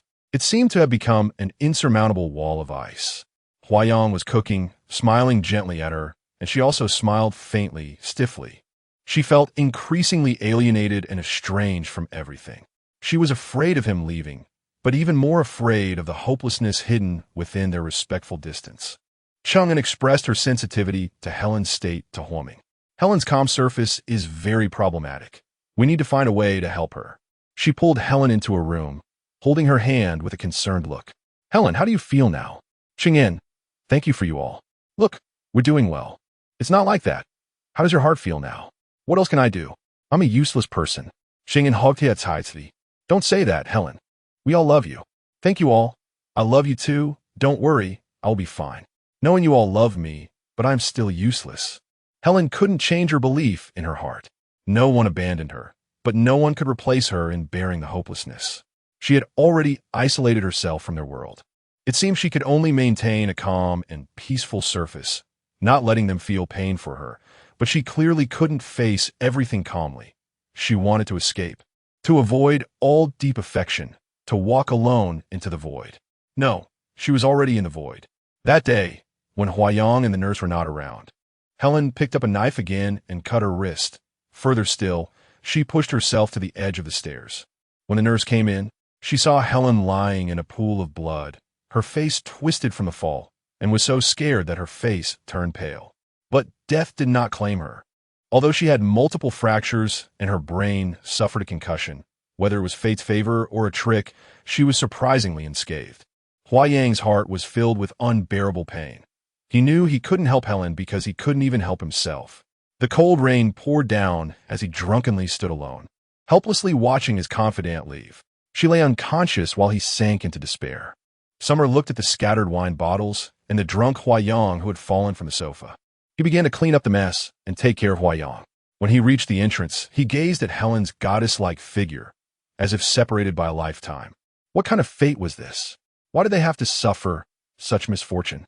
Summer condemned certain responsible institutions for their inaction, which left some mentally ill individuals unprotected and unmonitored, posing significant hidden dangers to society. He also urged for the improvement of legal frameworks in this area and suggested the introduction of intelligent identification systems to review and adjudicate patients who should be admitted for treatment, emphasizing the need for more humane treatment in care facilities. However, opposing voices also emerged.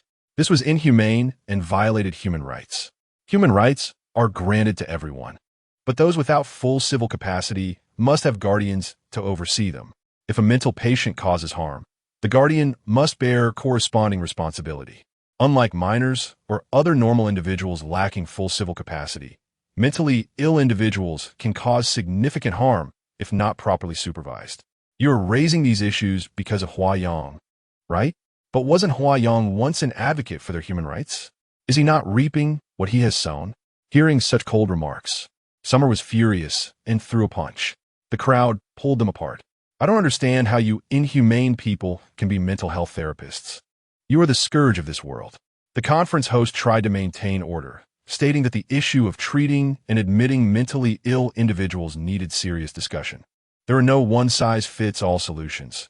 We needed to reflect deeply and improve. As mental health workers, please do not forget your responsibilities. After the meeting, Alice looked at Summer and realized that the person who had been calling out to her in her dreams back then, saying, "Wait, don't go," was indeed Helen, which ignited feelings of jealousy within her. There's a saying in China, anger rises to the crown for a beauty. Is that what you are like? Summer did not want to respond to her provocation. I hope you're not one of them. After saying this, he turned and left, completely ignoring any expression on her face. Chapter 51. Difficult choices. Helen had been in a coma for days. In stark contrast to his efforts to remain calm and rational outside, Huayang had become a despondent wreck at home. Besides numbing himself, he felt as hopeless as Helen. The musical that Helen loved the most screamed on the screen, echoing the turmoil in his heart. Tragedy is grand, making one feel the weight of life and death, and grasp the essence of existence. But this essence does not always inspire. It can also leave one in helpless sorrow. The protagonist in the drama faced a turning point in fate, and those sorrowful yet hopeful notes fell drop by drop into Huayang's heart, gradually stirring up a storm of conflicting emotions. He rose to write, adapting the French lyrics into Chinese, the slanted characters leaping onto the paper, reflecting the singer's feelings and his own. Lost rose the person who enters my dreams in a daze, calls out to me, "Come with me, you and my dreams are so beautiful, yet I'm still filled with sorrow. You are so unpredictable, confusing me, piercing my heart you leave. Without looking back, only I remain staying in place. Please follow me for another year. For another day, stay close to me. Kiss me. Don't leave waiting for you." But receiving bad news, freezing my heart, dreams, shattered the devil, cruelly tears apart your beauty, painful farewell. Please don't forget me, the promise in the dream. Don't wake up, leaving silently you leave, without looking back, requesting this moment time, can stand still, pleading you not to go embrace me at this moment. Oh, my rose gaze, deeply please give me, for another year. For another day kiss me, love me, don't forget, oh, fate pushes me into an endless abyss, struggling desperately, never giving up. Give me courage again, holding your hand. Towards the future in this life, no regrets. A pair of slender fingers picked up the scattered papers, looking at Huayang, who was slumped beside the bed. The newcomer pressed her beautiful red lips together. You shouldn't be so lonely. An unexpected, passionate kiss. Is this a dream? Huayang's eyes were hazy. Who was this person before him? Was it her? Is this a dream? Feeling the eager desire, Huayang's body surged with long-lost excitement, half drunken and half awake. He turned and pressed down on the person before him. Their soft breaths, equally heated bodies, intertwined together. This endless yearning, the long-suppressed intimacy of skin, was so real, so joyful. Yet this was not a dream, but a real nightmare.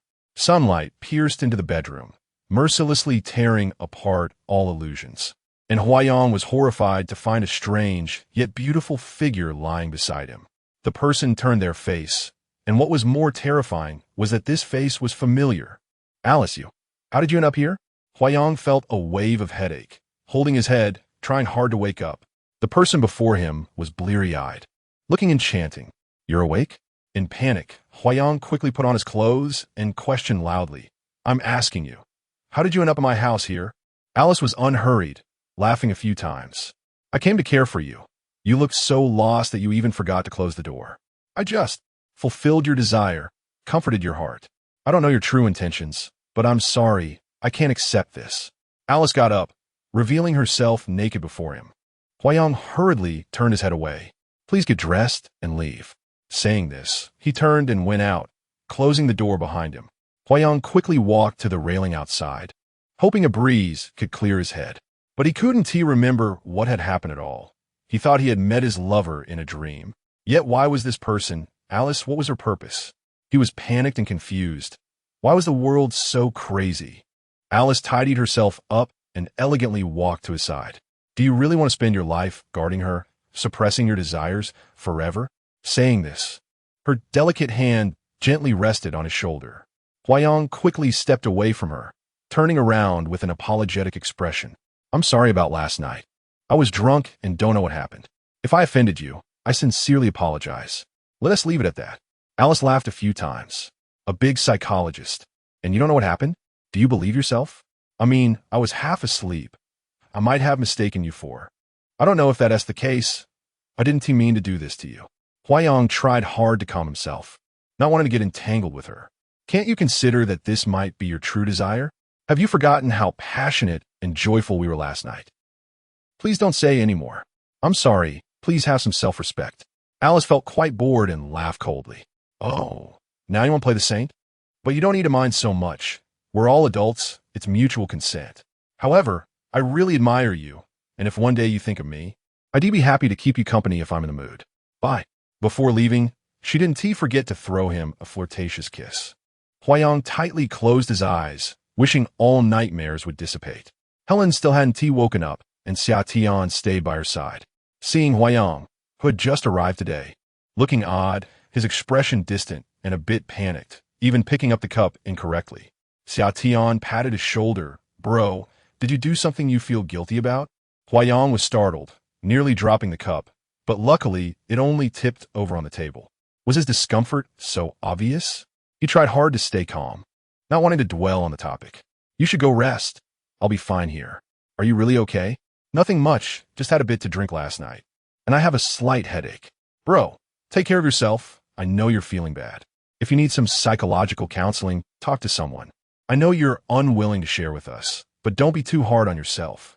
Thanks for your concern, Huayang said sincerely, really. All right, I'll head back. Saying this, Xia Tian prepared to leave, but suddenly turned back. By the way, is there anything at your place that needs tidying up? I can help you arrange it. A flash of panic crossed Huayang's mind. He didn't know if last night's disgraceful matter had left any traces. No, it's fine. I'll tidy up when I get back. Xia Tian went out, still feeling that Huayang's reaction today was strange, but he didn't want to speculate too much. He just hoped they could return to a more normal life. May this low tide pass quickly. Helen, I'm sorry. I didn't mean to betray you. Please live well. Give me strength, okay?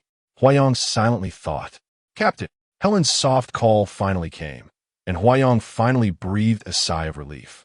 He looked at her tenderly, gently caressing her face. Captain, I'm sorry. Don't say sorry. Why does heaven treat me this way? Yet let me go. Helen, this is just a test. We can get through it hand in hand. Their hands tightly held, warm. Yet still unable to warm Helen's heart. She stroked his face, such a mesmerizing yet painful face. Everything had reached the edge. How could it be salvaged? Huayang's heart ached faintly. How could he save this beloved person? Save her shattered self? Dear, please get better soon. We still have many things to do. We want to travel the world, to help more people. Captain, I don't want to be a burden. Let us break up. No, Helen. Huayang grasped her hand, tears streaming down his face. Let me speak. Helen gently touched his lips with her hand. Living alone makes me feel more dignified. Having you bear such a heavy burden is torment for both of us. Facing you, I can't bear it anymore. Saying this, Helen turned her head, tears flowing. She knew this was painful, but continuing would be even more painful. Perhaps her choice is the best for both of them, and maybe this way, she can let go. He understands, but his heart still aches like a knife. Okay, I promise you, but you have to promise me to live well. You have to let me take care of you until you're discharged, and we'll be friends forever. Helen smiled, a smile that was both a sigh of relief and heart-wrenching. Chapter 52. Everything seems fine on this day. Hua Ming and Cheng Un came to visit Helen. They noticed that Helen seemed to be in a much lighter mood than before, but they didn't know that her ease was due to letting go of Huayang. Hua Ming, I want to eat tofu pudding. Can you help me buy some? Helen said. Of course, is there anything else you want? I want red bean soup. Cheng Un said. Helen smiled as she watched Hua Ming walk out, then turned to tease Cheng Un. I have a friend who's a doctor. One time when we were having dinner, I ordered red bean soup for dessert, and she said, "Why are you eating such disgusting food?" I was confused. Isn't it a normal dessert? She said, "Don't you think it looks like," and shivered a little. I told her, "That's just your professional deformation." They both giggled, surprised that Helen could tell jokes. Cheng-in, don't you think you also often have professional deformation? Always suspicious about things. Cheng-in thought for a moment and replied, "Well, I don't jump to conclusions." Then why is it so ambiguous between you and Hua Ming? We're okay, I guess. Cheng-in understood what Helen meant, but she thought that maintaining this state was also fine. Helen, I broke up with the captain. Break up? Cheng-in was astonished, having just been laughing moments ago. How could there be such a sudden turn? Yeah, we broke up. Cheng-in, can you understand me? Is this the reason for Helen's lightened mood? I understand. You're doing it so as not to drag Huayang down. However, you might only understand part of it. We loved bravely, but we couldn't face the upheaval together. Do you know how painful it is for me inside? Cheng-in looked at her, unable to respond.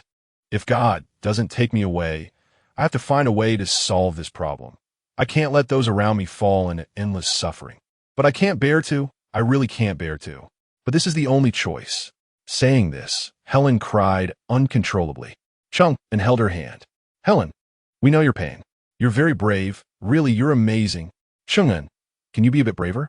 Love, don't wait. Chung'an looked at her, understanding. Hua Ming returned, opening the items and handing them to them. Looking at the red bean soup, they exchanged smiles. What are you laughing about? Hua Ming asked, confused. It's a secret, they said in unison. On the way back to the research institute, Chung'an kept thinking about what Helen had said to her. Love, don't wait. She looked at Hua Ming, who was focused on driving, feeling a mix of emotions. Should she be braver? However, she still hesitated, fearing that she wouldn't handle it well. There was an unknown power lurking inside her, like a hidden beast, and she didn't know when it would come out to hurt Hua Ming. Hua Ming sensed a strange atmosphere and glanced at Chung'an. Just a moment ago, she was fine, but now she seemed troubled. Chung'an, are you feeling unwell? Hua Ming. Helen broke up with Hua Yang. Oh, Helen, she's really strong, Hua Ming said, understanding. Maybe after going through so much, she finally let go. Let go, I hope so. Now, they didn't know what they could do to help them. They could only hope that Helen would face the future with more resilience. Hua Ming, Hua Ming felt that she had something to say, but was hesitating, so he stopped the car. What do you want to say? Chung'an couldn't meet Hua Ming's gaze. Hua Ming, I hope I'll always be by your side. And then, a certain light sparkled in Hua Ming's eyes. But Hua Ming, I'm afraid. Hua Ming took her hand. What are you afraid of? Can I help you? I want to face my fears seriously someday. Will you wait for me? Hua Ming smiled. I've been waiting for you for a long time. I hope it won't be too long. Hua Ming, if you fall for another girl. Chung'an, falling for someone is common. But truly falling in love is not easy. I cherish our feelings. Are all men like this? What about Helen? What will she do alone in the future? Silly. We will always be Helen's friends. We won't leave her alone. I won't leave you alone either. Hua Ming, thank you. I will also be strong. Chung'an felt a bit lighter in her heart, but she decided to face the monsters lurking within herself. Was she ready? In summer, I broke up with the captain. Hearing this news, although it wasn't particularly surprising, Xiao Tian's heart still sank. Didn't his mind often replay the scene of their breakup? Hadn't he always been looking forward to it? Now they had really broken up. Xiao Tian realized that this was not what he had anticipated. He was just unwilling to accept his past mistakes. But they had really broken up. Didn't that mean he had a chance? But was this really a chance? It felt foolish. They clearly still loved each other. Everyone knew that. Moreover, his feelings for Helen were originally based on desire, although he still felt compassion for her. It was different now. Can you really let go? No, I can't let go. I admire your choice. How helpless this is. Why must fate force me to make such a choice? So what are your plans? Nothing much. I want to live alone after I leave the hospital, to quietly think about how to move forward. Xiao Tian wanted to stay by her side, but she didn't need him.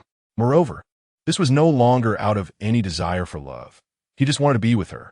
He didn't even know why he felt such deep affection for Helen. Perhaps it was because she was unique in his heart. Xiao Tian, I really appreciate you. You treat us so well. But please take care of the captain for me in the future. As she spoke, Helen choked up. Actually, I'm not that great, but I hope you both can be happier. We're really lucky to have a friend like you. Chapter 53 New Return the Real Breakup. A person's room is empty. Except for the help needed at times, Helen is left facing the tattered remnants of herself. She feels like she has aged 1,000 years in an instant. Everything feels like a dream, waking up alone in drunkenness, alone with a broken heart. How long must this hollow life continue? She thought she could calmly think about the future, but the future is so pale, while the past is so colorful, her heart inevitably dims. She doesn't know when it started, but every night she sees a beautiful transparent butterfly dancing into her dreams, only to suddenly fly away when she reaches out to touch it, leaving her accompanied only by the tears of her dreams. She is already dead, Helen, never to come back to life. The person in front of her is just waiting for the shell to perish. Without love, one can still live, just living in aged despair. Huayang knows he can no longer be a psychotherapist because he has violated his own principles, helping people regain their youthful hearts. Now he has aged too, unable to help even himself, let alone anyone else. Xiao Tian cannot find Huayang. Qinglan, said he has taken indefinite leave and is nowhere to be found.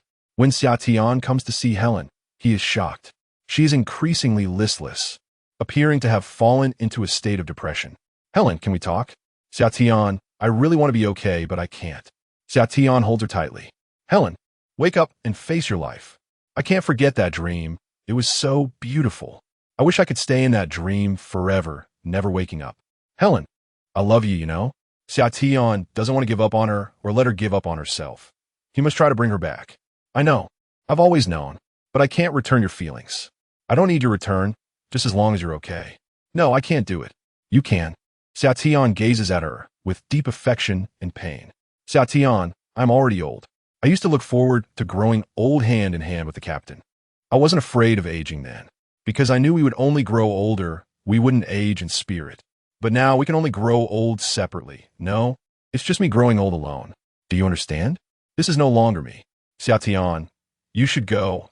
I no longer want to explain anything to anyone. Helen's door closes, and her heart's door shuts heavily. Yes, this Helen is no longer the Helen he once knew. But can he remain indifferent upon seeing her like this? He thought that after her breakup with Huayang, they would both be fine, but they are both too stubborn. They will continue to be entangled until death. Otherwise, their lives would only consist of walking shells. Where is Huayang? Where exactly is he? Why is the world so crazy? Because people are both devils and gods. Just as a certain mysterious pharmacist once said, these crazy children always need to leap and change between the two, unable to find the middle ground. This is their life. A life of infinite possibilities, even if it ends gloriously. This is insane. This is not the worldview that a professionally trained psychotherapist should have. Yet he has it, because he is Huayang, one of a kind. He finally understands that being a psychiatrist is just to validate his worldview. In the past, he could maintain balance amidst madness because, in a fate not yet completely hopeless, he could still offer opportunities to enact brilliance, just like the props in his cabinet. He simply enjoyed it, playing with everyone. But everything has changed. He can no longer play well. His heart, alongside Helen's heart dying, has also died. It has not come back to life, nor has it been reborn. Although this feeling of a dead heart is not new, this time it is thorough. He can no longer play a positive role in complete despair. This is not a psychological issue. It is because of the existence of obsession, which cannot be changed. If it weren't for deep obsession, why would he be reborn as a human? Why endure the loves and hates? He is someone who truly accepts that he must become a person, but now he can no longer do so. He cannot be filled with passion and love for life anymore. Even entangled loves and hates are no longer possible. Is he content with this? No. He wants to be with her. For a lifetime. This is the golden triangle. This is heaven, brother. Stepping onto this dangerous land, Huayang's emotions surge. He only lacks the satisfaction of desire, which is tied to the important question of happiness or not. Because he is young, because he is unwilling, because he is the invincible Huayang, he can solve any problem. At that time, Huayang, who was in despair and hopelessness, accidentally saw a crazy scholar one day, who published a paper on the feasibility of using various neurotoxins as auxiliary psychological therapies. The paper stated that with today's technological means, people can extract effective components from plants containing neurotoxins, producing only pleasurable sensations and emotional relief without addiction. But this idea is too crazy. Despite claiming effectiveness in some animal tests, due to medical ethics, live experiments on humans are not allowed. The scholar mysteriously disappeared later, and there were no further reports related to him.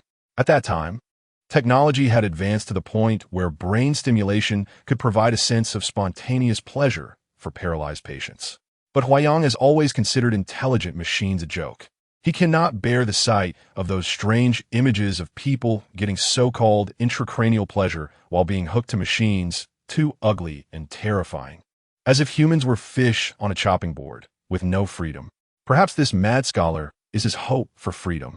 Initially, he was entangled with whether it was too risky, but thinking about the brevity of life and the ever-swirling desire for happiness pushed him forward, even if it meant potentially falling into the abyss.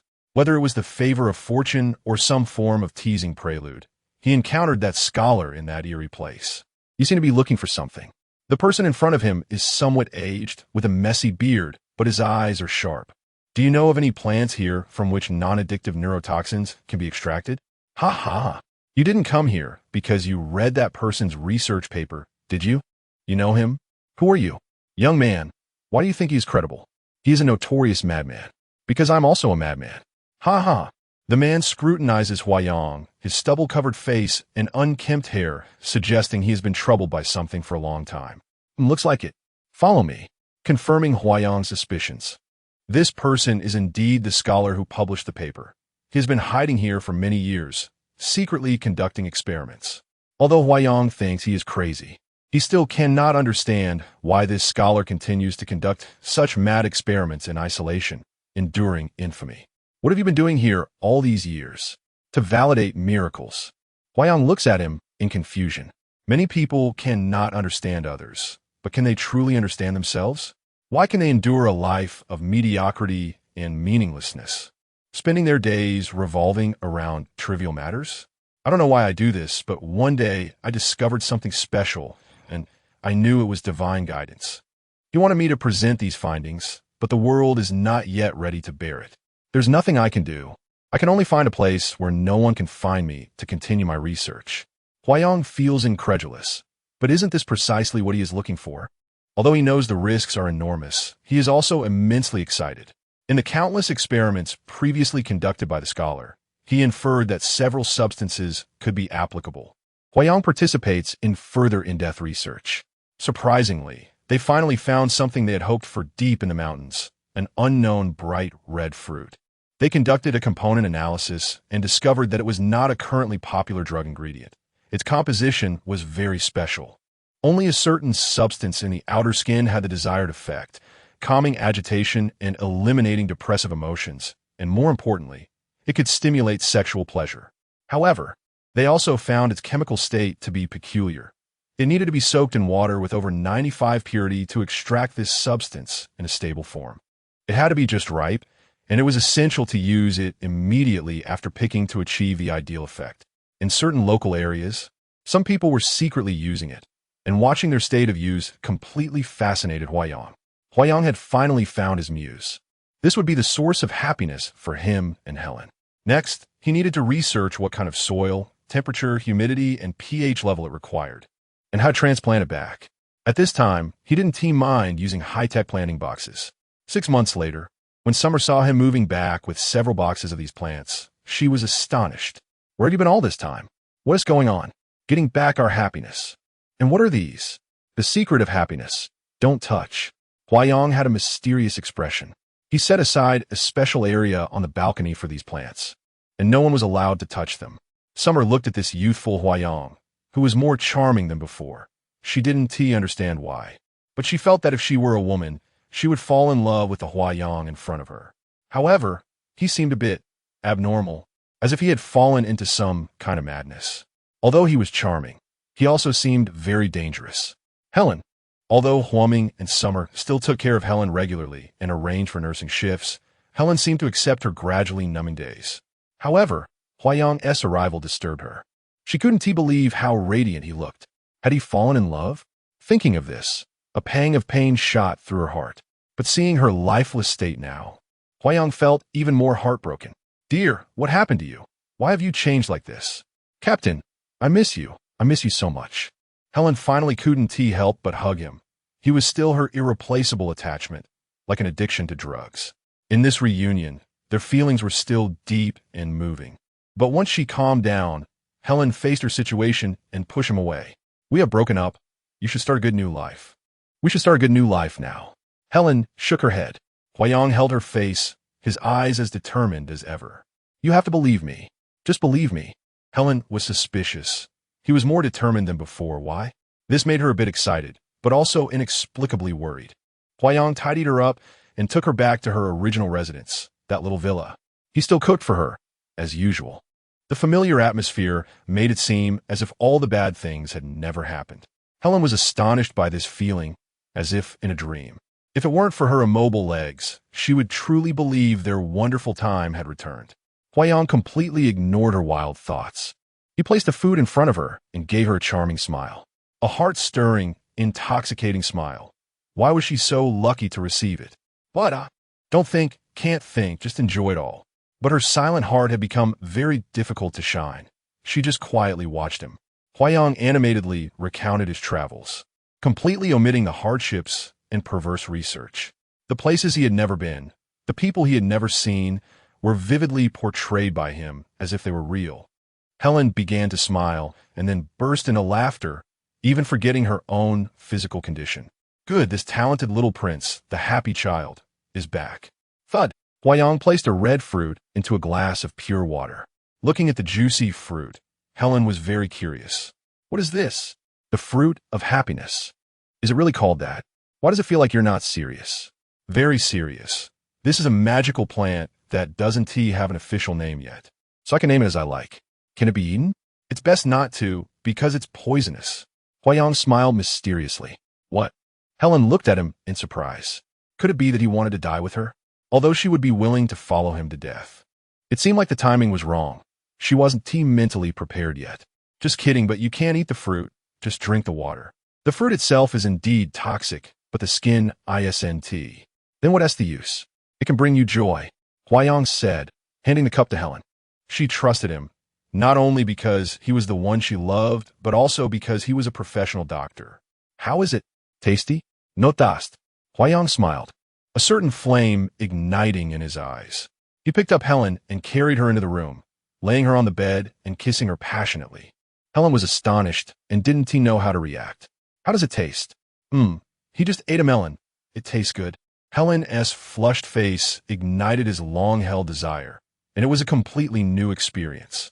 He also knew he was taking a risk, but there was no turning back. He unbuttoned her clothes. The familiar feeling made Helen succumb, as she felt as if she were floating, experiencing the peak of pleasure. How could this be? He clearly just. After a passionate encounter, they truly seemed to regain their past exhilarating feelings, even more so, different from before, more enchanting. How could this be? Helen couldn't believe they had rekindled their captivating souls from the past. Why was this happening? She had felt dead inside before. How had all this occurred? It felt like a rebirth. What was really going on? Does it feel good? Huayang gently kissed her. It's great. But, no, it's absolutely amazing. Really? Has happiness truly returned? It was so unbelievable. Chapter 54. Destiny is a jester for Helen. Everything happened like a miracle. Life seemed to have returned to normal. Apart from her mobility issues, nothing was an obstacle. Huayang was still the lover she admired and cherished. They continued to wander everywhere, sharing joy and emotions. Their souls so intertwined that it seemed impossible for them to be separated again. Captain, am I dreaming? The balcony was still bright with sunshine, and the music floated in the air, just as wonderful as the moment they shared their first passionate kiss. Helen, will you marry me? There was no special proposal ceremony, but she felt it was the most romantic proposal. Once again, a romance returned from the ruins. There were no regrets in this life. Ido. Huayang picked her up and spun her around a few times, but this time he felt a bit dizzy for some reason. We're getting married. Huayang called Huoming. Ching in, and she on for a gathering to announce the news. Everyone exclaimed in surprise. An incredible pair. They were not the legendary couple who endured hardships selflessly. They simply wanted to be happy children, yet they were so devoted to each other. Congratulations. Shi Tian willingly accepted defeat because only Huayang could restore Helen's goddess-like radiance, even if she was a goddess in a wheelchair. After all, wasn't Venus also an amputee? Seeing Helen happy made him incredibly happy. Huayang returned to the original bridal shop to order the wedding dress. As he walked past the street corner, he still felt a bit uneasy and considered looking for another shop, feeling that this might be a bit unlucky. However, a person with a scientific spirit had no reasonable reason to mind these things. The craftsmanship here was renowned, and since he had made a dress here before, it would be easier to follow the original measurements without the hassle of communication. Thus, Huayang presented Helen's dream wedding dress to her once again. When Helen saw the wedding dress, she no longer felt the excitement she once had. She was still apprehensive, but the dress was truly beautiful, and she still showed her happiness. The dress no longer mattered. What mattered was Huayang's intention, and more importantly, their happiness. Helen gave him countless kisses to express her gratitude. This wedding, delayed by more than a year, was truly hard one. Following Helen's suggestion, the venue was simply and romantically decorated. A gentle breeze brushed over the lake, bringing a delightful coolness. Melodious music began to play, intertwining with the cheerful chirping of birds, creating a heavenly symphony filled with poetic charm that enchanted everyone. The happiness radiating from the newlyweds illuminated the surroundings with brilliance. "Helen, you are so beautiful." Everyone offered their praises and blessings. "Brother, you look so handsome today." "Huoming, you need to step it up," Huayang reminded him. "Shi Tian, hurry up and find your goddess." Helen, blooming like a flower, pushed him forward. Shi Tian smiled, thinking to himself, "My goddess has always been you, but is there a possibility that another fairy might arrive?" Watching the scene reminiscent of that year's wedding of Angie, Shi Tian recalled that fleeting glance of Helen. Although the person before him no longer possessed that stunning beauty, she had deeply rooted herself in his heart, growing a flower of love filled with endless blessings. In a passionate embrace and joyful revelry, Helen's dream of happiness had finally arrived. They had each other and a shared future. But just as everyone was immersed in joy, fortune turned its back. With a thud, Huayang suddenly collapsed to the ground, leaving everyone pale with shock. Helen panicked, rolling out of her wheelchair to hold Huayang. "Captain, what happened? What's going on?" Helen shook him repeatedly, calling out loudly, but Huayang showed no response. In the hospital, Angie and Chengyin accompanied Helen as they waited outside the emergency room, while Huoming and Shi Tian went back to deal with the scene. After several hours, the doctor came out. Helen was so anxious she nearly fell, and everyone rushed to support her, but what they received was the doctor's powerless shake of the head. "I'm sorry, we did our best." Hearing this, Helen couldn't wait to hear the details before she fainted on the spot. Whatever the doctor said afterward was lost to her. But there was no doubt about the cruel outcome. Huayang was beyond saving. Why is fate so capricious, so unpredictable, unable to let them go? Just when they thought happiness was about to arrive, fate played another cruel joke, and this time, it was a devastating one, so large that it darkened the heavens and earth, obscuring the sun and moon. When Helen awoke, her gaze was vacant, her heart turned to ashes. They told her that the plants they were growing on the rooftop were illegal, a type of plant that Huayang had smuggled back, one containing a lethal neurotoxin. Lethal? Hadn't he often given her drinks made from it? Wasn't that their paradise spring? What was lethal? This plant was toxic throughout. Its fruit was extremely poisonous. However, if the skin was not broken, the toxin was mild and had aphrodisiac effects. It was an unusual effect that could directly stimulate the brain's nerve center, inducing pleasure even without substantial actions. And remarkably, it was not addictive. Huayang had always been very careful, but just a few days ago, while hurriedly answering a phone call, he accidentally cut his hand while grafting the plant. The sap seeped into the wound, and he treated it immediately, thinking it was no big deal, unaware that the long-term consumption of water infused with the fruit and ongoing contact had slowly allowed the toxin to infiltrate his body. This, combined with the circumstances, caused his brainstem, which controlled breathing, to gradually paralyze, ultimately leading to respiratory failure, and worse, rapid organ failure. Everyone was incredulous about how Huayang had found such a plant, and knowing the risk of poisoning, he had truly gone mad. Helen understood his madness, but she could not accept this fact. He had done it for her. But was fate truly that ironic? He had indeed left her forever, never to return. Another heart-wrenching farewell, a separation forever. And this time, Helen fell asleep and never woke up again. Chapter 55. Dream domain seeking the one, everything collapsed like an ice mountain, shattering with a hiss. In just one day, Huoming seemed to have lost two close relatives.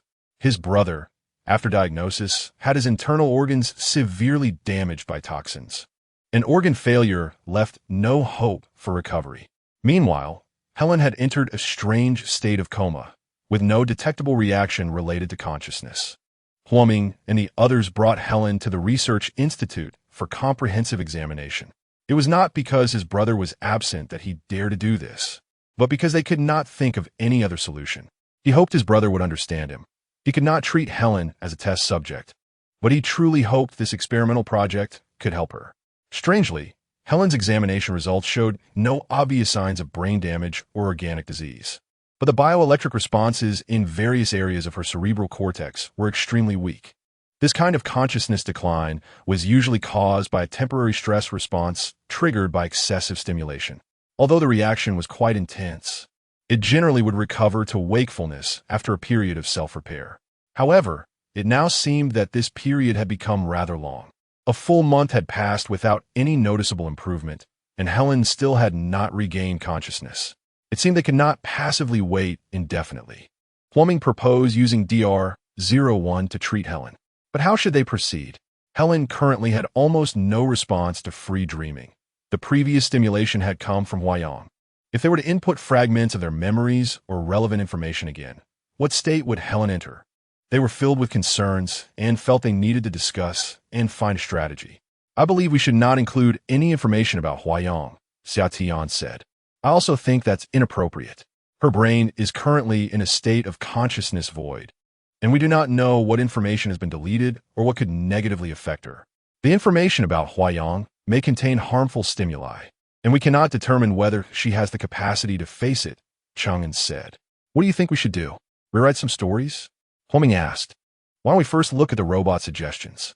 Xiao Tian said. The robot had already analyzed Helen's condition. Due to the lack of information from her waking state, psychological testing could not be performed, and therefore, the robot could not make the most accurate judgment. Moreover, the first-generation robots still had many areas needing improvement. Although the data obtained from monitoring the specific situation was continuously enriching, the ability to analyze and visualize data was still lacking. This imprecise information was filled with uncertainties for them, Huoming said. Then we can only convey the past information and our views to the robot and see what suggestions it comes up with, Xiao Tian said. This may be the only method we have at the moment, Chang'an said. After repeatedly inputting information and communicating, the robot proposed an initial dream plan for self-reflection. The design was based on events Helen had experienced before she met Huayang, as this was the closest to her pre-injury event information and could easily trigger memory recovery. This information was provided by Helen's friends and family, including all aspects of her work and life. The scenes would filter out any potential information about Huayang to avoid any adverse reactions from Helen. The dream scene depicted an open area surrounded by mirror-like screens, displaying scenes Helen had experienced, playing repeatedly. Based on her responses to the scenes in her dreams, she would be guided back to the memories that resonated most deeply, promoting bioelectric responses in the brain, activating neurotransmitters, and facilitating wakefulness. This method stemmed from the self-referential effect of memory. When we encounter information or events related to ourselves, we are least likely to ignore or forget them, especially those with particularly deep impressions. The weaving of dreams would also lean towards designing scenes that evoke positive emotional experiences. After 2 days, they observed Helen's brain monitoring situation. Rapid eye movement sleep was almost non-existent, and there was no significant brainwave response with no positive feedback information whatsoever. It seemed Helen's brain consciousness was completely indifferent to the woven dream scenes. How could this be? Huoming felt an increasing sense of anxiety. Could the dream-making robot not touch her consciousness at all? Wait a little longer, just a little longer. After more than half a month, it seemed there was still no progress. Despite some weak feedback from the brainwaves, Helen still could not enter the normal rapid eye movement sleep stage, indicating that her brain could not truly enter the sleep state necessary for generating complete dreams. It now appeared that she might not have produced any dreams at all. Huoming and the others gradually felt their hope dwindling. At this point, Xiao Tian received an invitation from M University to participate in a research and experiment being conducted in their laboratory on the topic of neural transmission and dream communication between people, expected to last for a year. Xiao Tian gladly accepted. This topic was exactly what they were currently struggling to accomplish, and he felt it might break the deadlock. Perhaps his research results could help Helen in the future. He couldn't let any glimmer of hope slip away. Xiao Tian's temporary departure further left the team without a right-hand man, and Huoming fell into distress. However, facing such a situation, even if more people were present, there was no good strategy. Huoming could only continue to observe Helen's condition with Chung, In, and others, and continue searching for clues that could activate Helen's consciousness. Chapter 56, The Light of Hope. I think this institution might help you. Lisa's third attending psychotherapist handed Lena a business card from Huoming's institution. Qiming Brain Science and Psychology Research and Application Center. Lena looked at the card. What kind of institution is this? Can it really help Lisa? The attending physician paused while writing the medical record. I'm not sure either. They are developing new technologies and researching smart robots to help solve psychological and mental issues. It's a new attempt. Lena was a bit confused. So, is Lisa going to be a guinea pig? The attending physician smiled slightly. You can understand it that way. But your sister has been receiving treatment intermittently for more than 3 months, and her condition is still fluctuating. Unless you want to continue waiting for improvement with traditional methods, we can be patient. However, since there is a new possibility, I feel it's my responsibility to recommend it to you. They have been developing it for over a year and have had some successful cases, so I suggest you give it a try. Lena was deep in thought as the physician continued to finish the medical record and handed it to her. This institution has sent recommendation invitations to all relevant organizations and has received recognition from the National Psychiatric Association. They can solicit experimental volunteers from society. Since it is still in the research and development stage, all costs are waived, but as volunteers, you must sign a waiver agreement. You can consider it. Now, let's go get your sister discharged. Okay, thank you, doctor. Lena took the medical record and walked out of the medical room, sighing. Her sister strongly requested to be discharged. Over the past few months, she felt physically and mentally exhausted. She had sought help from several medical institutions, but still couldn't cure her sister's illness. Her sister was suffering and didn't want to be troubled anymore. Lena was at a loss, picked up the card, and thought maybe this really was an opportunity. Back home, Lena settled her exhausted sister down to lie down and went to cook. Halfway through, she suddenly heard her sister scream, "Ah!" She hurried to the room and embraced her sister, who was startled awake. "Don't be afraid, don't be afraid." Lisa trembled in panic. "Sister, I'm scared. I'm scared." "Don't be afraid. I'm here. You don't have to be afraid. I don't want to sleep. I'm scared. They're always in my dreams." "Okay, then come out and sit for a while." Lena helped her sister to sit at the dining table. "Sit here. You'll have food soon." She poured a glass of water for Lisa. When she walked back into the kitchen, she realized the soup had dried up, and the meat was burnt. She hurriedly turned off the heat, almost burning herself in the chaos. She was so anxious that she was about to cry, but had to hold it in, telling herself to take good care of her sister. She forced a sigh and started washing dishes and cooking again. "Here, have some soup." Lena served Lisa some soup and handed it to her. Lisa took a sip and put it down. "Sister, I don't have an appetite. What is wrong with you? Are you not cooperating with the doctor? Why is there still no effect from the treatment?" Lena was really too tired and lost her patience for a moment, speaking with a bit of controlled anger. "No, sister. I really can't face it. I'm really scared." As she spoke, she hugged her head and started to cry. Lena immediately gently patted her back. It's okay, it's my fault. Come here." Lena felt sorry for losing control, helped Lisa sit on the living room sofa, held her hand, and comforted her. "I know you're a good child. Everything will pass." "Sister, my heart is tormented every day. I think I really shouldn't live in this world." "Don't say silly things. You are very important to me, you know? You just haven't resolved a temporary distress. There must be a way. Don't give up. You must not give up." "But sister, I really can't face it. I can't face myself. What should I do?" Lisa looked like she was about to collapse, and Lena felt very pained and worried. She tried to calm herself down, even though she also felt like she was on the brink of collapse. But she couldn't break down first. "Lisa, maybe someone can help us. Can we give it a try?" "Sister, I'm already very tired. I can't deal with this anymore." Lisa shut her eyes, weakly lying back on the sofa, then opened her eyes again. She didn't dare to sleep, afraid that if she did, she would dream of those terrifying things again. At some point, Lisa fell into a dream. "Damn, Mom." Lisa was sweating profusely in her dream, murmuring. In a misty, dense forest, surrounded by poisonous snakes and strange bird calls, there were also eerie objects lurking in the shadows. Watching her, Lisa shouted, "Dad, Mom," but no one responded. She passed through the dense forest and came to a graveyard, eerie, and terrifying. However, what welcomed her was not a ghost, but her middle school teacher, the one she once admired, charming, knowledgeable, and humorous. He stood several meters away, smiling at her. Lisa felt a bit relieved and wanted to walk closer to him, but she found him turning around, squatting down, and facing away from her, seemingly rummaging for something. As she slowly approached to take a look, she was horrified, her eyes wide and trembling. It turned out he was gnawing on the corpse of her best friend. Then turned around, blood all over his mouth, looking at her. Lisa woke up again, gasping for breath. She had another nightmare.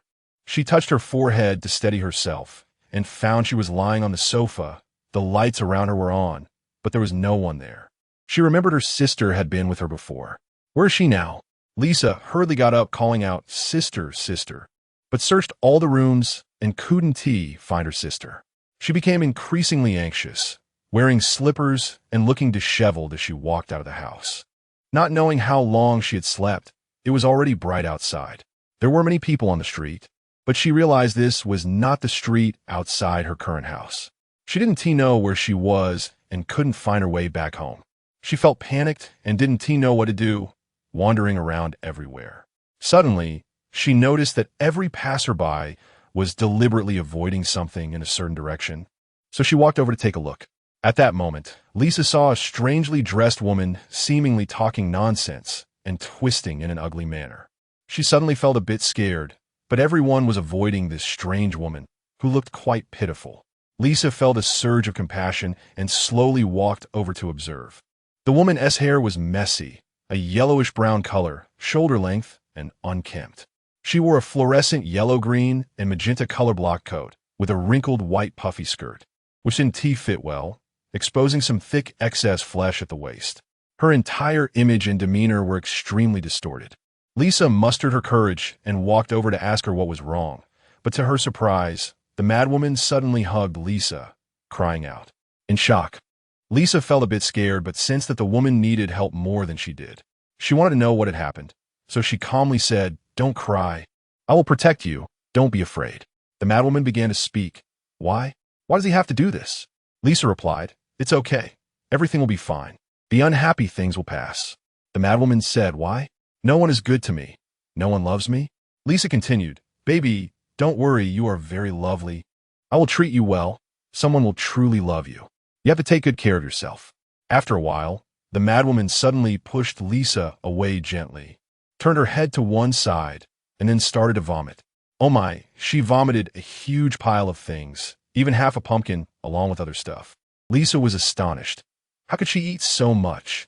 There was a small mountain of it on the ground. After she finished vomiting, a miraculous scene appeared. The crazy woman became much slimmer, dressed in a light blue floral dress, and her hair turned black, long, and smooth, styled in loose braids, resembling an artistic young woman.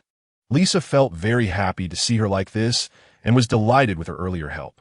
The woman thanked her and said she would take her to a place, which was an indescribable corridor, resembling a house and a passage through a garden. They walked through several iron flower gates and arrived at a window. Outside the window hung clusters of strange fruits. On the same vine, some looked like large green grapes, while others resembled big guavas. At some point, a friend appeared beside them, though Lisa didn't know who it was, yet she felt familiar. They began picking fruits together. Lisa noticed a beautiful fruit a bit farther away, and no matter how she reached for it, she couldn't grasp it. So, she leaned forward and leaned further. Suddenly, she fell down with a thud. At that moment, Lisa opened her eyes and woke up from the dream, tears still glistening at the corners of her eyes. She looked around. It was a room filled with instruments, and she lay on a bed with electrodes all over her head. Her sister was sitting beside her bed, asleep with her head down. "Sister." Lisa gently touched Lena. Lena opened her eyes, saw her sister awake, and hurriedly asked, "You're awake? How do you feel?" Lena stroked her face. "Where is this? Is this a dream or reality?" At that moment, Huoming and Cheng-En walked over. Huoming smiled and said, "You were just in multiple dreams. Who are you? Am I still dreaming?" "This is the Dream Research Institute introduced by your attending physician before," Lena explained gently. Dream Research Institute. Lisa's face was filled with questions. Miss Lena gave our institute a very interesting nickname. We are the Chiming Brain Science and Psychology Research and Application Center. We are currently conducting a project on psychological and mental rehabilitation of intelligent machines. Using dream therapy to help patients recover, Huoming smiled. Oh, I seem to have some impression. Lisa still looked not very awake, filled with doubts about how she ended up here. Huoming continued to ask, so how do you feel now? Lisa pondered, I just seemed to wake up in a dream, found that I was still in a dream, then woke up again. I really don't know if I'm awake or dreaming. And what else do you feel? It seems. I feel much lighter in my heart. In the dream, I saw Mom and Dad, but they are far away and I couldn't reach them. Lisa, your sister will always be by your side, Lena said, holding her hand affectionately. Lisa felt the warmth of her sister's hand, and her heart felt a bit more at ease. The dream I had when I finally woke up made me feel happy and touched. Any other feelings? Some earlier feelings of unease seem to have diminished. It looks like this is good progress. In Lisa's dream, there were some positive responses, which encourages us for a further treatment. Huoming felt invigorated. Lena was very happy to see signs of improvement in Lisa's condition. She stood up to thank Huoming and Chang'an. Lisa was a bit confused. I feel a bit muddled. Is this real? Lena sat down and suddenly pinched her face. And Lisa exclaimed, hey, this proves it's not a dream. Then the two sisters burst into laughter. Lisa seemed to have fully awakened. She looked carefully at Huoming, feeling that he seemed a bit familiar, but she didn't want to think too much about it for now, because she felt very hungry. Sister, I feel really hungry now. Can I eat something? Of course. Huoming smiled, instructing Cheng-in to remove her instruments. You can eat something first. We'll summarize your situation later. Huoming turned and walked into the observation room, typing something on the computer. The cafeteria is on the first floor of the service building. I'll take you there in a bit, Cheng-in said while taking off the instruments with a smile. Chapter 57. Success seems within reach. Looking at the table that had been cleared of most of the dishes, Lena smiled with tears in her eyes. It had been a long time since her sister had such a good appetite. She picked up a piece of chicken leg and put it in her sister's bowl, once again thanking Cheng-in. The dream-weaving robot was truly amazing. In just 2 days, Lisa had shown such encouraging changes. Dream-weaving robot. Lisa looked up in confusion upon hearing the term. The dream-weaving robot is an intelligent robot developed by our research institute to assist in solving problems related to dreams. It analyzes the physical and psychological responses of the individual, compares data, assesses their needs, and arranges dream weaving based on their dream situation, helping them address different psychological or mental issues within various dreams. Cheng-in explained. Lisa was even more puzzled, not understanding what she was saying. Cheng-in smiled at her cute expression and continued. The multiple dreams you mentioned experiencing in your sleep were woven with the assistance of the dream-weaving robot. You're saying that I solve my problems through dreams? What does that mean? There are generally 3 types of thinking: emotional thinking, rational thinking, and dream state thinking. When dream state thinking is dominant, particularly during REM sleep, especially in longer cycles, the dreams tend to be more complete. During this time, the triggers for our emotional distress are fully presented in dreams. This is what is referred to as the subconscious. Once we interpret the language of the subconscious, we can understand the triggers and use our own abilities to solve problems. The robot's role is to help identify these triggers through dream weaving. That sounds quite magical. I remember there were 2 dreams in the one I just had, and in the latter dream, something happened. I saw a madwoman. Although I was a bit scared of her, for some reason, I suddenly felt a surge of courage and really wanted to help her. I naturally went over and hugged her, comforting her. Later, she transformed into a lovely young girl, which surprised and delighted me. Then she took me to some unknown place to play. When I woke up, I felt much lighter. Are you saying that during this process, I resolved some related issues? Lisa seemed to understand a bit. Exactly. This dream was designed by the robot based on your situation. Let's analyze the madwoman in this dream. She seems to be a figure with special significance, and you feel a sense of pity for her. Therefore, even though you were somewhat afraid, you didn't reject her. You really wanted to help her. Cheng-in smiled. Yes, and helping her made me feel very happy and relieved. That is similar to the relief you feel when you solve a troubling issue, right? Exactly. So, does this woman represent the problem that has been troubling me? Who does she resemble? I've never seen her. Yes, not someone I know. What about her image? A mad image. Oh, that's me. Lisa suddenly exclaimed, covering her mouth in surprise. Chung-In smiled as she looked at her. Right? She is me. I have been in a state of distress. And even I am afraid of myself. Lena hugged her shoulder, showing support. So, I actually didn't want to abandon her. I just never had the courage to help her.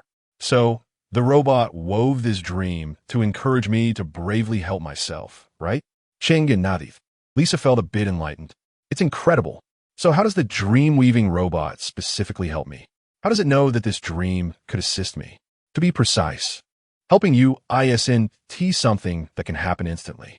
The robot analyzes past cases and summarizes data to make reasonable judgments and designs. It combines probability calculations with artistic techniques, which means it understands your personal aesthetic direction to randomly select and combine elements for dream design. Luckily, this dream matched your state perfectly and triggered your own strength, leading to significant results. After learning about your past information, we input the data into the robot's database. The robot uses your psychological tests as references, observes your previous dreams and brainwave reactions, and identifies the core issues troubling you. Then it designs dreams based on the predicted outcomes of solving each problem. These dreams usually aren't singular because the robot's inferences are merely predictions and can't guarantee how many problems the individual can solve in their subconscious. Therefore, it often combines the individual's free dreams with the woven dreams or designs dual or multiple dreams to allow the individual to address problems based on their own capabilities. Lena and Lisa listened, increasingly intrigued. Lena asked, with such powerful functions, what if? Since it's still in the experimental phase, are there any adverse reactions or risks of confusion or harm? Chengens mailda understandingly. Your concerns are quite reasonable, so we must ensure strict supervision. The dreams designed by the robot undergo rigorous review. Of course, once the treatment is on the right track, we will also authorize the robot to make certain decisions within a defined scope. For instance, if 2 dream designs are selected, they will transition orderly or disorderly in your dreams until you resolve a problem in one of them. For the safety of the individual, we closely monitor brain reactions and physiological states. If the individual remains trapped in a dream or exhibits abnormal physical conditions, we will immediately stop the machinery. Generally, if the individual cannot face and resolve a problem in one dream, they will wake up in another dream or directly enter another dream scene. These scenes are developed in response to the individual's subconscious psychological changes, aiming to help them quickly recognize and solve their issues. That sounds great. I must say it's really impressive. Lena expressed her admiration. Who came up with this treatment method? Lisa chimed in, without a doubt, it must be Dr. Hua. Chung-In smiled. This concept was proposed after extensive research by a group of experts in brain science and psychology, with Dr. Hua as the lead developer. Dr. Hua's idea is that in past cases of psychology and psychiatry, individuals often lack a deeper understanding of their issues, which is the root cause of the problem. This means that when you encounter a problem you can't solve, you may have been trying to figure it out without even fully understanding what the problem is, leading to distress and ultimately resulting in psychological abnormalities or mental issues. Traditional methods often do not accurately grasp the individual's true condition and treatment effects, as the consciousness in a waking state naturally generates instinctive defenses affecting the treatment outcomes. In the field of psychology, during the process of self-awareness and self-learning, individuals possess limitless potential. Ultimately, the one who can help themselves is still themselves. So, I really did help myself in the dream just now? Lisa seemed to understand more. Indeed, Chung-In continued, people are their own saviors. All directions of psychological treatment should aim to help individuals reach a new height of self-awareness, thereby grasping their direction, rather than merely treating so-called diseases. Lisa felt quite amazed. So, you mean I'm not ill, but rather that there have been many unresolved emotional knots? Chung-In smiled. In psychology, understanding and dealing with the triggers of emotional issues is what we focus on. Once the emotions are resolved, normalcy is restored. But your previous neurasthenia and insomnia are all physical symptoms caused by psychological issues. So, strictly speaking, you don't have a mental illness. Rather, It's long-term emotional distress triggered by psychological factors that has affected your bodily functions, resulting in physical ailments. Oh, so the dream machine isn't treating my insomnia and neurasthenia, but rather helping me resolve my inner conflicts.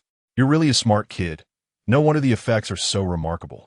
Science has found that a person's learning potential and self-awareness can greatly increase during the stage dominated by dreamlike thinking, which is why experts thought of leveraging dreams to achieve more with less effort, since the mind is in a relatively relaxed state. Perception of psychological symbols can increase by about 1,000 times compared to normal conscious awareness, and psychological defenses are significantly lowered. As long as some setting methods are applied and presented in the form of dreams, it can help individuals clearly recognize their current dilemmas. At this time, a person's ability to coordinate and solve problems is heightened, so the effects will be very noticeable. In other words, the robot allows you to confront your problems directly in the dream rather than avoid them, thereby stimulating your potential. Lisa listened, somewhat fascinated. It truly is a genius idea. Yes, indeed. Moreover, it is still undergoing further validation. I have some work to do soon. You can take your time eating. Later, you can take a walk in the garden to relax and rest, and come to Dr. Hua's office at 3 o'clock for a summary of the situation. Okay. Lisa and Lena nodded. Chung stood up, took the plates, and left the dining room. After eating, Lisa and Lena walked in the garden of the research center. Lisa stretched widely, took a deep breath, and said, it feels like it's been a long time since I've felt this relaxed. Seeing that Lisa's condition had improved somewhat, Lena felt much more at ease. Sister, I remember this garden. You brought me here that day, and I even had a drink. Lisa finally had a vague memory of how they got here. Lena smiled shyly. You caught me. Lisa curiously looked around and then at Lena as if she was recalling something. Chapter 58.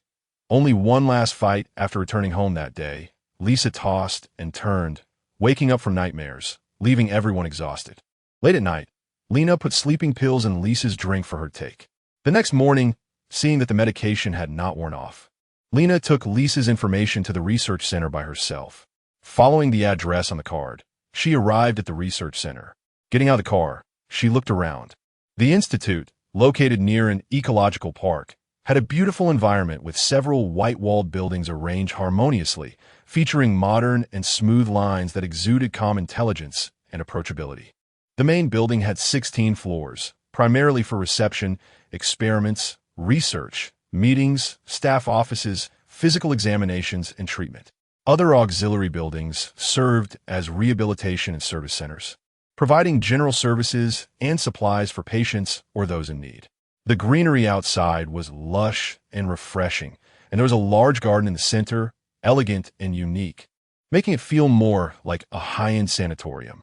Lena felt a wave of goodwill and sensed that her sister could be treated well here.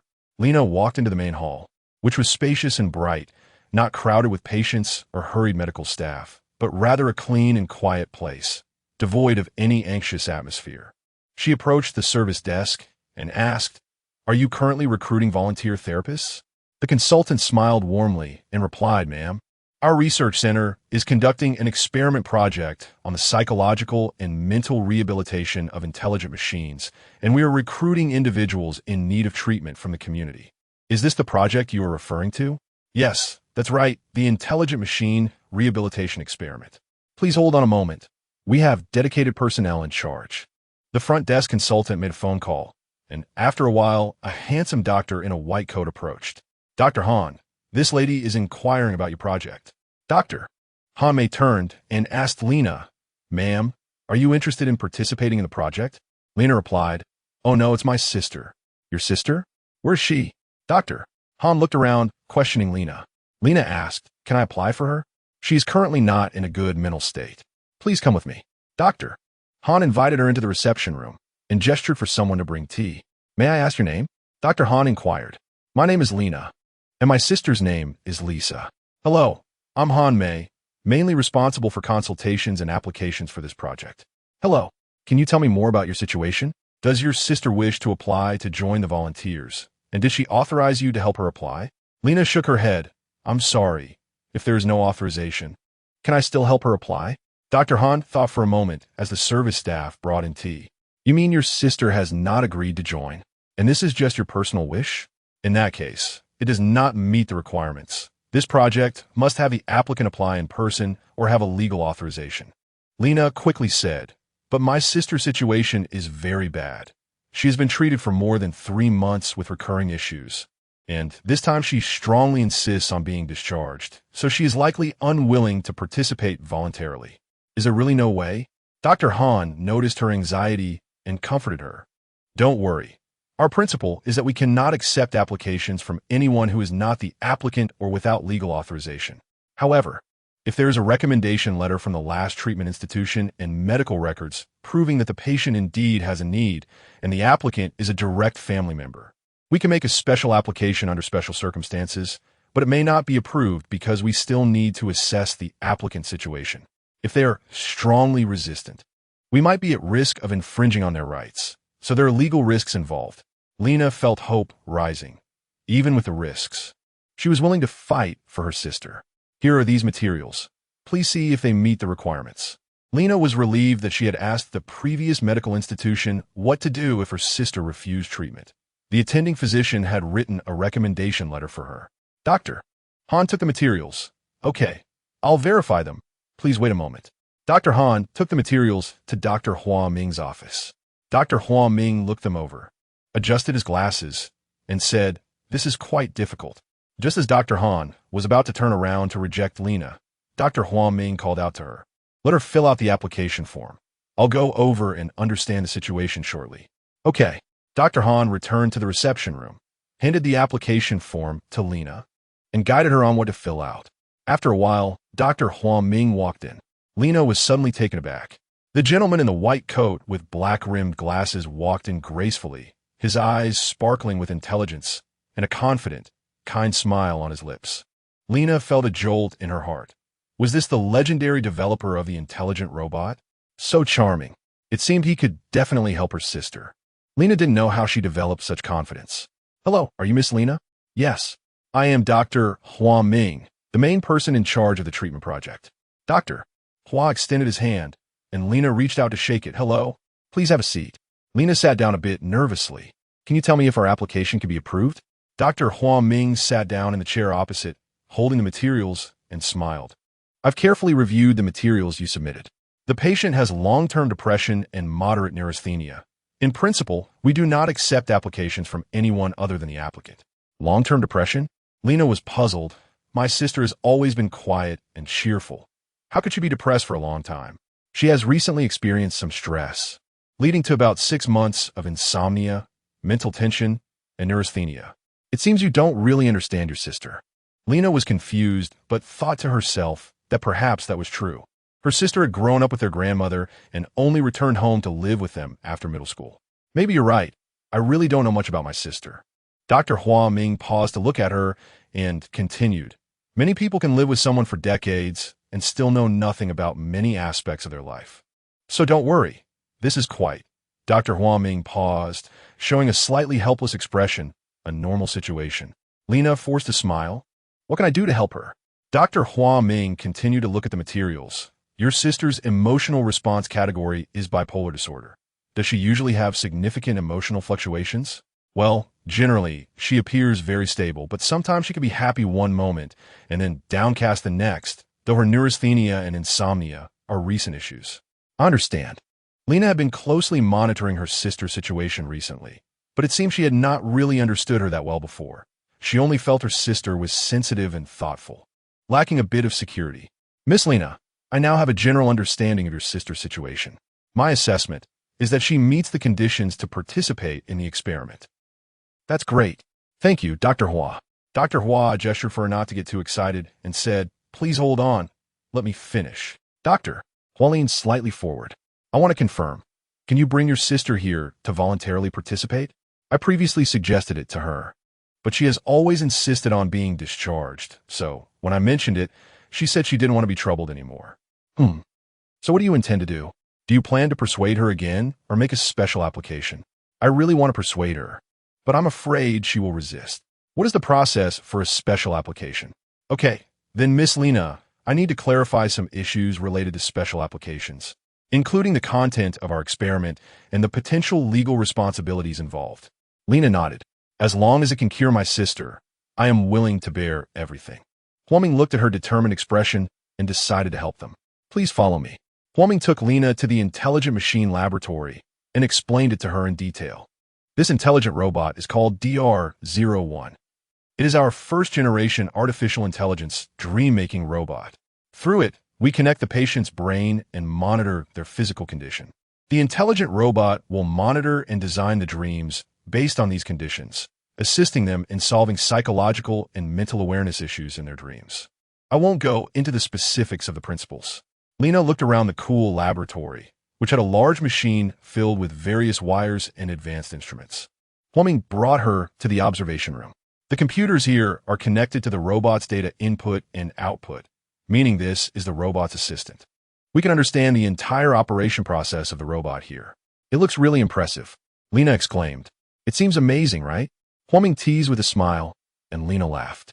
But I must also clarify that our experiment is conducted in accordance with the approval requirements, but we cannot guarantee that the treatment quality will meet the patient's expectations. Are you clear about these risks? What is the worst outcome? Lena asked. We will closely monitor the patient's condition. The worst outcome is that the treatment is completely ineffective.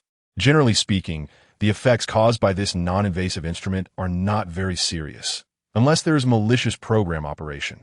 We will conduct thorough checks before the experiment to ensure that there are no issues in this regard. However, if the patient has other underlying health issues that have not been clearly communicated to us, it is difficult to predict complications arising from the process, such as cardiovascular diseases or diabetes. Therefore, we also need the patient to provide detailed information to avoid adverse outcomes. Okay, I understand. Do you have any other questions? I understand everything, and I don't have any questions for now. Are you sure you want to bring your sister to participate in the treatment experiment? Yes. Lena's tone became firmer. All right. Next, I need to clearly inform you of all the risk matters. First, you need to sign an informed consent agreement and a waiver agreement, stating that you understand the risks of our experimental project, and that we do not bear any responsibility for the treatment effects. If your sister pursues any liability during or after the process, it will be solely your responsibility and unrelated to us. However, during the treatment process, you and the party involved have the right to question us or request a stop. Do you understand the responsibilities I just mentioned? Lena nodded. I understand. Okay, although I am approving your application now, we also need to go through a process. The main personnel responsible for this project and the director must sign for agreement before we can sign the contract. At that time, someone will notify you. And remember to bring your and your sister's identification. Okay, but I thought of a question. What question? What if my sister refuses to come? Oh, you're worried about this. We will help you solve it. You can come to sign the contract first, and we will have a proposal to solve it together. What is the proposal? Sorry, before signing the contract, our proposals must remain confidential, Huaming politely replied with a smile. All right, thank you, Dr. Hua. See you then. Chapter 59. The beginning of confidence. Lena returned home with a resolute yet anxious heart. As she neared her house, she saw a crowd gather downstairs, as if something had happened. Curiously, she walked closer. She noticed a group of people staring up at the balcony, and following their pointing fingers, she looked up and broke into a cold sweat. Her sister, Lisa, was on the balcony, attempting to climb over the railing to jump down, but something was holding her back. Lena immediately pushed through the crowd. Firefighters were setting up air cushions, and a police cordon surrounded the area. Lena squeezed through, grabbed a firefighter, and asked what was happening. The firefighter told her not to interfere with his work. After she identified herself, he pulled her over and informed her that Lisa was either on drugs or attempting to harm herself and was about to jump. If she could help, she should go upstairs with them to assist in the rescue. Lena followed the firefighter upstairs and unlocked the door with her key. The firefighter instructed her to walk gently, while he planned to throw a rope from the other side of the window to catch Lisa. As Lena reached the balcony, she saw Lisa half hanging from the railing and nearly burst into tears. Lisa, what are you doing? Don't do anything stupid. Lisa cried back, Sister, I'm in so much pain. I woke up from a dream, feeling dizzy, and I couldn't find you. When I stepped onto the balcony, I saw a cat about to fall, and I wanted to save it, but I couldn't reach it. And then I don't know how. Don't be afraid. I'm here to help you now. Lena felt slightly relieved, At least her sister wasn't trying to commit suicide. She immediately called for the firefighters to assist. Lena reached out and grabbed Lisa's hand, and with the firefighters' combined effort, they pulled Lisa back.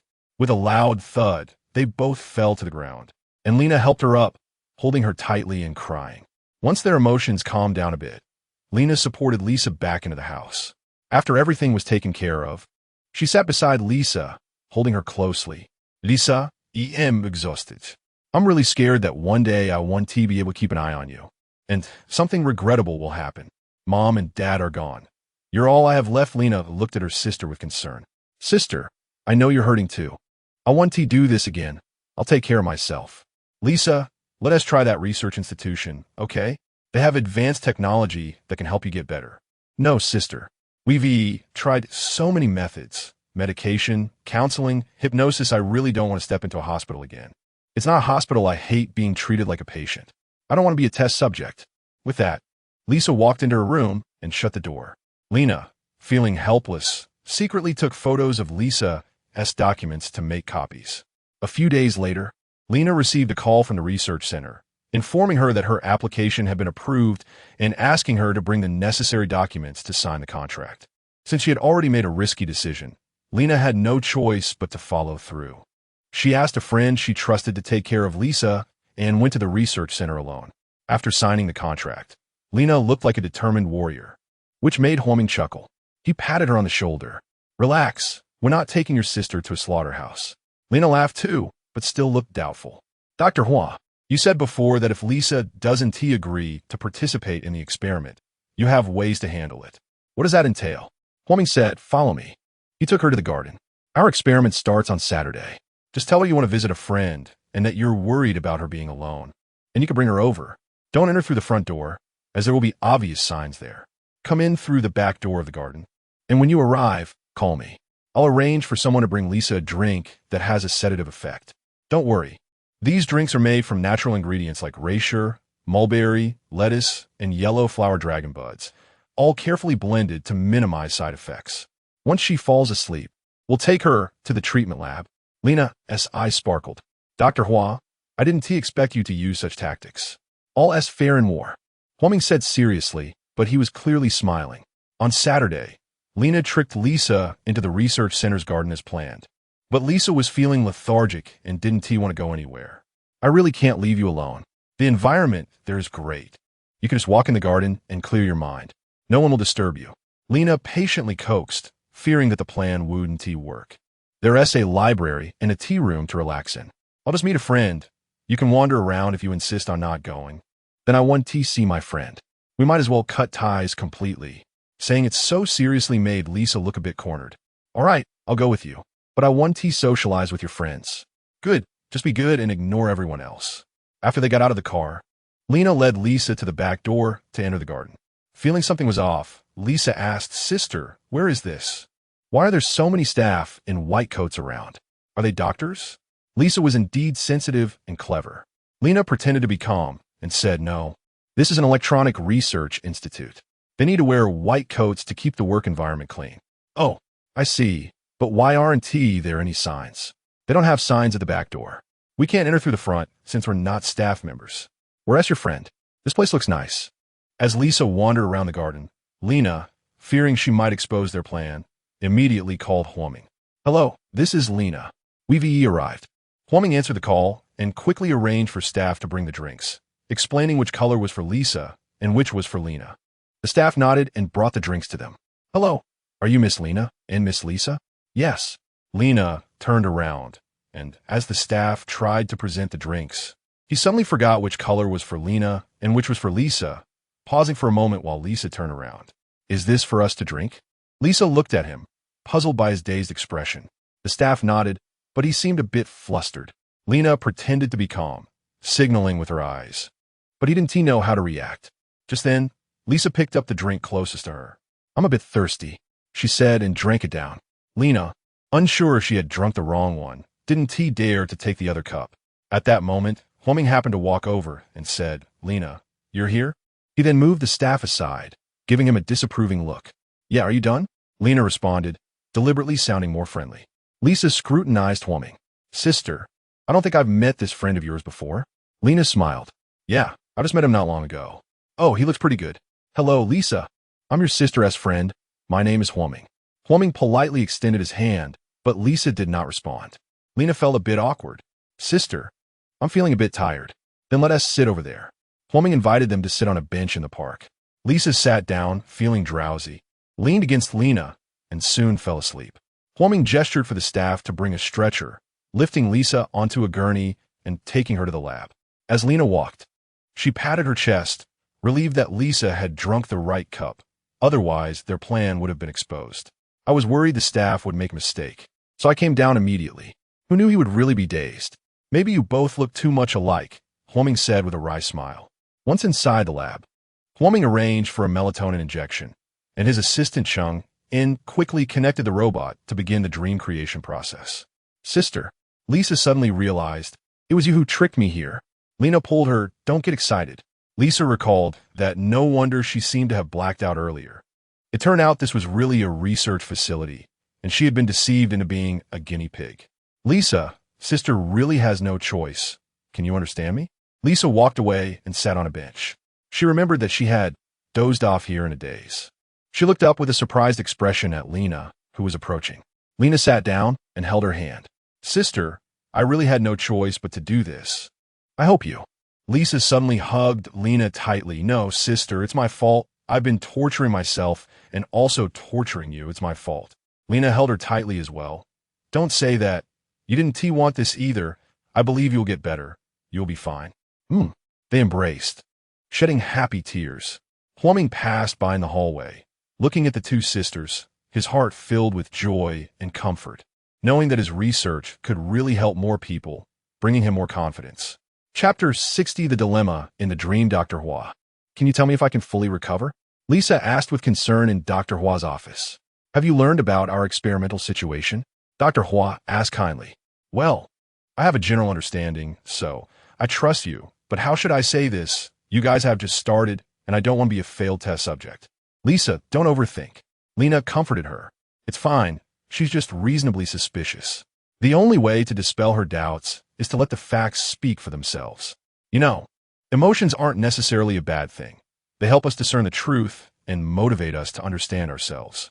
Hearing him say this, Lisa felt much more at ease.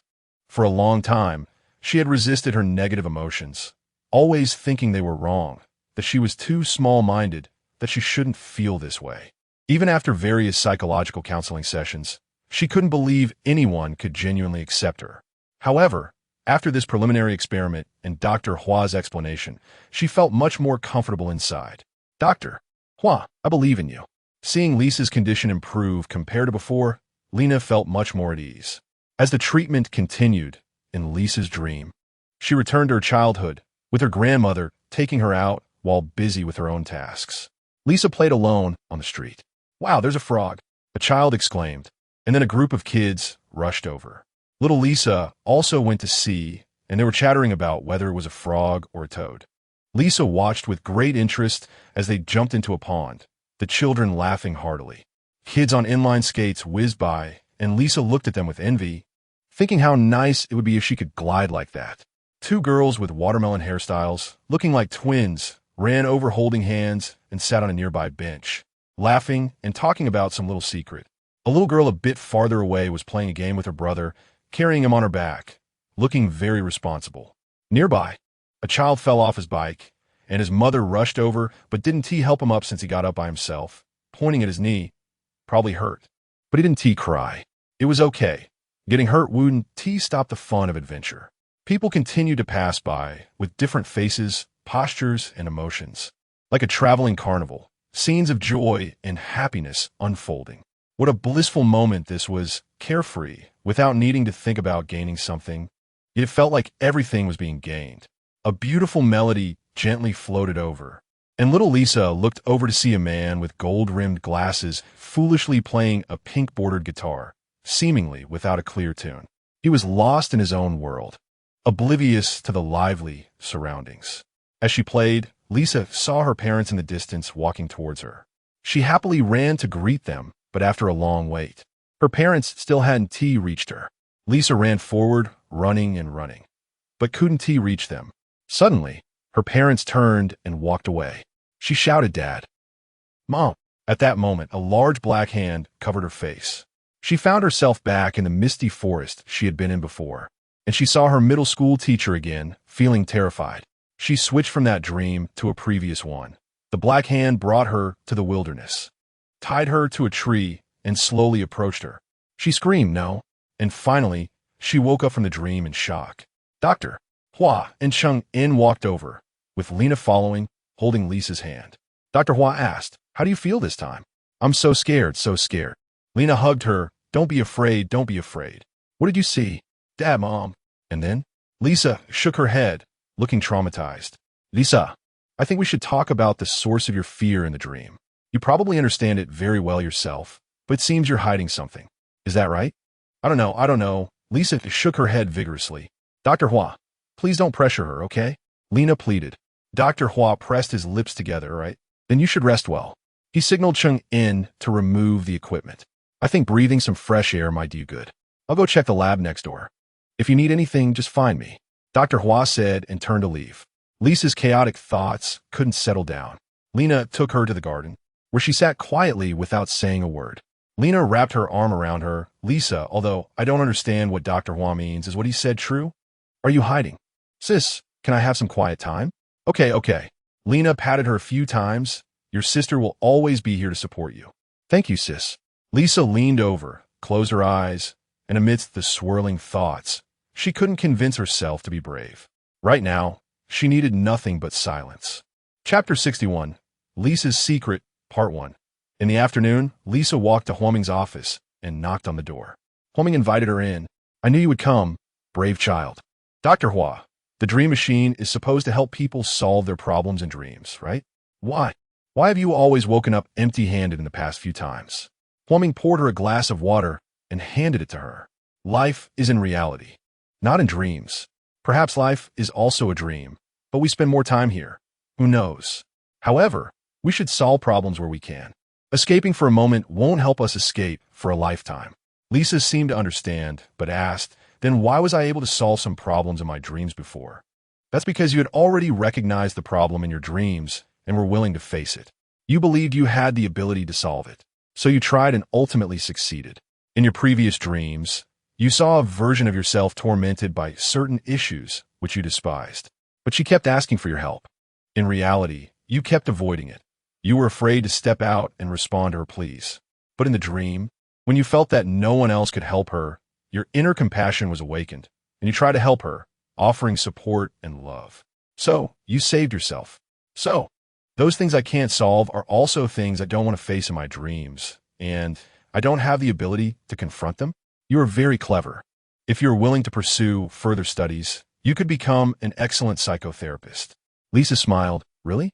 "Really." Huoming sat down. He felt that Lisa already trusted him a lot, and his responsibility now was to help her muster the courage to face her issues. He believed she had the capability.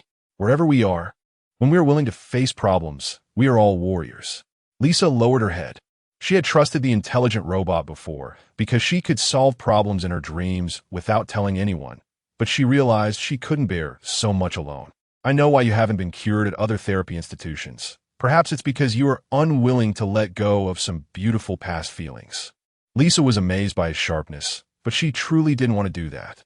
She was afraid that after letting go, she wouldn't know what kind of person she would face, and that uncertainty made her uneasy every day. Actually, people think that psychological therapy must solve all problems. In reality, people are not omnipotent. What's wrong with having some small vulnerabilities and secrets? A person's life does not belong to others. It belongs to oneself. Huoming looked at her sincerely, and Lisa raised her head, her eyes a bit red. Huoming walked over, squatted down, and said, "Your memories belong to you. No one will invade this realm. We just want to help you, but we will respect your wishes. Will you keep it confidential? Don't worry, we will keep it like a priest.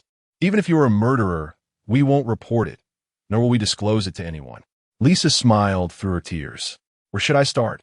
Actually, I have felt like an orphan since I was little." Huoming sat across from her, listening attentively.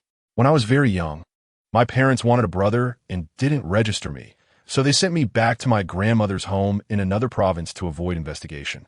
I was raised by my grandmother. My parents came back a few times a year, always in a hurry. Sometimes they would bring my sister back. I saw her wearing beautiful clothes like a princess, and my parents doted on her, which made me envious and jealous. Although we rarely met, my sister loved me a lot, shared toys with me, and told me many interesting things. She happily played with me, but I still felt like I wasn't part of their family, like a forgotten doll in a corner. Only picked up sometimes. I didn't feel happy at all. I really wanted to see them, but when I did, I wanted to escape. I hate them. As Lisa spoke, she became a bit choked up. Plumbing handed her a tissue. No wonder, Lena seems to know very little about many things.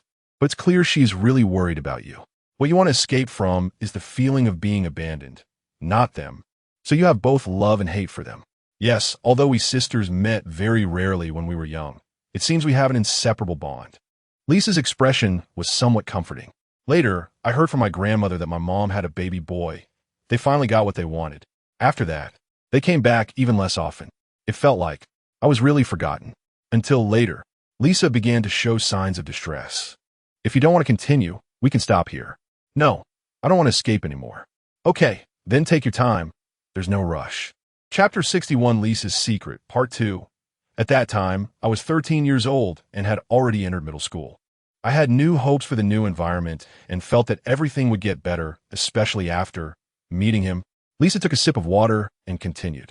His appearance was like a light, clearing away the fog that had surrounded me before. He was my middle school teacher, refined, handsome, and humorous. I realized I had developed a crush on him and focused intently in his classes. He was also very kind to me. So kind that I felt he was only this good to me. The feeling of budding love made me believe that he had fallen for me. Although I was still young, I already dreamed of marrying him when I grew up. Huaming understood the thoughts of a young girl at that time. He looked at her gently, encouraging her to continue speaking. That evening, after school, he asked me to stay and come to his office. At that time, his office was empty. He asked me to sit beside him, and I thought he wanted to go over the lessons with me. So I was about to take my books out of my backpack. Unexpectedly, he threw my backpack aside and hugged me tightly. I was startled for a moment, but I was infatuated with him and did not resist his actions at all. He kissed me gently, not roughly, just softly, saying I was so cute and that he just liked me.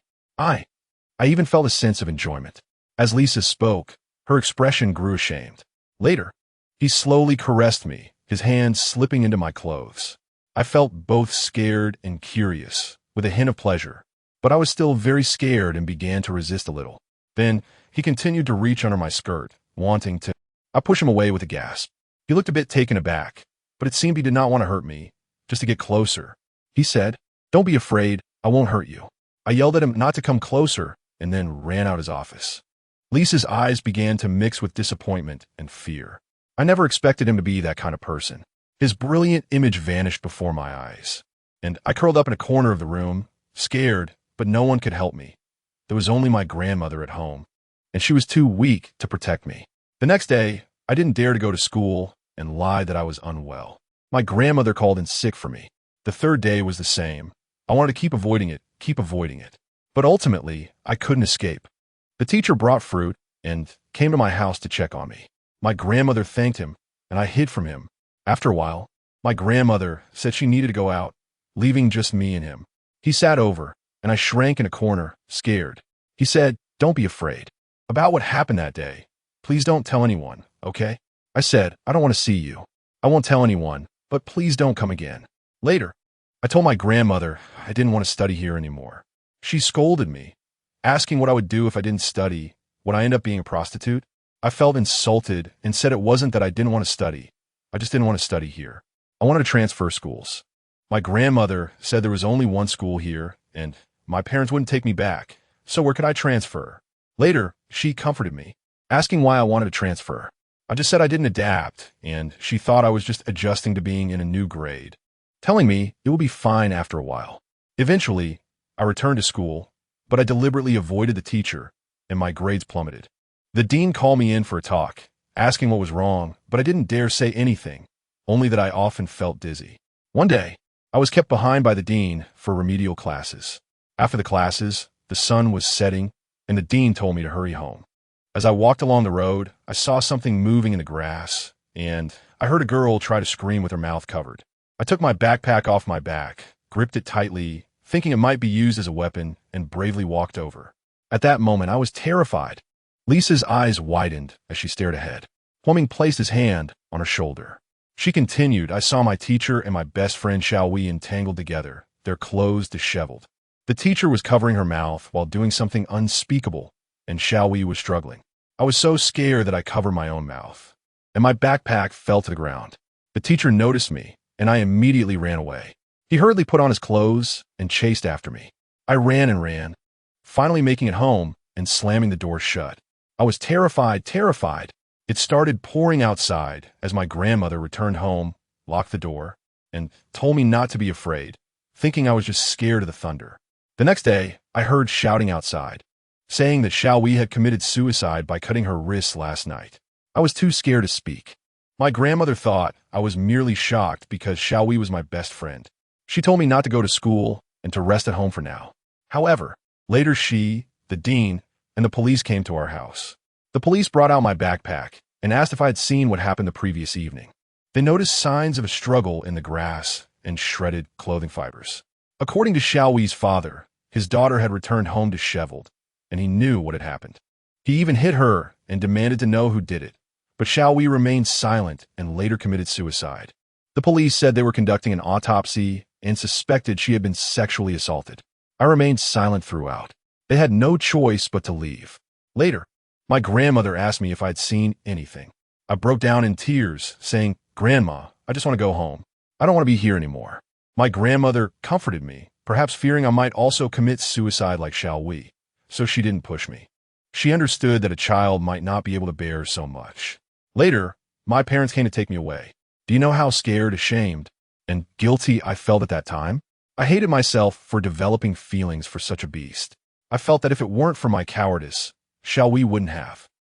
The feeling of guilt often arises because you are not in control of the situation, yet you feel responsible for it.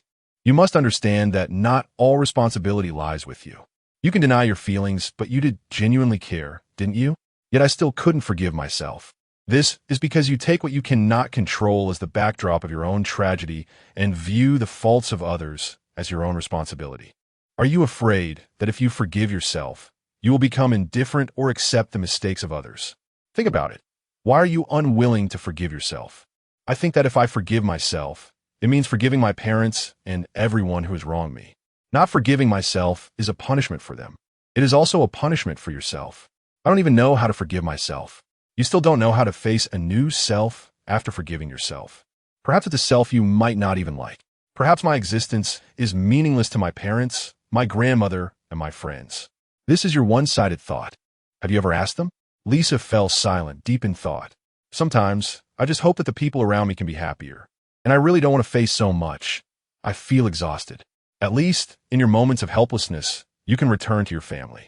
Yes, finally being able to live with my parents, even if only under the guise of distant relatives, gave me a sense of belonging. They were kinder to me than before. Although my parents still favor my younger brother more, they felt guilty towards me and treated me better.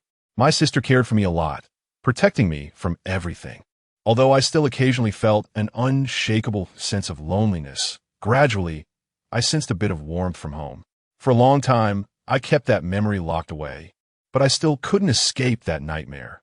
It would occasionally appear in my dreams. Moreover, good times didn't last long. When I was 16, my parents and younger brother died in a car accident. In the end, only my sister and I were left.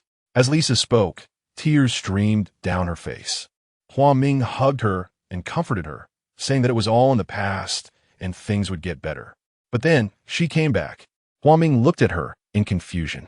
A few months ago, I encountered someone on the street who looked very much like my middle school teacher. Suddenly, all those buried memories came rushing back, and I started having insomnia and continuous nightmares.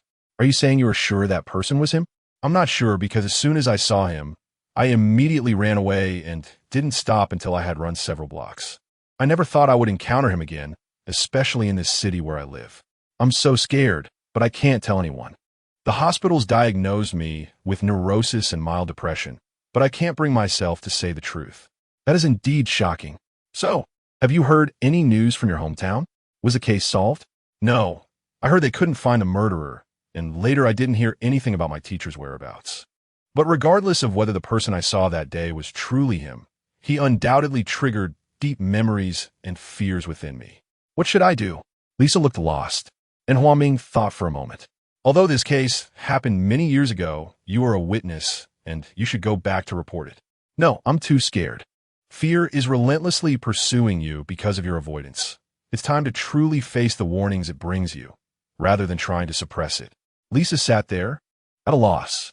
Huaming understood. She had too many things bottled up inside her, and it was not easy to truly digest and face them. Well, whatever decision you make is up to you.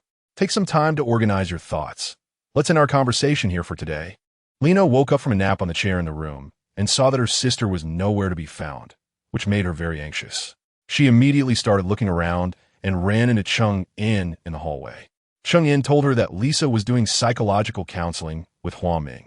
As she reached the door of Huaming's office, Huaming was just finishing his conversation with Lisa. He pulled back the curtain and saw Lena outside, gesturing for her to come in. Lena pushed open the door, and Lisa stood up and hugged her tightly. Sister, Lena, puzzled, asked, "What's wrong?" "It's nothing." "Sister, I missed you." Lena gently patted her, "Silly girl." Huaming stood there smiling at Lena. Lisa turned back and thanked Huaming. "Dr. Hua, thank you. I will think about it carefully." Huaming nodded. Lena wanted to ask how things were going, but Lisa pulled her away. "Sister, let's go out for a drink." Then they said goodbye to Huaming. They sat by the window in the restaurant, and Lisa looked at the scenery outside. The afternoon sun was bright, but not too hot, and Lisa felt that talking about the things she had kept buried in her heart for years made her feel much more comfortable. Lena observed her sister, noticing that her mood had improved a lot. Her face no longer showed the previous signs of unease, but there still seemed to be some hidden issues. She tentatively asked Lisa, "It seems like you talked to Dr. Hua for a long time. How was it? Do you feel better?" "Sister, I feel much better. You don't have to worry." Lena looked at her sister, who seemed much more cheerful, and felt relieved, but there still seemed to be some lingering doubts. "Can you tell me what you talked about?" "Sister, everyone has their privacy. If I think I can tell you or need your help, I will let you know. I really feel much better now." "If that's the case, that's great. Well, I won't ask more. If there's anything you want to talk to me about, or if you need my help, please don't keep it to yourself. Promise me. Okay?" Being able to chat so openly made Lena feel a sense of relief. It seemed like it had been a long time since she had such a beautiful afternoon. Chapter 62. The Strange Bar in the Dream Chung In. I think we should adopt a more positive approach. Lisa's success has ignited Huaming's determination. And in Helen's treatment room, Huaming's eyes radiate a strange light. One more positive approach. It's about incorporating some information from my brother into the dream. What? Are you crazy? Chung In felt incredulous because they had previously agreed that this method was not permissible. No, Chung Un, listen to me. Lisa's recovery is a great example, proving that this desensitization effect is very effective. We can set the robot design dream to merge with Helen's free dream. If she has a strong reaction in the free dream, we can then switch to the design multiple dreams. This interplay is expected to accelerate her reaction state. But that's just an isolated case. We haven't received more feedback from other cases, and there have been some adverse effect from overly intense reactions before. So do you think it's unfeasible? No, it's just Helen's situation is different from many others. She is special. If this continues, her consciousness might never return. Helen has been in rapid eye movement sleep for over 2 months now, and her cycles are gradually lengthening, which is a good sign. We should patiently observe how things progress. It's been almost a year, and her recovery is so slow. How long do we have to wait? What if Helen doesn't want to come back? Should we let her remain in the void of consciousness forever? Huaming, why have you suddenly become so impatient? Huaming sighed and slumped into a chair. He didn't know why. Perhaps he still hadn't recovered from the pain of losing his brother. And now Helen was on the brink of leaving him as well. He couldn't accept being in a situation where he felt powerless. Chung Un placed a hand on his shoulder. Let's discuss this with Xia Tian and Director Jiang. Huaming submitted the application and received support from Jiang Ning. I think we should also discuss this with Xia Tian. Chung In still expressed concern. He is still researching at M University, and Director Jiang believes it's feasible. We should be more proactive. If we delay any longer, Helen might remain forever in a semi-detached state of consciousness. What will happen to her brain then? Are we experimenting on Helen now? Let us hope for her recovery. Give her some confidence. The robot assessment proposed a feasible plan, one of Helen's free dreams. A scenario to enter, modified characters, and transformed multiple dreams. In a gentle, soft light, Helen appeared lighter than any object. Is this a bar? Haven't I been here before? This bar was one she had dreamed of, still adorned with a cozy pastoral atmosphere, twinkling starlights, and a wooden sign glowing softly. The lovely little sister still greeted her with a smile, opening the door to invite her in.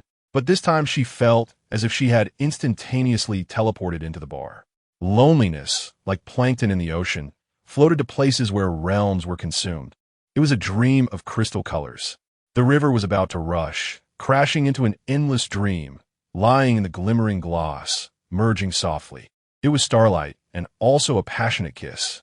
Listening to the seemingly familiar song, Future Memory, Helen fell into a hazy thought. Although there were no dry eye stage effects, the surroundings felt ethereal. This elusive feeling brought Helen some joy. Could it be that tonight's theme was Alice in Wonderland? Her gaze followed the stage while accompanying the little sister to a tastefully comfortable sofa. "Miss, what would you like to drink?" Helen came to her senses. May I see the menu? I'm sorry, we don't have a menu here. Helen thought she had misheard. Yes, we don't have a menu. You just need to tell me whether you want alcohol, juice, or something else. Oh, Helen felt curious. How do you know what I specifically want? Miss, I certainly don't know, but that's our policy here. Guests only need to order the type of drink they want, and our bartender will ensure your satisfaction. Oh, Helen thought this was a strange proposal, but it seemed quite interesting, though she unconsciously thought of another question. What if the guest is not satisfied? If a guest is not satisfied with a drink, the bartender will offer a different one after they have taken a sip. The little sister smiled, answering sincerely and patiently. Helen was pondering something when the little sister continued. So, Miss, have you decided what you would like to drink? Oh, not yet, just give me a bottle of mineral water for now. Okay. The little sister turned and left. Helen seemed to be in thought. It felt like she had been here before, yet it felt strange and a bit adorable. Miss, here's your drink. Oh, thank you. The little sister smiled and turned to leave, and Helen stared at the crystal-clear glass filled with transparent liquid. Unconsciously thinking again, what if I take a sip now and say I'm not satisfied? What happened then? Chapter 63. An encounter of unknown origin, a new round of music began to play, like birds chirping in a secluded valley, carrying a beauty from a distant era. The stage's smoke swirled gracefully in all directions, transforming the place into a more mysterious fairyland. Helen's gaze was drawn in. Her curiosity piqued about what exciting performance would follow. A peculiar fragrance wafted around, making her feel more relaxed, as if in a real dream. What was there to guard against in such a scenario? Unless, suddenly, a small fruit flew in from nowhere and plopped into Helen's glass of mineral water without a word, splashing water everywhere. Helen let out a startled yelp and instinctively leaned outward, her action immediately attracting the attention of those nearby. Noticing the strange glances around her, Helen forced a smile. As if apologizing for startling everyone, she patted her chest and murmured to herself, "You scare me to death. I thought someone was declaring war." She felt a vague dissatisfaction with the prankster. Who could it be? "Are you all right, ma'am?" A young girl approached with a friendly inquiry. "Oh, it's nothing. Do you need help changing your drink?" The girl was considerate, noticing some water had spilled from her cup. "Change it, but this fruit seems to have a certain allure." Helen unconsciously said thank you and declined for the moment. After the scare, she seemed to develop a bit of wariness. Calming down, she surveyed her surroundings. Looking up and around, tried to identify the culprit. However, nothing seemed out of the ordinary. People were chatting and laughing normally, and the servers moved about naturally, with no sign of any mischievous children. She turned back and examined the fruit in her cup closely. The enticing mix of red and yellow colors. Its fresh and adorable appearance, submerged in the clear mineral water, refracting a sparkling light. It looked more like a colorful crystal ball than a real fruit. Yet she could clearly tell it was indeed a real fruit. How did she know? Was it a feeling? Perhaps. At this moment, the smoke spread everywhere, creating an even dreamier atmosphere. The stage scenery began to move, and the music became more enchanting, with flute and string instrument melodies flowing like a babbling brook, drawing Helen's attention once again. Oh, it seemed like a moving forest, the leaves rustling, butterflies fluttering gracefully. So beautiful. The butterflies flew about, and the atmosphere around became lively, with people joking and chatting happily. Lost in this reverie, Helen was just about to pick up her cup to examine the fruit and perhaps take a sip. Suddenly, she was surprised by her own thoughts. Hadn't she just doubted the fruit's origins? Why did she now unconsciously want to taste it? But she felt thirsty, or maybe it was some kind of desire. At that moment, a butterfly with transparent wings fluttered over, seeming somewhat tipsy. It gently flapped its wings a few times before landing on Helen's cup. Helen was delighted, gazing at it. Wow, so beautiful. The butterfly in the light smoke resembled a lovely fairy, radiating an extraordinary glow from who knows where, a glow that could intoxicate anyone, as if softening the entire world. Helen was completely entranced. Time seemed to stop, and the beauty before her felt like something out of a dream. Ding, ding, ding, gurgle, gurgle. Helen was so mesmerized that she completely lost track of time. It was already late at night, and the bar's excitement began to wane. It seems you're quite focused. A magnetic male voice floated in, dreamy and enchanting. Helen hadn't reacted yet. After a moment, she looked up at the man and was taken aback. A man with a smile on his lips and handsome features. What does it mean to be breathtakingly beautiful? No description could compare. His elegant demeanor and the sparkle in his eyes seemed to tell countless dreamlike stories. Helen felt as if she had been struck dumb, unable to move. Noticing her stunned and speechless expression, the man asked gracefully, "Do you have any companions?" Helen seemed unable to speak, merely shaking her head. She had never seen such a living piece of art before. She just wanted him to sit down so she could admire him properly. Was there any thought of shyness? It seemed not yet. "May I sit down?" the man asked. Wasn't that just what she wanted? But her mind was in a haze, unsure how to respond. So she just smiled and nodded slightly. The man sat down, observing her dazed expression without any sense of awkwardness, still smiling charmingly. After a while, Helen felt she might have lost her composure. After all, this artwork was a living being, not a painting on the wall or a sculpture in the courtyard. It was vibrant, full of life, and maintaining eye contact for too long felt a bit awkward. Yet she didn't know how to appear natural and composed. The man spoke first, "Ma'am. You seem very focused on everything. Is it the beauty that attracts me?" Helen replied candidly. The man chuckled. "So you think I'm quite beautiful, then?" Helen laughed, too. Would this be considered flirting? Yet she didn't quite understand what she was feeling, unsure if it was the intoxicating atmosphere causing this illusion. Everything is beautiful. Yes. How could such beautiful things exist? Isn't it a bit unfair? Yet, here you are, so real before me. "I hope you have a wonderful night," the man said, still charming and graceful, leaning slightly to the side. "Are you leaving?" Helen felt a sudden pang of disappointment at his movement. "Hello." He gestured to the server across from him. "Sir, what would you like to order?" "I like a drink just like this lady's." So he was only ordering a drink. Helen let out a gentle sigh of relief. "You wouldn't want to rush your guest away, would you?" the man teased. "Of course not. I'm not that cold-hearted. Besides, certainly, you seem warm and kind, like a friend I know." "Oh, is that a sincere compliment or a line? Do we know each other?" "Maybe once." "What is your name?" the man asked, although she hadn't intended to chat much, only wanting to quietly admire the living artwork before her. This man had a comfortable and natural demeanor. Although they were strangers, he didn't seem malicious. "Helen," she replied. "Oh, the name of the unparalleled beauty that sparked the Trojan War." The man's words seemed to carry a hint of flattery. "Indeed, glory belongs to Greece. I just like a great love story to be remembered forever," Helen responded, following the topic. "Ha!" the man laughed at her. "Perhaps you are a reincarnation from ancient times, destined to continue a great story." "Really? And you? Where do you come from?"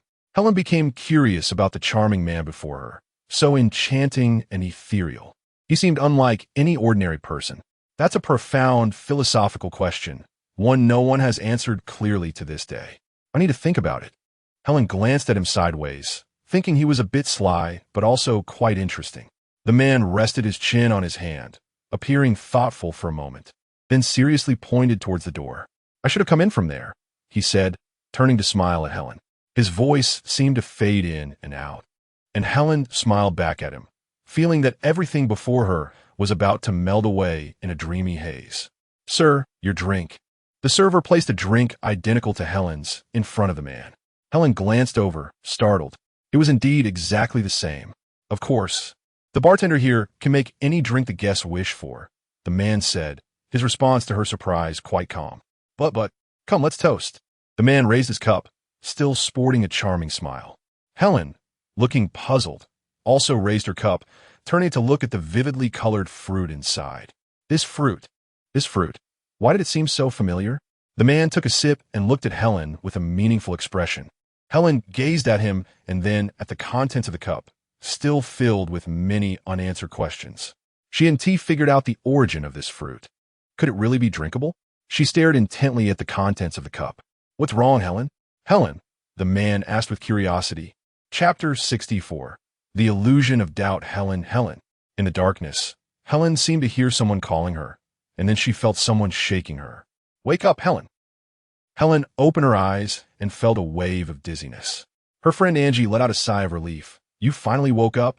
Where am I?" Helen felt her body limp, dizzy as if she were a boneless, soft-bodied creature, yet lacking strong muscles. "This is the hospital. Thank goodness you woke up." Saying this, Angie poured her a glass of water and placed it on the table, raising the head of the bed. "You've been in a coma for an entire day. What happened to you? Eating strange fruits almost poisoned you." "What? I? Poisoned? What happened?" Helen struggled to sit up with Angie's help. Suddenly, everything in front of her felt so confusing. How did she end up here? "Do you really not know what happened?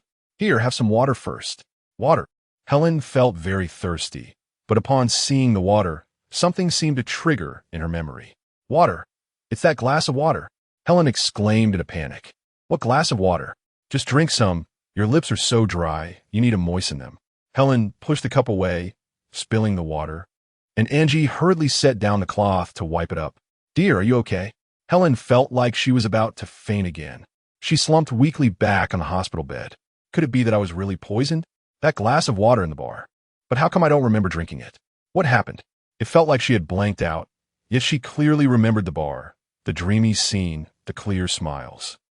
"How did you end up picking fruits in that abandoned garden? Have you never eaten anything in your past life?" Angie peeled an apple and started munching on it. Helen looked at her in confusion. "What garden? What fruits? What are you talking about? Am I going crazy?" Angie, eating the apple, teased her. "Are you craving it? But you had your stomach pumped. You can't eat anything now. Look how greedy you are. Almost cost you your life. Let us see if you dare to do it again."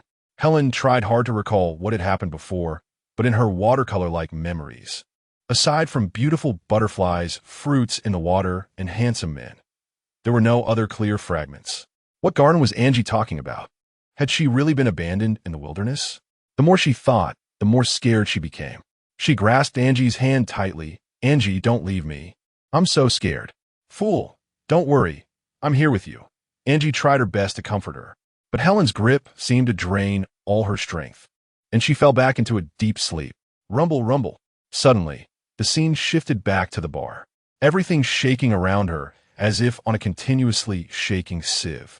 Helen was still sitting in her original position, looking at the cup in her hand, water spilling out. She panicked. "What is going on? Is there an earthquake?" The handsome man in front glanced around calmly and said, "Maybe some construction is going on nearby." "Can construction make this much noise?" Helen felt uncertain about his words. "How about we leave?"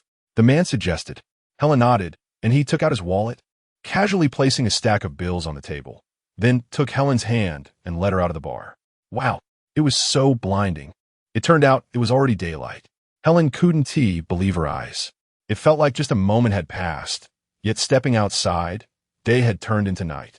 The man pulled her along, saying, "Come on, I'll take you somewhere." Helen didn't turn around. She didn't notice that the bar seemed to have never existed. Behind her was only a dense thicket of trees, like a newly painted artwork with a different style and color. The number of pedestrians on the road gradually increased. The wind stirred a few leaves, seemingly carrying some peculiar aura. The man began to run, pulling Helen along, running across the street, along the riverside, over a small bridge. She didn't know how long they ran, but Helen didn't feel tired at all. Instead, she felt a bit joyful. Ahead, they arrived at the entrance of a garden covered with climbing plants. The entrance, in fact, was just a large tree trunk and branches twisted into an opening, with a few empty bird cages hanging above, looking like they had been left there by someone who didn't know when. On one side of the tree was a large area filled with plants with purple and blue flowers cascading like a waterfall, and on the other side was a half-hidden empty bird's nest, piled into small hills, as if telling a somewhat sad story. Helen marveled at the beauty, but felt a bit eerie. The man held her hand tightly. Come on. This feeling was safe, yet like an adventure. Once inside, Helen was even more amazed. This garden is beautiful. Everywhere was filled with birds singing and fragrant flowers, various plants competing for beauty, dense and lush, like a fairy tale world. Most notably, there were hundreds of fountains of all colors and styles, classical, Eastern, Islamic, luxurious, and minimalist. Helen couldn't believe how special this scene was, and yet it felt so familiar, as if she had seen it somewhere before. This place, Helen said, half in awe and half in doubt, looking around. Do you recognize this place? The man asked, looking at her meaningfully. It's so beautiful, it's hard to believe. I don't know if I've been here before. I have no clear memories, but it feels so familiar. The man smiled. The unknown is often hidden within the known. The known may be a validation of repeated experiences of the unknown. Helen looked at him in disbelief, not understanding what he meant. The man turned around, pointing to a uniquely designed small villa. Look. Helen followed his gaze, her mouth agape. This place, this place. A gust of wind blew her hair, and her thoughts drifted to the spiraling iron staircase, as if she had been turning upward, not knowing where it led. A blush suddenly crept across Helen's face. Her heart raced, feeling a bit nervous. Was it excitement? Longing? This place gives me a special feeling, as if something is surging in my blood. I don't know, but it feels like I've experienced this before. Helen tilted her neck at that moment. It felt like an invisible hand gently stroked her neck, then dispersed like a breeze. Isn't it beautiful? Let's go in and take a look. The man walked ahead and turned back to say to her. Helen nodded, as if accepting an invitation that felt familiar. The small villa blended the fairy tale colors of Western Europe with a modern sense of transparency. The exterior walls were decorated with bricks, different from the usual red bricks or stones. These were crystal-like, colorful, transparent bricks, reflecting beautiful light in the sunshine. The terrace was adorned with enchanting and mysterious blue-purple iron flowers, and the entire house was entwined with delicate roses, vines, and unknown fragrant herbs, beckoning like fairies. They reached the front door of the house, which was half open. This door matched the surrounding pastoral theme, painted in a fresh apple green, carved with various flowers, plants, and fruits. The door handle was a floral iron ring, and the lock had a playful cat pattern, with a single eye and a mouth shaped like a keyhole. So cute. Helen joyfully pushed the door open, feeling that a wonderful story awaited her. The interior was arranged with a fresh, primitive forest ambience, with furniture themed around the forest, a sofa shaped like a deer, intricately carved, and a coffee table that looked like it was held up by flowers, with petals that were soft and translucent yet sturdy, delicately supporting transparent crystal glass, on which exquisite potted flowers and crystal tea sets lay, spotless, as if waiting for guests to enjoy at any moment. The man pushed open the window, and a fresh breeze floated in like a ribbon. Helen closed her eyes, taking a deep breath of the fragrant air.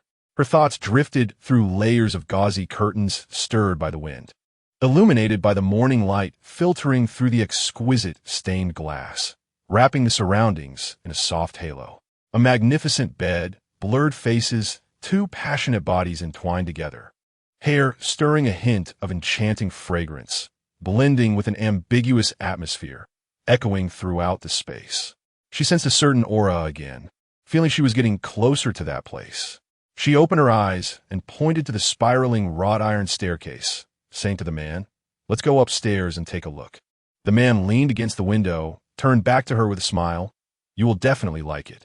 At that moment, sunlight streamed through the window, casting light on the man's hair and shoulders, the wind tousling his strands. Helen gazed at him. He was truly beautiful, like a god. She wished to freeze this moment, not to move forward anymore. The man looked at her gently, not moving, as if he knew she was admiring a work of art, hesitant to disturb her. After a while, Helen came back to her senses, feeling somewhat apologetic for her earlier rudeness. "Let's go," she said, walking towards the staircase, and the man followed. As she ascended the stairs, that feeling returned. She felt as if she had joyfully walked down this staircase before, turning back to smile at someone. She kept walking and walking, glancing back at the man, who still smiled gently. But suddenly, Helen felt a strange sensation. This place felt familiar, but the familiar scent was not him. She continued to climb, wondering whether time was slowing down or her steps were. Why hadn't she reached the next level yet? But her feeling grew stronger. The ambiguous atmosphere seemed to intensify, yet she still felt she hadn't arrived. Hadn't gotten closer to the place she thought of? Where was that? Why couldn't she reach it?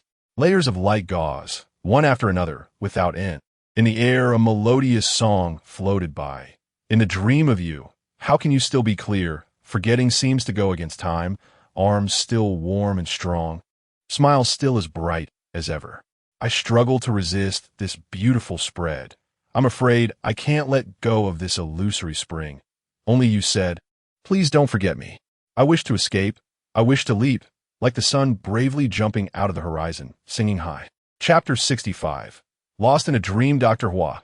Come and take a look. Her heart rate is increasing, and her intracranial temperature is rising. The female nurse in the observation room shouted in a panic.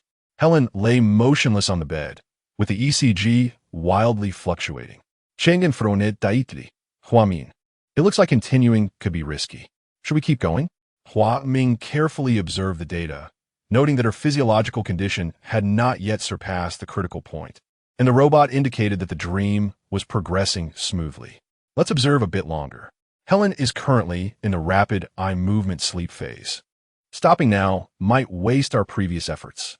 Although Chung Un was worried, he agreed with Hua Ming's assessment.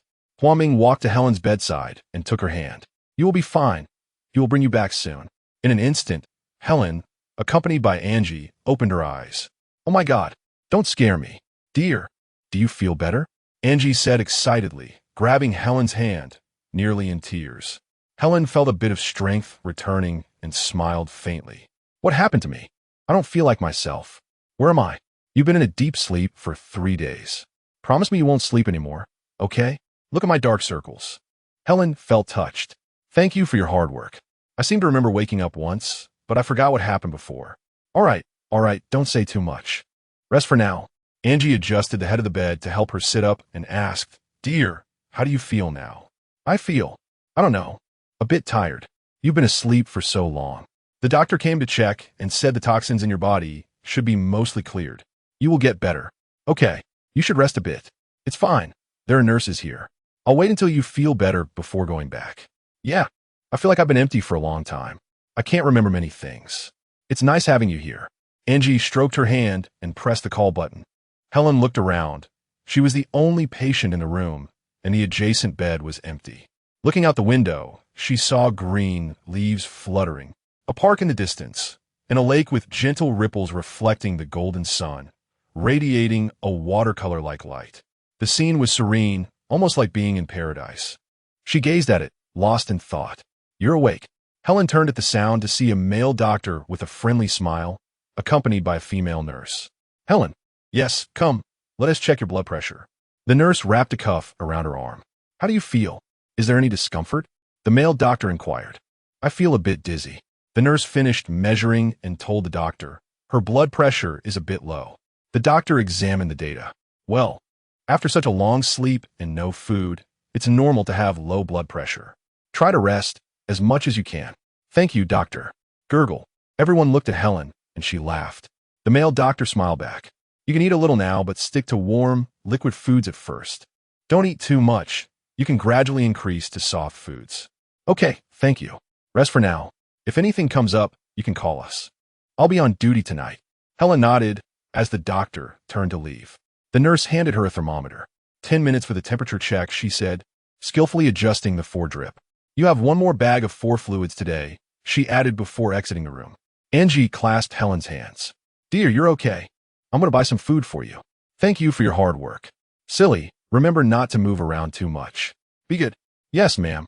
As Angie left, the room fell silent. The setting sun's rays streamed through the window, casting a dapple shadow of tree branches. It felt very lonely at that moment. It was as if the world was about to disappear. Helen curled up her legs, hugging herself tightly, fearing abandonment. At that moment, a few small birds flew to the branches outside, chirping, and Helen immediately felt more alive. She got up, wanted to get some water from the bedside table, but her hand was still attached to the floor. She sat on the edge of the bed, took out the thermometer, checked it, and saw 37.5 degrees. She placed the thermometer on the bedside and looked out the window, thinking it must be the time when the birds return to their nests. How happy that is. Helen felt rejuvenated, and her sense of loneliness gradually faded away. She felt a bit thirsty and wanted to get some water from the bedside table. As she slowly leaned back, a butterfly with transparent wings flew in from outside, glowing like a fairy. It gently danced past her shoulder. She watched its movements, and the butterfly flew and landed on the cup she was about to reach for. Helen gazed at it, seemingly remembering something, and slowly leaned closer to gently ask the butterfly, "Who are you? How did you get here?" The butterfly paused for a moment, then gently flapped its wings and flew towards the door of the room. Helen felt as if it could tell her something or take her somewhere, so she pulled out the needle and chased after it. The butterfly fluttered gently down the corridor, and Helen continued to follow. Although the butterfly wasn't flying very fast, Helen, feeling weak, stumbled a bit. The butterfly led her to the staircase, and she followed it up, panting but determined not to lose it, using the railing to climb higher and higher. Wait for me, unaware of how many flights of stairs she had climbed. Helen reached the rooftop door, and the butterfly continued to fly outside. The sky was gradually darkening. Wait, don't go, don't leave me, okay? The butterfly ignored her calls and continued to fly to the edge of the railing. Helen walked over, gazing at it, mesmerized by its beautiful glow. You must be tired too. Why didn't you wait for me? Helen leaned against the railing and reproached the butterfly. Why did you come, then run away? Can you tell me who you really are? I don't remember what happened, but I feel like I've seen you before. You're my friend, right? As the night deepened, the butterfly's glow grew brighter. Do you have something to tell me? Helen slowly raised her hand, wanting to touch it. Just as she was about to make contact, the butterfly suddenly flitted away. Helen staggered and shouted, "Don't fly away. I won't hurt you. Don't go, don't."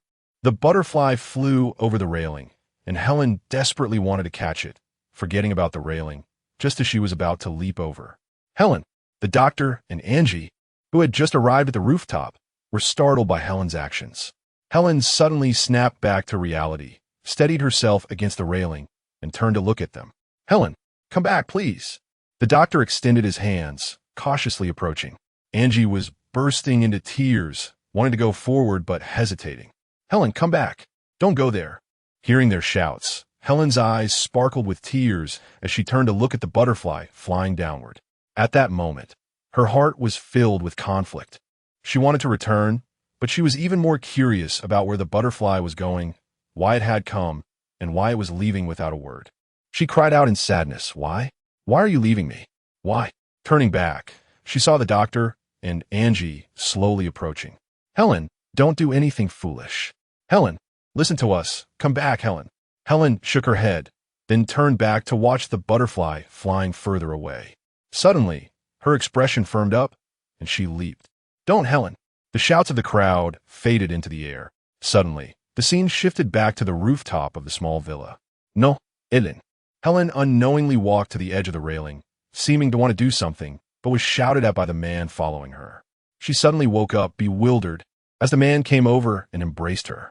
Helen, silly girl, let's go home. Helen looked at the handsome man in confusion, not understanding. Home? Where's home? It's me. Helen, come back with me. Helen looked at him with even more confusion, feeling a sense of unease and strangeness. Suddenly, it felt like the world around her was shaking, and she pushed him away. Who are you? I don't even know who you are. We just met. No, Ellen. We have known each other for a long time. I am Buzz. Helen's ears suddenly went deaf, and she held her head. The man was speaking, but she couldn't hear him. She felt like the whole world was about to twist The man before her felt like he was drifting away. The man quickly grabbed Helen, continuously calling, "Helen, Helen." But Helen couldn't hear anything. A strong sense of fear washed over her like a tide, and she desperately wanted to escape. So she struggled free from the man and accidentally bumped into the railing. Suddenly, a fierce wind swept in, and Helen was violently tossed over the railing. The man immediately grabbed her hand, shouting loudly, "Helen, hold on." He used all his strength, but the wind grew stronger. The man continued to shout, "Helen, hold on, Helen. Don't let go." But against the fierce wind, Helen's grip gradually loosened.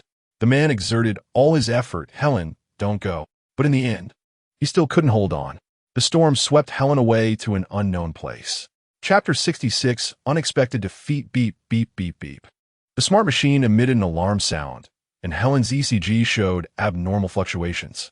Huoming immediately activated emergency measures, shutting down several operating programs of the smart machine, leaving only the function to monitor her physical condition.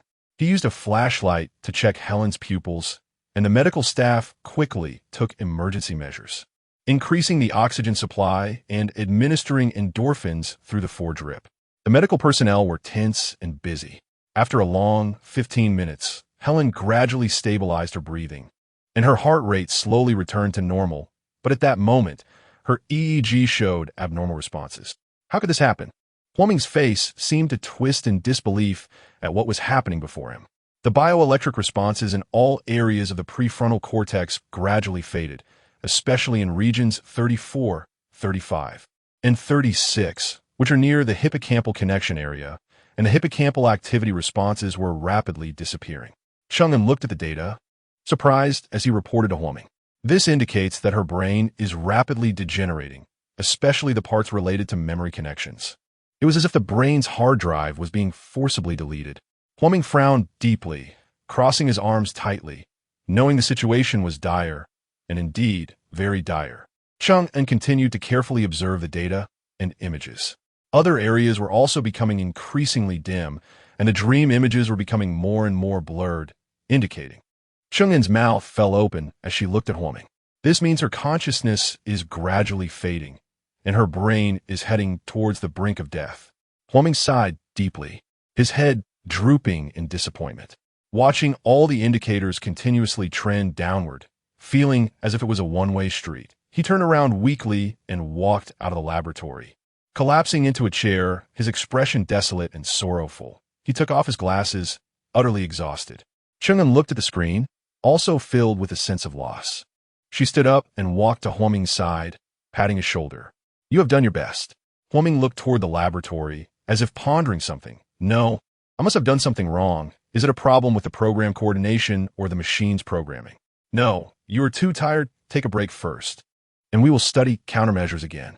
Huoming shook his head, as if the entire world was fading away before him. "She is drifting away from us now. I am helpless. Is she mocking my arrogance and self-righteousness?" In his disappointment, Huoming felt a bit of resentment. He hated Helen, hated his brother, and hated himself even more. "Huoming, you need to be strong at this moment. Don't get stuck in a rut." "Chang'an, you are right. I shouldn't be doing this." "Don't be too hard on yourself. Every great project requires a process of honing, and our attempts are inherently filled with uncertainty." Huoming sneered. "This is not honing. This is a complete denial, a denial. Do you understand?" Huoming suddenly became agitated. "No, it's not like that." Chang'an tried to calm his emotions. Huoming shook his head, tears streaming down his face, and he rushed out. "Huoming." Chang'an chased after him. Huoming kept running, out onto the grass outside, suddenly kneeling down on his knees, shouting to the sky, "Brother, you were right. I was too arrogant, too ignorant. Punish me, but please, save Helen, save her. You can't selfishly take her soul away and leave her shell for everyone to mourn. You can't be that cruel. You can't." Huoming pounded the grass with his fists, almost drawing blood, and Chang'an immediately stopped him. "Huoming, calm down." How can he calm down? How is that possible? For a year, he had exhausted every method to try to heal Helen's wounds and bring back her consciousness, but it was all in vain. He hated himself for lacking his brother's extraordinary talent, relying only on machines. Yet his brother was already gone, unable to save Helen or himself. He thought that perhaps his brother had also reached the end of his wits, feeling cornered, which led him astray. Huaming wanted to help his brother and also wanted to help this once future sister-in-law, but he really had no way. What should he do? His brother was dead. Could he not even save Helen? Besides resentment and self-blame, he had no strength left to hold on a hope at this moment. Huaming, don't give up so quickly. Although there may have been mistakes in the treatment process, we have responsibilities. We cannot give up on the responsibilities we bear so easily. We believe we can find the source of the errors. No, it's Helen who doesn't want to come back. She has always wanted to follow her brother. We cannot pull her back. I was too self-righteous. I thought our smart machines could accomplish tasks that humans could not. I overestimated myself. Chung'an tried to rationally comfort him. Don't jump to any conclusions. Humans have shortcomings, and so do machines. This is just the beginning. No, it's already over. Saying this, Huaming turned and walked away. Chung'an did not chase after him again. She knew that nothing she said would help at this time. She could only let him be quiet. Huaming's mood plummeted. He quickly walked through the garden, arriving at the cascading waterfall pool. Looking at the reflection in the water, in a daze, it seemed as if he saw his brother looking at him, sneering at him. Huaming, I told you, you are too naive. The human brain is an endless secret realm. Only God knows its secrets. Artificial intelligence? It's just human folly. No, no, no. Huaming frantically slapped the surface of the water with both hands, filled with rage, frustration, unwillingness, and fear. He lost his balance and fell to the ground, a wave of helplessness crashing over him, and he uncontrollably broke down in tears. After a long time, he calmed down a bit. Anger was momentary, but the sense of loss began to creep in, like vines gradually wrapping around and choking his throat, obscuring his vision. He struggled, getting to his feet unsteadily, wandering in the garden like a zombie. Chapter 67. The Psychologist, Dr. Hua. Dr. Hua. A woman's voice called from down the hallway. She recognized him, but Huaming seemed to hear nothing and showed no reaction. The woman thought she might have mistaken him for someone else, but he looked so familiar that she approached him to see if he could hear her. Dr. Hua, Dr. Hua. Huaming finally came to his senses and turned to look in the direction of the voice, wearing a puzzled expression. When the woman saw that it was indeed him, her face lit up with joy. Dr. Hua, hello. You don't remember me? I'm Lisa's sister, Lena. Lisa. Lena? Huaming pondered for a moment and remembered that Lisa was the volunteer who had come for the intelligent machine treatment experiment the previous week. And Lena had accompanied her in. Oh, hello. Huaming seemed to regain some composure. Remembering his successful case, he suddenly felt a bit more energized. Doctor, I can't thank you enough. Your experiment is amazing. It's a miracle that Lisa has recovered so quickly. I was feeling hopeless before. Huaming smiled, pleased to have been able to help them. However, he suddenly grew serious. Lena noticed his change in expression. But what is it? Is there something wrong with Lisa? Lena suddenly became anxious. Oh, no, don't misunderstand. Lisa has recovered very well. In fact, she didn't have any major issues a few days ago.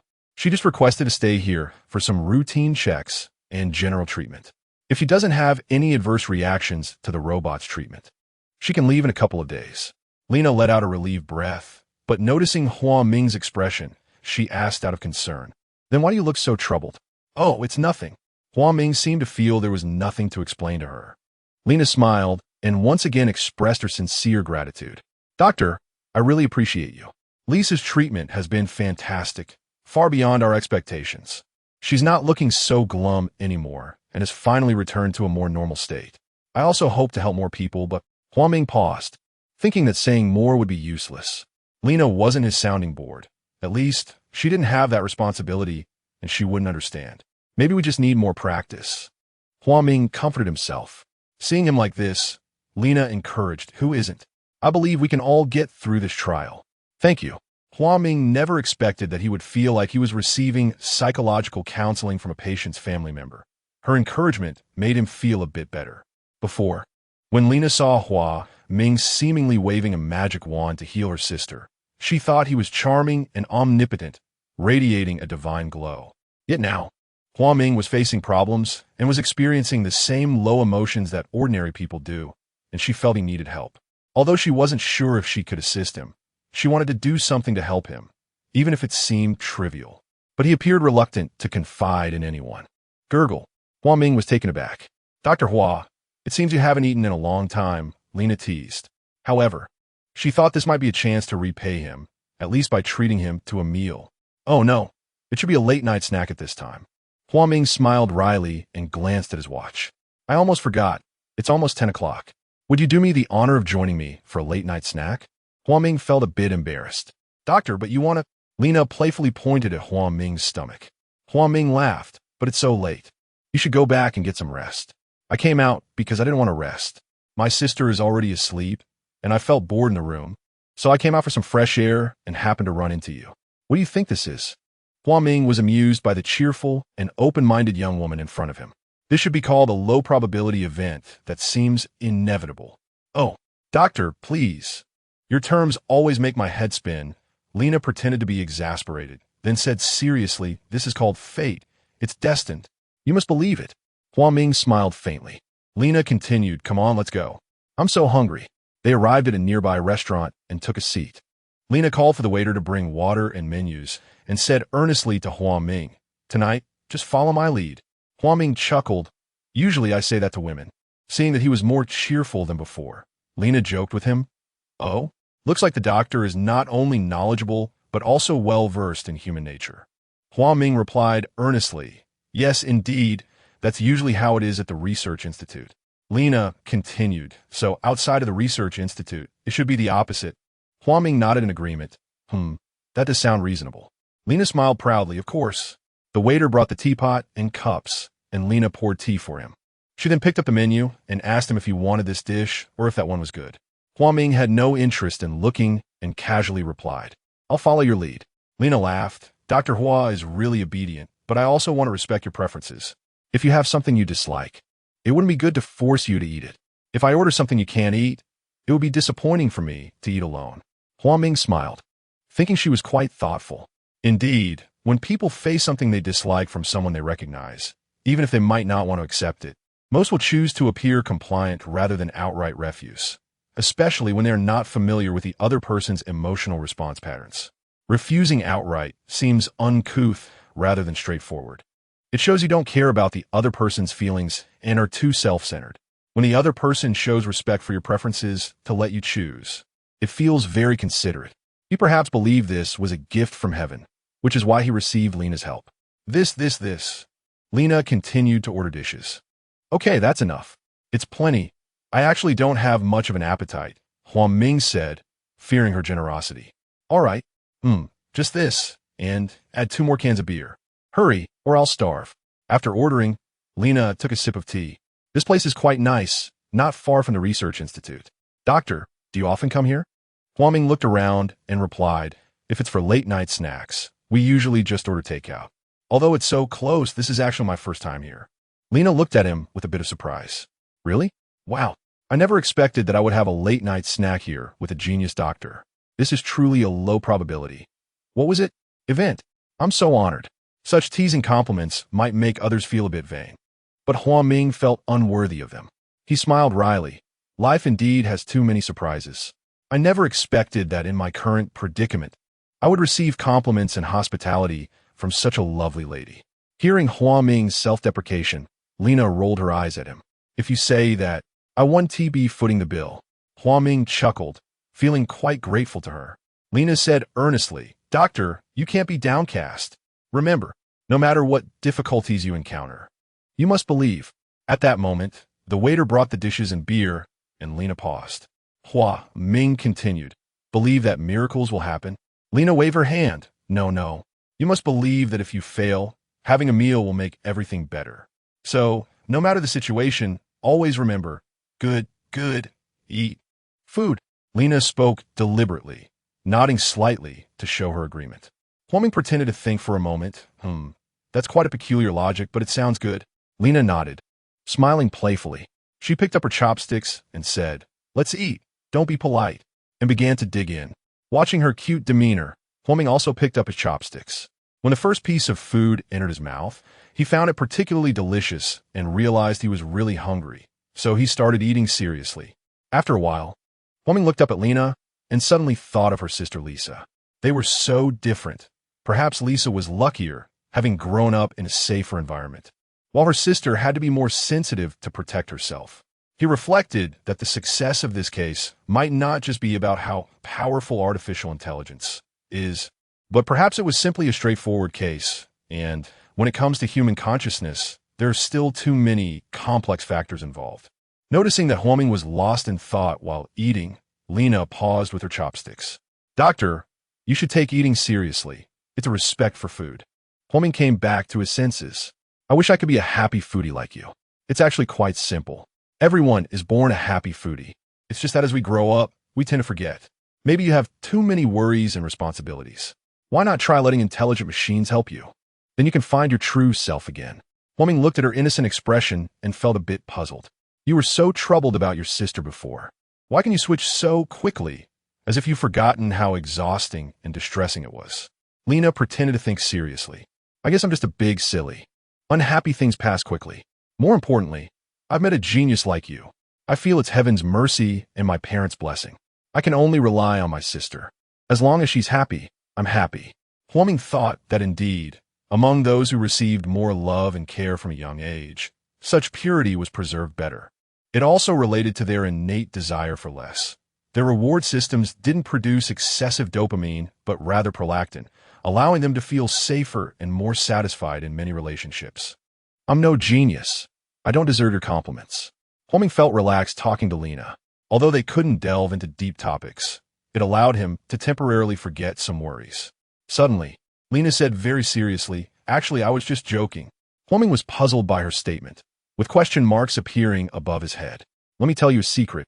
Lena leaned in with a mysterious look, beckoning Huoming to come closer. "I'm actually a philosopher." Huoming laughed. "Oh, so that's it. My apologies." Lena looked quite pleased. "Oomph." Lena opened a can of beer and handed it to Huoming. "Here, wake up." Huoming took it, pretending to be serious. "May I ask, great philosopher, can this beer really wake someone up? Isn't that a bit of a common sense issue?" Lena looked at him disdainfully, opening another can of beer as she spoke. "Hey, classmate, don't always talk about common sense with a female philosopher. You need to understand a bit of romance, got it?" Saying this, she raised her beer can to Huoming, who also lifted his can to clink with hers. "Cheers to everyone's wishes coming true," Lena said, taking a sip of beer and sighing in enjoyment. "Ah, this is life." Huoming truly admired her. At that moment, he really believed that no philosopher could compare to her. He also took a few sips of beer and sighed, but he really couldn't feel as carefree as she did. His heart still felt heavy. No matter how much he relaxed for a moment, that weighty feeling could burst forth at any time, pressing down on him, making it hard to breathe, with no escape. Because he still hadn't been able to rid himself of the pain of having to face himself and not being able to accept his mistakes. "Dr. Huoming, can you talk about your troubles?" After a while, Lena put down her beer. She knew that the person sitting across from her was rational and burdened, not a young man full of emotions. Getting him drunk wouldn't help, so she could only provide some relaxation, but his problems remained unresolved. She thought it might be better to try facing them together. Even though she didn't naively think she could help much, she just wanted to accompany him a bit. "I'm full and not drunk. If you can, think of me as a friend and share your troubles. I'm willing to share the burden with you." "Thank you." Huoming felt she was indeed a good listener. At least she was genuinely willing to listen to him. However, he still didn't want to go into detail. Seeing his hesitant expression, Lena continued to ask, "Are you afraid I won't understand?" "It's okay. I'll just pretend I didn't hear anything after you finish." Huoming smiled, unsure of her logic, but decided to share a bit. "Right now, my research team and our intelligent robot are facing an unprecedented major challenge. It's a long story, but basically, we have a patient who fell into a coma after experiencing some events. She has no organic lesions, meaning her body and nervous system have no physical or chemical damage, but her consciousness has been drifting and unable to wake up. Based on successful practices, we hypothesized that in such cases, robots could help a person return from unconsciousness to consciousness, so we started this experiment. However, after nearly a year, she still hasn't awakened, although there are some slow signs of recovery. Just a few days ago, inspired by Lisa's improvement, we thought we could try a more positive approach. But then the patient's condition rapidly deteriorated, and now her consciousness. As he spoke, Huoming took a deep sip of beer, almost wanting to numb himself. Are you saying you used very radical methods? Yes, you hit the nail on the head. Huoming felt he had been embellishing himself before. It was merely a rationalization. Although your intentions were good, you still harmed her. Yes. For a moment, the atmosphere felt considerably heavier. Doctor, it's a bit noisy here. Why don't we go for a walk? Lena suggested. Huoming nodded, and Lena waved to the waiter to settle the bill. The atmosphere around them grew increasingly lively. Midnight was just the beginning of people's vibrant lives, but this had nothing to do with Huoming. His nights had always belonged to the research institute, not the bustling city. When he came, no one cared whether he stayed or left. When he left, people still treated him as if he had never been there, like a pet brought by Lena just to relieve itself. They walked down the road. Lena was thinking that although she couldn't figure out what the actual problem was, she wanted to see if she could offer Huoming some direction from her outsider perspective. Remembering her sister's improvement, she believed that intelligent robots had a role, but they still couldn't pinpoint the issue. She comforted and encouraged Huoming, saying, Doctor, don't be too hard on yourself. You have indeed tried to find a solution before, but we also made mistakes. Doctor, perhaps you could think of it this way. The patient is also grateful to you. She's trying her best, but she also has her own choices and fate. Fate? Huoming had never considered the term fate to belong in his dictionary. He believed that as long as one had choices and the ability to bear the consequences of those choices, there was no such thing as fate. He looked ahead with a firm gaze. Only those who choose to give up will believe in fate. Lena saw him seem to grow stronger and asked, Do you believe in fate? Huoming indeed felt exhausted at this moment, but his heart was unwilling to give up. I don't know, there are too many unknowns, and I dare not draw conclusions, but I think I can keep my distance from it until I can no longer do so. Well, in any case, I believe in you. Lena noticed that his brilliance seemed to have returned, and she felt somewhat relieved. Unknowingly, they had returned to the bottom of the Research Institute's building. Thank you so much for tonight. Huoming expressed his heartfelt gratitude, and his mood had indeed calmed down a lot. I'm glad you consider me a friend, and I hope everything will be all right for you. Lena looked at him sincerely. All right, you should go back and rest. I need to check on a lab. Good night. Good night. After saying goodbye, Huoming walked towards the lab. Lena called out to him, Dr. Hua. Huoming turned around, and Lena continued. If you have any troubles in the future, feel free to talk to me anytime. Next time it's your treat. As she spoke, she smiled and waved her hand. Huoming smiled and agreed, then walked towards the laboratory.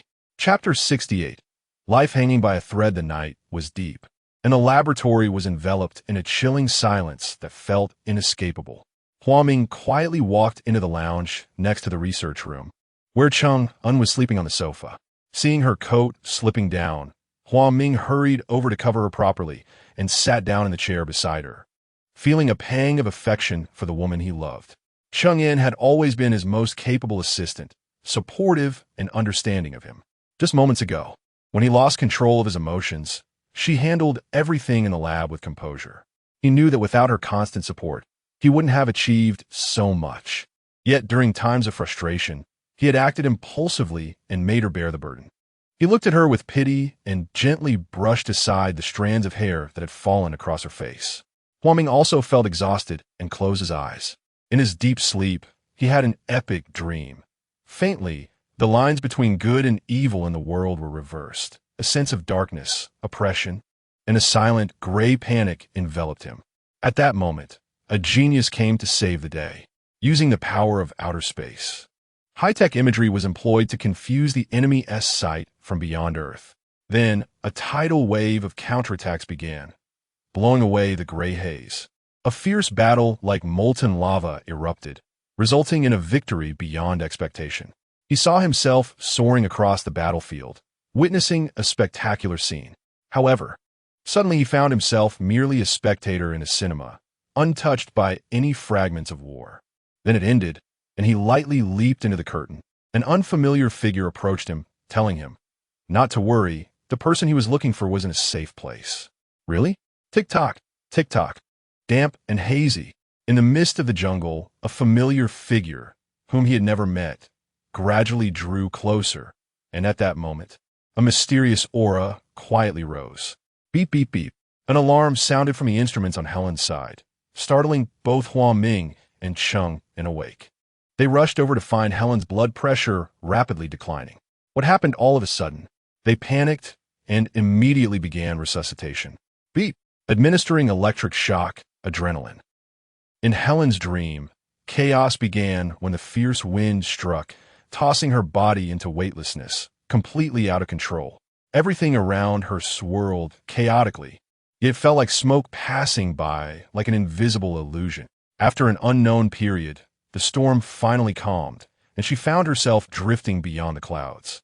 Surrounded by darkness, utter silence, she was suspended, feeling no weight and unable to move at all. Where am I? Am I dead? Helen's senses were gone, with only a faint self-awareness generating a slight doubt. Am I about to disappear? There was no feeling, not even fear. Why did she still know she existed? Where exactly am I? At that moment, Helen's consciousness fell into the void. No one knew where she was. Meanwhile, Hua Ming and Cheng were doing their utmost to save her. Blood pressure continued to drop. Beat. The breath of death loomed over the entire space, indicating excessively high carbon dioxide levels to the medulla oblongata. Hua Ming issued commands to the robot. There was no response. The robot returned feedback. How could this be? Was Helen's autonomic nervous system destroyed? What on earth was happening? Cheng looked at Hua Ming with confusion and anxiety. Helen, Hua Ming shouted loudly, fearing that his worries were coming true. It seemed Helen's consciousness had been invaded by some sort of virus, as if she had been kidnapped, and her entire brain was under attack. Hua Ming suddenly realized something, but he couldn't be sure. At that moment, he made a shocking decision. Disconnect all connections between DR01 and Helen. Cheng didn't understand and was about to ask when Hua Ming said, "Quick, I'll explain later."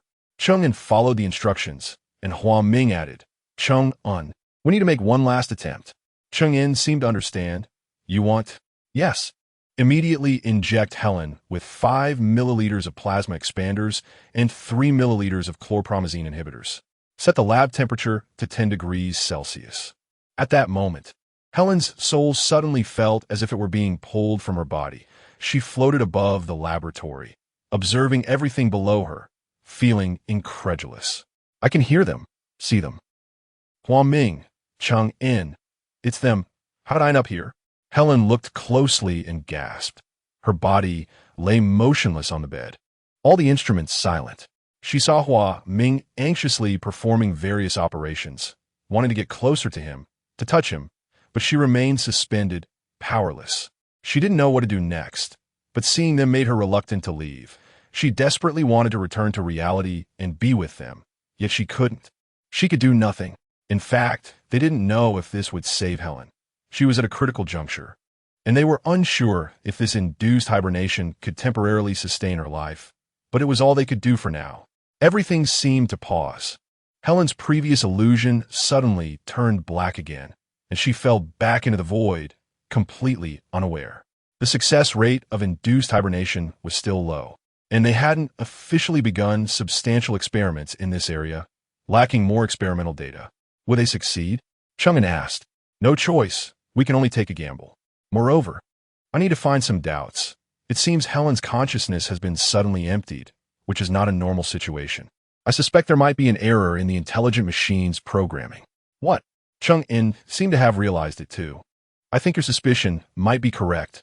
We need to check the robot." Chapter 69. The riddle of the dream realm back in the current research laboratory. Cheng and the technicians were organizing and restoring Helen's dream information data. Hua Ming looked at Helen, who had fallen into an endless abyss, and recalled scenes from the past, as if they were yesterday, yet also felt like years ago.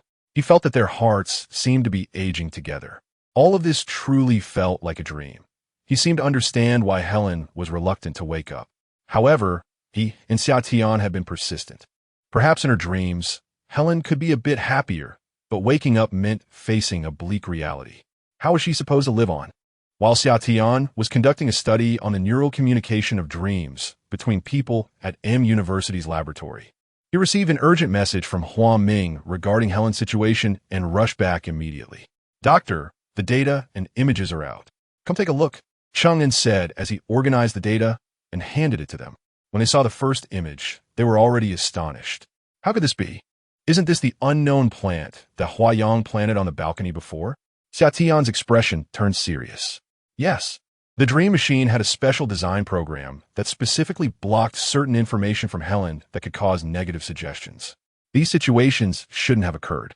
The information I suggested adding about her brother was merely an artistic representation of some beautiful moments from their past, Huang Ming added. And this. Chang'an picked out images they had filtered before but appeared in Helen's dream.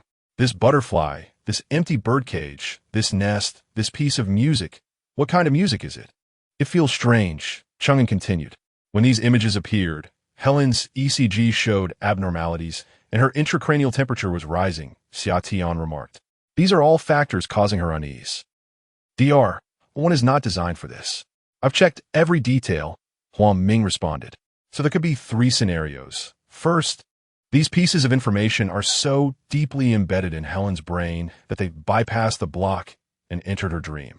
Second, the smart machine has a programming error.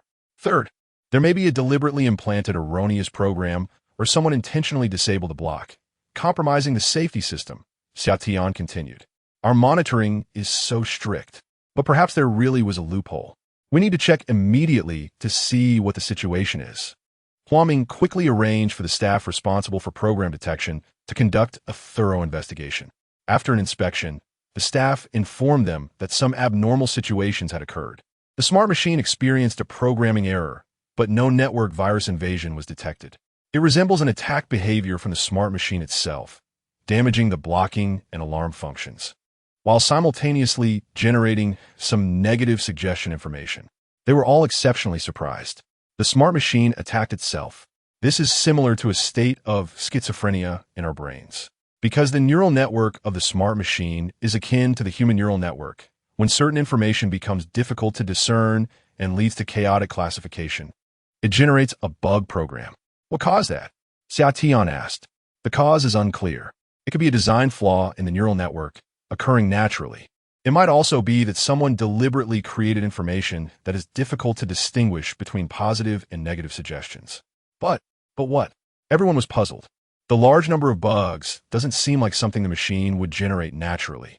We've conducted multiple tests before, and typically, any minor issues would trigger an alarm immediately. But now, the blocking and alarm systems were damaged first, which feels more like it was deliberately manufactured. However, we cannot draw a conclusion just yet. We need to check the machine in detail to clarify. Due to the complexity of the machine, this will take a considerable amount of time, approximately 3 to 7 days. All right, thank you for your hard work. Please find the real cause as soon as possible, Huang Ming said, his brow furrowed. 3 to 7 days is a long time, and Helen is currently in an induced sleep state. The situation is quite severe because she was already in an unfavorable condition before falling asleep. I don't know if. Chang'an expressed his concern. Xia Tian looked at the stiff Helen and silently thought, you must hold on. We can't waste time worrying. We need to see if there's anything we've overlooked and consider what these negative suggestion messages might represent and how they might be affecting Helen, Xia Tian said. Yes. Let's speed up, Huang Ming agreed. The 3 of them immediately began their checks and discussions. They examined various subtle dream images and the corresponding data reflecting Helen's physical condition, analyzing until late at night, when everyone began to show signs of fatigue. I'll order some takeout to refresh everyone, Chang'an suggested. Let's go for a walk, Huang Ming proposed. Huang Ming and Chang'an had just begun to attempt an honest relationship, and then Huayang and Helen both encountered problems, leaving them no energy to focus on their own feelings. Helen's situation weighed heavily on Huang Ming. He had lost his brother and could not afford to lose Helen as well. She was his family. But this very obsession had long caused him torment. I'll stay here to continue looking at the data. Please pack me some fried noodles and green tea. Xia Tian thoughtfully gave them some private space. The wind picked up. The air was a bit chilly. Huang Ming took Chang'an's hand. Why are your hands so cold? Chang'an looked at him, wishing for someone to warm them up. Huang Ming smiled and pulled her into his embrace. I'm sorry, sometimes I can be too childish. I'm childish too. We match well. When did you learn to be so thick-skinned? Helen taught me that. Helen, she has quite a thick skin. Otherwise, why wouldn't she be willing to wake up now? As he spoke, a hint of sorrow crossed Huang Ming's face. Helen really has it hard. Her life has been fraught with difficulties. In fact, thinking about it, she's been safe and sound in her dreams, which is quite good. Do you really think so? Huaming suddenly stopped and asked seriously. We strive to survive, to experience more beauty, to have dignity, to love and be loved, to have freedom and joy. But it seems she has none of that in reality. Her life is so difficult. Isn't it better to be in a dream? What you said seems to be true. But how does that differ from leaving us? Yes, we all love her, and she loves us too, but we can't communicate or gather together. It's like we've lost her. Sigh. This is truly a difficult choice, and it's not even a choice we can make. Still sighing, an endless sigh, Hua Ming tightened his grip on her hand. We must cherish the present. Cheng In leaned against him, feeling fortunate. Xia Tian, exhausted, pressed his temples and suddenly felt as if a shadow had flashed outside. He looked out, but it was empty again. He thought he must be tired, and the wind had created some illusions. But after thinking again, he suddenly jolted. Could it be related to someone involved with Helen's situation? He quickly got up and looked around, but found nothing. Returning to the office and sitting down, he felt a growing suspicion in his heart. If it was indeed man-made, who could it be? After finishing their late-night snacks, they continued to review and analyze the data. We have revised the dream design multiple times. If we let Helen dream freely without any positive suggestions, it would mainly be a cycle of past reflections and disappointments.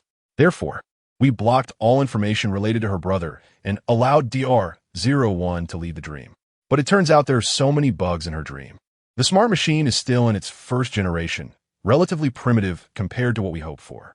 The system's memory speed and data processing capability have not yet reached ideal levels, making it impossible to conduct real-time visual observations. Thus, we can only assess her condition based on her physical responses. There is a significant oversight on our part. We didn't notice that the security system of the intelligent machine had problems from the very beginning. We should be more sensitive to subtle changes and conduct checks and dream image analysis regularly. Huaming has seriously reflected on the past work of the intelligent machines. Xia Tian's thoughts suddenly drifted to that shadow that seemed like an illusion just now. Xia Tian, oh, where's I? Are you too tired? Maybe you should go back and rest. No, you continue. I said we should conduct checks and export dream image analysis regularly, Huaming reiterated. Yes, that's very true. And we need to urge the machine manufacturing side to speed up research and improvements. Xia Tian paused. The exact results of the checks haven't come out yet. Have you thought about who might be behind a man-made bug? What could their purpose be? It's too difficult to pinpoint a target if we think about this now. Without concrete clues, it's easy to suspect the wrong person, and it may not even be man-made. Let's focus on analyzing the existing data and evidence, Cheng In said. That's right. Rather than being paranoid, it's better to find more substantial evidence. I'll check the CCTV footage tomorrow to see if there are any clues. Okay, then let's continue analyzing these dream image data. What do these images of butterflies, empty bird cages, and nests mean? Huaming asked. This transparent butterfly is beautiful, with a light and romantic feel like Helen's wedding dress, Cheng In said. Yes, they both said in unison. So Helen has special feelings for it. She has always followed it, Cheng In continued, like the happiness she can't chase. Xia Tian said. That is probably the reason it appears frequently. She has been obsessed with it, Huaming sighed. It first appeared in Helen's dream, and there were many other butterflies in that scene. Could this one have quietly mixed in? Cheng In speculative. It's possible, Huaming replied. Does that mean this classification lacks color discrimination? Xia Tian asked. It could be, Huaming said. In that case, the information to modify the shielding program should include all the butterflies, Xia Tian continued. Exactly. This is likely an oversight in the shielding settings, Huaming said. What about those strange bird cages and other things? Cheng In asked. This is indeed a bit difficult to decipher, Huaming replied. They studied until almost dawn, and Huaming suggested that everyone go back and rest. They need to take care of their health. Even though time is of the essence, they shouldn't overwork themselves. The discussion temporarily came to an end. Chapter 70. Searching for suspects the next day, Xia Tian went to the security room to review the footage. Huaming suddenly remembered that he should check the house where his brother and the others used to live to see if there were any clues. Cheng In accompanied him. Although the house had been unoccupied for a long time, Hua Ming had still arranged for maintenance, and it was kept in good condition. Everything here was filled with the familiar presence of Helen and his brother. Hua Ming even hoped that Helen would recover and move back, so they could gather here again as before, restoring some of the past joy. The flowers and plants in the garden had some withered leaves, and Hua Ming tidied them up a bit. Scenes flashed through his mind. They had created the psychological clinic together, lived here together, tended to the garden together, taken photographs, held gatherings, discussed, argued, separated, reunited, and separated again. The memories came flooding back. He stood for a long time in front of the large photograph he took of Helen's back in the art gallery, his emotions swirling. He longed to return to the past, remembering the green dress, the tender grass, and his brother's beautiful handwriting that remained clear and elegant. Reflecting on the estrangements and those precious reunions from the past, he sighed at how much time they had lost. He opened the screen, and the musical that Helen loved most began to play by default. Hua Ming remembered that while sorting through his brother's belongings, he had found a few sheets of lyrics he had adapted from one of the songs, The Lost Rose, tucked away in a drawer. He searched and finally found them, singing along with the music. Chang'an was in another room looking around and came out when she heard the singing. She stood aside listening, and seeing Hua Ming's emotional expression, she couldn't help but tear up. As Hua Ming read the lyrics and sang, he suddenly stopped, his expression tense and surprised, standing there in a daze. Chang'an, unsure of what had happened, walked over to ask him, "What's wrong?" Hua Ming, "Chang'an, this song was written by my brother when he was heartbroken and depressed after Helen's suicide and coma. Do you think he would show it to Helen later? I don't know. Maybe he would, like telling her, 'Look, how much I suffered for you back then.' What's wrong? Is there a problem?" "True. And when women are moved, they might leave a lipstick mark, right?" "Lipstick mark?" Chang'an looked at the lyrics in Hua Ming's hand, where there was a striking red lipstick mark. "Yeah, it's a kind of passionate expression. But look at this lipstick mark. Doesn't it seem a bit off?" "What do you mean? This lipstick mark doesn't look like Helen's." "Hey, you're so observant." Chang'an looked at him with a knowing expression. "What are you thinking?" Hua Ming rolled his eyes at her. "Look, Helen's lips are more rounded, but this one has a somewhat unique line." Chang'an took a careful look and indeed agreed that it didn't quite resemble Helen's. "Then whose could it be? Could it be that my brother has a lover?" "No way. Hua Yang is not that kind of person," Chang'an said, astonished. "Besides, if he had a lover, he wouldn't be so devoted to Helen in the end. I also don't believe he would. But the person who left this lipstick mark is likely connected to Helen's case. I have a strange feeling about it. Helen once asked me if you all often get suspicious due to your professional habits. You seem just like that now. This could also be from someone who came to clean, who saw the lyrics, and was so moved that they left a lipstick mark. Do you wear lipstick when you clean?" Hua Ming felt this was an important clue. "I need to take this back for testing." When Xia Tian returned to the office, Hua Ming and the others had just come back. "Xia Tian, we made a new discovery today," Hua Ming said. "Oh, did you really find something at Hua Yang's place?" "Yeah, but first tell me what you found. Did you get dizzy watching the footage?" Hua Ming teased him. "It was quite dizzying. I reviewed the footage from the months after Helen came in. I checked everyone who entered the DR01 control room. Normally, only the few of us responsible for it go in and out. But on May 16th, at 1:13 a.m., an unfamiliar figure entered the control room and stayed for about 15 minutes. He happened to be wearing a hat, and the lighting was poor, so I couldn't see his face. Could have been a delivery person. Chang'an Uskith. Unauthorized personnel are strictly prohibited from entering the control room, and even delivery people would only stay at the door, so this person is very suspicious. Later, I checked the duty logs for that night, and it was you," Xia Tian said to Hua Ming. "Me?" Hua Ming thought back to what had happened that night. "Can you recall if you saw any strangers that night? Or if you accidentally left the door open when you walked away? It's hard to remember something from over a month ago. I think there was a day. I can't remember the date, but a delivery came, and the soup spilled, staining my clothes. I want to clean it, and I'm not sure if I forgot to close the control room door tightly," Hua Ming said. "That must have been that night. I also checked the entry records at the gatehouse for that day. No outsiders were logged in and out at that time, which is strange," Xia Tian said. "Could it be someone from the Research Institute?" Chang'an said, looking astonished. "But he looked very unfamiliar. How did he get in?" The three of them were puzzled. "There's no way to find out the result now. Look at this." Hua Ming handed the lyrics to Xia Tian. Xia Tian took it with confusion. "Lyrics? Take a closer look, this lipstick mark. What do you think? Do you recognize it? Huang Ming looked at him. Not sure. Who does it look like? Huang Ming pressed. Xia Tian thought to himself, how could it be her? But fearing it might affect Hua Yang's reputation. He wanted to find her alone first to clarify the situation. A woman's, Xia Tian did not answer directly. Huang Ming, annoyed, said, I know that. It definitely isn't a man's. That's hard to say, Xia Tian replied. Huang Ming gave him a roll of the eyes. Cheng Yin felt like they were playing a guessing game, exchanging remarks and dodging around, and found it amusing. This woman's lipstick mark is somewhat similar, but it's hard to tell exactly who it is. Cheng Yin, could you take a look and see if it's you? Xia Tian said seriously, leaning in to compare it with Cheng Yin's face. Don't joke with me. Cheng Yin pushed him away.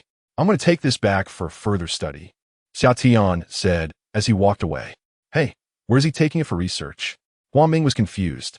Well, maybe he's going to compare it with the lipstick marks of his ex-girlfriends, Cheng Yin said lightly. Huang Ming looked at her with an incredulous expression.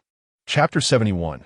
The owner of the lip print Summer stood at the door of the suspect he had in mind, waiting. Alice had just returned and was about to open the door when she saw Summer. She was taken aback for a moment, then seemed to understand he had a special reason for being there. Oh, a rare guest. Aren't you going to invite me in? This is a single woman's residence. Aren't you afraid of getting entangled in something complicated? Then what about you? Aren't you afraid of getting entangled in something complicated? Summer took out the lyrics with a lip print on them. Alice gave him a knowing look and unlocked the door. Come in. Summer casually glanced around. The decor was simple, not like a place where someone would stay for long. Sit down. Would you like something to drink? No, thank you. How polite. Alice still poured him a cup of coffee. Summer placed it on the table without drinking it and got straight to the point. I think you should explain a few things. Xiaobo still remembers my lip shape. Don't go there. What do you want me to explain? What's there to explain about love? The person is gone now. Why are you still entangled? Alice threw him a seductive glance. Then her expression turned somewhat disappointed. Summer leaned back against the sofa, looking serious. Why did you seduce him? Alice chuckled awkwardly. Xiaobo's choice of words was very reckless, and it was slander. I'm not playing word games with you. Huayang is my good brother, and he has Helen. Helen, is that all you see? If it weren't for Helen, he wouldn't have. Alice's face suddenly darkened. Summer noticed the change in her expression at the mention of Helen and felt that the matter might be related to her. I don't know what your purpose is. Is Helen's situation related to you? What does it have to do with me? Did I invade your dreams? Alice's eyes ignited with jealousy. What did you say? Summer suddenly felt confused. Helen is your dream lover, right? Summer was caught off guard. Could it be that he had accidentally revealed something in a dream one day? Alice saw his somewhat guilty expression and snorted. Afraid to love, but not to say it? It has nothing to do with you. At least I wouldn't do something so shameless. Are you referring to my affair with Huayang as shameless? But isn't it also shameless to call out another woman in a dream while lying beside one? Alice's expression was calm, yet her eyes burned with anger. Summer felt it was unbelievable, but he seemed to understand. Could it be that her flirting with someone else back then and wanting to break up with him was because of this? I don't know what you're talking about. You know exactly what I'm talking about. Alice's gaze suddenly turned a bit melancholic. Summer stood up and walked closer to her. Alice, if I did anything wrong in the past, please forgive me. But do we still need to dwell on the past? Do we need to continue hurting each other? Alice stepped closer, almost touching him. Can't we? Summer took a step back, looking incomprehensible. What do you want? Alice took another step closer, her fingers tracing his chest, her lips near his, with a teasing implication. What do I want? She suddenly turned to the side, crossing her arms, returning a provocative look. I just want you to pay for your betrayal. Summer grabbed her shoulders, glaring at her. Alice, you're crazy. Huayang and Helen are innocent. I'm innocent too. Then why do you want to hurt me? Summer was at a loss for words. He didn't realize he had inadvertently hurt her. What's wrong? Lost for words? Since you have someone else in your heart, what do you take me for? A substitute? Do you know how shameless you are? Summer felt very regretful. Why did he have to get entangled like this, dragging friends into it? Alice, I really didn't know. I didn't even know Helen's name before. I just caught a glimpse and longed for it. But do you take this as evidence of betrayal? Do you doubt my sincerity when I was with you? Then Helen is very charming. After being with me, you still dream of her often. You dream of her, so what? You even told me about it. I didn't know you cared so much. I can't argue about it. I can't control the feelings hidden in my subconscious, but I never did anything to betray you. Isn't the betrayal of the heart still betrayal? Do we really have to argue about this? Do you doubt that I loved you? Talking about this now is meaningless. What's done is done, and I won't argue. Alice seemed to start losing her desire to argue. Yes, I had a one-night stand with Huayang. He was very sad that day, drunk, and he didn't know it was me. Besides that, nothing happened. Helen probably doesn't know either. Summer looked at her and seemed to see a hint of unexpressed loneliness in her. But what does it matter? I admire him, and it was just driven by a sense of competition. So, are you here to accuse me? What sentence will you pass on me? Summer looked at her, feeling indescribable emotions. Let the past be the past. But can you honestly answer me one question? What question? Did you sabotage the DR-01 program connected to Helen's brain? Alice chuckled. Am I that despicable in your eyes? Do you think I would do something illegal out of jealousy? No, I just want to verify it clearly. Then find the evidence yourself. Don't ask to suspect. Summer looked at her. Her tone seemed to imply she wasn't too involved. Even if she was, it was impossible to get to the bottom of it now. All right, I'm sorry to have disturbed you. He turned to leave. You always do this. You hurt others and just walk away. Summer turned around. Alice, we are both too stubborn, but take care of yourself. Saying that, he turned to leave. It's just you being stubborn, Alice muttered to herself. Just as she was about to close the door, a shadow slipped through the curtain from the floor-to-ceiling window. Be careful. He might ruin our plans. Alice was startled and composed herself. Can't you do things more openly? Ha. Do you think that just because you stand in the light, what you do is righteous? What do you want from me? Does the boss have any instructions? None. I just wanted to see you. Alice smiled at the newcomer. I guess I don't think that way. Chapter 72, Restarting the Dream. It wasn't Alice. That's Summer. He just came to hear a seductive yet embarrassing story. He secretly mocked himself, wondering why he always ended up as the bizarre character in this story. So he defined himself as a love-impaired person. He had navigated the romantic scene, but had never experienced such a tangled role. He should have turned away gracefully, but remained deeply entangled.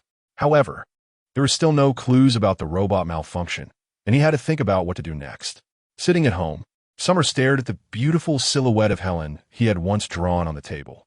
Such beauty seemed to become increasingly divine and irreplaceable in his heart.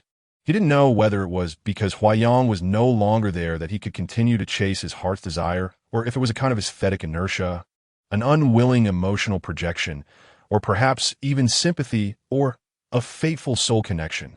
The person involved was confused. Even a professional well-versed in psychology could only rationally acknowledge. I don't know what's going on.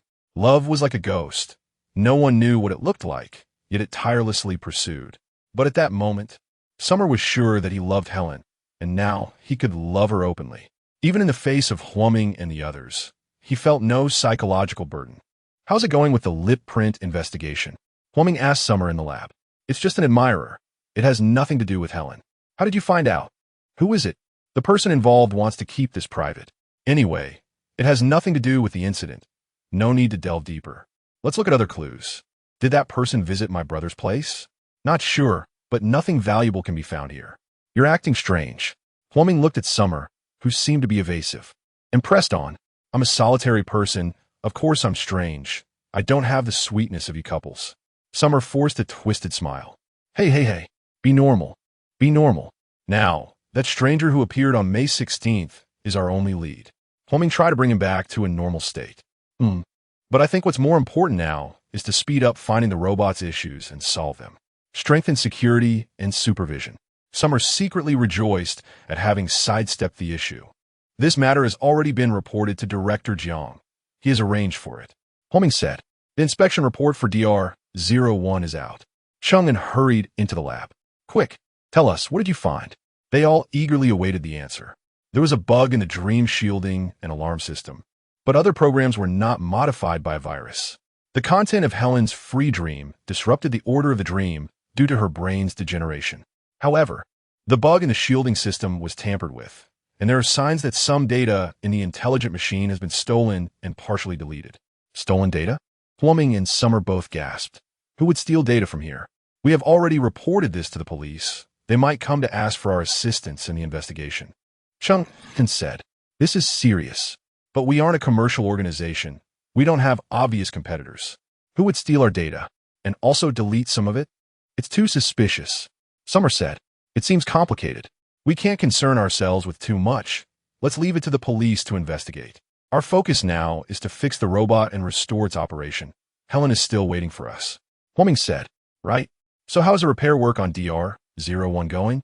Summer asked Chung-in. The programmers have repaired it, but we don't know if the lost data will affect the evaluation and design of Helen's dream. Chung-in replied, then let's see what data is missing, make supplements, check everything, and get back to work. Huoming said, As they spoke, everyone quickly got back to work. Has Helen's defrosting procedure been completed? Huoming asked the staff. It's done, the staff replied. How long until she can resume normal connection with the intelligent machine?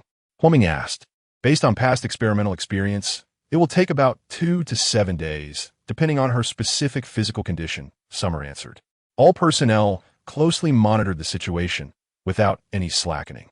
Summer watched the instrument operations anxiously, looking at Helen lying quietly on the bed like a sleeping princess. He truly hoped to see her wake up, to see her healthy and happy back in front of him.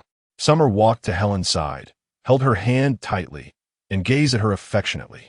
Helen, please wake up soon. Wake up and look at me. I'm here waiting for you. Huoming and Chung-in had never seen Summer so emotionally invested. They too felt a mix of emotions, wondering when this ordeal would end and when they could return to normal. If Helen could wake up and be happy with Summer, that would be the best consolation for Huayong. After 2 days of adjustments, DR-01 was finally ready to resume normal work. How is Helen's condition? Huoming asked. She is gradually recovering, Summer replied. Good. Check her heart rate, blood pressure, and breathing for normalcy. Huoming instructed the monitoring staff. Heart rate 55 beats per minute. Blood pressure 90/52, breathing steady. The medical staff answer one by one. Check eye movement, brain waves, and intracranial temperature at 37.6 degrees. Entering a dreamless sleep cycle, brain waves steady. Check hormone levels. Hormone levels are normal. Insulin levels are normal, except for bradycardia and low blood pressure. Everything else is relatively normal. Tomorrow will be a more suitable time, Chung-in said.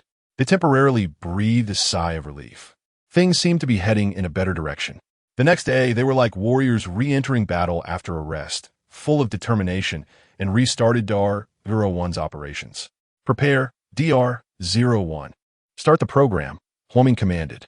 Everyone held their breath, and besides the sounds of the instruments, one could almost hear the abnormal breathing due to excessive tension.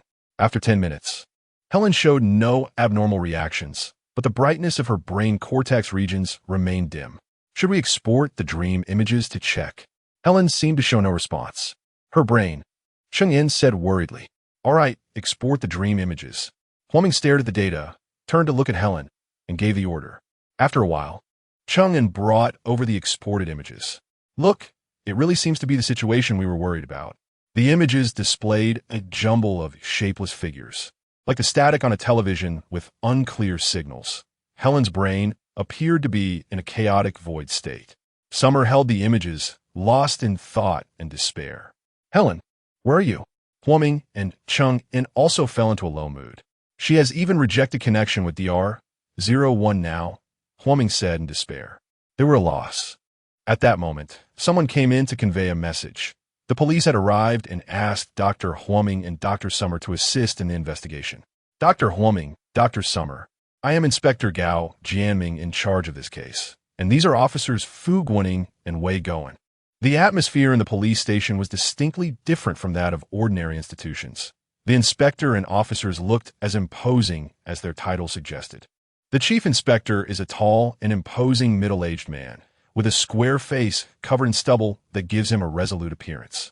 When facing the person being investigated, his expression is stern, and regardless of whether they have committed a crime, his righteous gaze can evoke a sense of guilt. For some reason, both Huoming and Xiao Tian feel a shiver. The two police officers, like loyal servants, appear less intimidating but still maintain a serious demeanor. Is this imposing presence meant for intimidation? Huoming and Xiao Tian understand that often, such presence indeed has psychological deterrent and defensive effects. This should be the image required for this profession. Much like the revered image of Guangong in both the underworld and the law enforcement world, representing authority and righteousness. In the interrogation room of the police station, Huaming and Xiao Tian are separated and interrogated independently by the two police officers. After recording their testimonies, Huaming and Xiao Tian leave the police station and drive back to the research institute. As they reach an intersection, Xiao Tian notices a car seems to be following them. But when they stop, the car drives away. Huaming also senses something unusual, although they both have many questions in their minds. There is no time to think too much. The matter concerning Helen is the most important. Upon returning to the lab, Xiao Tian hurriedly asks about Helen's condition. Cheng In shakes his head. What to do? What to do? Will Helen become a true vegetative state? Such fearful thoughts flash through their minds unconsciously. Electric stimulation to the brain, Xiao Tian suggests. This is the only option we have left. Huaming agrees. The current operates for 5 minutes, and they pause to check Helen's condition. The areas begin to show slight reactions. Cheng In points at the images. Good. Continue with the electric stimulation, Xiao Tian says. Another 5 minutes pass. The reactions have intensified. Cheng In reports. All right, stop the electric stimulation, Xiao Tian instructs. Activate the DR-01 Dream Generation program, Huaming adds. 15 minutes later, Helen's eye movements begin to quicken, indicating some response. Export the dream images, Xiao Tian says. After a while, Cheng In brings over the images. Strange, these images seem to have lost part of their content. It appears there is an issue with Helen's inner vision, Xiao Tian remarks. Moreover, judging by the state of the images, it seems Helen did not participate in them. It is merely the presentation of the intelligent machine's scenarios, Huaming adds. Yes, unfortunately, the intelligent machine cannot present dynamic images yet, and the specifics remain unclear. Helen, where are you? Xiao Tian feels anxious inside. After a while, the areas of Helen's brain begin to dim again, and seeing this situation makes them even more anxious. Xiao Tian furrows his brow, deep in thought. After some time, he suddenly raises his head. We can only try this method now. Chapter 73. Summer's Adventure, What Method? Huaming and Cheng In looked at him in confusion. I'm researching the neural communication between people through dreams at University, and I already have some preliminary theoretical results. Are you saying you want to try connecting with Helen? Huaming exclaimed in surprise. Exactly, my friend. Summer appreciated Huaming's inference. No way. You're still in the preliminary research phase. You haven't even entered clinical testing yet. You can't take such a reckless risk. Huaming disagreed. You've tried inducing sleep, haven't you? I already have a mature theory. I just need to put it to the test, and I could be the test subject. Are you crazy? This doesn't follow protocol. You're still in the theoretical stage, with no testing or clinical trials. Do you want to be the first crab to cross the river? What's wrong with that? Summer said, pretending to be relaxed. But what about the risks? Have you studied the risks or tested them? We don't have time. Right now, Helen's brain is only experiencing cognitive decline. If her brain undergoes organic changes and physical atrophy, there will be no hope. But, no buts. We need to proceed immediately. Now, intelligent machines can help. As long as the brainwaves of both parties reach a certain level of consistency, DR-01 can exchange the consciousness information. But the risks of this exchange, whether it will cause harm to both parties, are still unknown.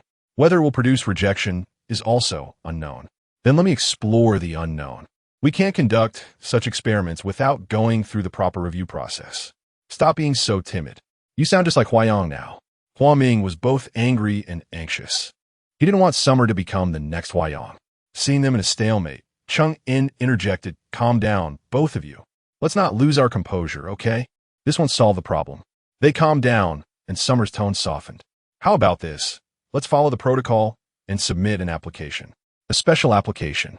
Director Jiang won't approve it. He would face the risk of being sued. I'll sign a waiver. You. Ugh.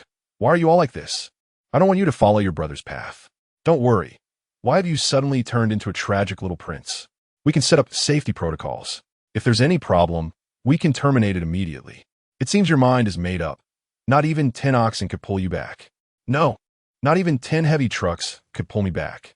All right then, let's all prepare first, and you go write the application report. Hua Ming and Chung In began analyzing Helen's situation and inputting Summer's dream design and problem-solving direction into DR-01. DR-01 provided a hint. A large amount of information had been lost in the memory part of Helen's brain, and her consciousness was in a vague state. The robot could only provide a very uncertain dream design or require participant Summer to provide subjective design intervention. Summer submitted the report to Jiang Ning. Unable to dissuade his determination, replied that he would discuss it with the leaders at all levels and get back to him tomorrow after outlining various risks. But with Helen's situation being highly uncertain, what should they do? Even the robot found the dream design difficult. What should he do? They brainstormed various ideas, using Helen's happy childhood with her parents as the design background and incorporating her romantic encounter with Huayang into the design, weaving in their various experiences. However, Helen was in a void state. It was her previous doubts about dreams that led her to no longer believe in the possibility of returning to happiness, pushing her to the edge of consciousness. How could they awaken her desire for life and the will to survive? In the past, aside from Huayang, no one had given her such longing, and now Huayang could no longer help her or himself. Was there really no way left?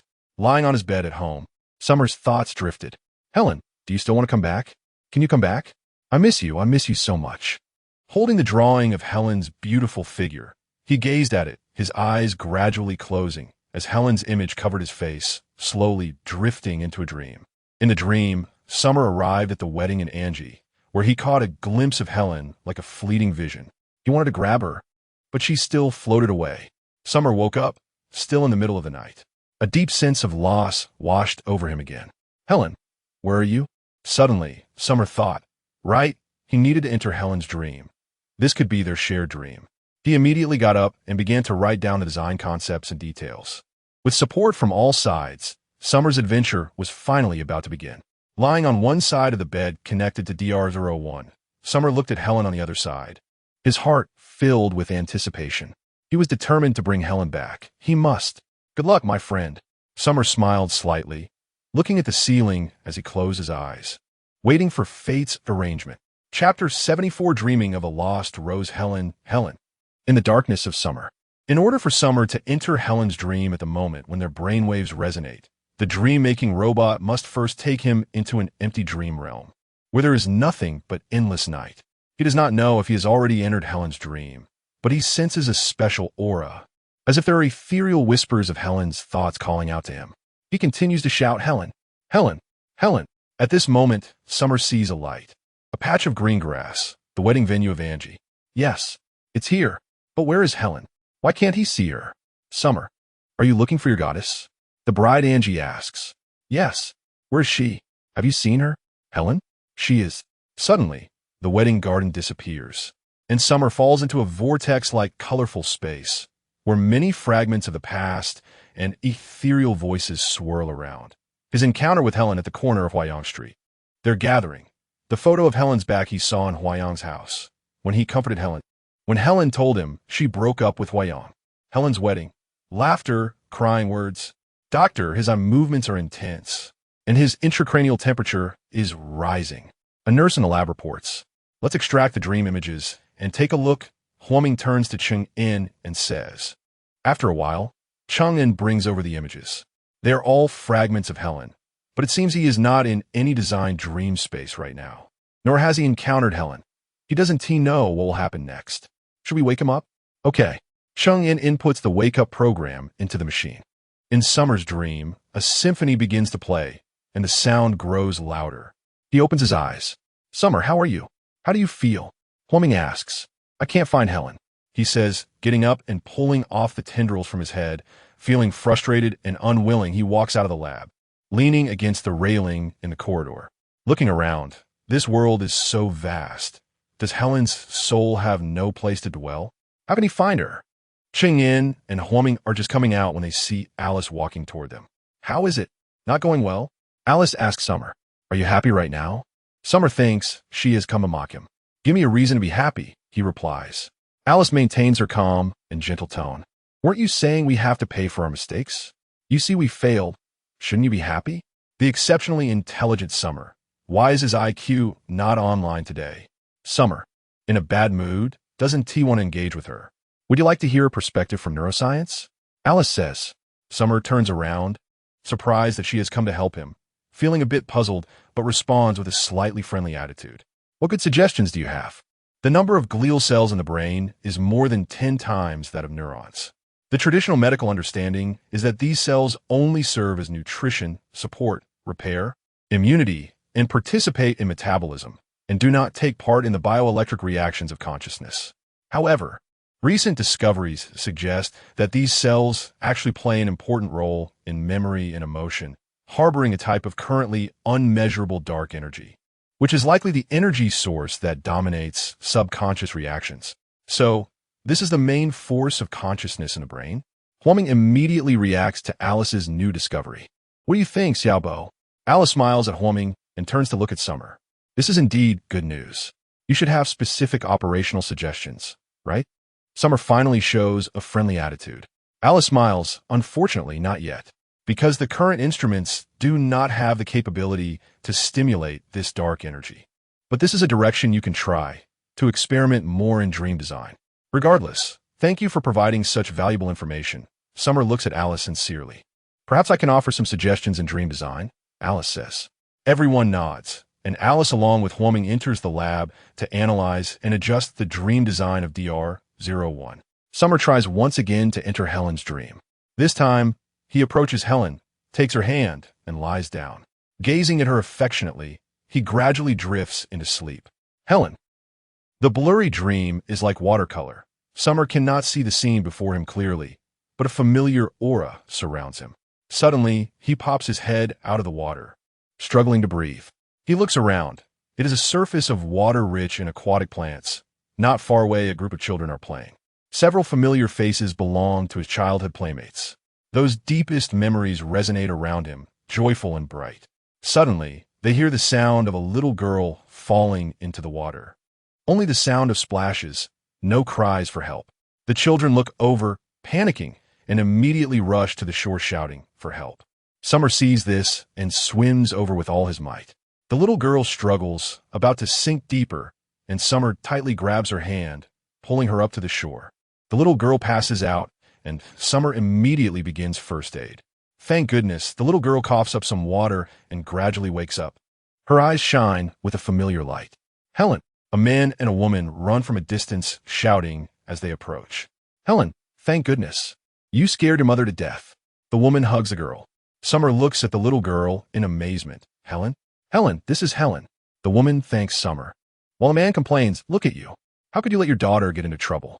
Is she not your daughter? I was busy with housework. Where were you gallivanting? Summer hears no other voices. Only Helen. Helen, this is Helen. He wants to grab her. But suddenly a gust of wind sweeps through the dream, and everything before him disappears, leaving him in a wasteland. However, hope ignites in his heart. Helen, I saw Helen. Her deepest consciousness is still there. I must find her. Summer is awakened once more. I saw Helen. How was it? Huaming and the others feel immensely delighted upon hearing this. I saw Helen as a child.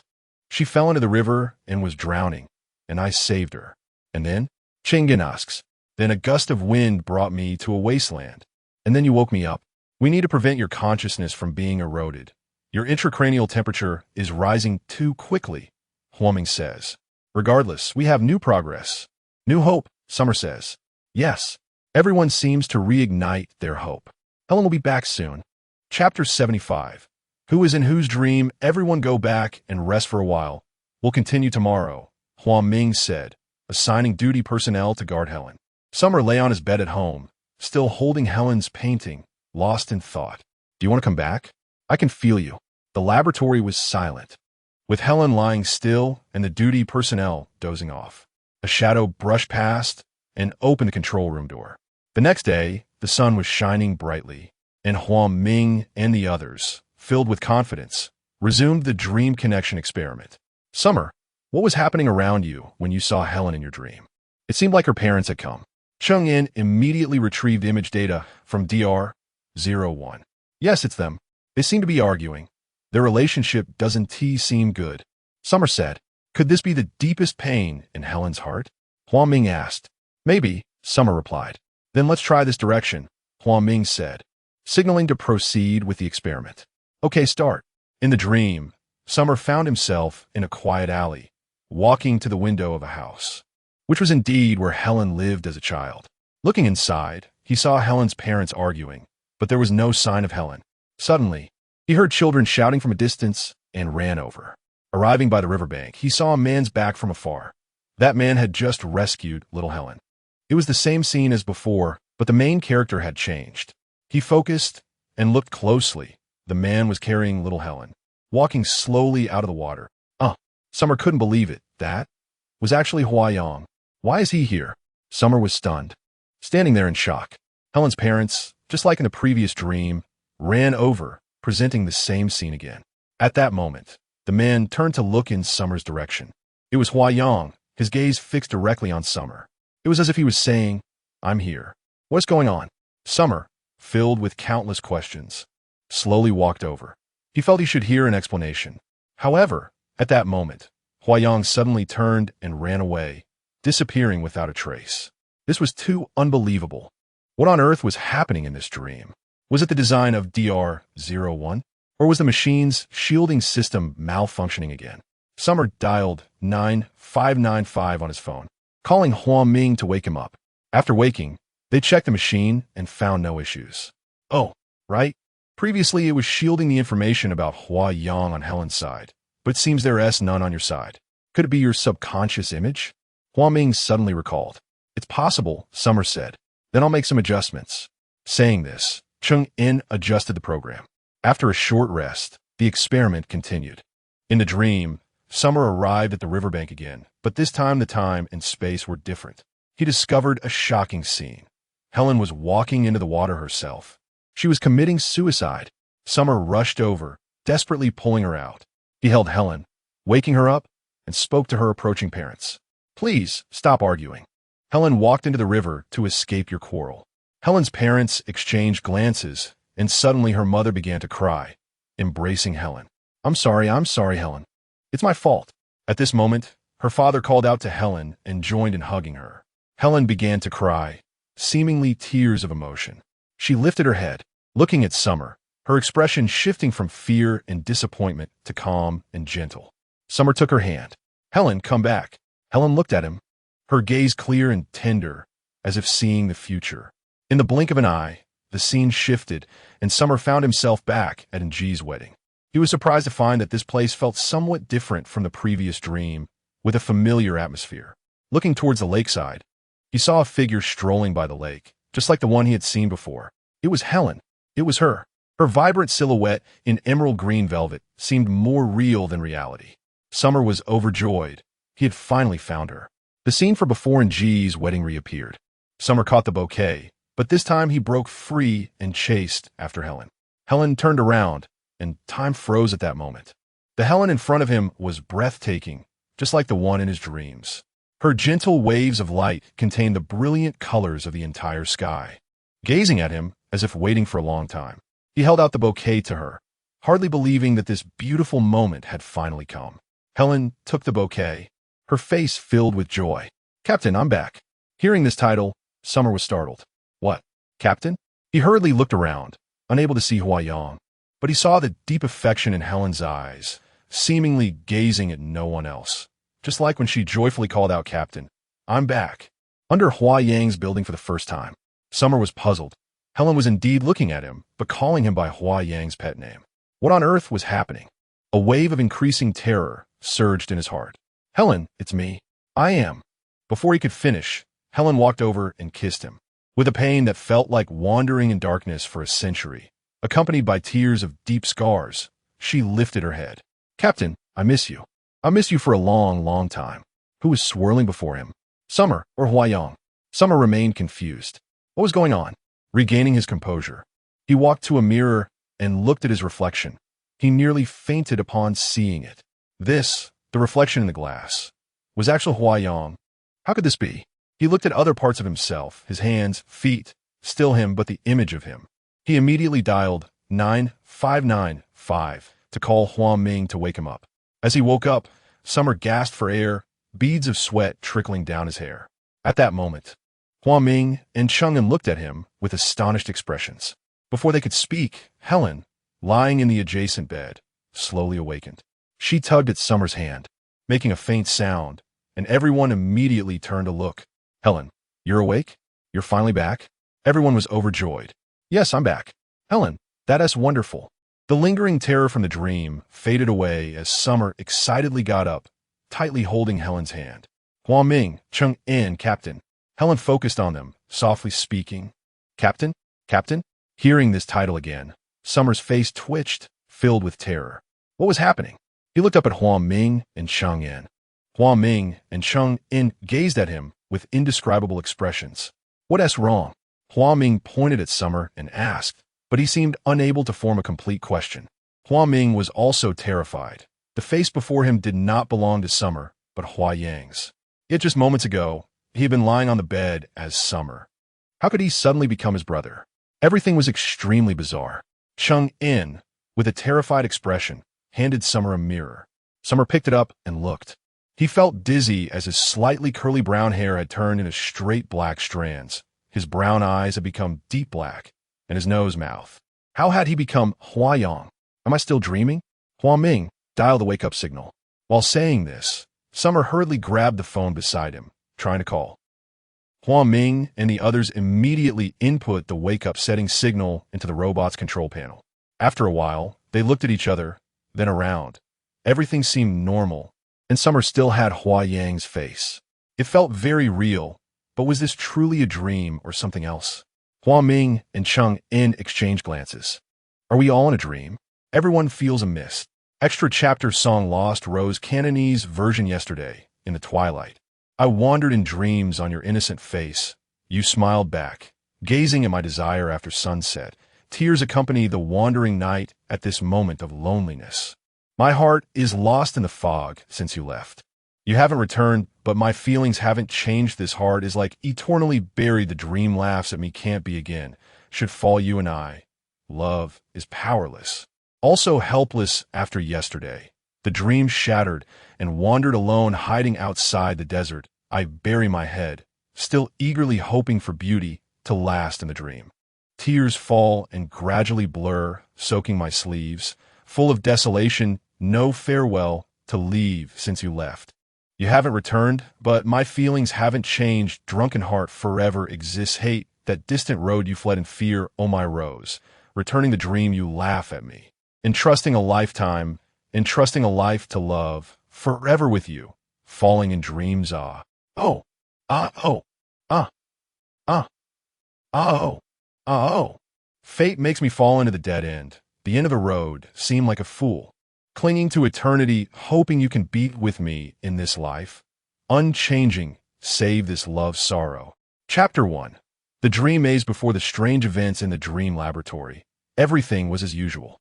On two adjacent hospital beds, the unconscious Xia Tian and Helen lay sleeping, resembling a pair of extraordinarily beautiful sculptures. Xia Tian had a head of brown, slightly wavy hair that complemented his chiseled facial features. His serene eyebrows were like a stone bridge by the riverside, embodying a romantic classical aura mixed with determination. His long eyelashes and the slight upward curve of his lips created an exotic charm.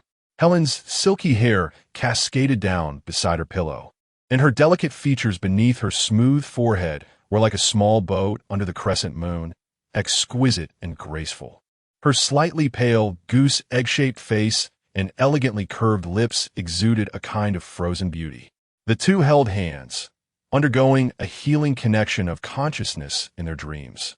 They seemed deeply entangled in the dream, their eyeballs rapidly moving, heart rates reaching 150 beats per minute.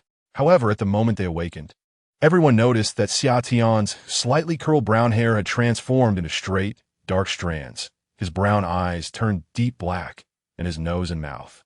Without a doubt, this was Hua Yang's appearance. This bizarre scene left Hua Ming, Chung In, and Xia Tian feeling like small insects sliding into a maze, engulfed in an ever-growing darkness of confusion, fear spreading in their hearts. Helen was completely baffled by their actions and lacked the energy to ponder the reasons for their strange behavior. She was simply filled with a sense of joy akin to surviving a catastrophe, tears welling in her eyes. Hua Ming, Cheng In, Captain, I'm back. I miss you all so much, Helen's weak voice came through. She felt immensely relieved to have finally awakened. In the previous dream, she had struggled in an endless maze, nearly thrown to the edge of consciousness, on the brink of disappearing into the darkness. Now, she had finally returned. Her tumultuous journey through the dream felt like experiencing the 6 realms of reincarnation, and now she was reborn. At this moment, she seemed no longer bound by her own constraints, even though her lower limbs remained immobile, as if to tell her they were merely physical structures connected to her, yet no longer belonged to her. She no longer cared about this, for all she longed for was to see Huai and the others. The people she loved most were right in front of her. The pain of separation from them was greater than being disabled. Fortunately, it seemed to be over. Xiaotian's heart was a mix of joy and panic, like drinking a strange-tasting wine, intoxicated yet suddenly startled awake. But no matter what, he had to set aside his fears. Whether they were in a dream or in reality, Helen was still the person he prioritized caring for first, because she was so weak now, and he could finally see the one he had always yearned for and silently loved. His heart softened like a thick cloud, and he needed to support her, not let her fall again. Xiaotian signaled to Huaming and Cheng'en not to discuss their doubts for now, then stood up and tightly held Helen's hand. "Dear, it's good to be back." All the heartfelt emotions were tied in his heart, and Helen couldn't suppress her feelings. She tightly embraced Xiaotian, who was wrapped in Huayang's form, and kissed him passionately. Xiaotian felt Helen's emotions for Huayang being projected onto him, which was utterly incomprehensible. Yet her expression was so intense that he almost believed that the person she loved was indeed the real him. A kind of desperate infatuation filled his soul, making him anxious yet unable to resist. "Captain, I want to go home." "Okay, let's go home," Xiaotian replied. "Then let's handle the laboratory matters first. We'll arrange for Helen to leave later." Huaming tried to keep calm, thinking that despite the overwhelming confusion, they still needed to settle Helen first. Her current condition was still unclear, and she couldn't be stimulated again. They had just found her consciousness returned. And if she fell into an endless abyss again, they might never find her again. Cheng'en understood silently and organized the data from DR01. Observing Helen's physical and brain condition images and data, which seemed normal. After handling the relevant matters, everyone returned to the residence where Helen and Huayang once lived, a 3-story small house with a rooftop garden. In front of the grass-green, ornate iron gate, Helen asked Cheng'en to stop the wheelchair. At this moment, she was suddenly overwhelmed with emotions, looking at everything that seemed familiar yet felt like a world apart. Everything that had happened here felt as immediate as yesterday, yet as ethereal as a dream. She held Xiaotian's hand, not noticing his puzzled expression. "Captain, we embrace for the first time right here." Helen smiled gently. Xiaotian tried to calm the tumultuous emotions within him, but couldn't suppress the images Helen had described that flooded his mind. A gentle breeze passed, seemingly anticipating that she would begin recounting everything she had with Huayang from this spot. All of this, those images he had never experienced, would feel like a sharp knife piercing his heart, telling him that regardless of whether he was prepared or not, he had to become Huayang's shadow. No, he needed to clarify all of this.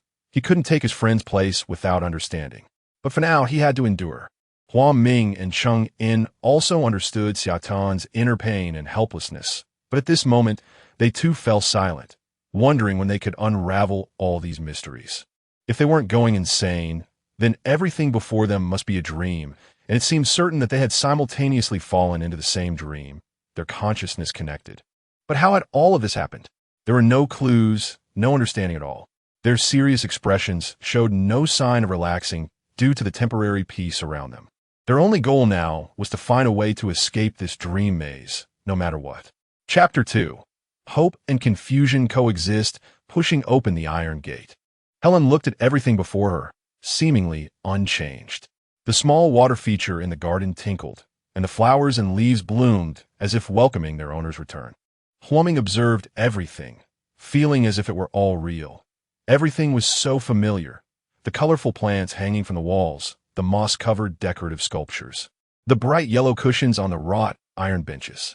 The texture of everything felt so tangible, If it weren't for Summer's face transforming into Huayang's, they would undoubtedly believe they had returned to reality. Therefore, Summer's change of face indicated that this was a sharp reminder that it was a trap. Captain, Helen spread her arms to indicate Summer. He lifted her up and walked up the zigzagging staircase to the terrace outside the third-floor living quarters. This feeling, warm and fragrant, her hair brushing past dreamy eyes, filled with sweet love, made one feel as if they were falling into a shimmering lake. With light dancing on the surface, he seemed able to forget everything for this moment, including the existence of danger, sinking into a dreamy, emotional haze. And he truly didn't want to wake up unless absolutely necessary. Upon reaching the third floor, Helen's gaze fell upon the rooftop terrace. The place where she and Huayang once danced passionately, shared romantic kisses, admired the moon and stars, and piled up joy and expressed their melancholy, as well as the rooftop garden filled with Huayang's madness, the fruits that had led to his demise. Suddenly, Helen felt uneasy. She looked at Summer, whose familiar face was that of Huayang. Why had everything suddenly become so strange? Hadn't he died? How could he be back before her? In her dream, she seemed to return to the version of herself that possessed common sense and couldn't help but doubt. A dead person should not be able to come back to life. Unless, Captain, she gently touched Summer's face. Are you real? I'm not dreaming. Summer didn't know how to respond, only gazing at her tenderly and smiling. Huaming and Chengyin stood aside, their emotions indescribable. Brother, although Huaming wanted him back, he was still awake enough to know it was impossible. Unfortunately, this spiral staircase is inconvenient to ascend. Let's go inside, Helen said to Summer. Huaming handed over the wheelchair, and Summer placed Helen in it, pushing her inside. Once inside, Helen looked around at everything familiar. The vivid scenes of laughter greeted her with a wave of memories, coming so unexpectedly that tears flowed without reserve. Summer squatted down to wipe her tears. What's wrong? Helen held him tightly. Captain, it was my fault before. I caused you trouble. Let's not talk about the past. Don't overthink it. Summer comforted her, gently patting her back. Everyone felt a pang in their hearts. Back then, Huayang had taken risks to win her back, planting the so-called fruit of happiness, hoping to assist in her mental revival and help her alleviate the psychological pain caused by paralysis. Now everything was not as it once was, yet it was so paradoxical. But you already? How? With lingering questions, Helen suddenly seemed to awaken and finally voiced the question that troubled everyone. Summer steadied himself. If he answered truthfully, would she be emotionally stimulated and leave again? Even he couldn't be sure if the person before him was really Helen. However, in the absence of clarity, he could only deflect. My dear, heaven is favoring us. Really? Hasn't it always been playing tricks on us? All right, stop overthinking. What do you want to eat now? Or would you like to rest for a bit? Helen thought for a moment and suddenly suggested something strange. I want to eat senior single dog food. Everyone looked bewildered. Captain, you forgot? That was what you made for me the first time we had breakfast in the rooftop garden. Everyone forced a smile. Huayang's menu was indeed peculiar. What on earth was it? Summer was clueless, but what could he do? That's it. I want salmon, tuna, and avocado. As she spoke, Helen's mood brightened. Once again, the goddess returned, and the atmosphere seemed to lighten from the previous confusion to a sudden clarity. But what exactly was that dog food? It seems there are no ingredients at home. Let's go out to buy some, Summer suggested. Okay. Helen let them be busy while she pushed her wheelchair around. Summer, Huaming, and Chengyin quickly discussed countermeasures. Where could they find clues about the unknown details between Huayang and Helen? Once, while chatting with Helen, she mentioned some romantic moments with Huayang. It seemed she said Huayang first invited her to breakfast on the rooftop, where he called his homemade sandwich single dog food, and she mentioned it was their love food that ended their single lives. The others looked as if they had just been fed a face full of dog food, choking on their laughter. Then let's go buy the dog food ingredients. Chengyin, you stay with Helen, Huaming said. As Huaming and Summer walked down the road, they finally had a chance to voice their confusion. They pinched themselves and each other. Wondering what was going on, everything felt so real, and there was even a sense of pain. Summer, you're Summer, right? Huaming asked. Undoubtedly, it's me. We must be in a trap. Do you know what's going on? Weren't you and Chengyin in the laboratory? I was looking for Helen in my dreams. But how'd I end up like this when I woke up? And you guys, how did you end up in this dream? Is it just my dream? Or are we all in the same dream? Right now, we are all confused. We were indeed in the laboratory and have always been there. So why did you wake up to become my brother? I tried to wake you up, but there was no response. Something must have gone wrong in the laboratory. Can you recall if you did anything before we woke up? I really can't remember. I might have blanked out somewhere. Summer, I feel very uneasy. We might have been designed into a trap. I feel the same way, but what is the intention of the person who designed this trap? Why make us return to such a real dream? What do they want? It's precisely the inability to guess this point that is frightening. Let's settle Helen down. Have Cheng-In take care of her, and we will return to the laboratory to clarify things. Yes. Laughter echoed from the little Western-style building. Cheng-In, we were so happy back then. Helen entered the workspace filled with photos, recalling how she was amazed by Huayang's talent when she first came. Everything then was filled with the sweetness of sunshine.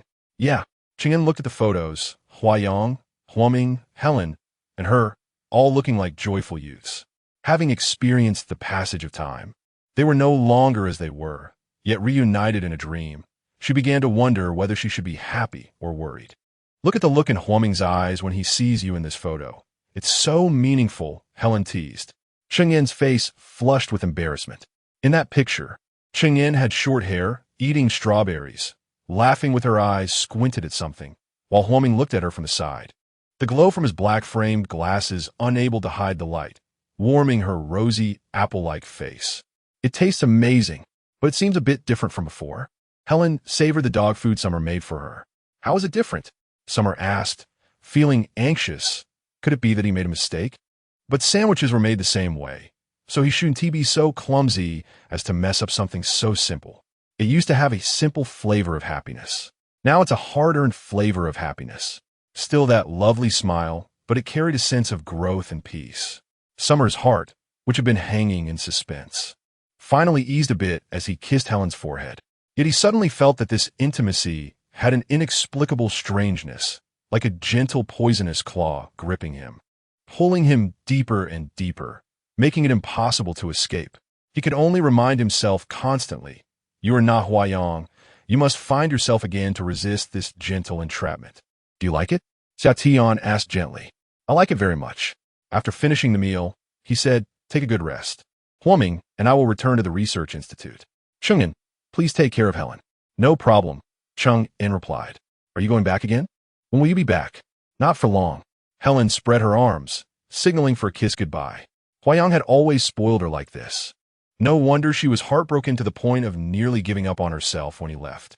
Xia Tian was willing to take on this task, but he did not want to be Huayang again, with the same intimacy and entanglement once more. Chapter 3: The Vision of the Research Institute. At the Qiming Brain Science and Psychology Research and Application Center, they arrived at the entrance of the institute, where the sign was prominently displayed, unchanged from reality. The white building maintained its simple yet modern fluid lines, exuding a calm wisdom and approachability. The greenery outside was lush and refreshing as ever. This center had been established for over a decade, and in recent years, the research on artificial intelligence had finally begun to progress smoothly here, receiving support from various sources, especially from the government and high-tech talents from various countries, resulting in many breakthrough advancements. The first-generation intelligent dream-making robot, DR-01, was a gratifying outcome. Huaming had always felt pride in this, but now, seeing the same scene, he felt differently. People hoped that technological advancement would bring more possibilities, and in the fields of consciousness and psychology, this development was particularly exhilarating, as it represented a vast, unknown world that might be filled with happiness or fraught with difficulties. At this moment, Xia Tian's serious expression undoubtedly conveyed the latter. "We must find the answer." They prepared to swipe their cards to enter, as usual, but found that the cards could not be read, displaying a message indicating no matching information. What was going on? Huaming furrowed his brow. Was this the result of a dream? Or was there a problem at the institute? What was happening? Just as they were puzzled, something even stranger occurred. A few people walked towards them, and Huaming and Xia Tian were taken aback. They were Huaming, Cheng-In, and Xia Tian from a few years ago, when Xia Tian had just returned to reunite with them. The past versions of themselves approached the entrance, ignoring the current Huang Ming and the summer-faced Xia Tian as if they were transparent. Unless you have the courage to reach a place where you cannot see the shore, you will never be able to cross the ocean. It was still Huang Ming's resolute words from back then when Xia Tian had just joined their team, ready to collaborate and showcase their skills. Although Hua Yang's refusal to join was somewhat regrettable, it did not hinder Huang Ming's firm confidence. He always believed that advancements in artificial intelligence would benefit humanity. Hey, good kid, your brother is Huayang, not Columbus. It seemed great. I have a feeling it must be 1,000 times better than Moniz and Feynman's experiment. Xia Tian's teasing from back then. These conversations, nearly identical to those from years ago, left the two of them stunned. What was happening? Time and space were in disarray. It seems we have been pulled into a chaotic dream of time and space. We probably won't find the answers we seek here, Huang Ming stated. Let's go inside and take a look, Xia Tian said firmly, and before Huang Ming could express his doubts, he pulled him along to follow their past selves into the research institute. They followed their past selves into the research building and entered the elevator.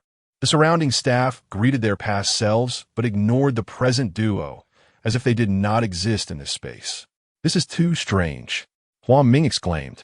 No matter how much the current Huang Ming and Xia Tian shouted, no one responded. No matter what noise they made, those objects seemed to have two bodies, one in their time and another in the time from years ago. With no other choice, they had to look around aimlessly, observing everything that had happened in the past. Everything seemed normal. Is this research about daydreaming? When their past selves were chatting in the corridor of the lab floor, a tall, fair-skinned blonde beauty approached Xia Tian from behind. Her voice was gentle and magnetic, yet filled with a provocative tone. It was Alice, Xia Tian's ex-lover whom he had met while studying abroad and later broke up with. Xia Tian and Alice pretended to embrace warmly. Then, Director Jiang Ning approached, a middle-aged man who looked knowledgeable and had an extraordinary demeanor. Director Jiang, Huang Ming, and Cheng'en greeted in unison. Dr. Xia, welcome to the Dream Team. Xia Tian was invited to the conference room to present his research findings on inducing hibernation. He stood at the edge of the circular sunken stage, holding the remote for the naked eye AR player, clicking on the stage's center, where past research video materials were projected in three-dimensional form before their eyes. The AR displayed scenes from the Sea University laboratory, with rows of transparent glass boxes where people induced in a hibernation lay, instruments supplying certain nutrients while monitoring their real-time conditions. So far, comparing three groups of experiments, Xia Tian was earnestly presenting. The current Huang Ming and Xia Tian watched all of this from outside the conference room. Let's go back. It seems there are no clues here. And nothing unusual happened at that time. Huang Ming turned to look outside. I still feel something is off, Xia Tian said, scanning the surroundings. Suddenly, he caught sight of a familiar figure flashing by, entering a corner office. Who is that? Xia Tian called out to Huang Ming. Who? Who are you talking about? Huang Ming turned back. Come here, Xia Tian said, running towards the place where the figure had flashed past. They arrived, but found nothing. It was silent and still. Where is this? They looked up at the office's sign, only to find it had no name. They looked again at the footprints they had just passed, trying to deduce where they were, but the surrounding corridors had twisted and contorted, making it impossible to discern direction. Huang Ming and Xia Tian were startled by this sudden anomaly, feeling as if they had lost weight. They seemed to have fallen into a multi-layered folded space. They tried to huddle together to stabilize themselves, but were restrained by an invisible force, unable to control their movements. They felt anxious about everything, and what came next seemed to be the true beginning of terror. Suddenly, their entire bodies fell downward, losing direction and consciousness. Chapter 4. The Dream Realm Enigma. Dr. Hua. Dr. Hua, are you awake? A girl shouted as she looked at the two of them waking up. Qingluan, where's this? Huang Ming asked, feeling a bit dazed.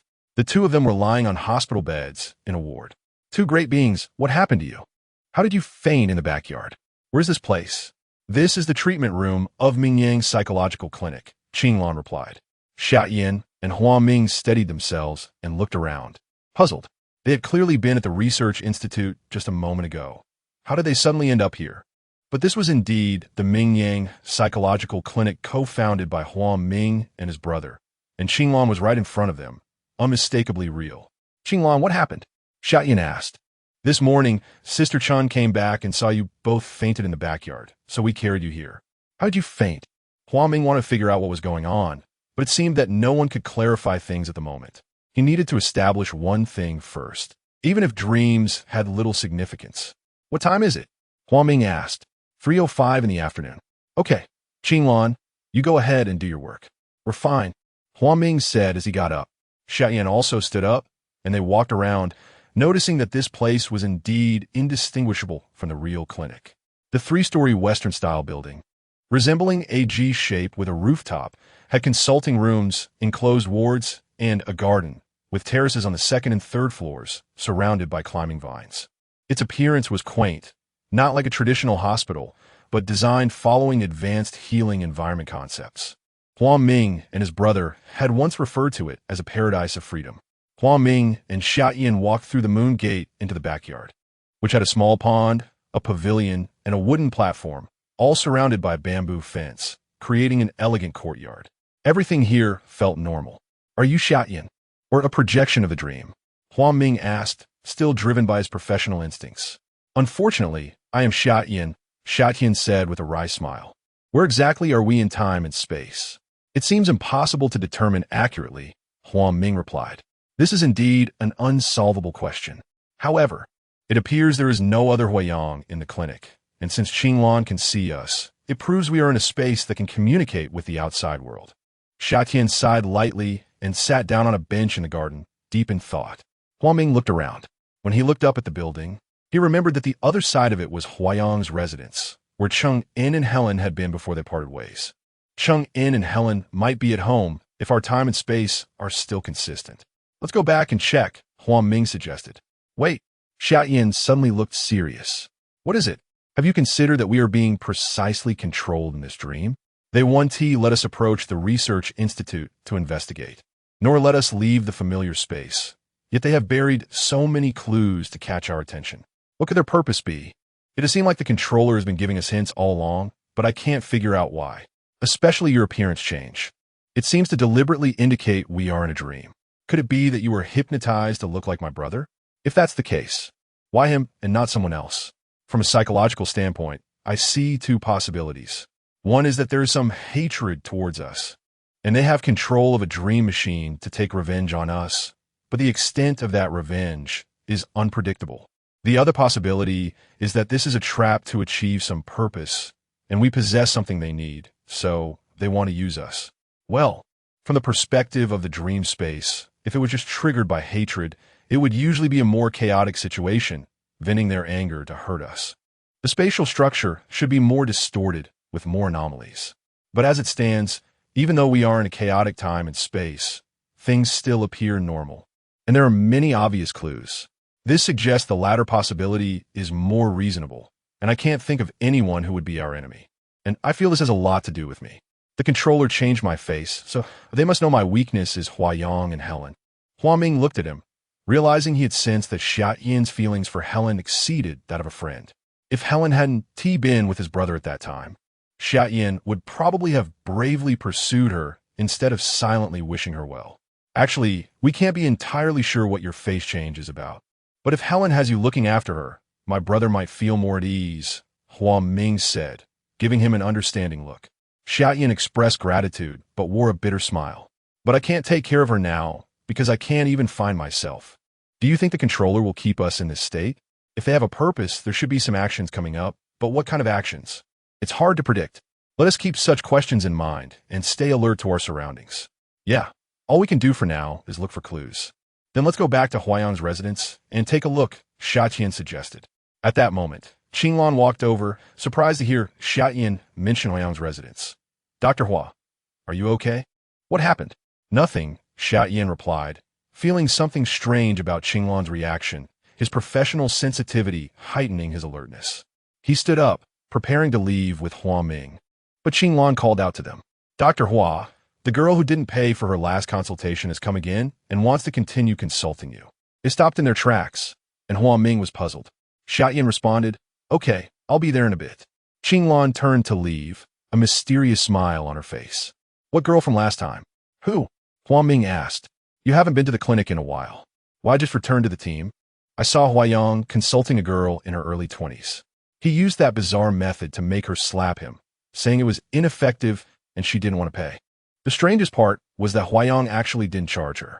That's not surprising. My brother's treatment methods often lead to unexpected outcomes, but most of the time, those people come back for consultations again. Wait, Xiaoyan suddenly looked serious. What is it?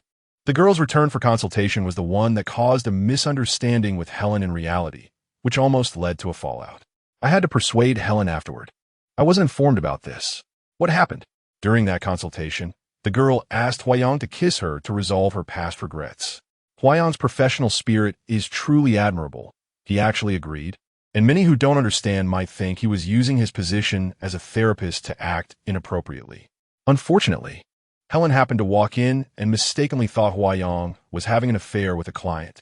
Xiaoyan recounted with a bitter smile. Heh, we sometimes call him the rouge psychologist. In fact, even more boundary-pushing psychological treatment methods have been proposed by some Western experts, including theories of intimate relationships similar to esoteric practices, but they were banned for violating ethical and scientific boundaries. My brother is also taking risks, walking on a gray line. Yeah, I understand him. He is indeed walking on thin ice. In case of any complaints, he would definitely have his practice license revoked. But speaking of which, what time period in our dream are we in now? Will Helen also appear at the end of the consultation? But that wouldn't be the Helen we just found. Where is the current Helen? Huaming suddenly felt uneasy. I think this might be a deliberate setup. The person controlling this dream must intend to confuse the time and space we're in, or more accurately, to confuse our sense of time and space. We can't correspond everything here to reality. Until we see Helen and Chung in again, we must stay alert and not be deceived by these temporal illusions. What you said makes sense. The controller must want to confuse our perceptions first, then disrupt our logic. We shouldn't be easily fooled. So now, are you going to do the consultation? My dear Dr. Hua, what do you think? Right? I was being silly. After saying that, he and Xiaotian walked out of the garden, preparing to leave the clinic. Qinglan saw them walking out and called out to them. Dr. Hua, that girl has come. I have something to do. Let Dr. Zhang consult her first. Dr. Hua. Huaming turned around, but at that moment, the girl who walked out of the consultation room startled him. Lisa? Why is it her? She is not my brother's patient, but someone who participated in his intelligent robot experiment before. Dr. Hua, I'm here to find you. Xiaotian looked at them, feeling the atmosphere had become even more eerie. Isn't this the patient you treated with DR01? Yes, Huaming said. Dr. Hua, I'm in a lot of pain right now. Can you help me? Lisa seemed very weak, and Huaming supported her a bit. Huaming suddenly hesitated. Lisa was a relatively successful case with DR01, having undergone dream therapy and psychological counseling. At that time, her condition had clearly improved, her mood had gotten much better, and some of her psychological barriers seemed to have weakened significantly. But why was she now telling him she was in pain? Huaming, calm down, this isn't real. Let us not pay attention to this. Let us go. Saying this, Xiaotian pulled Huaming to leave. Doctor Hua. Huaming and Xiaotian walked out, while Lisa kept chasing after them. Suddenly, there was a loud bang, and a truck that couldn't stop in time crashed into Lisa, causing blood to flow everywhere. Huaming and Xiaotian turned around in shock. Huaming immediately ran over to check on Lisa's condition. It looked bad. Hua, doctor, save me. Help. With that, Lisa fainted. Huaming, this isn't real. Let us go. Don't pay attention to it. Xiaotian insisted, but Huaming already sensed something was wrong. No. What if the controller of the dream machine has connected Lisa's consciousness as well? Xiaotian was suddenly startled. This was indeed a possibility. Right? Lisa is still in treatment. It seems she hasn't been discharged. What if the controller is so despicable as to do this? Lisa, sorry. Wake up, Huaming shouted. Xiaotian felt extremely anxious. They couldn't distinguish between reality and illusion. He could only call for emergency help immediately, and the two used professional medical techniques to help Lisa stop the bleeding. Even unrelated people were drawn into this, and the mystery was getting bigger and bigger. Chapter 5, Helen's new discovery. Chung on. Why haven't the captain and the others come back yet? Helen began to feel a bit anxious. Don't worry. I'll make a call to check, Chung-in reassured her. Strange, why can't I get through? Chung-in stepped out onto the terrace to find a spot with better signal. She managed to get through, but why does it say the number has expired? Chung-in's heart began to race. It was understandable for the phone to be unreachable in a dream. Perhaps the connection to consciousness had been severed, or maybe for no reason at all. The brainwaves just couldn't connect.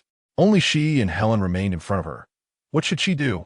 Chung-in thought for a moment if they were still in a dream. She could only try the method of dialing 9595 to wake up. This specially set awakening prompt program seemed to be their only lifeline.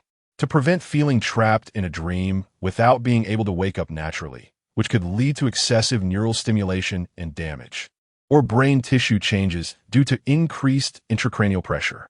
Under normal circumstances, the smart machine receiving this wake-up prompt would stop the dream-making process, and the operator could use appropriate electrical stimulation and a small amount of hormones to stimulate the activation centers and neurotransmitter responses related to wakefulness. They could also use physical methods to wake up, such as playing music or shaking. No matter how many times Chung-in input the wake-up prompt, the robot did not respond positively. It seemed the smart machine had been manipulated by someone, and it was very likely they had been injected with drugs that prevented them from waking up. Chung-in felt extremely anxious. Should she tell Helen the truth while hiding the information about the face swap in summer? Could she tell Helen the fact that they were trapped in a dream, or at least gain some support from Helen? But she was also worried about Helen's mental state. After more than half a year in a coma, she couldn't guarantee that Helen could handle such a shocking revelation in her subconscious. Back in her room, Chung-in saw Helen watching a screen, enjoying her favorite musical.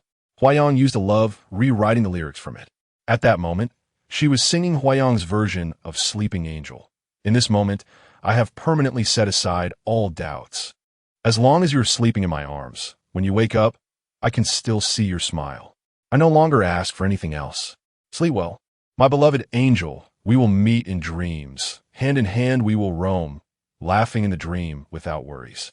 This music seemed to have a kind of magic, and Chung-in became entranced. She couldn't help but think, yes, why seek reality if Helen could find happiness in a dream? But no, she suddenly awoke to the stark reality that they were both in danger. There could be countless unknown dangers in this dream, and their bodies in reality were entirely beyond her control. She had no idea how they would be treated. Thinking of this, Chung-in felt a chill run down her spine. Chung-in decided she still had to tell Helen the truth. But the words in her heart felt like they weighed 10 tons. It was so difficult to bring them from her heart to her mouth. Breaking the silence would bring confusion. Did she have a better way? It seemed not. Helen, Chung-in hesitantly stepped forward, as if she had walked around the earth before finally reaching Helen's side and sitting down. Chung-in, this is the captain's rewritten lyrics. Do you like it? Helen remained entranced. It's very beautiful. Chung-in's feelings were extremely complicated as she looked at Helen, unsure of how to start. When he sang it for me, I laughed at how he was singing a girl's song, but actually, my heart was blooming with sweetness. Helen's face was full of a blissful smile, yet it also carried a hint of unease. But why do I feel like I'm growing further away from the captain? It feels so ethereal. Do you think I'm overthinking? She continued, now, whenever he leaves for a moment, I panic. Even when he's right in front of me, I feel a strange distance, as if he isn't really him. That's quite normal, I suppose, because you love him and you've been apart for so long. Chung-in felt she was ineffectively dodging the issue. No, this is not normal. Chung-in, you are not normal. Helen suddenly looked at her with confusion. Me? What is not normal? Chung-in wondered if her conflicting feelings were that obvious. You seem burdened with thoughts. Is it related to Huoming? Is there something going on between you two? No, we're doing fine, but then is there something really wrong? Chung-in decided to muster her courage. Helen, can you listen calmly to what I have to say? No matter what I say, don't get agitated, or it might not be good for you. But don't worry, I'll be by your side, and we can figure out together. Chung-in, saying that makes me even more uneasy. Is it related to me? Is it something serious? It's not just you. It concerns all of us. Me, you, Huoming. Huayong. What is it? Hurry up and tell me. You promise me, don't rush, stay calm. Okay. Helen obediently took a deep breath, waiting for Chung-un to explain.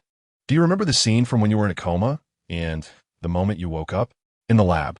Yes. I remember going through a lot of chaotic dreams, and then at one moment, my soul seemed to leave my body, hovering in the air. Seeing you all in the lab, hearing you calling for me. At that moment, I wanted to come back so badly. Then I fell into the void of consciousness until I went back to when I almost drowned as a child, and the captain saved me, like he opened the heart not between me and my parents. Then I woke up and saw you all. Was there something wrong? We originally thought that once you woke up, the problem would be solved, but later we discovered many doubts. Although we can't find the reasons for these doubts for now, they made us suspect that we are still in a dream, and our consciousness is connected to the same dream. What? You mean I haven't woken up? We are all in a dream? Helen seemed to be hearing a fairy tale. Yes, and I suspect that this dream has been constructed by someone using smart machines. But I don't know what their purpose is. We are really still in a dream? Helen murmured, her thoughts drifting. Helen, if that is the case, we need to find a way to wake up. Because I've called the awakening program several times with no response, and for now, we don't have a reliable way to wake up. Ching-in, if that is true, are there things we can do in this dream that we can't do in reality? Chung-in was momentarily taken aback. She and Huoming were tense with anxiety from this predicament, and Helen's question came unexpectedly. However, it suddenly seemed to enlighten her. Helen's eyes sparkled.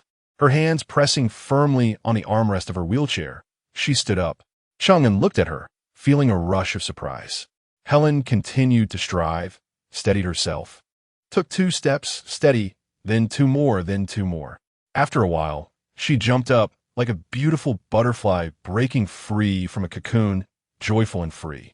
No matter what, we can create ourselves in this dream. How wonderful. All along, Chung-in couldn't help but think that the various changes in Helen's reality had caused her to escape this world for so long, wondering if she would be happier in the dream. But now it seemed Helen truly felt this way. Yet Chung-in couldn't feel happy.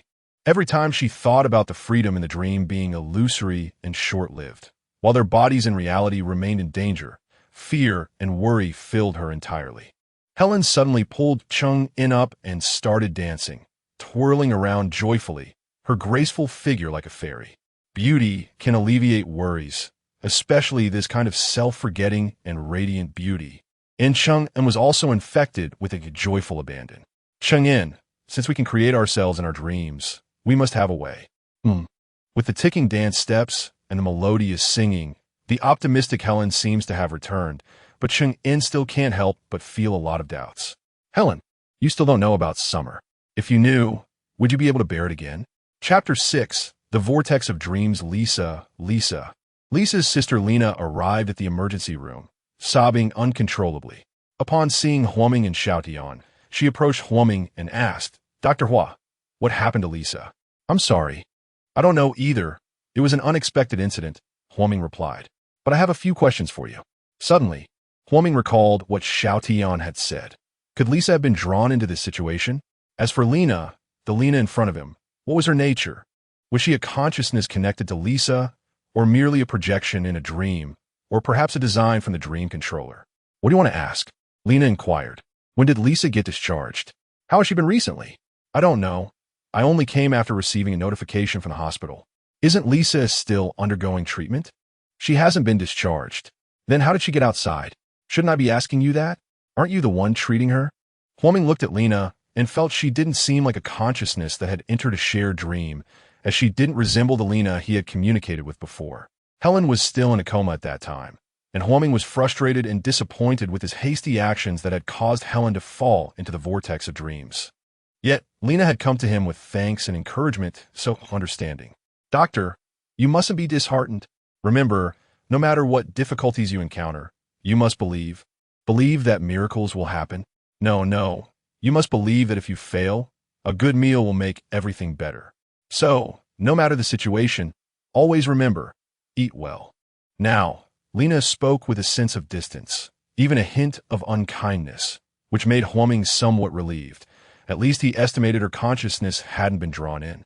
We need to wait for Lisa to wake up to determine exactly what happened, because there are some strange things here that I can't explain, Huoming said to Lena.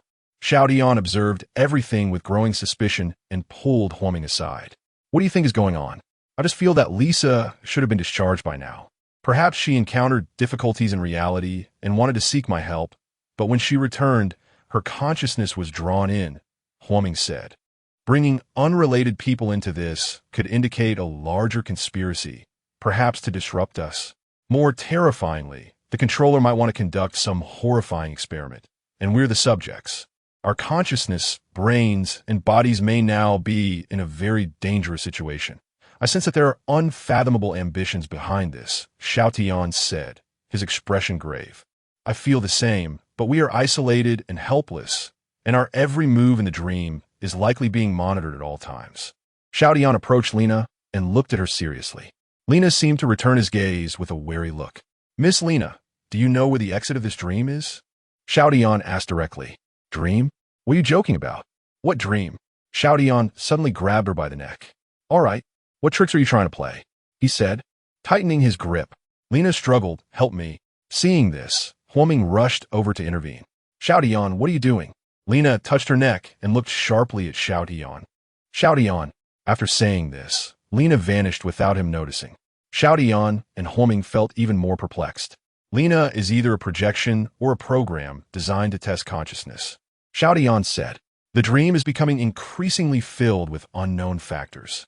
We need to think carefully about the program settings we had when we were researching dream-making robots and quickly find countermeasures for these dream phenomena. Otherwise, we'll be too passive. It's hard not to be passive. Have you noticed that our current dream is very different from the settings we had when treating clients? Someone has made significant changes, and some of these violate the principles we established for dream design. Xiao Tian said, the regulations and ethical principles that dream-making robots must follow prohibit bringing individuals into dreams without consent. Experiments on comatose patients need family confirmation. Participants can request termination at any time, and other people's consciousness cannot be connected to a shared dream without the individual's knowledge. All of these laws have been violated, Huoming recalled. Therefore, the controller behind this has violated both the law and ethical standards. This must be a madman or an organization manipulating everything, and they're willing to take risks, Xiao Tian analyzed, increasingly horrified. Whoever is conducting experiments on us must be closely related to us or have control over some external forces in our laboratory. Unfortunately, we can't return to the research institute right now. Even in the dream, our connection to the institute has been deliberately severed. I believe there may be a breakthrough there, possibly some important information. Obtaining that information could unravel the mystery. Huoming made a bold guess. The Research Institute is the experimental base for the dream-making machine. The answer could be there. However, the information in the dream may not correspond with reality. I think obtaining information may not be reliable, but it could be an exit connected to reality, which is why we are deliberately isolated from it. Although everything is just speculation. Xiao Tian said, then let's go back and see what is going on. Okay. Excuse me, who is Lisa's family member? At this moment, a doctor from the emergency room walked out. I am her psychologist, Huoming replied. She is no longer in danger, but has not yet woken up. She needs to be observed for 24 hours. Thank you, doctor. Huoming walked into Lisa's hospital room and saw her lying there, approaching her bedside. Lisa, you need to wake up quickly and tell me what happened. Beyond several layers of glass, a mysterious person sat in a chair, watching the images on the dream-making machine screen. A person beside him spoke up. They seem to have noticed something. I wasn't too wrong about them. They're the talents we need. However, they haven't been brought back to the right path yet. We should help them. The mysterious person's lips curled slightly, reflecting the screen's light, exuding an air of strategic planning. Next to the control room, the laboratory was clean and cold, seeming like another world.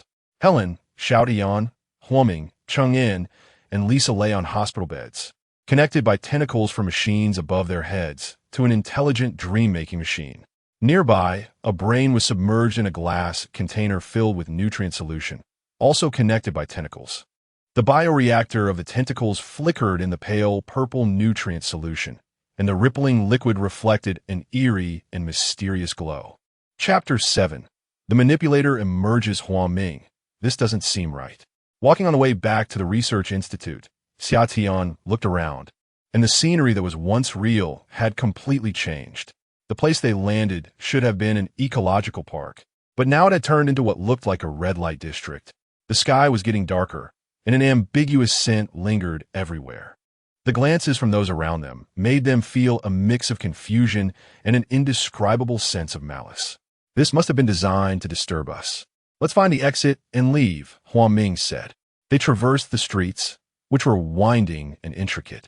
After turning a few corners, it seemed they had returned to the same place, as if they could never escape.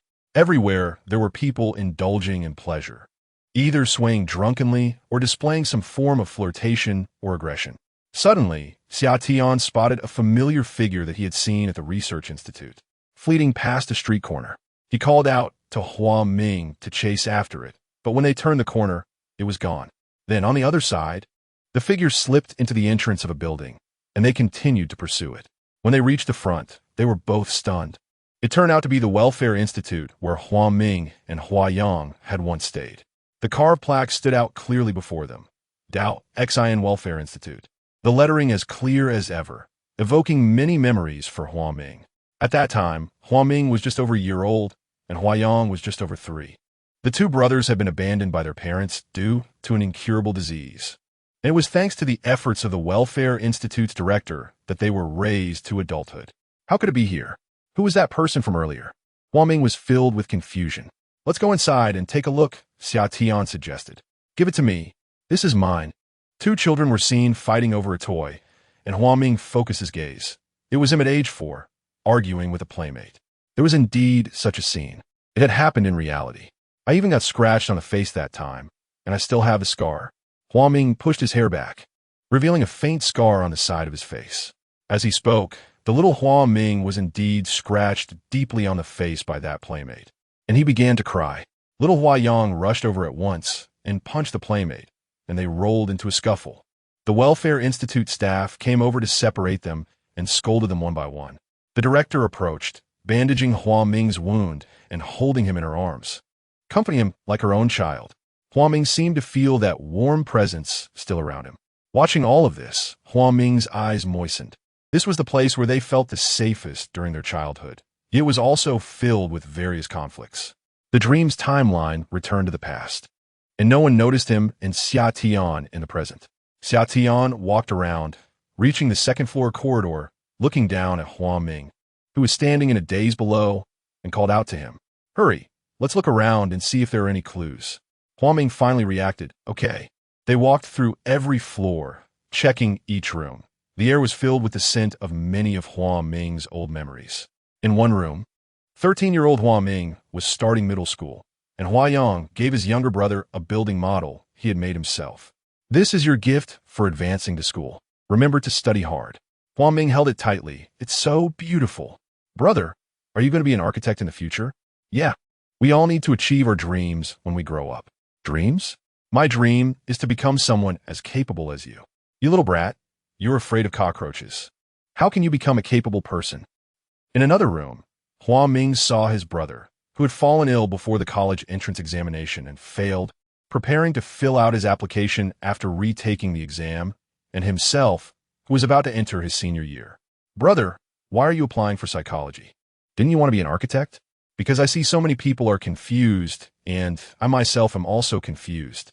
We encounter many obstacles in life, and many people can't find a way out. I want to explore if there are good methods to help others in this field. More importantly, I want to find myself. The reconstruction of the soul seems more important than architecture, and I don't know if I can do it. I'm going to apply for this major next year, too. I want to stand by your side. Hua Yang smiled and patted Huang Ming on the head. You're so full of yourself. Why is it that all I see are these painful memories? Huang Ming felt an endless sense of loss. Xia Tian searched everywhere, but found nothing. Turning back to see the current Huang Ming and the scenes from his memories, he realized Huang Ming might get trapped in them. So he quickly grabbed Huang Ming to leave. Huang Ming, this is a trap. We need to go. No. Let me stay a little longer. Huang Ming shrugged him off. No. Huang Ming, we need to escape quickly. The longer we stay, the deeper our consciousness will sink, and our brain state will become increasingly uncontrollable, which could lead to brain damage. Hurry, Huang Ming. Xia Tian pulled him out of the Welfare Institute's entrance without further argument. At that moment, it began to rain. What's going on? Is this an illusion caused by Hua Ming's psyche? Or is it a setting of the dream? This cursed weather. What should we do now? Xia Tian was frantic. Hua Ming looked back at the Welfare Institute, filled with reluctance as he remembered his brother. Hua Ming, you need to control your emotions. This is not the time for sentimentality. Hua Ming seemed to suddenly wake up. Okay, let's go. Since this is a dream, there are some things we should be able to try to control. Come on, let's hold hands and use our thoughts to reach the Research Institute, Xia Tian suggested. Yeah, we can try. They held hands and closed their eyes together. In the control room of the dream machine, the mysterious person was watching the dream situation of Hua Ming and Xia Tian unfold, displaying an expression of predictability. So talented, good, let's help them. Saying this, he gestured to his assistant, who walked over to the machine's input device to make some settings. After a while, when Hua Ming and Xia Tian opened their eyes, it was already a bright and sunny day, and the scene had changed. They looked around and saw a straight road lined with tall trees of an unknown species. It seems like, at this moment, Hua Ming pointed in a direction. Look, the Research Institute is at the end of the road. They exchanged glances and nodded, running toward the Research Institute. When they reached the front, they were surprised to find a large screen outside, displaying a news conference in progress. The trial of the intelligent dream-making robot DR-02 has been very successful. Based on DR-01, we have upgraded multiple functions, including visual dream functionality, real-time tracking of dreams, and real-time modification of dream operations. We are also developing efficient feedback and guidance functions, aiming to provide customers with the ultimate dream experience, which has a more positive effect on self-awareness and unconscious treatment. Director Jiang Ning was announcing this exciting and shocking news with an air of composure. Hua Ming and Xia Tian were stunned. DR-02? At this moment, Jiang Ning turned to the screen and gave a special smile that was clearly directed at Hua Ming and Xia Tian. The smile should have been warm, but it seemed to exude a mysterious coldness. The introduction of DR-02 into experiments has also made gratifying progress, especially with the addition of excellent talents. I believe that in the near future, this will become the greatest invention in the field of brain science and psychological medicine, benefiting more people. Such a confident and domineering tone was something they had never seen from Jiang Ning before. Director Jiang? How could he? Is he? Hua Ming wondered suspiciously.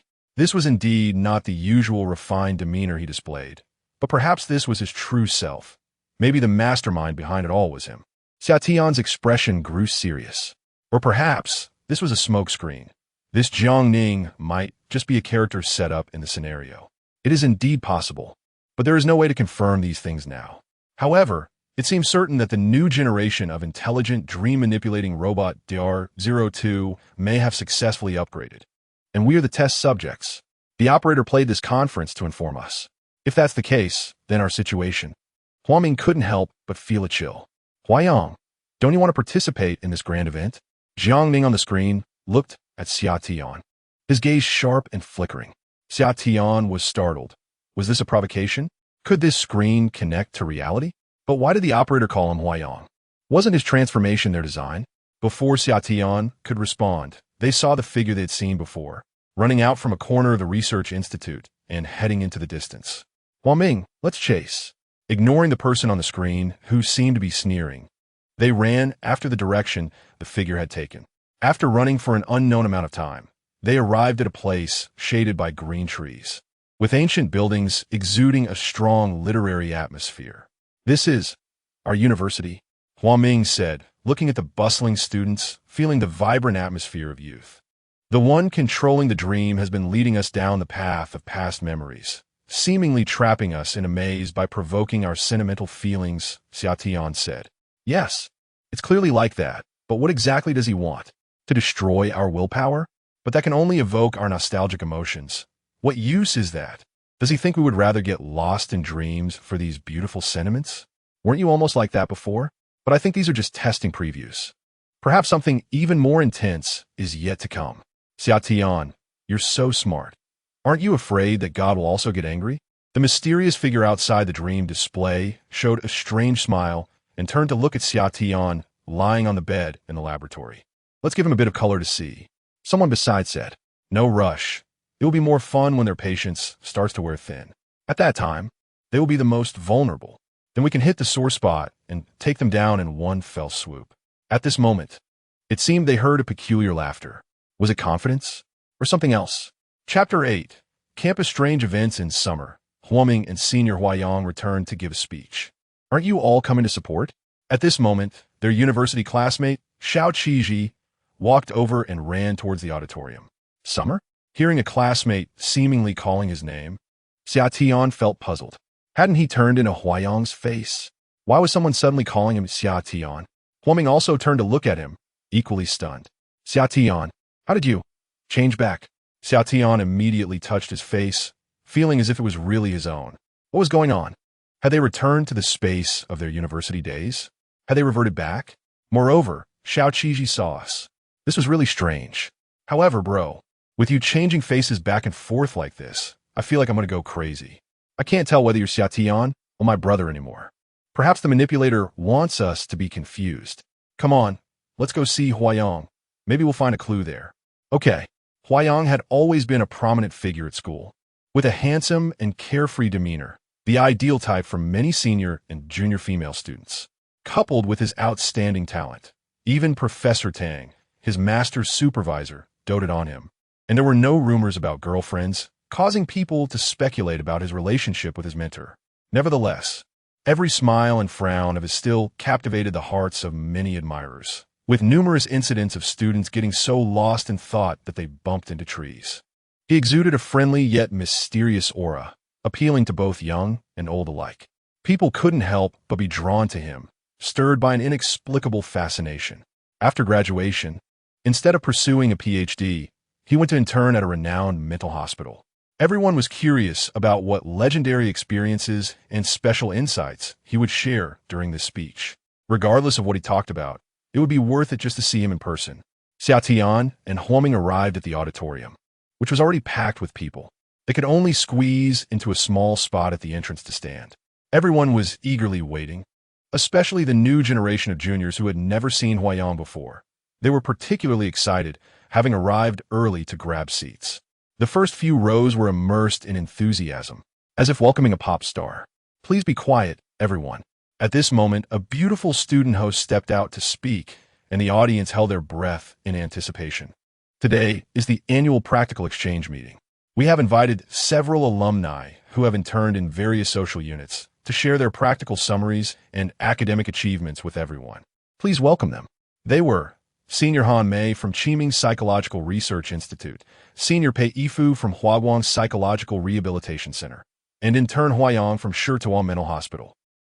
As Huayang's name was announced, the audience erupted in cheers, with screams that made it seem like someone might faint. This was no exaggeration. Although he had the least experience, he seemed to have the highest popularity. To prevent him from overshadowing the others, his speech was arranged for last, which seemed quite appropriate. First, let's welcome Senior Han Mei from Qiming Psychological Research Institute. The crowd applauded. Hello, teachers and classmates.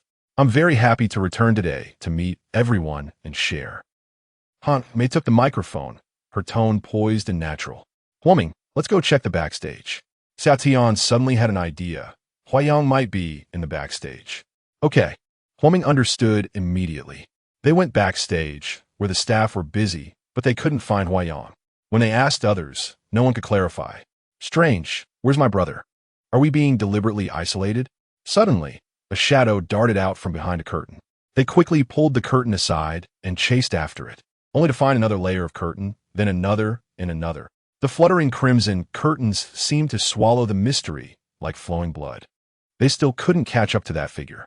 The host continued, please welcome our senior Huayang. The audience erupted. However, the cheers turned to astonishment as Xia Tian and Huoming walked out instead. The host awkwardly laughed and said, this must be the special surprise from our unpredictable senior Huayang. Xia Tian and Huoming exchanged glances. They had acted in a drama in their school club and immediately began to improvise a theatrical segment. Child, is this vast land the paradise of Penglai? Xia Tian struck a pose. Master, I think you must be dreaming. Huoming made a comical expression. Dream? You're the one dreaming. Saying this, Xiao gave Huaming a light tap on the head. Huaming covered his head, looking innocent. The students below burst into laughter at this scene. At that moment, a melody of guitar music drifted from behind the velvet curtain, light and cheerful. Where does this heavenly sound come from? I think I might really be dreaming. Xiao chimed in, gracefully swaying in rhythm with the music, slowly drifting behind the curtain. In the center of the stage, Huayang was engrossed in playing the guitar as the curtain slowly opened and cheers rose. Xiao and Huaming quietly watched from the side, not wanting to disturb the current atmosphere. Huayang sat on a chair, playing the guitar, and began to sing. Every day seems to be in a deep sleep, not knowing when to wake or when to dream. Every moment, every illusion tells us that the future will be profound and unfathomable. In the next segment, Huayang stood up and began to dance on stage. The music transitioned to a rock style, speeding up the tempo and raising the pitch. I can tear apart this illusion. I can turn dreams upside down. I can face the pale or the bloody mess, but I cannot escape in your beauty. I can break through that confusion. I can make the world collapse. I can walk a long road without shedding a tear. I just wish to share with you, in the mundane, this pursuit of courage for ideals. Wow. The audience erupted in cheers. The performance ended with a handsome pose as Huayang lifted his head, his affectionate and cunning eyes giving a gentle smile that captivated everyone. He blew a kiss, causing the girls to gasp in astonishment. Who would have thought this serious exchange meeting could be so entertaining? The marvelous performance contained no hint of mockery, but rather a deep longing, surprising and delighting everyone. Huayang bowed, set down the instrument, and walked to the podium to formally greet everyone. Hello, teachers and classmates. Another wave of cheers erupted. I'm honored to share my internship experiences from this past year with you all. It's truly a rather frustrating matter. The audience fell silent, seeing Huayang's expression suddenly stiffen, leaving everyone puzzled. Had he absorbed too much negative energy at the mental hospital and gone insane? In this year of internship, I met many lovely patients. They live happily every day. Their twisted faces only tell us that they have never truly suffered, except for not being understood. The luckiest thing for me was meeting my lover. She was so wonderful and special, but she committed suicide, and I couldn't save her. Even more despairing was that I eventually found out that psychology and psychiatry are just a joke. As the statement came out, the audience erupted in uproar, with whispers spreading throughout. Is he insane? Is he talking nonsense? Oh, my idol, so cute. Wake up, your idol has gone mad. Suicide? Senior, how pitiful. Come here, I will love you. The host quickly explained, Senior Huayang's condition today isn't very good. Let him rest backstage for a while. As for today's exchange meeting, let's have President Zhang conclude. Huaming and Xiao walked to the podium's edge, helping Huayang back behind the scenes. Huayang slumped down onto a chair. Huaming and Xiao recalled that year when Huayang seemed to have a girlfriend who was a psychologist, an experienced doctor 7 years older than him. However, for some unknown reason, she committed suicide, which left Huayang in a low mood for quite a while. At that time, Huaming and the others were still in school and did not have much contact to show concern. Huayang seemed to be in a state of imbalance between collapse and rational control, and he suspended his work for a year or two. Later, he joined the psychiatric department of the same hospital as Huaming. After that, he began to question many treatment methods at work, unwilling to continue being constrained, and eventually started anew with Huaming, establishing the Ming-Yang Psychological Clinic. Looking back at his brother's state at that time, Huaming was still shocked because he was preparing to continue his studies and had no time to care about his brother's emotions. He only entrusted professional institutions to help him, and seeing his brother in that state made him feel guilty, wishing to compensate for the lack of support he had given Huayang in the past. Bro, Huaming put his arm around Huayang's shoulder. Huaming, don't you think it's ironic that once I fell from grace, no one understood me? Why can't people accept the real me?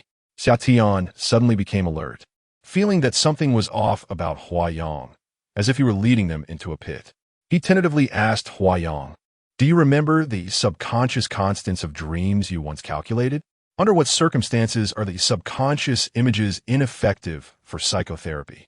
Huayang raised his head, looking at Xiao with a strange hostile gaze. Hua Ming listened to Xia Tian's words, confused. What subconscious constants of dreams? This is something Hua Yang mentioned when we discussed the subconscious of dreams privately. He said that mental states can be calculated and can be as precise as physics.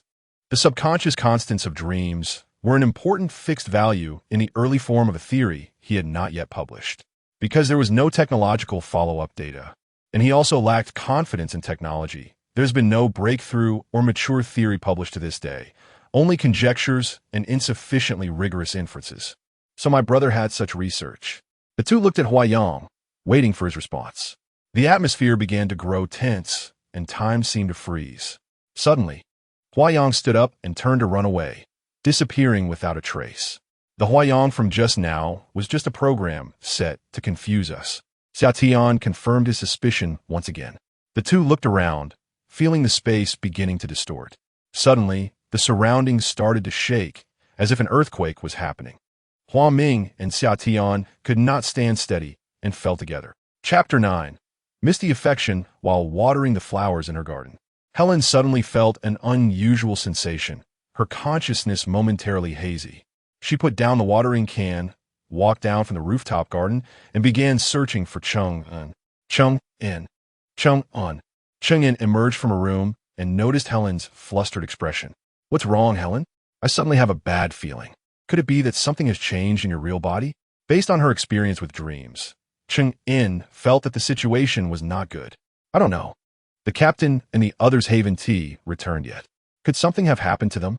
It seems like they've been back for quite a while, but in dreams, we find it hard to have an accurate sense of time, and we don't know their situation. Why don't we go to the Research Institute and take a look?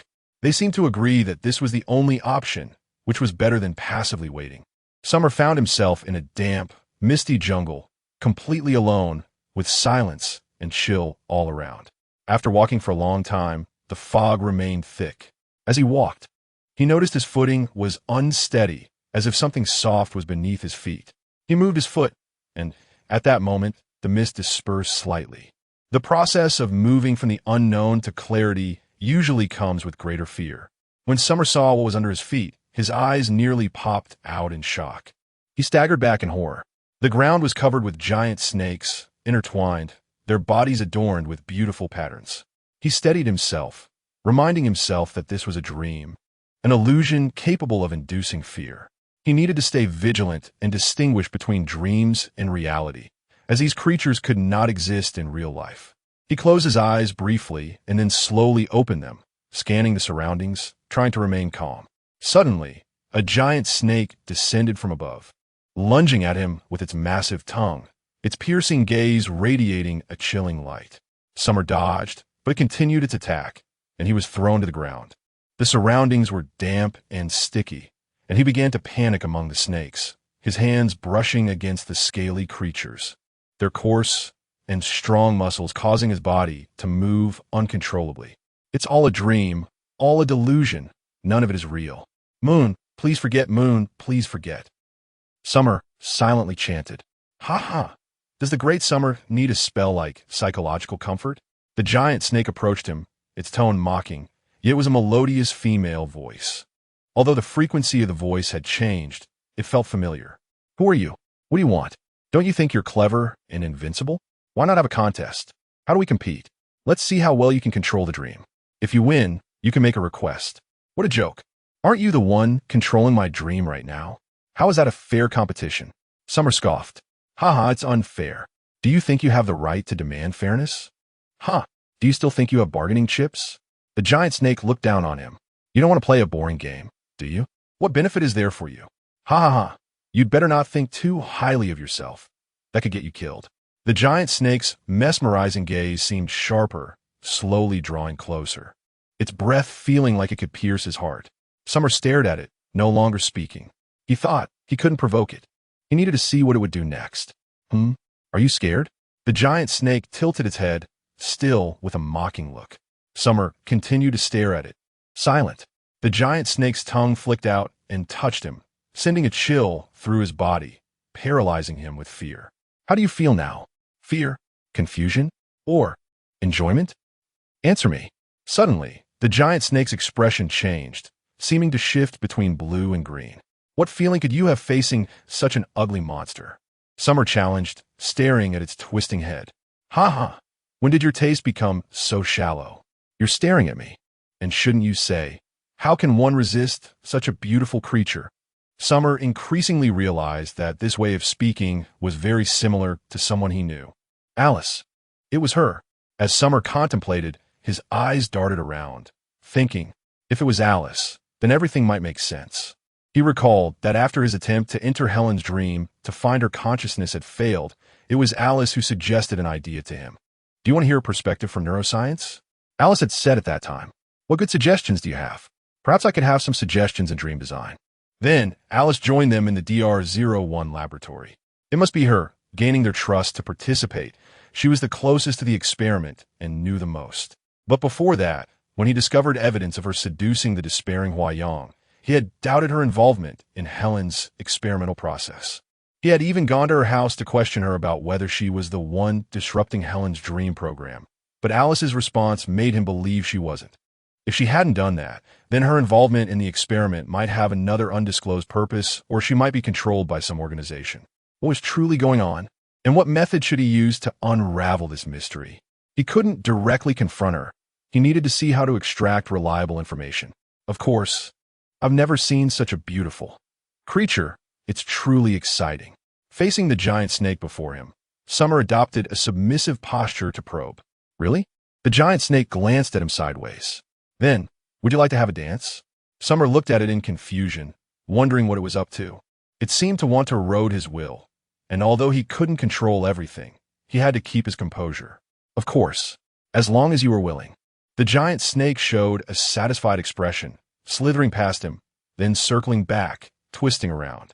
When Summer wasn't paying attention, the giant snake's face began to change, transforming into a human-faced snake body, glowing red. The surroundings suddenly became extraordinarily beautiful, sunlight filtering through the leaves, casting a dreamy glow. Everything became hazy and warm. Summer was also surprised. Gradually, he felt the snake's body transforming into a beautiful figure, entwining around him, enveloped in a soft, burning sensation. An uncontrollable feeling of pleasure arose. It felt like a spring dream. Suddenly, a symphony wafted through the air, the sound growing louder. The entire scene suddenly fracturing, and roaring waves came crashing from an unknown direction, sweeping Summer away like a great blanket. Alice, what are you doing? At that moment, a man with stubble on his face, not sure if it was for an artistic vibe or to appear mature, with a fierce look in his eyes, rushed into the laboratory of reality, waking Alice, who was connected to the intelligent machine and had entered Summer's dream. Alice, disturbed and displeased, regained her composure and responded coldly to the man before her. What I do is none of your business. The man pointed at the screen. Do you want to rekindle your past with him? Alice pulled the tendrils from her head, stood up from the recliner. You'd better not meddle too much. Saying this, she was about to leave the laboratory. The man forcefully grabbed her. You better know what you're doing.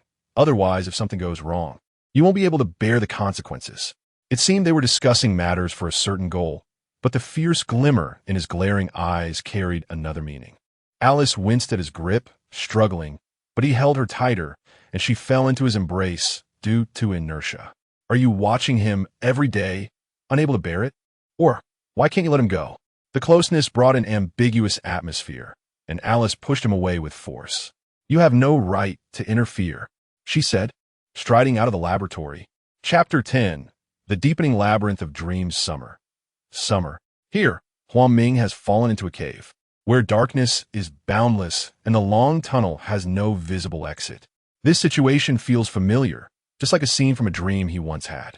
At that time, he planned to join a dream-making team to develop intelligent robots, but Huayang strongly opposed it. After a fallout with his brother, Huang Ming felt helpless and lost.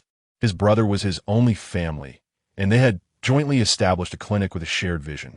However, Huayang did not agree with the intervention of technology in human psychology and consciousness. Despite their common ideals, they ultimately parted ways due to differing methods and philosophies. Whenever Huayang stood firm on his principles, he would become very adamant. Huang Ming, are you really going to join Jiang Ning's team as the leading organizer? I think this is a foolish decision. Brother, the future will be a world of intelligence. For so many years, every theory and practice has been striving to unravel the mysteries of the human brain and consciousness, but there have been no significant breakthroughs. Isn't the advancement of technology a great support? Naive. The human brain still has many unknown potentials and vulnerabilities.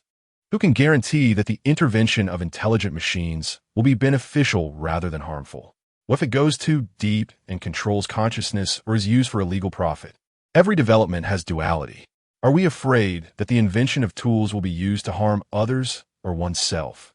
Therefore, tools should be bound by laws and ethical guidelines. This is not just a simple issue of constraints. The entry of intelligence into the realm of consciousness also involves whether laws and management can keep up to fill the gaps created by the use of technology.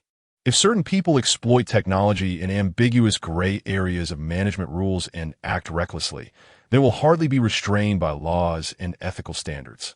Looking back, it seems that every prophecy from his brother has come true. In the end, Huaming still insisted on participating in the development. Although he had entered this dark, boundless, and confusing dream scenario, after battling with his own fears, he ultimately emerged victorious and remained determined to join the intelligent development team. Despite previously doubting himself due to the tampering of the robot's programming, which nearly led Helen's consciousness into an eternal void, after overcoming numerous difficulties, Helen eventually returned, at least within the boundaries of consciousness. From this, Huaming indeed recognized the immense power of intelligent machines. It is not only a double-edged sword, but a consciousness nuclear weapon that can be heaven one second and hell the next, making it very necessary to strengthen management and control. Now, they're trapped in a dream because some force has crossed legal and ethical boundaries to create chaos. What worries Huaming even more is that this controlling power might override all the rules that maintain balance, plunging the entire world into darkness. Temporarily overcoming the current fear is not too difficult for trained professionals, but this external force is so unfathomable, and now he feels trapped like in a cage. How can he break free? Huaming shouted, "Summer, Helen, Chang-un," yet the darkness remains boundless, and this feeling is very unpleasant. He hopes this darkness won't last too long. "Helen, I seem to feel something." On the way to the research institute, Chang-in suddenly stopped. "Do you feel something unusual too? Could it be that the captain and Huaming have encountered some trouble? I'm worried about that too. Let's hurry to the research institute." However, as they walked, it seemed they had lost their way and ended up in a strange place. The scene before Helen shocked her. She saw a coffin being carried out from a large door, and her mother was beside it, supported by friends and crying sadly. "This is a funeral home." Chang'an was also stunned. She and Helen approached, and Helen's mother immediately grasped Helen's hand. "Helen, where have you been?" "Mom, what's going on?" "Hai had a myocardial infarction and passed away." "What? This is Uncle Hai? When did he?" "Just a few days ago." "Helen, your mother is left with only you." As she spoke, her mother choked on her words. Helen embraced her grieving mother. "What's going on? Why did my stepfather suddenly die?" "But this is a dream. Is it real?" "If it is real, then I'm truly selfish, abandoning my mother just for Huayang." Indeed, she realized she hadn't seen her mother for a long time. What is her mother like now in reality? But in front of her, what is actually happening? Helen felt confused and uneasy. "Auntie, my condolences." "Helen, come here for a moment." Cheng-in felt very puzzled by the sudden appearance of this scene in the dream. Helen let her friends take care of her mother and walked aside with Cheng-in. "Helen, don't you think there's something wrong with us seeing such a scene in this dream? I also feel it's strange, but I'm really worried about my mother. I don't know how she is in reality now." "Helen, let's stay calm. These distressing scenes are likely set up to provoke our anxiety. We need to try to remain rational and not panic." "You're right, but..." Helen looked back at her sorrowful mother, feeling torn inside. "Helen, are you a bit infatuated with the dream?" Cheng-in expressed understanding and sympathy. "Maybe. Cheng-in, I'm not the old Helen anymore. The current me is not in control of my body. There are too many heartbreaking things in reality, but in dreams, I seem to find some comfort. I understand, but I can't support that. Helen, our bodies are still under someone else's control. If we become infatuated with the dream, we don't know what dangers we might encounter, including your mother in reality." Helen suddenly realized, yes, we are still in an unknown peril. No matter what, I must overcome this infatuation. Chengin, you must remind me at all times. Chengin Nadif. Helen walked over to her mother and gently said, Mom, I'm sorry. I have important things to do that concern all of us, so I must leave for now. Please understand. Helen, where are you going? Are you going to abandon your mother? Her mother held onto her with sadness and reluctance. I'm sorry, Mom. I will come back. Don't worry. After entrusting her friends to take care of her mother, Helen and Cheng-in finally left there with great difficulty. They both seemed very rational. Outside the display screen of the dream machine, the mysterious figure said softly, the rationality of women won't last long. Perhaps it's time to separate them. Someone nearby responded. What is the best way to weaken their will? Deepening fear or continuously injecting sugar-coated bullets? The mysterious figure asked. Which method do you think is more effective? For someone who is usually resolute, the latter might be better.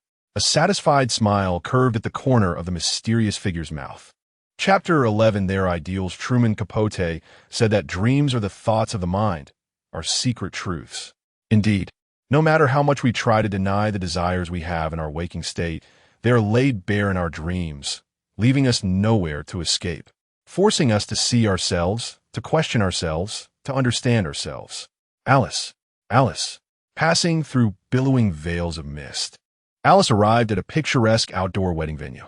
In the distance by the lake, a figure draped in emerald satin mingled with sheer fabric looked somewhat familiar. That. The person captured in the large portrait hanging in Huayang's house. That night, she had slipped into his home while he was drowning his sorrows in alcohol, forgetting to close the door, and spent a passionate night with him. That portrait was prominently displayed in the entrance. How could she see her there? Could it be that she is? At that moment, Xia Tian called out to Alice, taking her hand and leading her toward the emerald figure. It was her. Alice clearly saw her face. The person Xia Tian had caught a fleeting glimpse of at his friend's wedding and had been unable to forget was Helen. Why? Why did you bring me to see her, to tell me that the person you murmured in your dreams not to leave, is her? Why did you make me see all of this? The night was like water, and Alice struggled to open her eyes. It had all been a dream. Waking from the dream, the surroundings were silent and cold. Was this the aftereffect of her slipping into Xia Tian's dream? Had she brought back his memories with her? She had once felt jealousy listening to him murmur about another woman in his sleep, something that seemed unbearable for someone with a mental obsession with purity. She had decisively proposed a breakup, although Xia Tian had misunderstood her as being fickle and abandoning him. But now, why was this dream haunting her? She didn't believe she was such a persistent person, even though she had impulsively used the dream machine to connect to Xia Tian's dream that day. Yet Xia Tian, this shameless man, was still before her every day, still leading her on, like an unavoidable disaster. Alice got up and went to the kitchen to pour herself a glass of water, hoping to clear her head a little. Suddenly, the floor-to-ceiling window opened, and someone walked in from outside, startling her. You're always so rude. Alice recognized the person and felt a flicker of anger, though it was soft. This person approached her without hesitation, their domineering lips pressed against hers, a rough power occupying her, lifting her up. In the dim light, Alice felt weak and surrendered. What was lost in the dream seemed to need this burning heat for compensation. Alice, I heard you did something against the rules. The next day at the Research Institute, Alice was called into her superior's office, where a mysterious figure questioned her. This was just my testing method. There was no violation. Alice, manage your emotions and desires. Our goals must not be compromised. Understood. There's a transfer now. You will be responsible for the theoretical guidance of the continued development of intelligent machines, while the laboratory matters will be handled by Li Zheng and George. Why? This is the arrangement from above. You know that. No need to ask. Besides, this is also good for you. Do you think the consequences of your violation will not be more severe if pursued? This seemed to be her superior's leniency toward her. But Alice was filled with anger as she left the office. Li Zheng approached her, gazing at her intently. Alice shot him a dirty look. Don't you ever get tired of playing the despicable role? Are you talking about last night? Or do you think I reported your violation to the higher-ups? Isn't it?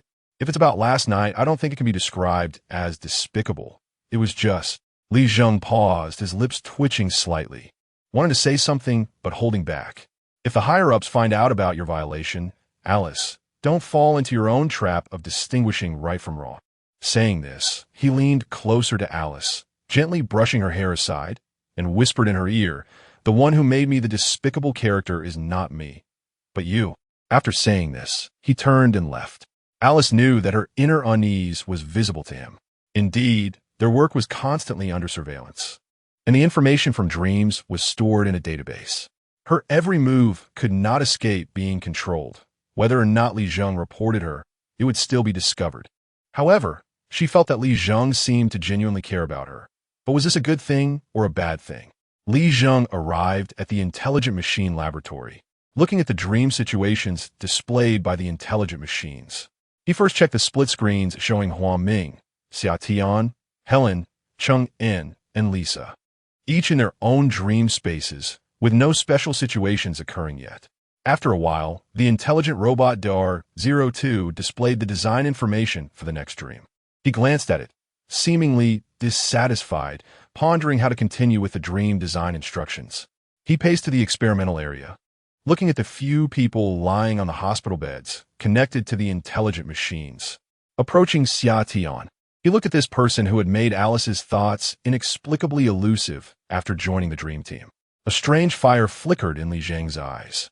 If Xia Tian were not someone the organization valued, he would really want to kick his consciousness out into space, and he felt his reasoning was very sufficient.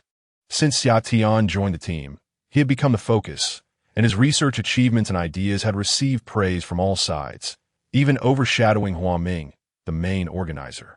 As for the other team members, Li Zheng should have performed his duties and assisted well.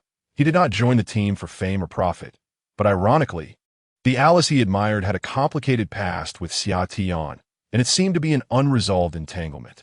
For someone with normal desires and ideals, this invisible pressure still struck at his masculine pride. One night, when an unexpected guest arrived at his home and told him that Alice was actually an informant sent by an organization, he was shocked, realizing that she was not just there for love, but had a special purpose. Everything they did was being monitored, and even his admiration for Alice was not hidden.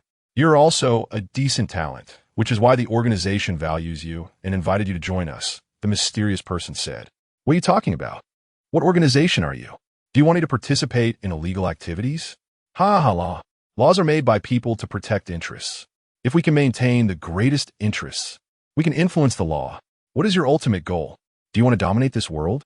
Thinking that way is too simplistic. The world is already a battleground of different powers. We are merely expanding our power to make the world a better place. That's indeed a nice excuse. Many ambitious people use this set of rhetoric. If you see our organization as those who are only for their own selfish interests, you really are not on the same level as Alice. Alice, why would she join you? Did you threaten her? You're still a psychology major. Why would excellent people need to be threatened? Alice is an idealistic and outstanding woman, so she would naturally identify with excellent ideas. Li Zheng looked at the person before him, puzzled. What ideas? Has Alice been brainwashed? The mysterious person seemed to see his confusion and continued speaking. Do you think we are utopian fanatics who worship technology? Or so-called humanitarians in a dystopia? Neither. We care about humanity and constantly reflect on the world. Only in this way can we better serve humanity with technology, rather than being crushed by technology, shattering our humanity. You've said so much. What exactly is your purpose? Let me ask you, what is a mental illness? Are those who always live with a FAAD not having a mental illness? Of course. Long-term inability to express one's true psychological state can lead to irregular heart rates and blood pressure, increased intracranial pressure, which can adversely affect the brain. Unresolved emotional issues can impact both physical and mental health, and in severe cases can lead to brain damage and evolve into mental problems. Your response is very professional. But look at today's society. With the advancement of business, material wealth, and information, how many people living in it can clearly understand themselves and live authentically? How many people are in a state of confusion, and how many are living in fear? Who built this world? It is the ignorant built by the ignorant. They lack rational understanding and true spiritual ideals. They do not reflect and do not truly improve, but merely submit to their primitive and base desires. Some become paranoid leaders of the world, while others become followers of those paranoid leaders, all trapped in endless greed, fracturing themselves and the world. Li Zheng listened to his analysis, feeling that he didn't seem to be purely deceiving, but he still had doubts about him. But since this world itself cannot be perfect, what are your ideals? It cannot be perfect, but there are problems. Shouldn't we solve the problems? Even if in the end, we may not be able to solve them or be solved by them. Can one just give up without trying? Joining you means committing to solving problems? How will you do that? The imbalance in the world lies in the clashing of cultures and the extreme inconsistencies in the understanding of the world by ignorant people, which hinders the progress of understanding. We must balance this imbalance in education, in psychological therapy, in guiding consciousness through more proactive actions. We aim to lead a world led by ignorance back to the right path and help people regain the true meaning of being human. Will your more proactive guidance involve operations that violate laws and ethical standards? For example, cognitive implantation through control and suggestion or force treatment. Under the guidance of true knowledge and insight, if the laws and ethical standards are outdated, shouldn't we help accelerate their progress? Knowledge can enlighten people or blind them. How do we ensure it is true knowledge and insight rather than leading them into a pit? We are not elitist, not ruling humanity in tears. We maintain the most advanced and cutting-edge knowledge reserves, driving people's progress through reflection and rational spirit, balancing, being proactive, no longer in fear. No longer in fear? Can emotions be resolved? Without fear, not knowing how to evade danger. Isn't that contrary to common sense? No, you misunderstood. When we say helping people no longer fear, we mean helping them find solutions through rational understanding when facing the unknown and avoiding falling into the emotional state of fear. We understand fear.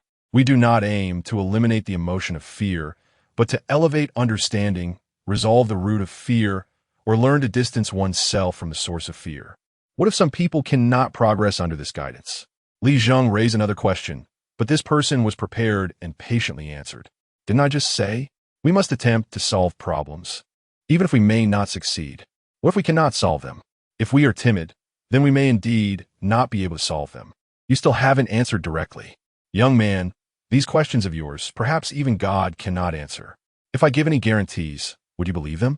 I'm not a politician. I won't casually write guarantees only to disappoint people later.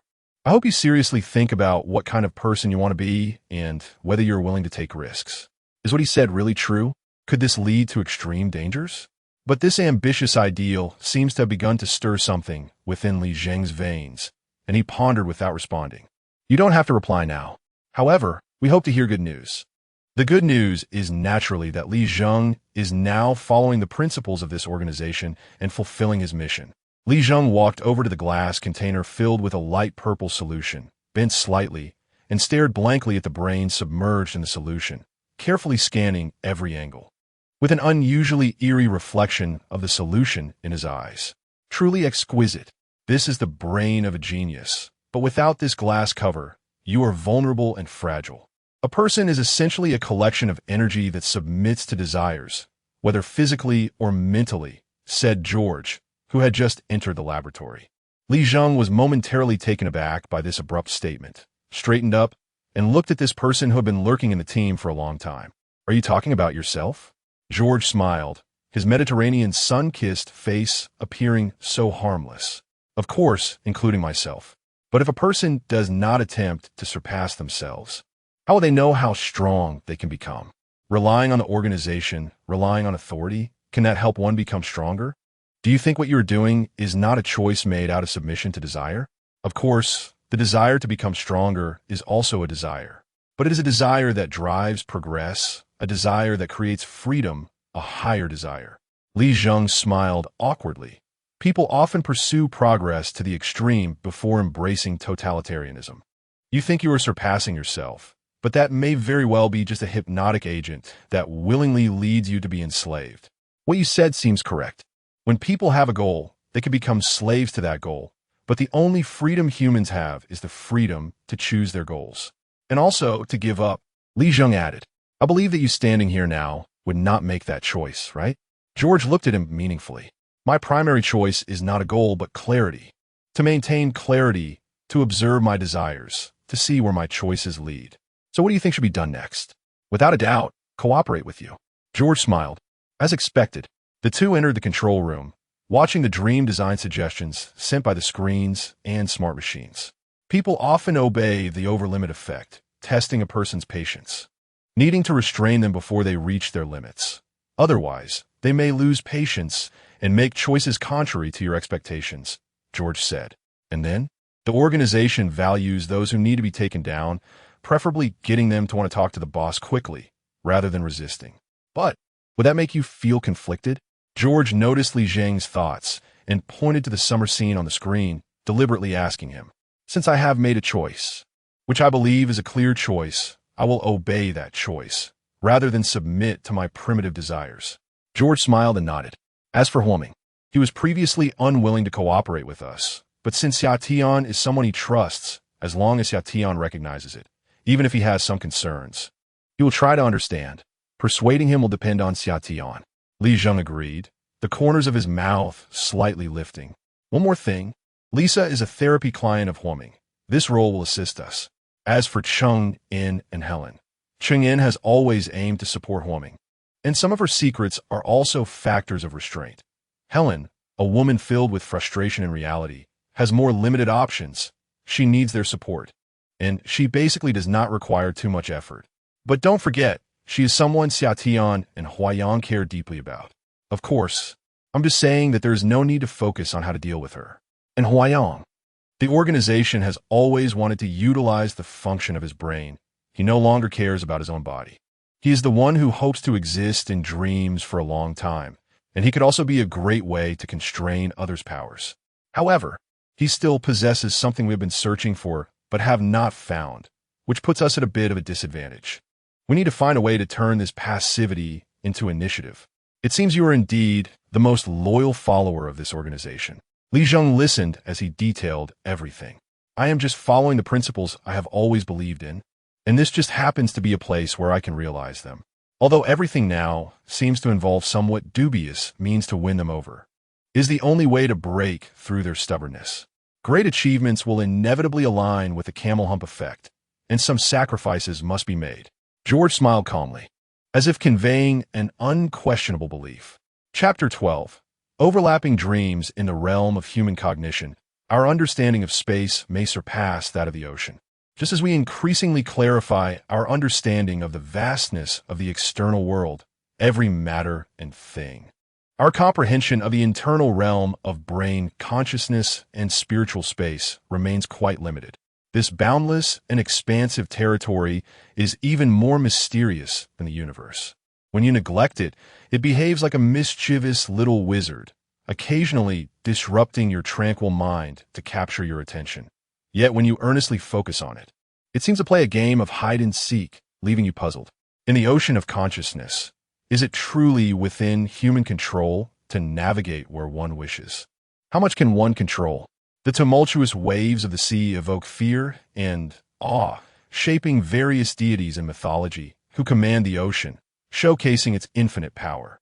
The divine beings worshipped in temples and shrines embody the heroic images that people hope will calm the raging sea. For thousands of years, this vast, rich, and mysterious domain has occupied 70% of the Earth's surface, mirroring the subtle correspondence with a proportion of the subconscious in the overall consciousness of the human brain. In this mysterious dreamland, beneath the calm surface of the sea, a space several thousand meters deep conceals crises more chilling than stormy tsunamis. As the rolling waves surge, Summer finds himself drawn into this unfathomable dark sea. Where is this? Why do I feel as if I am floating, unable to land? At that moment, he notices some indistinct lights shimmering nearby, flickering in and out. He wants to swim over to take a look when suddenly a massive shadow floats by. Illuminated by those flickering lights, Summer is astonished to discover that the enormous shadow is a giant whale. He gazes at it as it swims leisurely by, his eyes moving in surprise. When it passes him, their eyes meet, and Summer's heart jolts. This is the deep sea. The giant whale glances at him without any sign of alarm and continues forward. It should be a sperm whale, a warrior of the deep sea. It should not eat humans.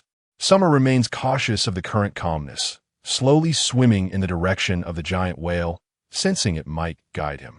In the dream's freedom, one feels somewhat ethereal, for in reality, at such depths, the human structure would have caused the alveoli to burst, let alone swimming freely. Yet in dreams, this is merely an image, akin to being immersed in virtual reality.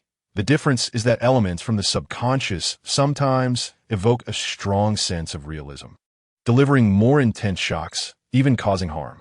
This makes dreams more elusive than virtual images. The giant whale swims among schools of fish, opening its mouth to consume the swimming fish around it. Summer cannot help but marvel at the ability to freely witness the wonders of the deep sea. Such privileges exist only in virtual films and dreams, and he finds himself somewhat proudly moving his body, as if transforming into a merman. Just as he is enchanted by the spectacle, suddenly, a massive shadow rushes towards him, colliding with the giant whale. A surge of turbulent water throws Summer dozens of meters away. He is bewildered by the sudden scene and frantically swims towards a direction that feels safe.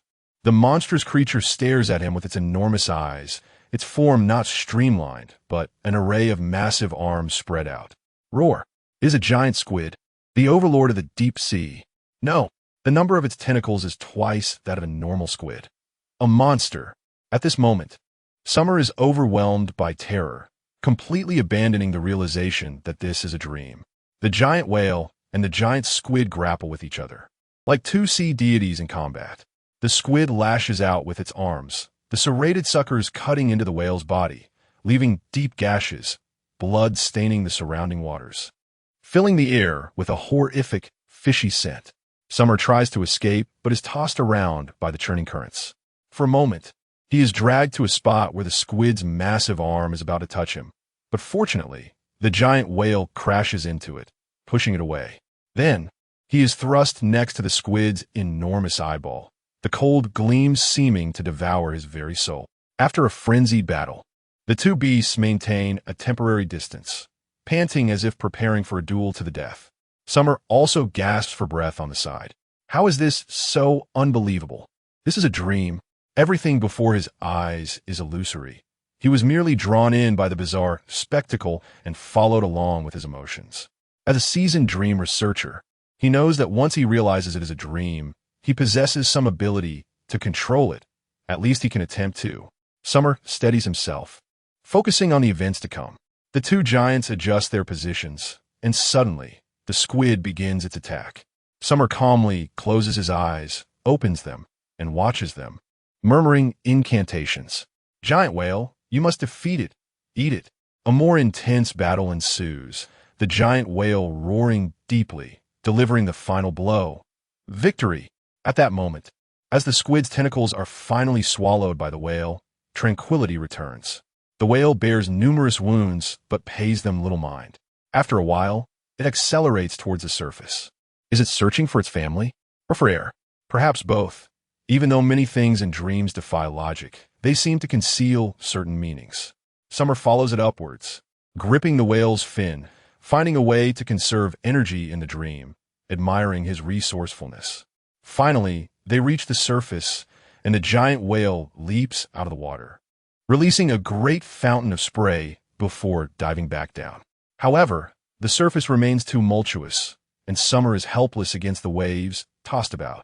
After an unknown duration, Summer opens his eyes, realizing he has been thrown onto a beach covered in fine white sand, basking in bright sunshine, surrounded by swaying palm trees, a picturesque scene. The beach is sparsely populated, resembling a private retreat, with men and women dressed in vibrant tropical attire.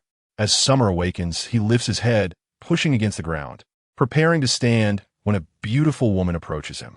Wearing a wide-brimmed hat, she exudes elegance, as if she stepped out of a painting. She removes her sunglasses, her eyes sparkling with charm, and leans down to help him up. "Captain, where have you been? Did the waves carry you away? Look at you." She laughs, a light melodic sound. "Helen, what is this place? Have I turned back into Hawaiian?" Summer is filled with confusion. "Captain, go change your clothes and help me take some photos." Summer is pulled along by Helen, captivated by her enchanting eyes and graceful figure. As that ethereal sense of happiness washes over him again, he finds himself wearing Huayang's mask, usurping Huayang's love. But does he feel guilty? It seems not, for Huayang is dead. He is merely a substitute, not a thief, or so he convinces himself. From day to evening, they frolic on the beach, lost in joy. That night, Helen sits on a low tree trunk on the sand, dangling her feet comfortably, exuding a soft beauty like the moon. A full moon rises slowly from the horizon, appearing larger than usual, like a newborn baby, soft and tender. Summer sits at a nearby outdoor table, mesmerized by Helen's exquisite silhouette under the moonlight. Suddenly, a crumpled piece of paper is thrown from somewhere, landing on his table.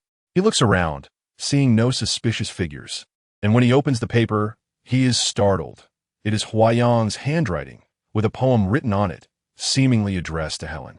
Daughter of the moon, the gentle waves and moonlight bestowed you upon the world, not knowing which fool is fortunate enough to meet your shy, charming smile. Like pea pods in spring, your luscious lips, like flowers adorned with dewdrops. Welcome to the realm where love flows, fragrant frolic. The breeze is your breath, gentle and sweet. The ocean is your eyes, a deep well of affection, gently intoxicating my heart. This is, who gave this to me? No, this might be the setting of the dream machine, but why? Why is it like this? Before he could think much more, Helen turned her head and called to him. Captain, come here. The moon is beautiful. Helen's tender affection was something he could not refuse, especially in a dream. He was even less willing to refuse. He stepped over the fine sand, leaped onto the tree trunk, and sat beside Helen, reading her the poem that had just fallen from the sky. The moonlight gently spread over the earth, and the waves frolicked in the distance. Such a scene was irresistible. In the summer, Huayang reminisced about his romantic mid-autumn night with Helen. Perhaps this was also what Huayang was savoring. In the intelligent machine laboratory, the brain soaked in nutrient solution, with connected tendrils producing wonderful bioluminescent sparks. This truly is a breakthrough. We can now use the electrical wave reactions of human emotions to connect consciousness, creating an overlapping effect of consciousness. In a discussion meeting in the conference room, George reported, "What is it like?" The mysterious person asked. "It's when the same emotions are generated, two or even multiple consciousnesses can overlap on one body or object," George explained. "Is this the machine's effect, or the effect of brain waves?" "That's still unknown," Alice raised a question. "It's a joint effect because we Haven-T blocked all their memory information. When the flow of consciousness reaches a consensus, this effect occurs. Regardless, what is the positive significance of this?" The mysterious person continued to ask. "We can use connected emotions to achieve connected consciousness, thus enhancing communication sensitivity. In the current situation of Summer and Huayang, it can also allow one person's consciousness to influence another, which helps us persuade Summer and utilize Huayang's brain information. Now, in Summer's dream, Huayang's memories have become his memories." George continued, "But will he still think of himself as the original him?" The mysterious person said. "He might become more confused unless he is willing to undergo automatic brainwashing, completely allowing Huayang's consciousness to invade. However, this seems unlikely because they only share emotions for Helen. There are still differences in other memories or thoughts," George said. "Be moderate. I still want to talk to him as soon as possible, just to confuse him, then generate the intention to actively seek us out without letting him sink deeper," the mysterious person said. Alice sat beside them, her thoughts drifting. Li Zheng glanced at her, seemingly seeing her thoughts. "We know that there will be more prompts to make him doubt. All along, Huayang's consciousness has also been drifting in this space. But perhaps because he has lost his body, it has become harder for the dream machine to control the time and space of his dreams. Without a heart, blood pressure, and bodily nerve responses as references, directly reading information from the brain, the most complex organ, will be more challenging," Li Zheng said. "This problem is also something we need to tackle in the future. All right, that's enough for today. Everyone keep working hard. Our goal is getting closer." After speaking, the mysterious person left the office. The attendees also followed out. Alice walked slowly, lost in thought. Li Zheng blocked her in front. "What? Do you want me to congratulate you on your impending success?" Alice's expression remained calm. What kind of talk is that? It's our success, our shared success. Li Zheng smiled meaningfully. So how is Summer? Is he okay now? Alice's eyes flickered with tenderness. Li Zheng's expression froze. You are still most concerned about him. Do you hope I'm an unfeeling person? I just hope you won't be unfeeling towards me. As for others. Li Zheng looked at her meaningfully, not continuing, and turned to walk out. Hey, Alice called out to him. The faucet at home is broken. If someone could help. Is that all? Li Zheng turned his head back. Of course, there are also the newly arrived coffee beans. Alice smiled, her eyebrows raising, as if the aroma had already spread around. In the dim light, an eager atmosphere filled the air, and Alice stepped into the dreamlike warm glow. This atmosphere seemed to transform into something familiar. She stopped, opened her dazed eyes to look at the person in front of her, and suddenly felt immense fear. Summer. At that moment, Summer was calling her Helen. Waking up from the dream, Li Zheng beside Alice was also disturbed awake. Alice, what's wrong? Alice gasped for breath. No, it's nothing. Did you have a dream? But it's fine now. Li Zheng held her. Do you want to try dream therapy to see what's going on? Why did you suddenly have a nightmare? No need. Maybe my sleep schedule has been irregular recently. I can adjust it myself. All right, then sleep. Li Zheng held her, comforting her. Alice's mind was chaotic. Was the after effect of that intrusion into Summer's dream becoming more severe? Chapter 13 Reunion in Dreams. After reporting on the development of intelligent machines, Alice walked out of her superior's office. As she passed by the intelligent machine laboratory, she paused, her gaze drifting from the sleeping Summer to Helen, lost in thought. Why do you want to become my nightmare? I don't want to be entangled. Alice? Alice. George was coming down the hallway, ready to enter the lab. Seeing Alice in a daze, he called out several times but received no response. Oh, how is the experiment going now? Alice was startled and returned to her senses. You'll know soon. George cast her a meaningful smile. Sensing that this smile didn't seem to carry goodwill, Alice expressionlessly turned and walked away. Helen and Chung-in seemed to still be lost in the dream. Helen, I think we might be going the wrong way. Chung-in said, Isn't this the way to the research institute? Helen asked. The scenes in the dream often don't correspond to reality. What should we do? We might try using our thoughts. Usually, we can consciously control certain scenes and plots in dreams. Just like I can walk now. However, there will be uncertainties. We can only give it a try. Come on. Saying this, Chung-in took Helen's hand, and they closed their eyes together, focusing on their destination. But it seemed that things didn't go as planned. When Chung-in opened her eyes, she found herself alone. Helen was not there. Chung-in looked around. She was in a house, seemingly in the living room, with a table, chairs, a television, and tea sets. It looked like things from a bygone era. Continuing to look around, she felt a sense of familiarity. This was the house where they used to live. How did she end up here? Her family had moved away from this place during her junior year in college, years ago. However, everything familiar still warmed her heart. At this moment, she heard her father's scolding voice coming from a room. Following the sound, she walked into the room to see her father scolding her younger sister. Yes, that was her sister, Chung Fei. Look at what you wrote. Filthy words, not studying properly, daydreaming all day. Are you in a relationship with some boy? Her father said sternly. Dad, how can you rummage through someone else's things?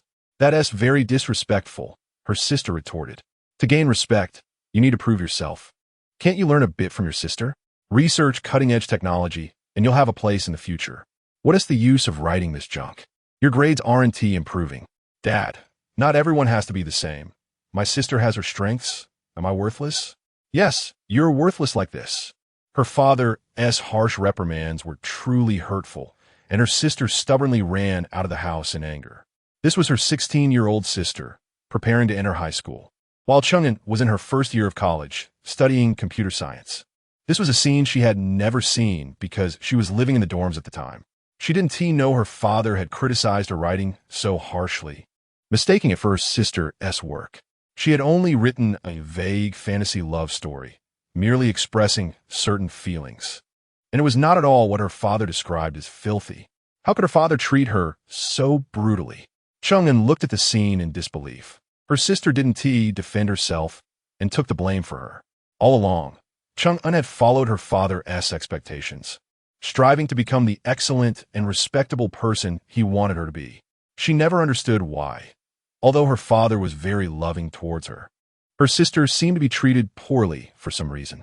This was completely different from the typical family dynamic where parents usually favor the younger child. It was quite illogical. Cheng-In wanted to speak to her father, but it seemed he couldn't see her. Were they not in the same space? Cheng-In chased after her sister to see where she had run off to. She saw Chang Fei under a tree, leaning against it, covering her eyes with her arm and crying. Cheng-In walked over, wanting to comfort her, but she couldn't reach her sister. She couldn't help her, just like back then. Later, her sister went to a school far from home. She remembered taking her sister to school, and her sister had returned the articles their father had thrown on the ground, neatly organized in a bag. Sister, you shouldn't give up on your original vision. You need to understand yourself and help more people. Don't forget about it. Saying this, she handed the bag to Cheng-In. Cheng-In took the bag and opened it. What caught her eye was a photo. It was a scene from a rainy day when she saw a tree with yellow leaves that hadn't fallen and another tree nearby with new buds sprouting.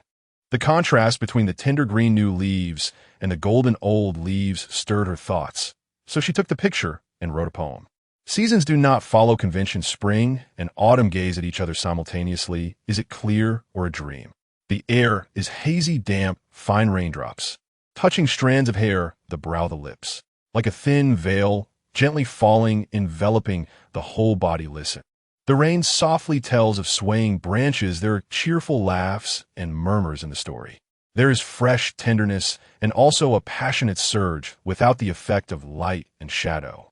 Everything quietly happens in chaos, cut and pasted onto a frosted background. A hand reached down, then retracted in the unfolding. All things awaken. Life is truly a marvelous thing. What is thought to sprout does not sprout, and at an unintentional moment, it breaks through the soil. But is what people consider conventional really reasonable? Is the dream of Zhou a butterfly? And is the butterfly's dream Zhou? Everything seen, heard, and felt every day seems to be a watercolor painting seeping in, becoming increasingly hazy. Every night, falling asleep means constantly dreaming. Some dreams are prophetic, others without head or tail. Not knowing when to wake up or continue dreaming. Sometimes, one can only pinch oneself to judge if there is pain. It is said this is an effective method to determine if one is dreaming, and later she found it to be true. Dreams are a map, but fragmented and drifting, unable to find a mainland to land on. Cheng-In recorded her whimsical thoughts. From a young age, she was curious about everything in dreams. Not only because it was mysterious, but also because she often solved some troubling problems through hints in her dreams. She was very curious why she seemed to have an extraordinary ability, as if someone in her dreams was telling her the answers on what to do. But there were still some questions she couldn't figure out. One day in college, she had just walked out of the library, strolling along the tree-lined path when Huaming and several boys, including Xia Tian, rode their bicycles past her. She wasn't paying attention, and her books and papers scattered all over the ground. They stopped, and Huaming walked over to help Cheng and pick up her books, The Interpretation of Dreams. Are you in the psychology department? Which class are you in? I don't think I've seen you before. Cheng-In shook her head. Then are you interested in psychology too? We are from the psychology department, class 2 of the second year. My name is Huaming. And what about you? Xiatian and the others were teasing. Hey, Huaming, hurry up. Don't just flirt with the girl, or the professor will blow up. Cheng-In felt a bit embarrassed. Didn't reply, and walked away with her books. Hey, Huaming was puzzled. Are there still girls who are this shy? The psychology department. A spark of light began to rise in Cheng-In's heart. Isn't this the field she has always wanted to explore? Should she make a new choice? Without a doubt, yes. Later, she didn't discuss it with her father as she had before. She completely made the decision to request the school to arrange for her to change majors. When her father found out, he exploded with rage. You are simply throwing away your future.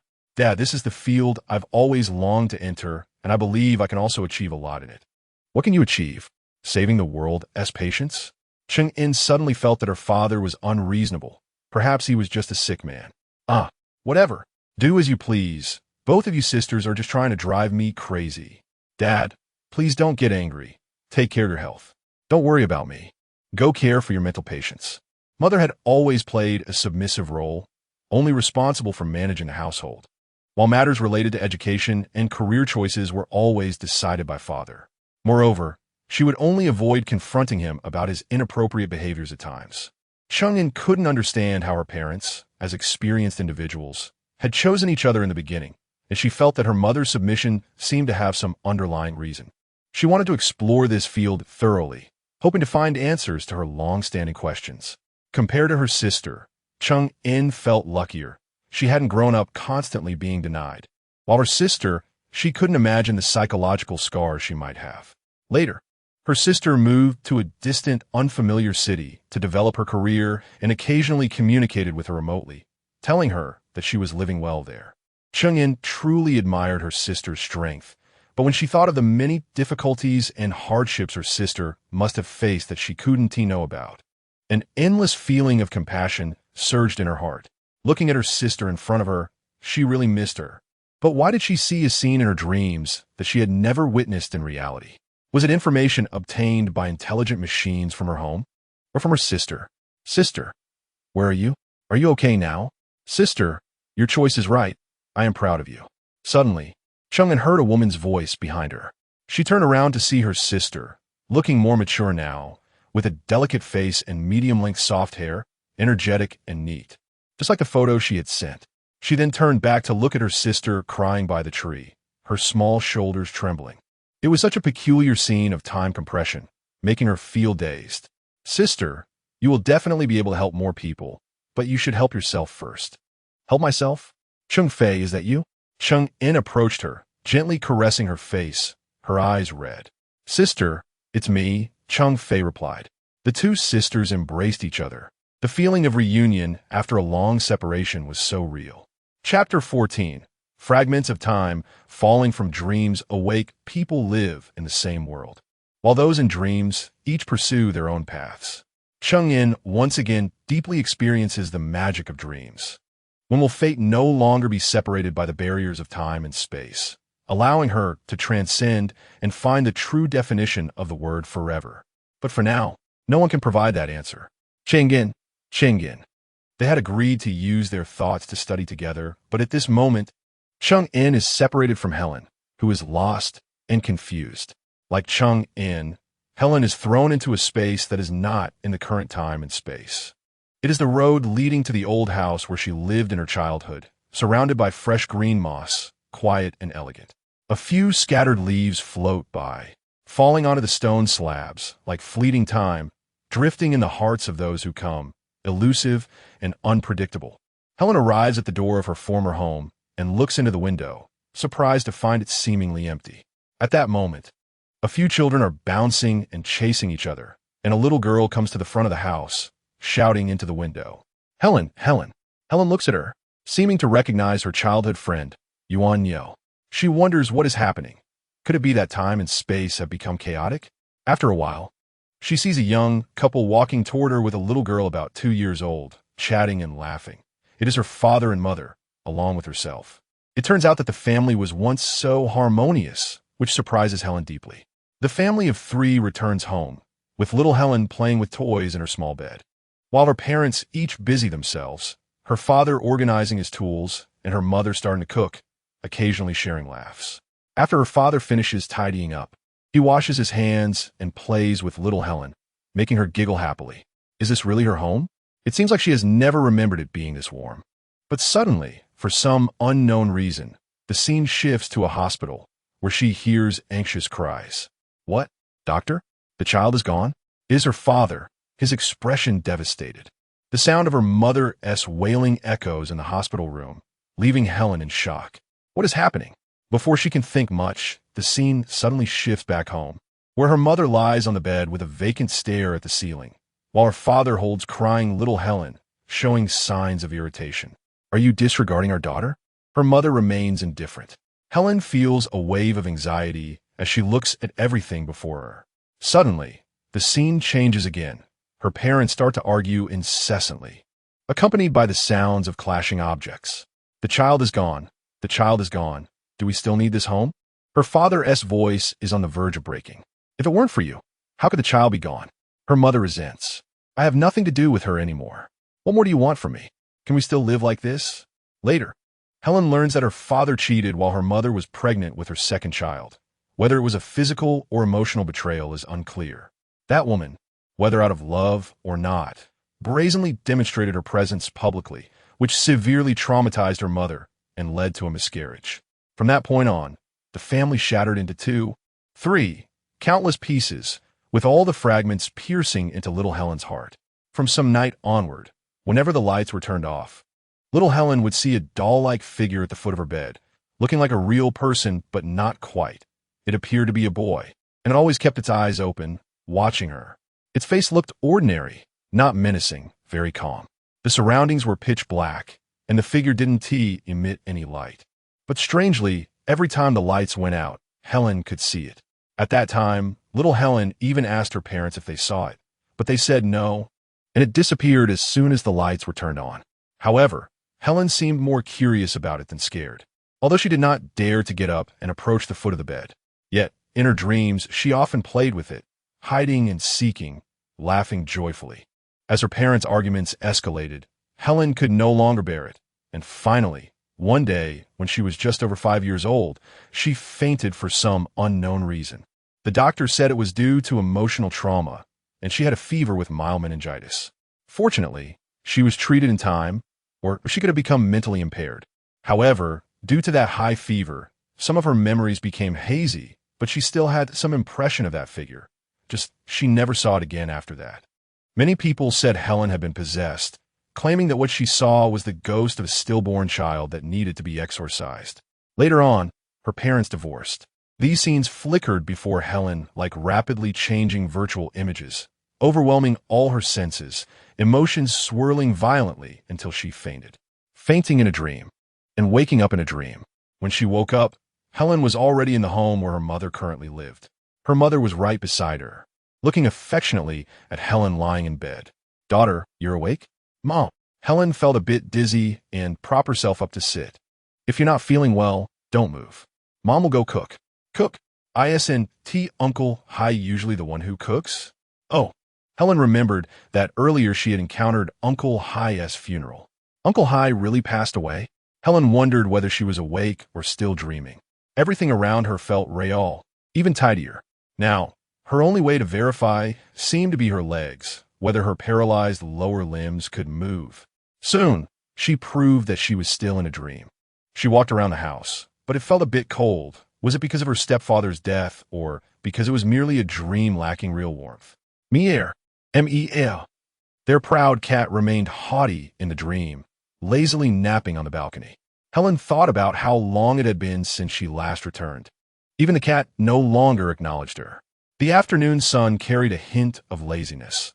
The cat stirred slightly when Helen disturbed it, then half closed its eyes, its sleepy gaze showing indifference, as if it didn't care about anything. Helen picked it up and sat down, holding it in her arms, gazing at the scenery outside the balcony, feeling as though she hadn't enjoyed such a tranquil view in a long time. But would excessive tranquility lead to obsession? Chapter 15. Huayang returns summer. Helen, Shengin. Huaming had been walking in the dark tunnel for a long time, and he seemed a bit exhausted. "Damn it! Is anyone there? Can anyone hear me? Who is it that has trapped us in this dream? What is your purpose?" It appeared that there was still no response. Huaming had no choice but to stop shouting and began to feel around his surroundings. The darkness was there. The temperature was normal, and there was nothing obstructing him, but this vague darkness was even more terrifying. Huaming's heart rate increased, his blood pressure rose, and his intracranial temperature climbed. The monitoring personnel in the laboratory looked at the data reports. George said, "Prepare to initiate dialogue." Beep, beep, beep. Suddenly, DR-02 emitted an alarm sound, and the screens displaying the dream output images turned completely black, unable to show anything. "What is going on?" "Lizen panika. Call the technicians over immediately." George ordered the staff to call the technicians and quickly dialed a report to his superiors. The staff pressed the alarm. After a few minutes, the technicians arrived and immediately began to check. At this time, their mysterious superior also entered the laboratory. "What is going on? Why did it suddenly malfunction?" the mysterious person asked. "The situation is still unclear, We were just about to set the program when the robots suddenly encounter problem. Li Zheng answered while directing the scene. Fix it as soon as possible, the mysterious person said, walking into the control room and trying to press the control panel. But there was no response. Yes, everyone replied. The individuals on the hospital beds in the laboratory seemed to be fine, but the brain next to them, filled with a light purple solution, appeared to have some special reaction, very subtle, which Li Zheng and the others seemed to have missed. Huoming, Huoming. In the darkness, Huoming seemed to hear a familiar voice calling him, but he couldn't determine the direction of the voice. Suddenly, there seemed to be a glimmer of light in the distance. Following the light, Huoming walked towards it. The light grew larger, and more brightness flooded in. The closer he got, the brighter it became, until he reached a place completely filled with light. Perhaps having stayed too long in the darkness, Huoming instinctively avoided the light that pierced his eyes. After adjusting, he slowly opened his eyes, only to be stunned by the scene before him. This is a particularly clear lake surface. It felt as if he was stepping on the water, yet it seemed like solid ground. Could it be a glass mirror? He couldn't tell. The surroundings were vast and boundless, but it appeared that layers of mirror-like surfaces stood around him, forming a mirrored maze, all adorned with doors painted in various colors. Where is this? What do these mean? Huoming muttered as he stood before the maze. This is the labyrinth of the mind. Someone approached Huoming from behind. Huoming was startled, turned around, and upon seeing the person before him, he sighed in relief and revealed a joyful smile. Summer? Finally, I see you. What did you just say about the labyrinth of the mind? Summer? Can't even recognize me? The person in front of him smiled meaningfully. You're not Summer? Could it be that you're the robot's programming? What are you talking about? Aren't you Huoming? I am Huoming, but what on earth is going on? The dream can be a place where people get lost, but it can also be a place where they discover the secrets of their own hearts. Huoming looked at the person in front of him, who was dressed in a light beige casual outfit made of a cotton linen blend, giving an ethereal feel that seemed really not like Summer, but another person. Could it be? The secret of the dream's subconscious constant lies within here. Huoming was dumbfounded. The subconscious constant of the dream? Summer had mentioned the constant values in his brother's unpublished theories. Don't you know I'm your brother? Silly boy. Huayang teased, seeing Huoming's stunned expression. Huoming was instantly bewildered. This smile was indeed more real and familiar than the one Summer wore. Brother? You. Huoming found it hard to believe. Didn't he already die? This could very well be the robot's programming, and he had to be cautious. It's me, Huayang. Your real brother. You have now entered my world of consciousness, Huayang said, walking to the door of the maze. Your world of consciousness? How is that possible? Didn't you already? Huoming still had doubts. Already what? Although Huoming didn't want to tell him the truth, fearing it might make him sad, he felt he should inform him honestly. Aren't you already dead? Is it really your consciousness speaking to me now? Huayang seemed a bit incredulous, staring at Huoming, puzzled, and lost in thought. After a moment, he appeared to remember something. I died? How did I die? Brother, don't you know you died from the poison of the fruit you planted yourself? Huoming didn't know whether to comfort him or clarify the situation first, but chose the latter. I remember some things. The wedding with Helen hadn't been completed, and I seemed to have lost consciousness. After that, I wandered in the dream space, thinking I was still in a coma. I watched your body get cremated, and your ashes were buried beneath that elm tree we planted together. Huoming seemed to have difficulty telling Huayang this fact, and watched his reaction after speaking. Huayang's expression turned disappointed and sorrowful. He blankly nodded, seemingly accepting this fact. Huoming supported his shoulder. Brother, Huoming didn't know how to comfort him. But my brain is still alive. Huayang suddenly raised his head, appearing somewhat excited, gripping Huoming tightly. I'm sure my brain is still alive. Huoming felt even more incredulous. What on earth is going on? I don't know what is going on either. I only clearly know that my consciousness truly exists. My brain must still be alive. How do you know that? Because during past psychological therapy and hypnosis sessions, I discovered that in our consciousness, there is a stable state value that, regardless of how the external world affects the subconscious can maintain a constant state without disturbance. This is the constant that keeps consciousness from being lost. When I entered this space, I retained my consciousness and could see this stable state of space, so I knew my brain must still be alive. Current technology has evolved to the point where consciousness can be preserved after biological response is lost. Indeed, there is currently technology capable of independently preserving brain activity. But at that time, we didn't know your brain was unaffected by the toxin, nor did we think of using this method. Perhaps there was toxin exposure, but it should have been cleared, or maybe the impact was minimal, allowing me to maintain my complete self-awareness. It is indeed very possible that your brain is still alive. But what is going on? Who revived it? Your body was clearly cremated. This is too incredible. What is even more incredible is that you don't even know what happened, which means it wasn't you who revived my brain. Who could have done this? Aside from your research institute, I can't think of any other organization that would do this, and the only people who could have accessed me are you. It's very likely that before your cremation, someone took your brain out without our knowledge. I really have no idea about this. This is basically the only possibility left. Someone separated my brain from my body and preserved the life of my brain. But who exactly is it? Brother, while I'm very happy to see you again, the circumstances behind this make me very uneasy. Now, it seems we are in the same dream space, and someone has intentionally connected our consciousness together. Huayang pondered for a moment and suddenly began to question Huoming. Are you trying to deceive me?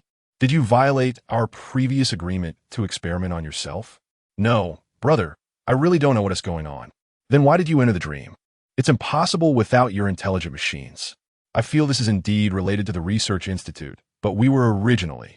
Huoming felt very embarrassed and didn't know how to tell his brother about Helen, and now he couldn't explain it clearly. He continued, it seems this matter is quite complicated. We haven't figured it out yet, especially since your appearance is puzzling to me. Why did they secretly revive your brain and connect us together? What is their purpose? It seems that you're also kept in the dark about some things. I'm really confused now. It feels like a trap.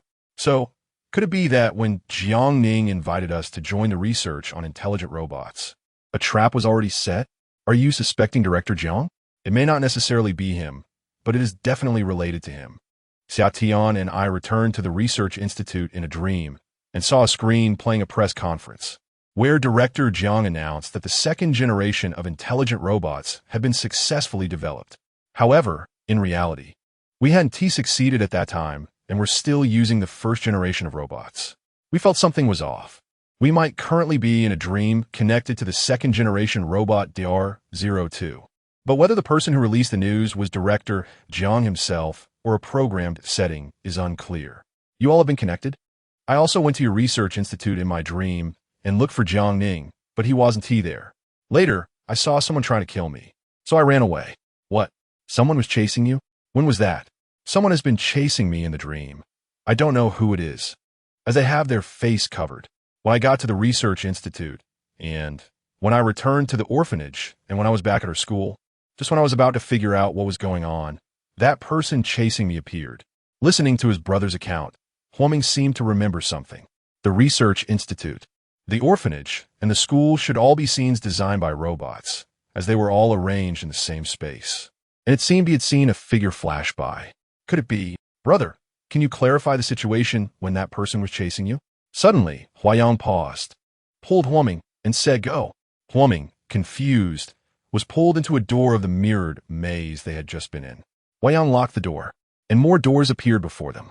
Huayang looked back, as if checking if anyone was following, then seemed to be avoiding something, continuing to pull Huoming toward another door, opening it, entering, and closing it.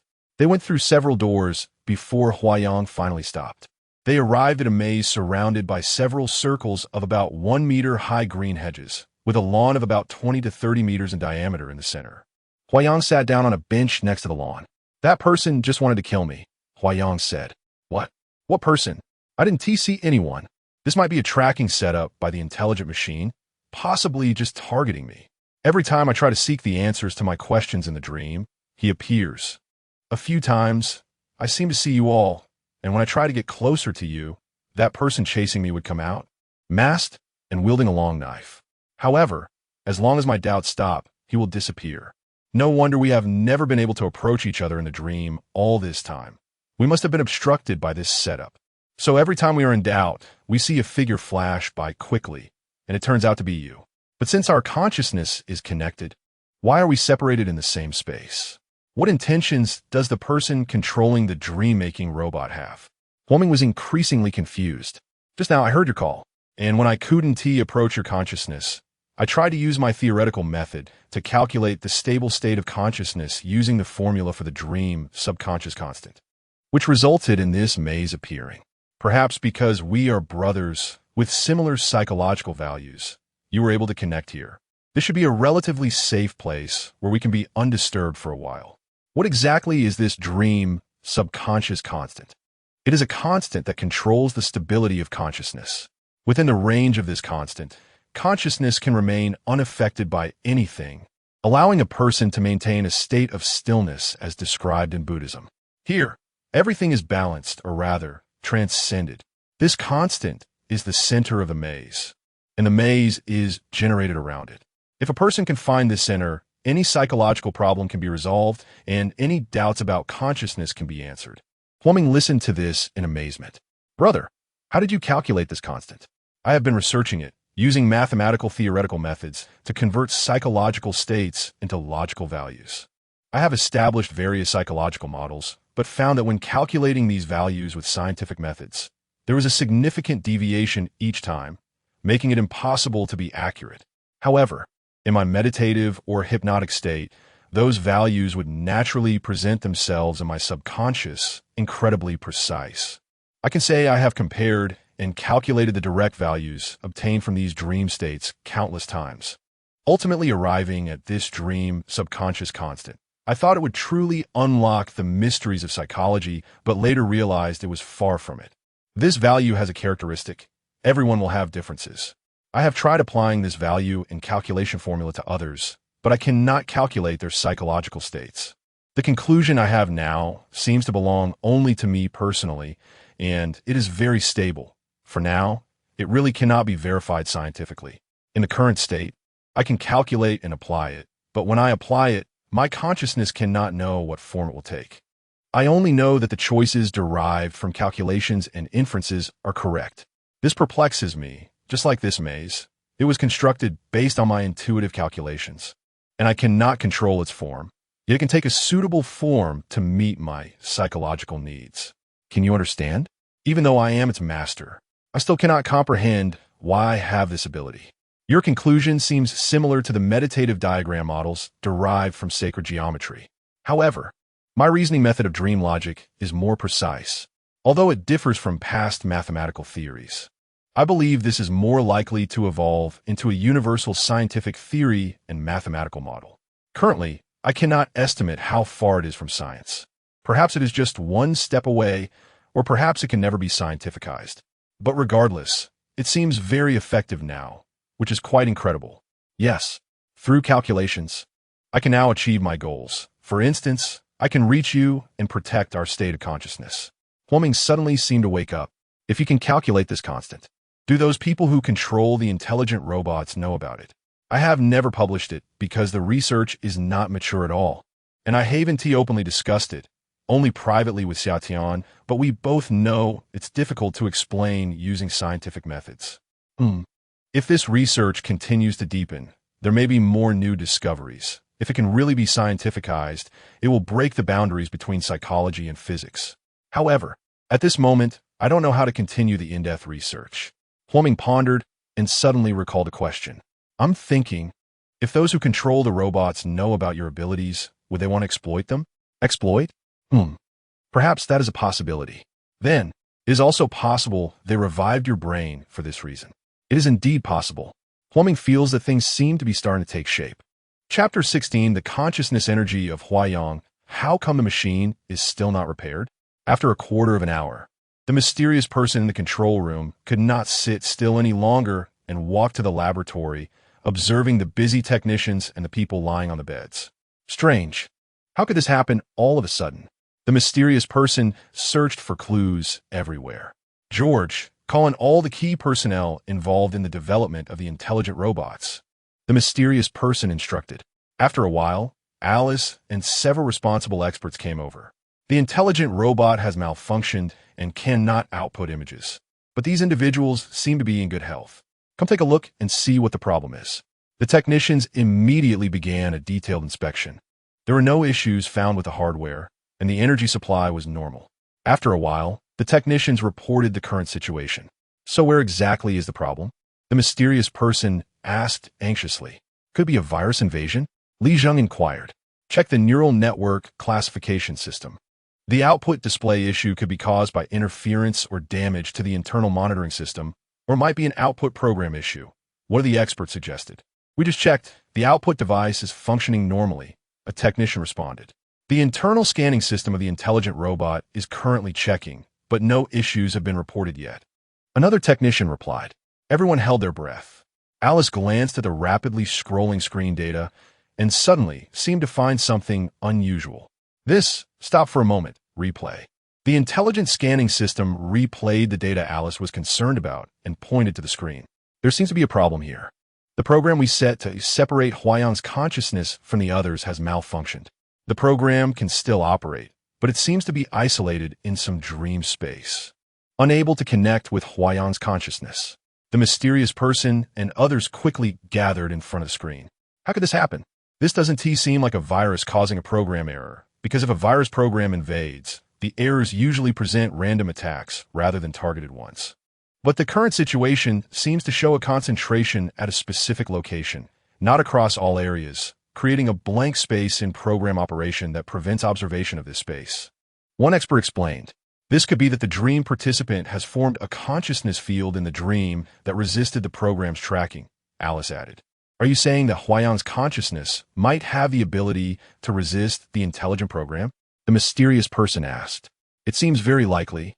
And since the tracking program and the main program of the intelligent robot observing the dream are connected, any issues with the subprogram could affect the entire program system. A technician replied. The technicians continued to check the data and suddenly realized. Indeed, it's like this. This was unexpected for them. But the mysterious person transformed from panic to a kind of anticipation. Huayang's brain is somewhat beyond our expectations, but this ability he displays is exactly what we need. So what do we do now? Knowing the problem makes it much simpler. We will first detach the subprogram from the entire program system, and then repair the main program. The technician answered. How long will it take? The mysterious person asked. About half an hour, the technician replied.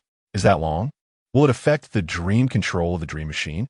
It won't have much impact, but some parts of the images in their dreams cannot be restored. We need to try to keep it within controlled limits. Yes. Alice walked to the glass container that held Huayang's brain, observing the bioelectric responses of his brain, which were indeed fascinating. Besides the usual areas of neuronal response, even the regions filled with glial cells exhibited a special response, as if a unique energy was being released. The mysterious person also approached to take a look. So what is the best way to operate now? Should we disconnect his brain from the others? Alice replied.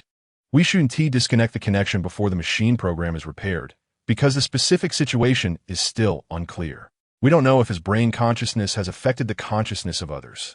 Disconnecting now might damage their brains. She seemed to be worried about something else. All right, I will leave this to you for now. I need to report the situation to headquarters. Maintain strict monitoring and report any progress immediately. Yes, everyone replied. The mysterious person reported the situation to the headquarters leader through a video conference in the office, where the display showed some changing data images. Huayang has finally shown us what we wanted, the leader said. However, the extent of his consciousness's damage to the intelligent machine is still unknown, the mysterious person responded. The intelligent machine can be rebuilt, but the important consciousness information in his brain is the most valuable. Yes, that is also the purpose of keeping his brain alive. We need to obtain this information as soon as possible, unravel the mystery of the subconscious constants in dreams. And we can find the answers to the core issues of human consciousness, helping us achieve our goals. Yes, we will do our utmost. Chapter 17. Dreams and suspense. Are the people in the world just dreamers, tightly connected by their dreams? Is it really like that? Perhaps everyone is simply sharing the same dream, which leads to the emergence of like-minded ideas. Why do those who share the same ideals work tirelessly to fulfill their common dream? What significance does this hold for them? Maybe this significance can only be validated through the process of realization and cannot be answered at the starting point or at an unseen endpoint. Li Zheng, George, Alice. You come to my office. After reporting to headquarters, the mysterious figure summoned them together. Once the dream tracking and isolation consciousness subroutine detached from the dream monitoring mother program, Huayang's consciousness could easily connect with others. We cannot allow them to unite in their dreams. Do you have any suggestions? It would be best to communicate with Huayang through the dream realm and persuade him, Li Zheng suggested. That seems difficult. Huayang doesn't even participate in intelligent machine development and has always resisted automation. What reason could we use to persuade him? George replied, Huayang is a tough nut to crack. We can't confront him head-on. We can only outsmart him, Alice said. We all understand this genius's stubbornness, so how do you think we can outsmart him? The mysterious figure asked. His weakness, George said. Helen? The mysterious figure responded. No, Huoming, George clarified. How so? The mysterious figure asked. It's simple. Brothers are like limbs. Women are like clothing, George unexpectedly answered with a colloquial saying. I didn't expect your expression to be so unprofessional. Li Zheng nearly had a hernia. I was just trying to ease the tense atmosphere, George replied with a relaxed demeanor. For Huayang, the realm of mental consciousness ultimately revolves around himself. He has always wanted to understand himself, but this has also been a mystery for him. As for his previous reckless act to win back Helen, it was driven by desire, temporarily abandoning rationality, and he probably never expected that it would lead to his demise. Now, with his consciousness returning, he has no body, no physiological desires, and will be more inclined to seek the secrets of consciousness. He will no longer be easily entangled by emotions. Listening to George's analysis, everyone nodded. Indeed, Huayang now only has his brain alive and basically has no physiological needs, so his dependence on emotions must be relatively reduced. But how does this relate to persuading him? Alice asked. His search for the secrets of consciousness is also for his original wish, similar to Huoming's, which is to help people find the secrets of their consciousness. He must convey this discovery to Huoming and have Huoming help him realize his wish. Moreover, as his biological brother, the connection with Huoming's consciousness will be closer. Therefore, Huoming will undoubtedly be a good pawn to restrain him, the mysterious figure said. So how exactly do we do this? Li Zheng asked. This will require Xia Tian's help, George said with a sly smile, still appearing harmless. Although the dream display program has not been repaired yet, it does not hinder the operation of the dream-making robot. The second-generation robot has evolved to have functions that are unaffected by the different roles of the programs, repairing the monitoring program while simultaneously running the dream-making program. However, without real-time monitoring capabilities, they can only observe their physiological conditions and wait for later image outputs to monitor the dream state. George input some requested information into the robot's dream-making program interface, and after a while, the robot printed out a dream design proposal, which everyone examined. Finally, the mysterious figure nodded and said, Okay, let's proceed according to this design. However, Huayang's consciousness cannot currently be determined and controlled in which space. Will this dream design be successful? Alice expressed concern. Although Huayang has detached from the tracking program's control, he probably needs some time to stay in a safe space and will not come out to disturb us for now, George replied. Aren't you afraid of being overly confident? Li Zheng still had a skeptical expression. We need to set a prisoner's dilemma for them. Not for ourselves. George seemed a bit dissatisfied with their concerns. We are a team and can have different views, but I hope our beliefs are consistent. Now that the robot has encountered issues, we may not be able to guarantee absolute success, but we need to buy time. I hope you maintain trust and cooperation with each other and proceed according to George's idea, the mysterious figure said. Suddenly, Xiatian's dream beach turned chaotic. The raging wind blew the trees along the shore askew. Houses were overturned, and debris mixed with seawater flew everywhere, swallowing everything around. Helen! Helen! Xiatian cried out, but there was no one around. He felt lost in the face of the sudden change, trying to find shelter in the storm-battered vacation villa. But he couldn't even stand firm on his feet. In the end, he was overwhelmed by the power of the tsunami. Xiatian's body was swept into the vortex of the sea, unsure of his destination. Suddenly, he was thrown down from a vortex cloud in another space from thousands of feet in the air. Xiatian opened his eyes, panicking as his body descended rapidly. But having undergone dream subconscious training, he quickly sensed his state. He immediately stabilized his body with his mind, slowing his descent, and then spread his arms. adjusting his body with his breath, surprisingly taking flight, gaining more and more control over his freedom. He soared freely in the sky, like an eagle spreading its wings, overlooking the beauty of the city. Flying to a certain building, he felt it was very familiar. It was their former home on the 20th floor. His parents, sister, and he, who was then a middle school student, were all together happily. From the outside window, he saw himself reading in the room, flew to the balcony, and saw his father talking on the phone, his sister in the living room preparing the dining table, and his mother bringing out the dishes. Now, the family has all moved abroad, and he suddenly missed them so much. He continued to fly aimlessly and arrived at a place that felt familiar. It was their university. Classmates were laughing and having fun in classrooms, cafeterias, tree-lined paths, and on the lawn. And there were the female classmates he had been flirting with at the time. What a wonderful time that was. Then, he flew over various outdoor training scenarios he had participated in: hiking, survival training, psychological training. He also participated in seminars and experiments.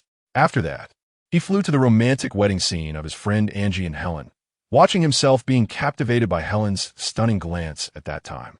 He wished he could help his past self and hold on to Helen. Oh yes, he could totally do that. So, Xiatian soared over, wanted to stop in front of Helen to grab her. However, he couldn't catch her. Then, everything began to drift away. At this moment, a gust of wind swept in again, flipping him over several times, and he was suddenly tossed into a daze, unsure how he ended up in an open wild area, overgrown with weeds and desolate. After the strong wind passed, he stood up, brushed off the weeds on his body, and looked around.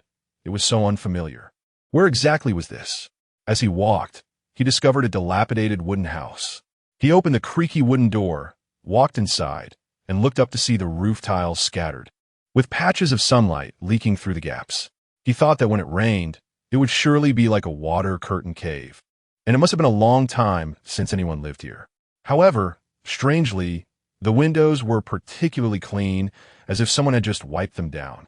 The wooden edges had exquisite floral and bird carvings, and the window was half open, letting in particularly gentle sunlight, which was now shining on a corner of the wooden table inside. Xiatian looked over and was instantly astonished. On the table was an exquisite crystal cup filled with what appeared to be particularly pure water, with a red fruit floating inside. This was not the poisonous fruit Huayang once grew in the rooftop garden. How did it end up here? What on earth was going on? Who placed it here? He didn't seem to notice it when he entered just now. This bizarre scene filled Xiatian with terror. Could this be a trap? Is anyone there? Xiatian looked around. It seemed there were other rooms nearby. He opened the door to one of them and walked in, only to be even more surprised. This place looked so much like Huayang's former consultation room. It was completely different from that shabby house just now, bright and tidy. Could that cup of water earlier have been a hint? Was this Huayang's space? Just like he had seen before, the consultation room was divided into two parts. Near the entrance was the consultation area, furnished with a desk and chairs on either side, and a bookshelf against the wall filled with books and materials. With minimal decoration around, a simple wooden screen separated the other side, which was the reception area, furnished with an elegant wooden table and an antique tea set on top, next to a set of a long and two short, comfortable sofas, adjacent to a floor-to-ceiling window overlooking a serene little courtyard.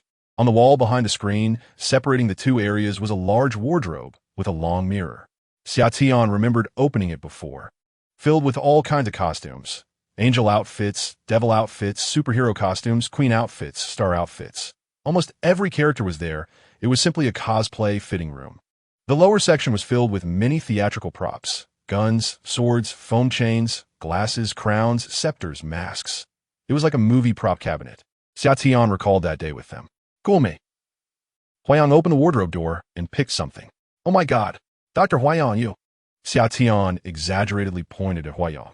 Then suddenly the mood shifted, reaching into the wardrobe and pulling out a sailor suit dress. Wow, I love this one. It's super cute, he said, wearing an enchanted expression. Huayang sat down, looking at him with a half-smile. You know, many bored souls like you coming here need these. I have to provide professional services. Very professional, extremely professional. Xiatian thought about these past events while opening the wardrobe before him, only to find it empty. Earthlings are all children. Some are young children, Some are old children. Are there truly mature people? It seems not. What do you think is the core of psychological and mental therapy? At that moment, a voice came from behind Xiaotian. He was startled.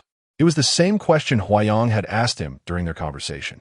Turning around, he saw a person sitting on a short sofa, facing away from him, with white hair and dressed in light gray linen. The voice earlier seemed to have come from this old man. If unnecessary, do not increase entities. Strip away all the superfluous, leaving only the most core, simplest entity, the energy that inspires people to solve problems, helping those in distress and pain to regain their youthful hearts. While answering the words Huayang had said before, Xiaotian walked towards the speaker. Wanted to see who it was. Very good, you remember. This means you have understood and accepted this concept, the old man said. Xiaotian stood in front of him. The old man's face was full of wrinkles, yet his eyes still sparkled with wisdom, looking at him with a gentle smile. Huayang, is that you? Xiaotian asked in disbelief. It is me, the me in your heart. You are the program of an intelligent robot? No, I am the me in your heart. This is how I am in your heart. I don't understand. Why am I seeing you? Are you here to tell me something? Xiaotian still felt cautious. His professional sensitivity made it hard for him to trust the person and things that had never appeared before. Of course, everything you want to know, I will tell you. Chapter 18. Hypnosis in a Maze, Bro. What should we do next? In Huayang's dream maze, Huaming pondered this question. They couldn't just stay here forever. This was definitely not a place to settle. Huaming thought of Xiaotan, Helen, Chengyin, and the others, all still trapped in the dream realm. Uncertain of what might happen in reality, he began to feel a bit anxious. The person who connected us to the dream must think we have some value, but we still haven't figured out their specific intentions, Huayang said, sitting calmly in a chair. So, you mean we need to figure it out first? How we do that here? You just said you don't even know how you enter the dream. Do you not remember anything before entering the dream? I can't remember anything at all, Huaming replied, pacing on the lawn, looking at the lush green grass, evenly distributed. He stepped down hard, and soon the grass returned to its original state. Curious, he crouched down and dug a bit, as if checking whether it was real grass. You can't be so bored as to check the authenticity of the grass, right? Huayang chuckled. I actually do. When faced with something suspicious, I instinctively want to verify it. And the result? There's no result yet. It looks real, but there's no mud, and I can't pull it out. Do you know why? Huaming thought for a moment, perhaps not really thinking seriously. No idea. Because this is the fixed place. Nothing can change here unless my consciousness changes. All right, you are in control of your own space. Huayang smiled, and Huaming looked up at the mirrors standing around them, seemingly semi-transparent, allowing them to see the outside world while also reflecting their appearances. He walked over and touched one, only to find it empty. Huaming was astonished. What is going on here? This is the psychological boundary. It exists in reality but cannot be touched. Then can that person who is chasing you see this place and enter it? Don't worry. It's precisely this unchanging center and the ever-changing boundary around it that prevent external invasions. As Huayang spoke, the surrounding glass and colorful doors moved randomly, changing their original shapes. Undoubtedly, he was casting a spell. This really seems to be the best defense system, Huaming marveled. It's not just for defense. It's also to affirm one's own position. Without this place, our consciousness would always be drifting. But many people can't find the center. That's because they haven't found the right method. Is the method you mentioned your calculation method? There are many methods, such as Zen meditation, hypnosis, and so on. My calculation method cannot be used directly in reality because reality cannot establish formulas that fully match mathematical logic and symbolic logic concerning psychological and conscious states. This is because brain waves and conscious energy do not follow linear logic under dreamlike thinking. They're filled with infinitely variable and hard-to-determine factors. The operational formulas will also change with the variables, making it incredibly complex and only usable in dreams to accurately capture these variables, establish corresponding operational formulas, and then derive the corresponding constructions and images from the results of the formulas. Isn't the uncertainty of dreamlike thinking similar to quantum uncertainty? Even more complex, in dreamlike consciousness. Every thought can have multiple states. After determining each choice, there can also be multiple states. The subtlety is that reality cannot accurately predict these states. They can only be observed in dreams. Furthermore, the observations can only be determined by the consciousness of the person involved, not by other observers. For example, when you walk in a dream, others connected to your dream also see you walking, but you might not realize it's a dream, or you might be aware of it. At this moment, you are in a superposition state, but in these two states, your consciousness is not singular. There are multiple scenarios. If you don't realize it's a dream, your choices are still varied. You can act unconsciously and illogically, or follow a certain thought with partial logic, or totally logical according to your thoughts when awake. If you realize it's a dream, you'll also have multiple options. Continue walking in the dream, stop, or make other choices like flying, running, or even intentionally waking yourself up. In every conscious or unconscious state, whether aware it's a dream or not, there are multiple overlapping states full of change which classical physics cannot compute. And quantum physics cannot compute either. Only in dreams can a certain definitive thought establish the foundational formula. Then the logical symbols formed from the generated thoughts fill in the formula, continuing to form the next formula, and so on, eventually reaching a certain answer or ideal state. Huoming thought for a moment and suddenly became excited as if he had an epiphany. Bro, your method is really very suitable for further upgrading intelligent robots. Even if it can't be fully scientific for now, it can still optimize the thinking patterns of neural networks. If intelligent robots could also understand and learn dreamlike thinking, then what are you talking about? You're still thinking about upgrading robots at a time like this. You can't deny that intelligent machines do help us understand the subconscious. I'm not denying it. I believe the dangers are greater, like what we're experiencing now. I get it. This must be the research outcome that the people controlling the dream want the most, which is why they want to save you. Huoming continued to theorize, seemingly confirming his previous suspicion. Is it you? Huayang suddenly looked sharp. What do you mean, me? Are you suspecting me? Huayang stared at him, clearly suspicious. And after a moment, his expression softened. I know your character well. If you wanted to use me, you wouldn't go around in circles. You would have denied saving my brain and connecting me to the dream from the beginning. But your mention of its usefulness for upgrading intelligent machines makes me suspicious. That's reasonable. You have a right to be suspicious. But if I could think of something useful for intelligent machines, others might think the same, and they would definitely want to obtain your research results. But I don't understand why I was connected here. Perhaps you were hypnotized to come here and steal information. That's a possibility, but after I entered the dream, I felt quite conscious. It seems like the hypnosis only erased the memories before entering the dream. But it shouldn't have instructed me to steal your information. Otherwise, why would we have been isolated before? You're making sense. If you were hypnotized, then what was the purpose of hypnotizing you? I can't figure it out either. Huoming thought of Xia Tian and Helen again, but he still didn't dare to confess to his brother. And besides, what good would it do? How could he explain that he initially came to save Helen, but suddenly forgot everything about being connected to the dream? That didn't seem to help solve their current predicament. I could try to help you regain your memory in the dream. You'll need to assist me. Can you really do that? Huoming thought this might be helpful. Yeah, come here. Huayang walked to the glass. Because he had never tried connecting with another person's consciousness in a dream before, he had never successfully helped anyone calculate accurately. But this time he could give it a try. Then, he wrote some formulas on the surface. After finishing, he said to Huoming, "Take a good look at this formula and memorize it." "What is this?"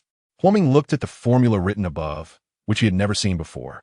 The numbers glowed unusually, seeming to twist, and there were some symbols he had never encountered, leaving him completely baffled. Huoming only needed to remember it roughly. He glanced at it and tried hard to memorize it, treating it as a picture. Then, Huayang beside him drew a line with his hand, and a reclining chair used for hypnosis appeared on the grass. Huoming sat down as instructed. Closing his eyes, he was told to answer questions. Huoming shut his eyes. What was your last memory before entering the dream? The dream-making robot laboratory. Huayang filled in a number and symbol in a position of the formula. What were you doing? Huoming thought for a moment about how to answer. Perhaps it was better to be evasive. Connecting dream experiments for clients with Chung Un. Huayang continued filling in another blank in the formula. Who were the clients? A man and a woman. Huayang filled in the formula again. Where were they after entering the dream? In the laboratory. What were they doing? The clients woke up. The clients woke up? That man and woman? Yes. Huayang paused. So, that man and woman also entered the dream? Yes. Suddenly, there was complete silence. Hua Ming felt strange and opened his eyes. At this moment, there was no one around. Brother, where are you? No one responded. Before him was only the formula on the glass. He looked closely, and suddenly the formula flashed with light, producing an image. The scene he had just described to Huayang in the laboratory with Helen and Xiatian lying on hospital beds, but it was like a silent film, with only images and no sound. The formula beside it was flashing, seemingly prompting him to fill something in. For some reason, he felt a thought flash in his mind, and he filled in a number symbol on it, not in the usual normal form, and he himself did not understand what it meant. Then, he saw on a glass screen beside him that he picked up the phone, and it seemed someone was telling him something. After that, he left the laboratory and walked into Jiang Ning's office. Jiang Ning seemed to be saying something to him. They chatted for a while, and he left the office, met Alice, said something to her, and then walked towards the laboratory. Upon returning to the laboratory, he suddenly froze. Chung and was lying on the ground, unconscious. He wanted to turn around and call for help, but suddenly something heavy struck his head, and then the scene cut off. After a while, it was him and Chung and watching Helen and Xia Tian waking up in the laboratory. Hua Ming suddenly realized that his brother might also see this scene, so he became anxious. Just as Xia Tian was about to embrace Helen, the formula beside him flashed, and he hurriedly filled in a symbol. At that moment, he woke up from the hypnosis chair. Huayang was looking at him. He glanced at the glass, and the image was gone. The formula had also disappeared. At this point, everyone was silent. Hua Ming was unsure if his brother had seen the earlier images. He stood up, but didn't dare to say anything. Huayang also remained silent. After a while, Huayang asked him, "Did you see it?" "Yes, I saw it." "I saw it too." "Brother, Helen and Xia Tian, they are the clients you mentioned, a man and a woman." Hua Ming didn't know what to say, just nodded. "I understand why you wanted to hide it from me." At this moment, Huayang's expression was filled with sadness as he turned his face away. "Are they together now?" Huayang asked softly. "Listen to me, brother. Helen fell into a coma because of you, and Xia Tian entered the dream to bring her consciousness back. But you also saw, when we woke up in the dream, Xia Tian's face changed to yours, so Helen mistook him for you." "What did you say? Xia Tian changed my face?" Huayang turned around. "Yes. Didn't you see it just now?" "No, I was watching Helen embrace Xia Tian. So strange. When we woke up, all of us saw Xia Tian's face really turn into yours." Hua Ming felt it was unbelievable. "Maybe it's because you were all hypnotized." "Brother, Helen also thought it was you, so it doesn't matter. Anyway, I'm already dead, right? In your hearts, I have long been dead." Huayang suddenly became agitated, and the surrounding space started to shake violently. Hua Ming panicked, desperately gripping Huayang's shoulders. "No, brother, calm down, calm down. This is very dangerous." "Dangerous, yes, it is very dangerous, but I am already dead." Huayang ran wildly, passing through the maze, and the entire maze disappeared, leaving Huayang nowhere to be found. The surroundings turned into a chaotic ruin, and Hua Ming suddenly felt that the situation was very bad. Chapter 19. The undercurrent in the laboratory door 02 repairs have been completed. The technician informed George in the control room. Very good. George reported the news to his superiors.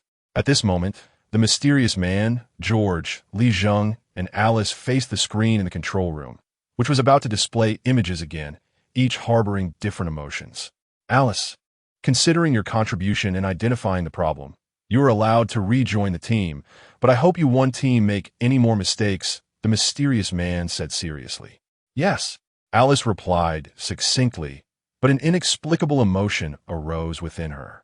She really wanted to know what Summer had experienced in the dream, and she secretly had some doubts about the organization's upcoming actions. Li Zheng glanced at her, and his own doubts began to surface as well. With Alice back in the control room, he was still worried she might not be able to control herself. Alice smiled at him, seemingly to dispel his concerns. "George, start." The split-screen content displayed on the large screen in the control room made the mysterious man feel delighted. Huayang had broken down. The screen showed him angrily walking towards an empty space surrounded by floating glass-like shards, where he was screaming while holding his head.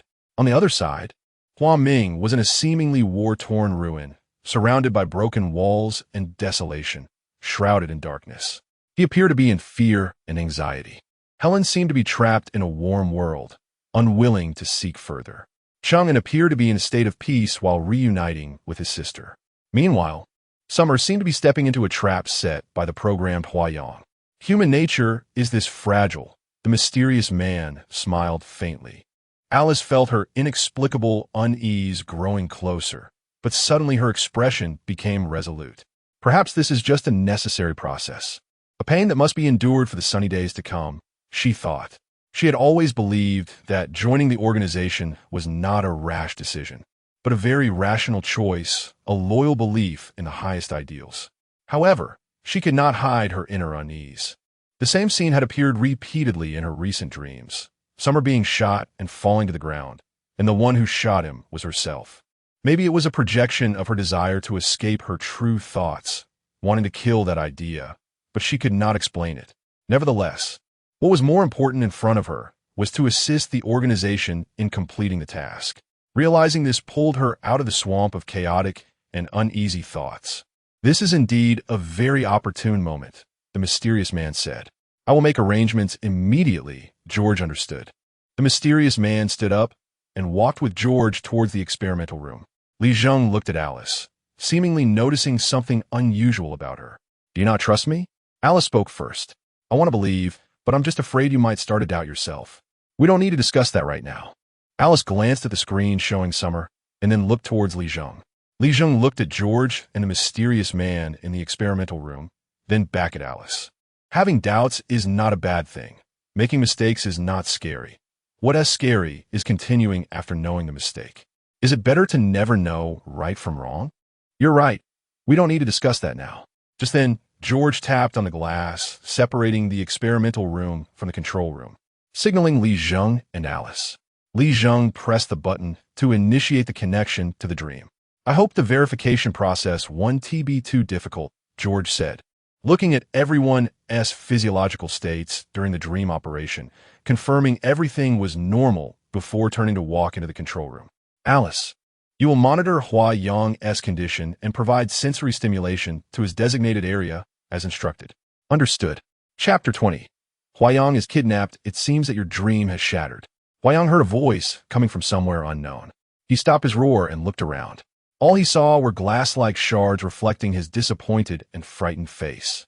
The voice came from beyond the many fragments. He could hear it, but not see the speaker. "Who are you?" Huayang became alert. "What you are obsessed with is bound to break. As a psychologist, you should understand the helplessness of life very well." This person seemed to know him well, and doubts arose in Huayang's heart. What did this person want? Huayang closed his eyes, trying to calm down. When he opened them again, the surrounding shards had transformed into thick mist, and he still couldn't see who was speaking. "Huayang, life is limited. It is meaningless to be entangled in the sorrow of loss. You saved my brain." This was not a question from Huayang. He knew that this deliberately arranged conversation was filled with a certain directionality, and the visitor must have a clear purpose. Given the current dreamlike environment, he seemed to be in a passive position. So it was quite certain that the visitor was the one who had stolen and revived his brain at the time of his body's death, or part of an organization. Talking to smart people always saves time. You realize so quickly that you are now headless. Headless was once a terrifying term meaning a corpse without a complete body. Although the current situation was indeed so, and due to advanced technology, it no longer meant what it used to. Using it here still felt oddly ironic. Why say it this way? It seemed to be an attempt to seize the initiative. Should I be thankful? Huayang replied coldly. I think your question shouldn't be this.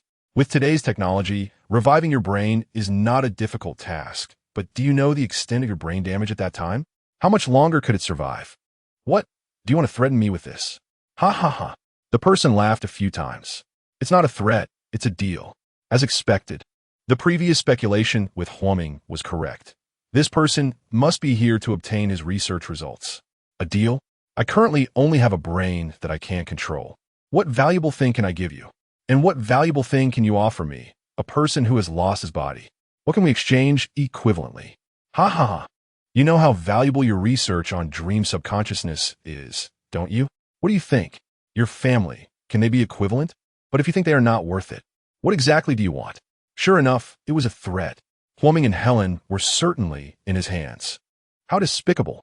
Huayang thought to himself that he had to find a way to deal with him and remain calm. Why can't you understand?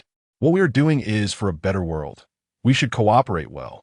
In fact, I really don't want to make it seem like we are terrorists. You are. Yangning. At this moment, the mist that had surrounded him gradually dissipated, and a figure slowly approached, becoming larger and clearer. Yangning. This elegant and extraordinary middle-aged man wore a casual suit, a smile at the corner of his mouth, and a few lines at the corners of his eyes, not showing signs of aging, but rather a mature charm, and he didn't seem evil. Is it really you? Huayang looked at him with flickering eyes. Are you sure about the images in your dream? Huayang smiled. Images in dreams are usually projections of the inner self or unexpected. Who knows? They could be traceable or completely illogical. So, do you think what you see now is traceable or completely illogical? Do you want me to guess? Why not give it a try? What will happen if I guess right? You already guessed it correctly. In your consciousness, your method is very effective. No, you're not Jiangning. But why do you borrow his image? Isn't it just to make you feel a bit more familiar? Huayang recalled the people he had contacted at the research institute. There seemed to be no familiar faces except Jiangning, and they had not come to an agreement. Jiangning had invited him and Huaming to participate in the development of intelligent robots and provide theoretical guidance. Huayang, this is a great opportunity for you to further showcase your talent. Your mentor has strongly recommended you to me. Moreover, you are conducting some in-depth research, which is a great boost to this project. I don't think our philosophies align. I'm really not interested in participating in intelligent machine development. Sorry, Huayang recalled, looking at the person in front of him. He remembered that Jiangning's hair was styled to the left, while this person's was styled to the right. Although he didn't know why this was set up, if he was not a character set by an intelligent machine, he could very well be someone deliberately trying to make Huayang identify him. But Huayang couldn't think of anyone who had a similar image, and he couldn't imagine who could be the substitute for Jiangning's familiar face. This seemed unnecessary. I've never been close to Director Jiang, and I don't feel any familiarity with you borrowing his appearance. On the contrary, I feel. Feel what? It's hard to say. Are you trying to mock me? Undignified, unprincipled, despicable, and shameless? Not enough to describe it. Ha ha ha. You know that angering me brings no good. Huayang forced a smile. Jiangning must also have been taken by you, right? What else have you guessed? The person looked at Huayang with interest. I dare not guess. Then shall I tell you? No need. What? Afraid to face the truth? Scared to know you can't defeat me? Not afraid. After all, I can't defeat you. Then what is your choice? I need to think about it. Perhaps a special sensation to make you clearer about how to choose? The person's expression shifted from a smile to something more sinister. Huayang had no idea what he would do next, but he had a clear sense of foreboding. The person made a special gesture, and suddenly, Huayang felt pain throughout his body. He spasmed in agony. This is just a level 5 sensation. What is this little pain? Want to try an upgraded version? The person said, laughing loudly. You. Huayang grimaced in pain, furrowing his brows tightly. Alice was right next to the container, holding Huayang's brain, watching the strong light emitted from his pain-sensing biological electric sensor. An unusual feeling surged in her heart.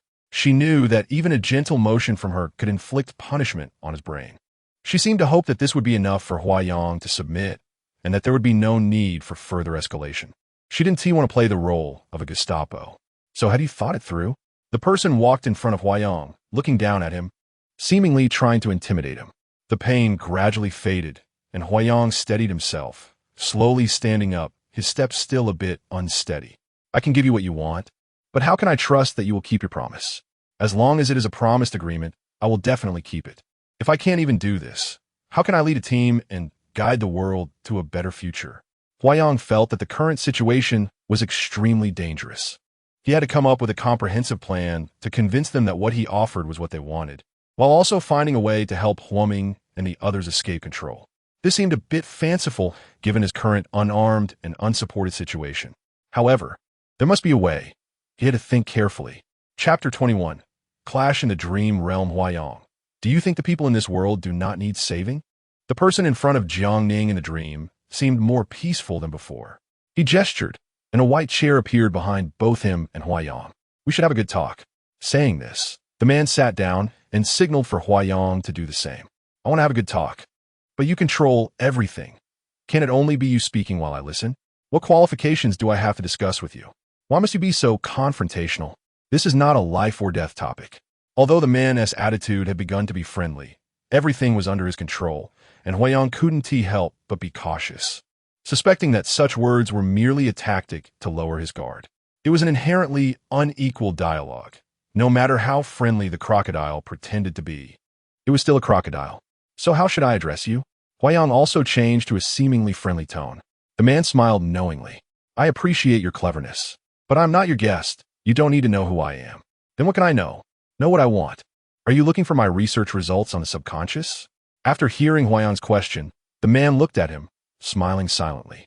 He waved his hand, and suddenly a gust of wind arose around them, swirling all the small fragments in the vicinity into the wind, enveloping them within.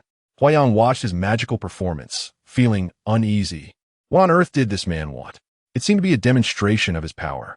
The surrounding airflow spun on the outer layer, yet they remained completely still. The man smiled and spoke. When do you think this airflow will stop? Huayang seemed to realize this was a test. It depends on your will. Of course. But you have the ability to know, don't you? Huayang understood very well that the man was testing his ability to understand other subconscious in the dream. However, no matter how much he revealed, the end result would be the same. The other party's goal was to obtain all his research results. The more he revealed, the more passive he became. At this moment, the response he should make was merely to cater to the other party's assessment of his sincerity. Since the subconscious of both parties was connected, reading psychological thoughts was easier. If not sincere, even the slightest insincerity would easily expose him. The best approach was still to counter the tactics. This ability is not important. Ability is just a tool. Useless ability is merely for amusement. Why trouble you to painstakingly accumulate it? Ha ha ha ha ha. You are quite talented. This is indeed an interesting conversation. The swirling airflow stopped, and the surroundings transformed into a picturesque lake and mountain scene, pleasant and fragrant with birdsong and flowers. In the gentle breeze, the man took a deep breath, intoxicated by the air. The world should be this beautiful, don't you think? In front of them, a beautifully carved, Zen-like Wangwali wooden table appeared, elegantly adorned with simple ceramic tea sets and a pot of fragrant pre-rain Longjing tea. Their chairs also transformed into exquisite wooden ones that matched the table. The man picked up the teapot, poured the tea, and raised his teacup, savoring the aroma of the tea. This is indeed full of elegance. Huayang also picked up his teacup, sniffed it, took a sip, and then looked meaningfully at the man in front of him. You're still quite curious about me. The man seemed to perceive his thoughts. Yes, Huayang indeed thought so. At this moment, they felt like old friends casually gathering, as if they were very familiar, as if the trivial matters of the world had nothing to do with them, and they only needed to chat and laugh. All of this seemed so pleasant on the surface, but it was clearly a trap set by the other party. Regardless of how it felt, he still had to remain vigilant. The man smiled. Your thoughts are too complicated. It's really unnecessary. Huayang also smiled. This is just the instinct of a weaker party. The stronger party naturally doesn't need complex thoughts. No matter how complicated, it has already been predetermined and is within the control range. So you don't need to have any worries, but how can I possibly have your calm attitude? So, it's hard to be a sage. The man leisurely sipped his tea. To believe one can become a sage, to pursue the realm of a sage. It's better to first learn to be an ordinary person, to become human. If one cannot even become human, it's a shame to talk about being a sage. Humanity itself is a paradox. Humans think of themselves as higher beings, possessing morals and ideals, but in reality, they cannot escape their beastly nature. Precisely because of this, becoming human itself is a difficult problem. So do you think there's a solution to this difficult problem? This is exactly what psychologists need to explore. The problem of humanity does not have an ultimate solution. There's only the release of free energy for one to explore. Ha ha! This is your consistent belief. Freedom. Ha ha! From the start, Huayang judged that this man must have beliefs different from his and Huoming's. That is why Huoming was punished.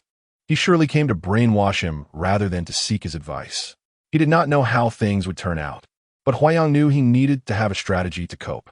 For lower-level humans, freedom is a sarcastic term. Humans need to recognize the source of their unfreedom to understand what they are, which is to have a high awareness of inevitability, and then to have a transformative approach to the objective world towards civilization, which could possibly produce human freedom. But for ignorant, numb, and bewildered people, freedom does not belong to them at all. Their freedom is merely in the realm of beasts, not human. They are even worse than beasts. They neither follow the laws of the jungle nor the laws of civilization, merely drifting individuals, surplus products of society. Then tell me, the freedom you're discussing with me, is it human freedom? In this regard, I really do not have a so-called goal of human freedom, but I know that I, as a lower creature, am also moving toward this goal. However, this goal is not set by me. It is determined by my own attributes. This is purposeless purpose. I can only think this way for now. Humans can only continually explore toward becoming a true human being, rather than setting a human goal and proving oneself as a true human by achieving it. Setting a so-called goal of human freedom is very arrogant. No one can replace the perspective of God to provide humanity with ultimate answers. The answers given are always for the needs of totalitarian rule. Huayang's words were clearly confrontational. As for how the battle would unfold next, he truly could not grasp it. After all, those who possess great ideals are often unpredictable in their madness. It is common for intelligent people to think derangedly. Intelligent people need some free time to reflect. But those foolish and ignorant people, they only have blindness. No matter how much free time you give them, it is in vain. So what do you mean? You should understand my meaning very well. Those blind people do not need any freedom. They only need a pig-like sense of happiness. Giving them freedom is a desecration of freedom. They only need to serve for the will of freedom to achieve the goal of civilization. This is the meaning of their existence. This is also the significance of psychology. Are you saying that psychology is used to rule others? The man smiled meaningfully, as if he found Huayang's question amusing. This kind of stubborn resistance was quite laughable. The role of the wise is always like this. Do you want to defy this fate? Huayang sneered. The title of wise really doesn't suit me. I'm not a strategist assisting imperial kings. If you want to use psychology to establish an empire, then you should seek someone more capable. You still fall into the common pitfall of certain people. You still cannot comprehend. Everything in this world that is used as a means serves the same purpose. Don't pretend to be high-minded. I don't think this is a form of high-mindedness. It's just that you have your view of reality and I have mine. There's no standard to measure who is right or wrong. You can maintain your progressive dominance, and I will uphold my freedom to lag behind. Have you really not considered this seriously? Are you not afraid of suffering, nor afraid of the people around you suffering? Since you believe that any means are justified, what will surrendering to you achieve? Ha ha ha.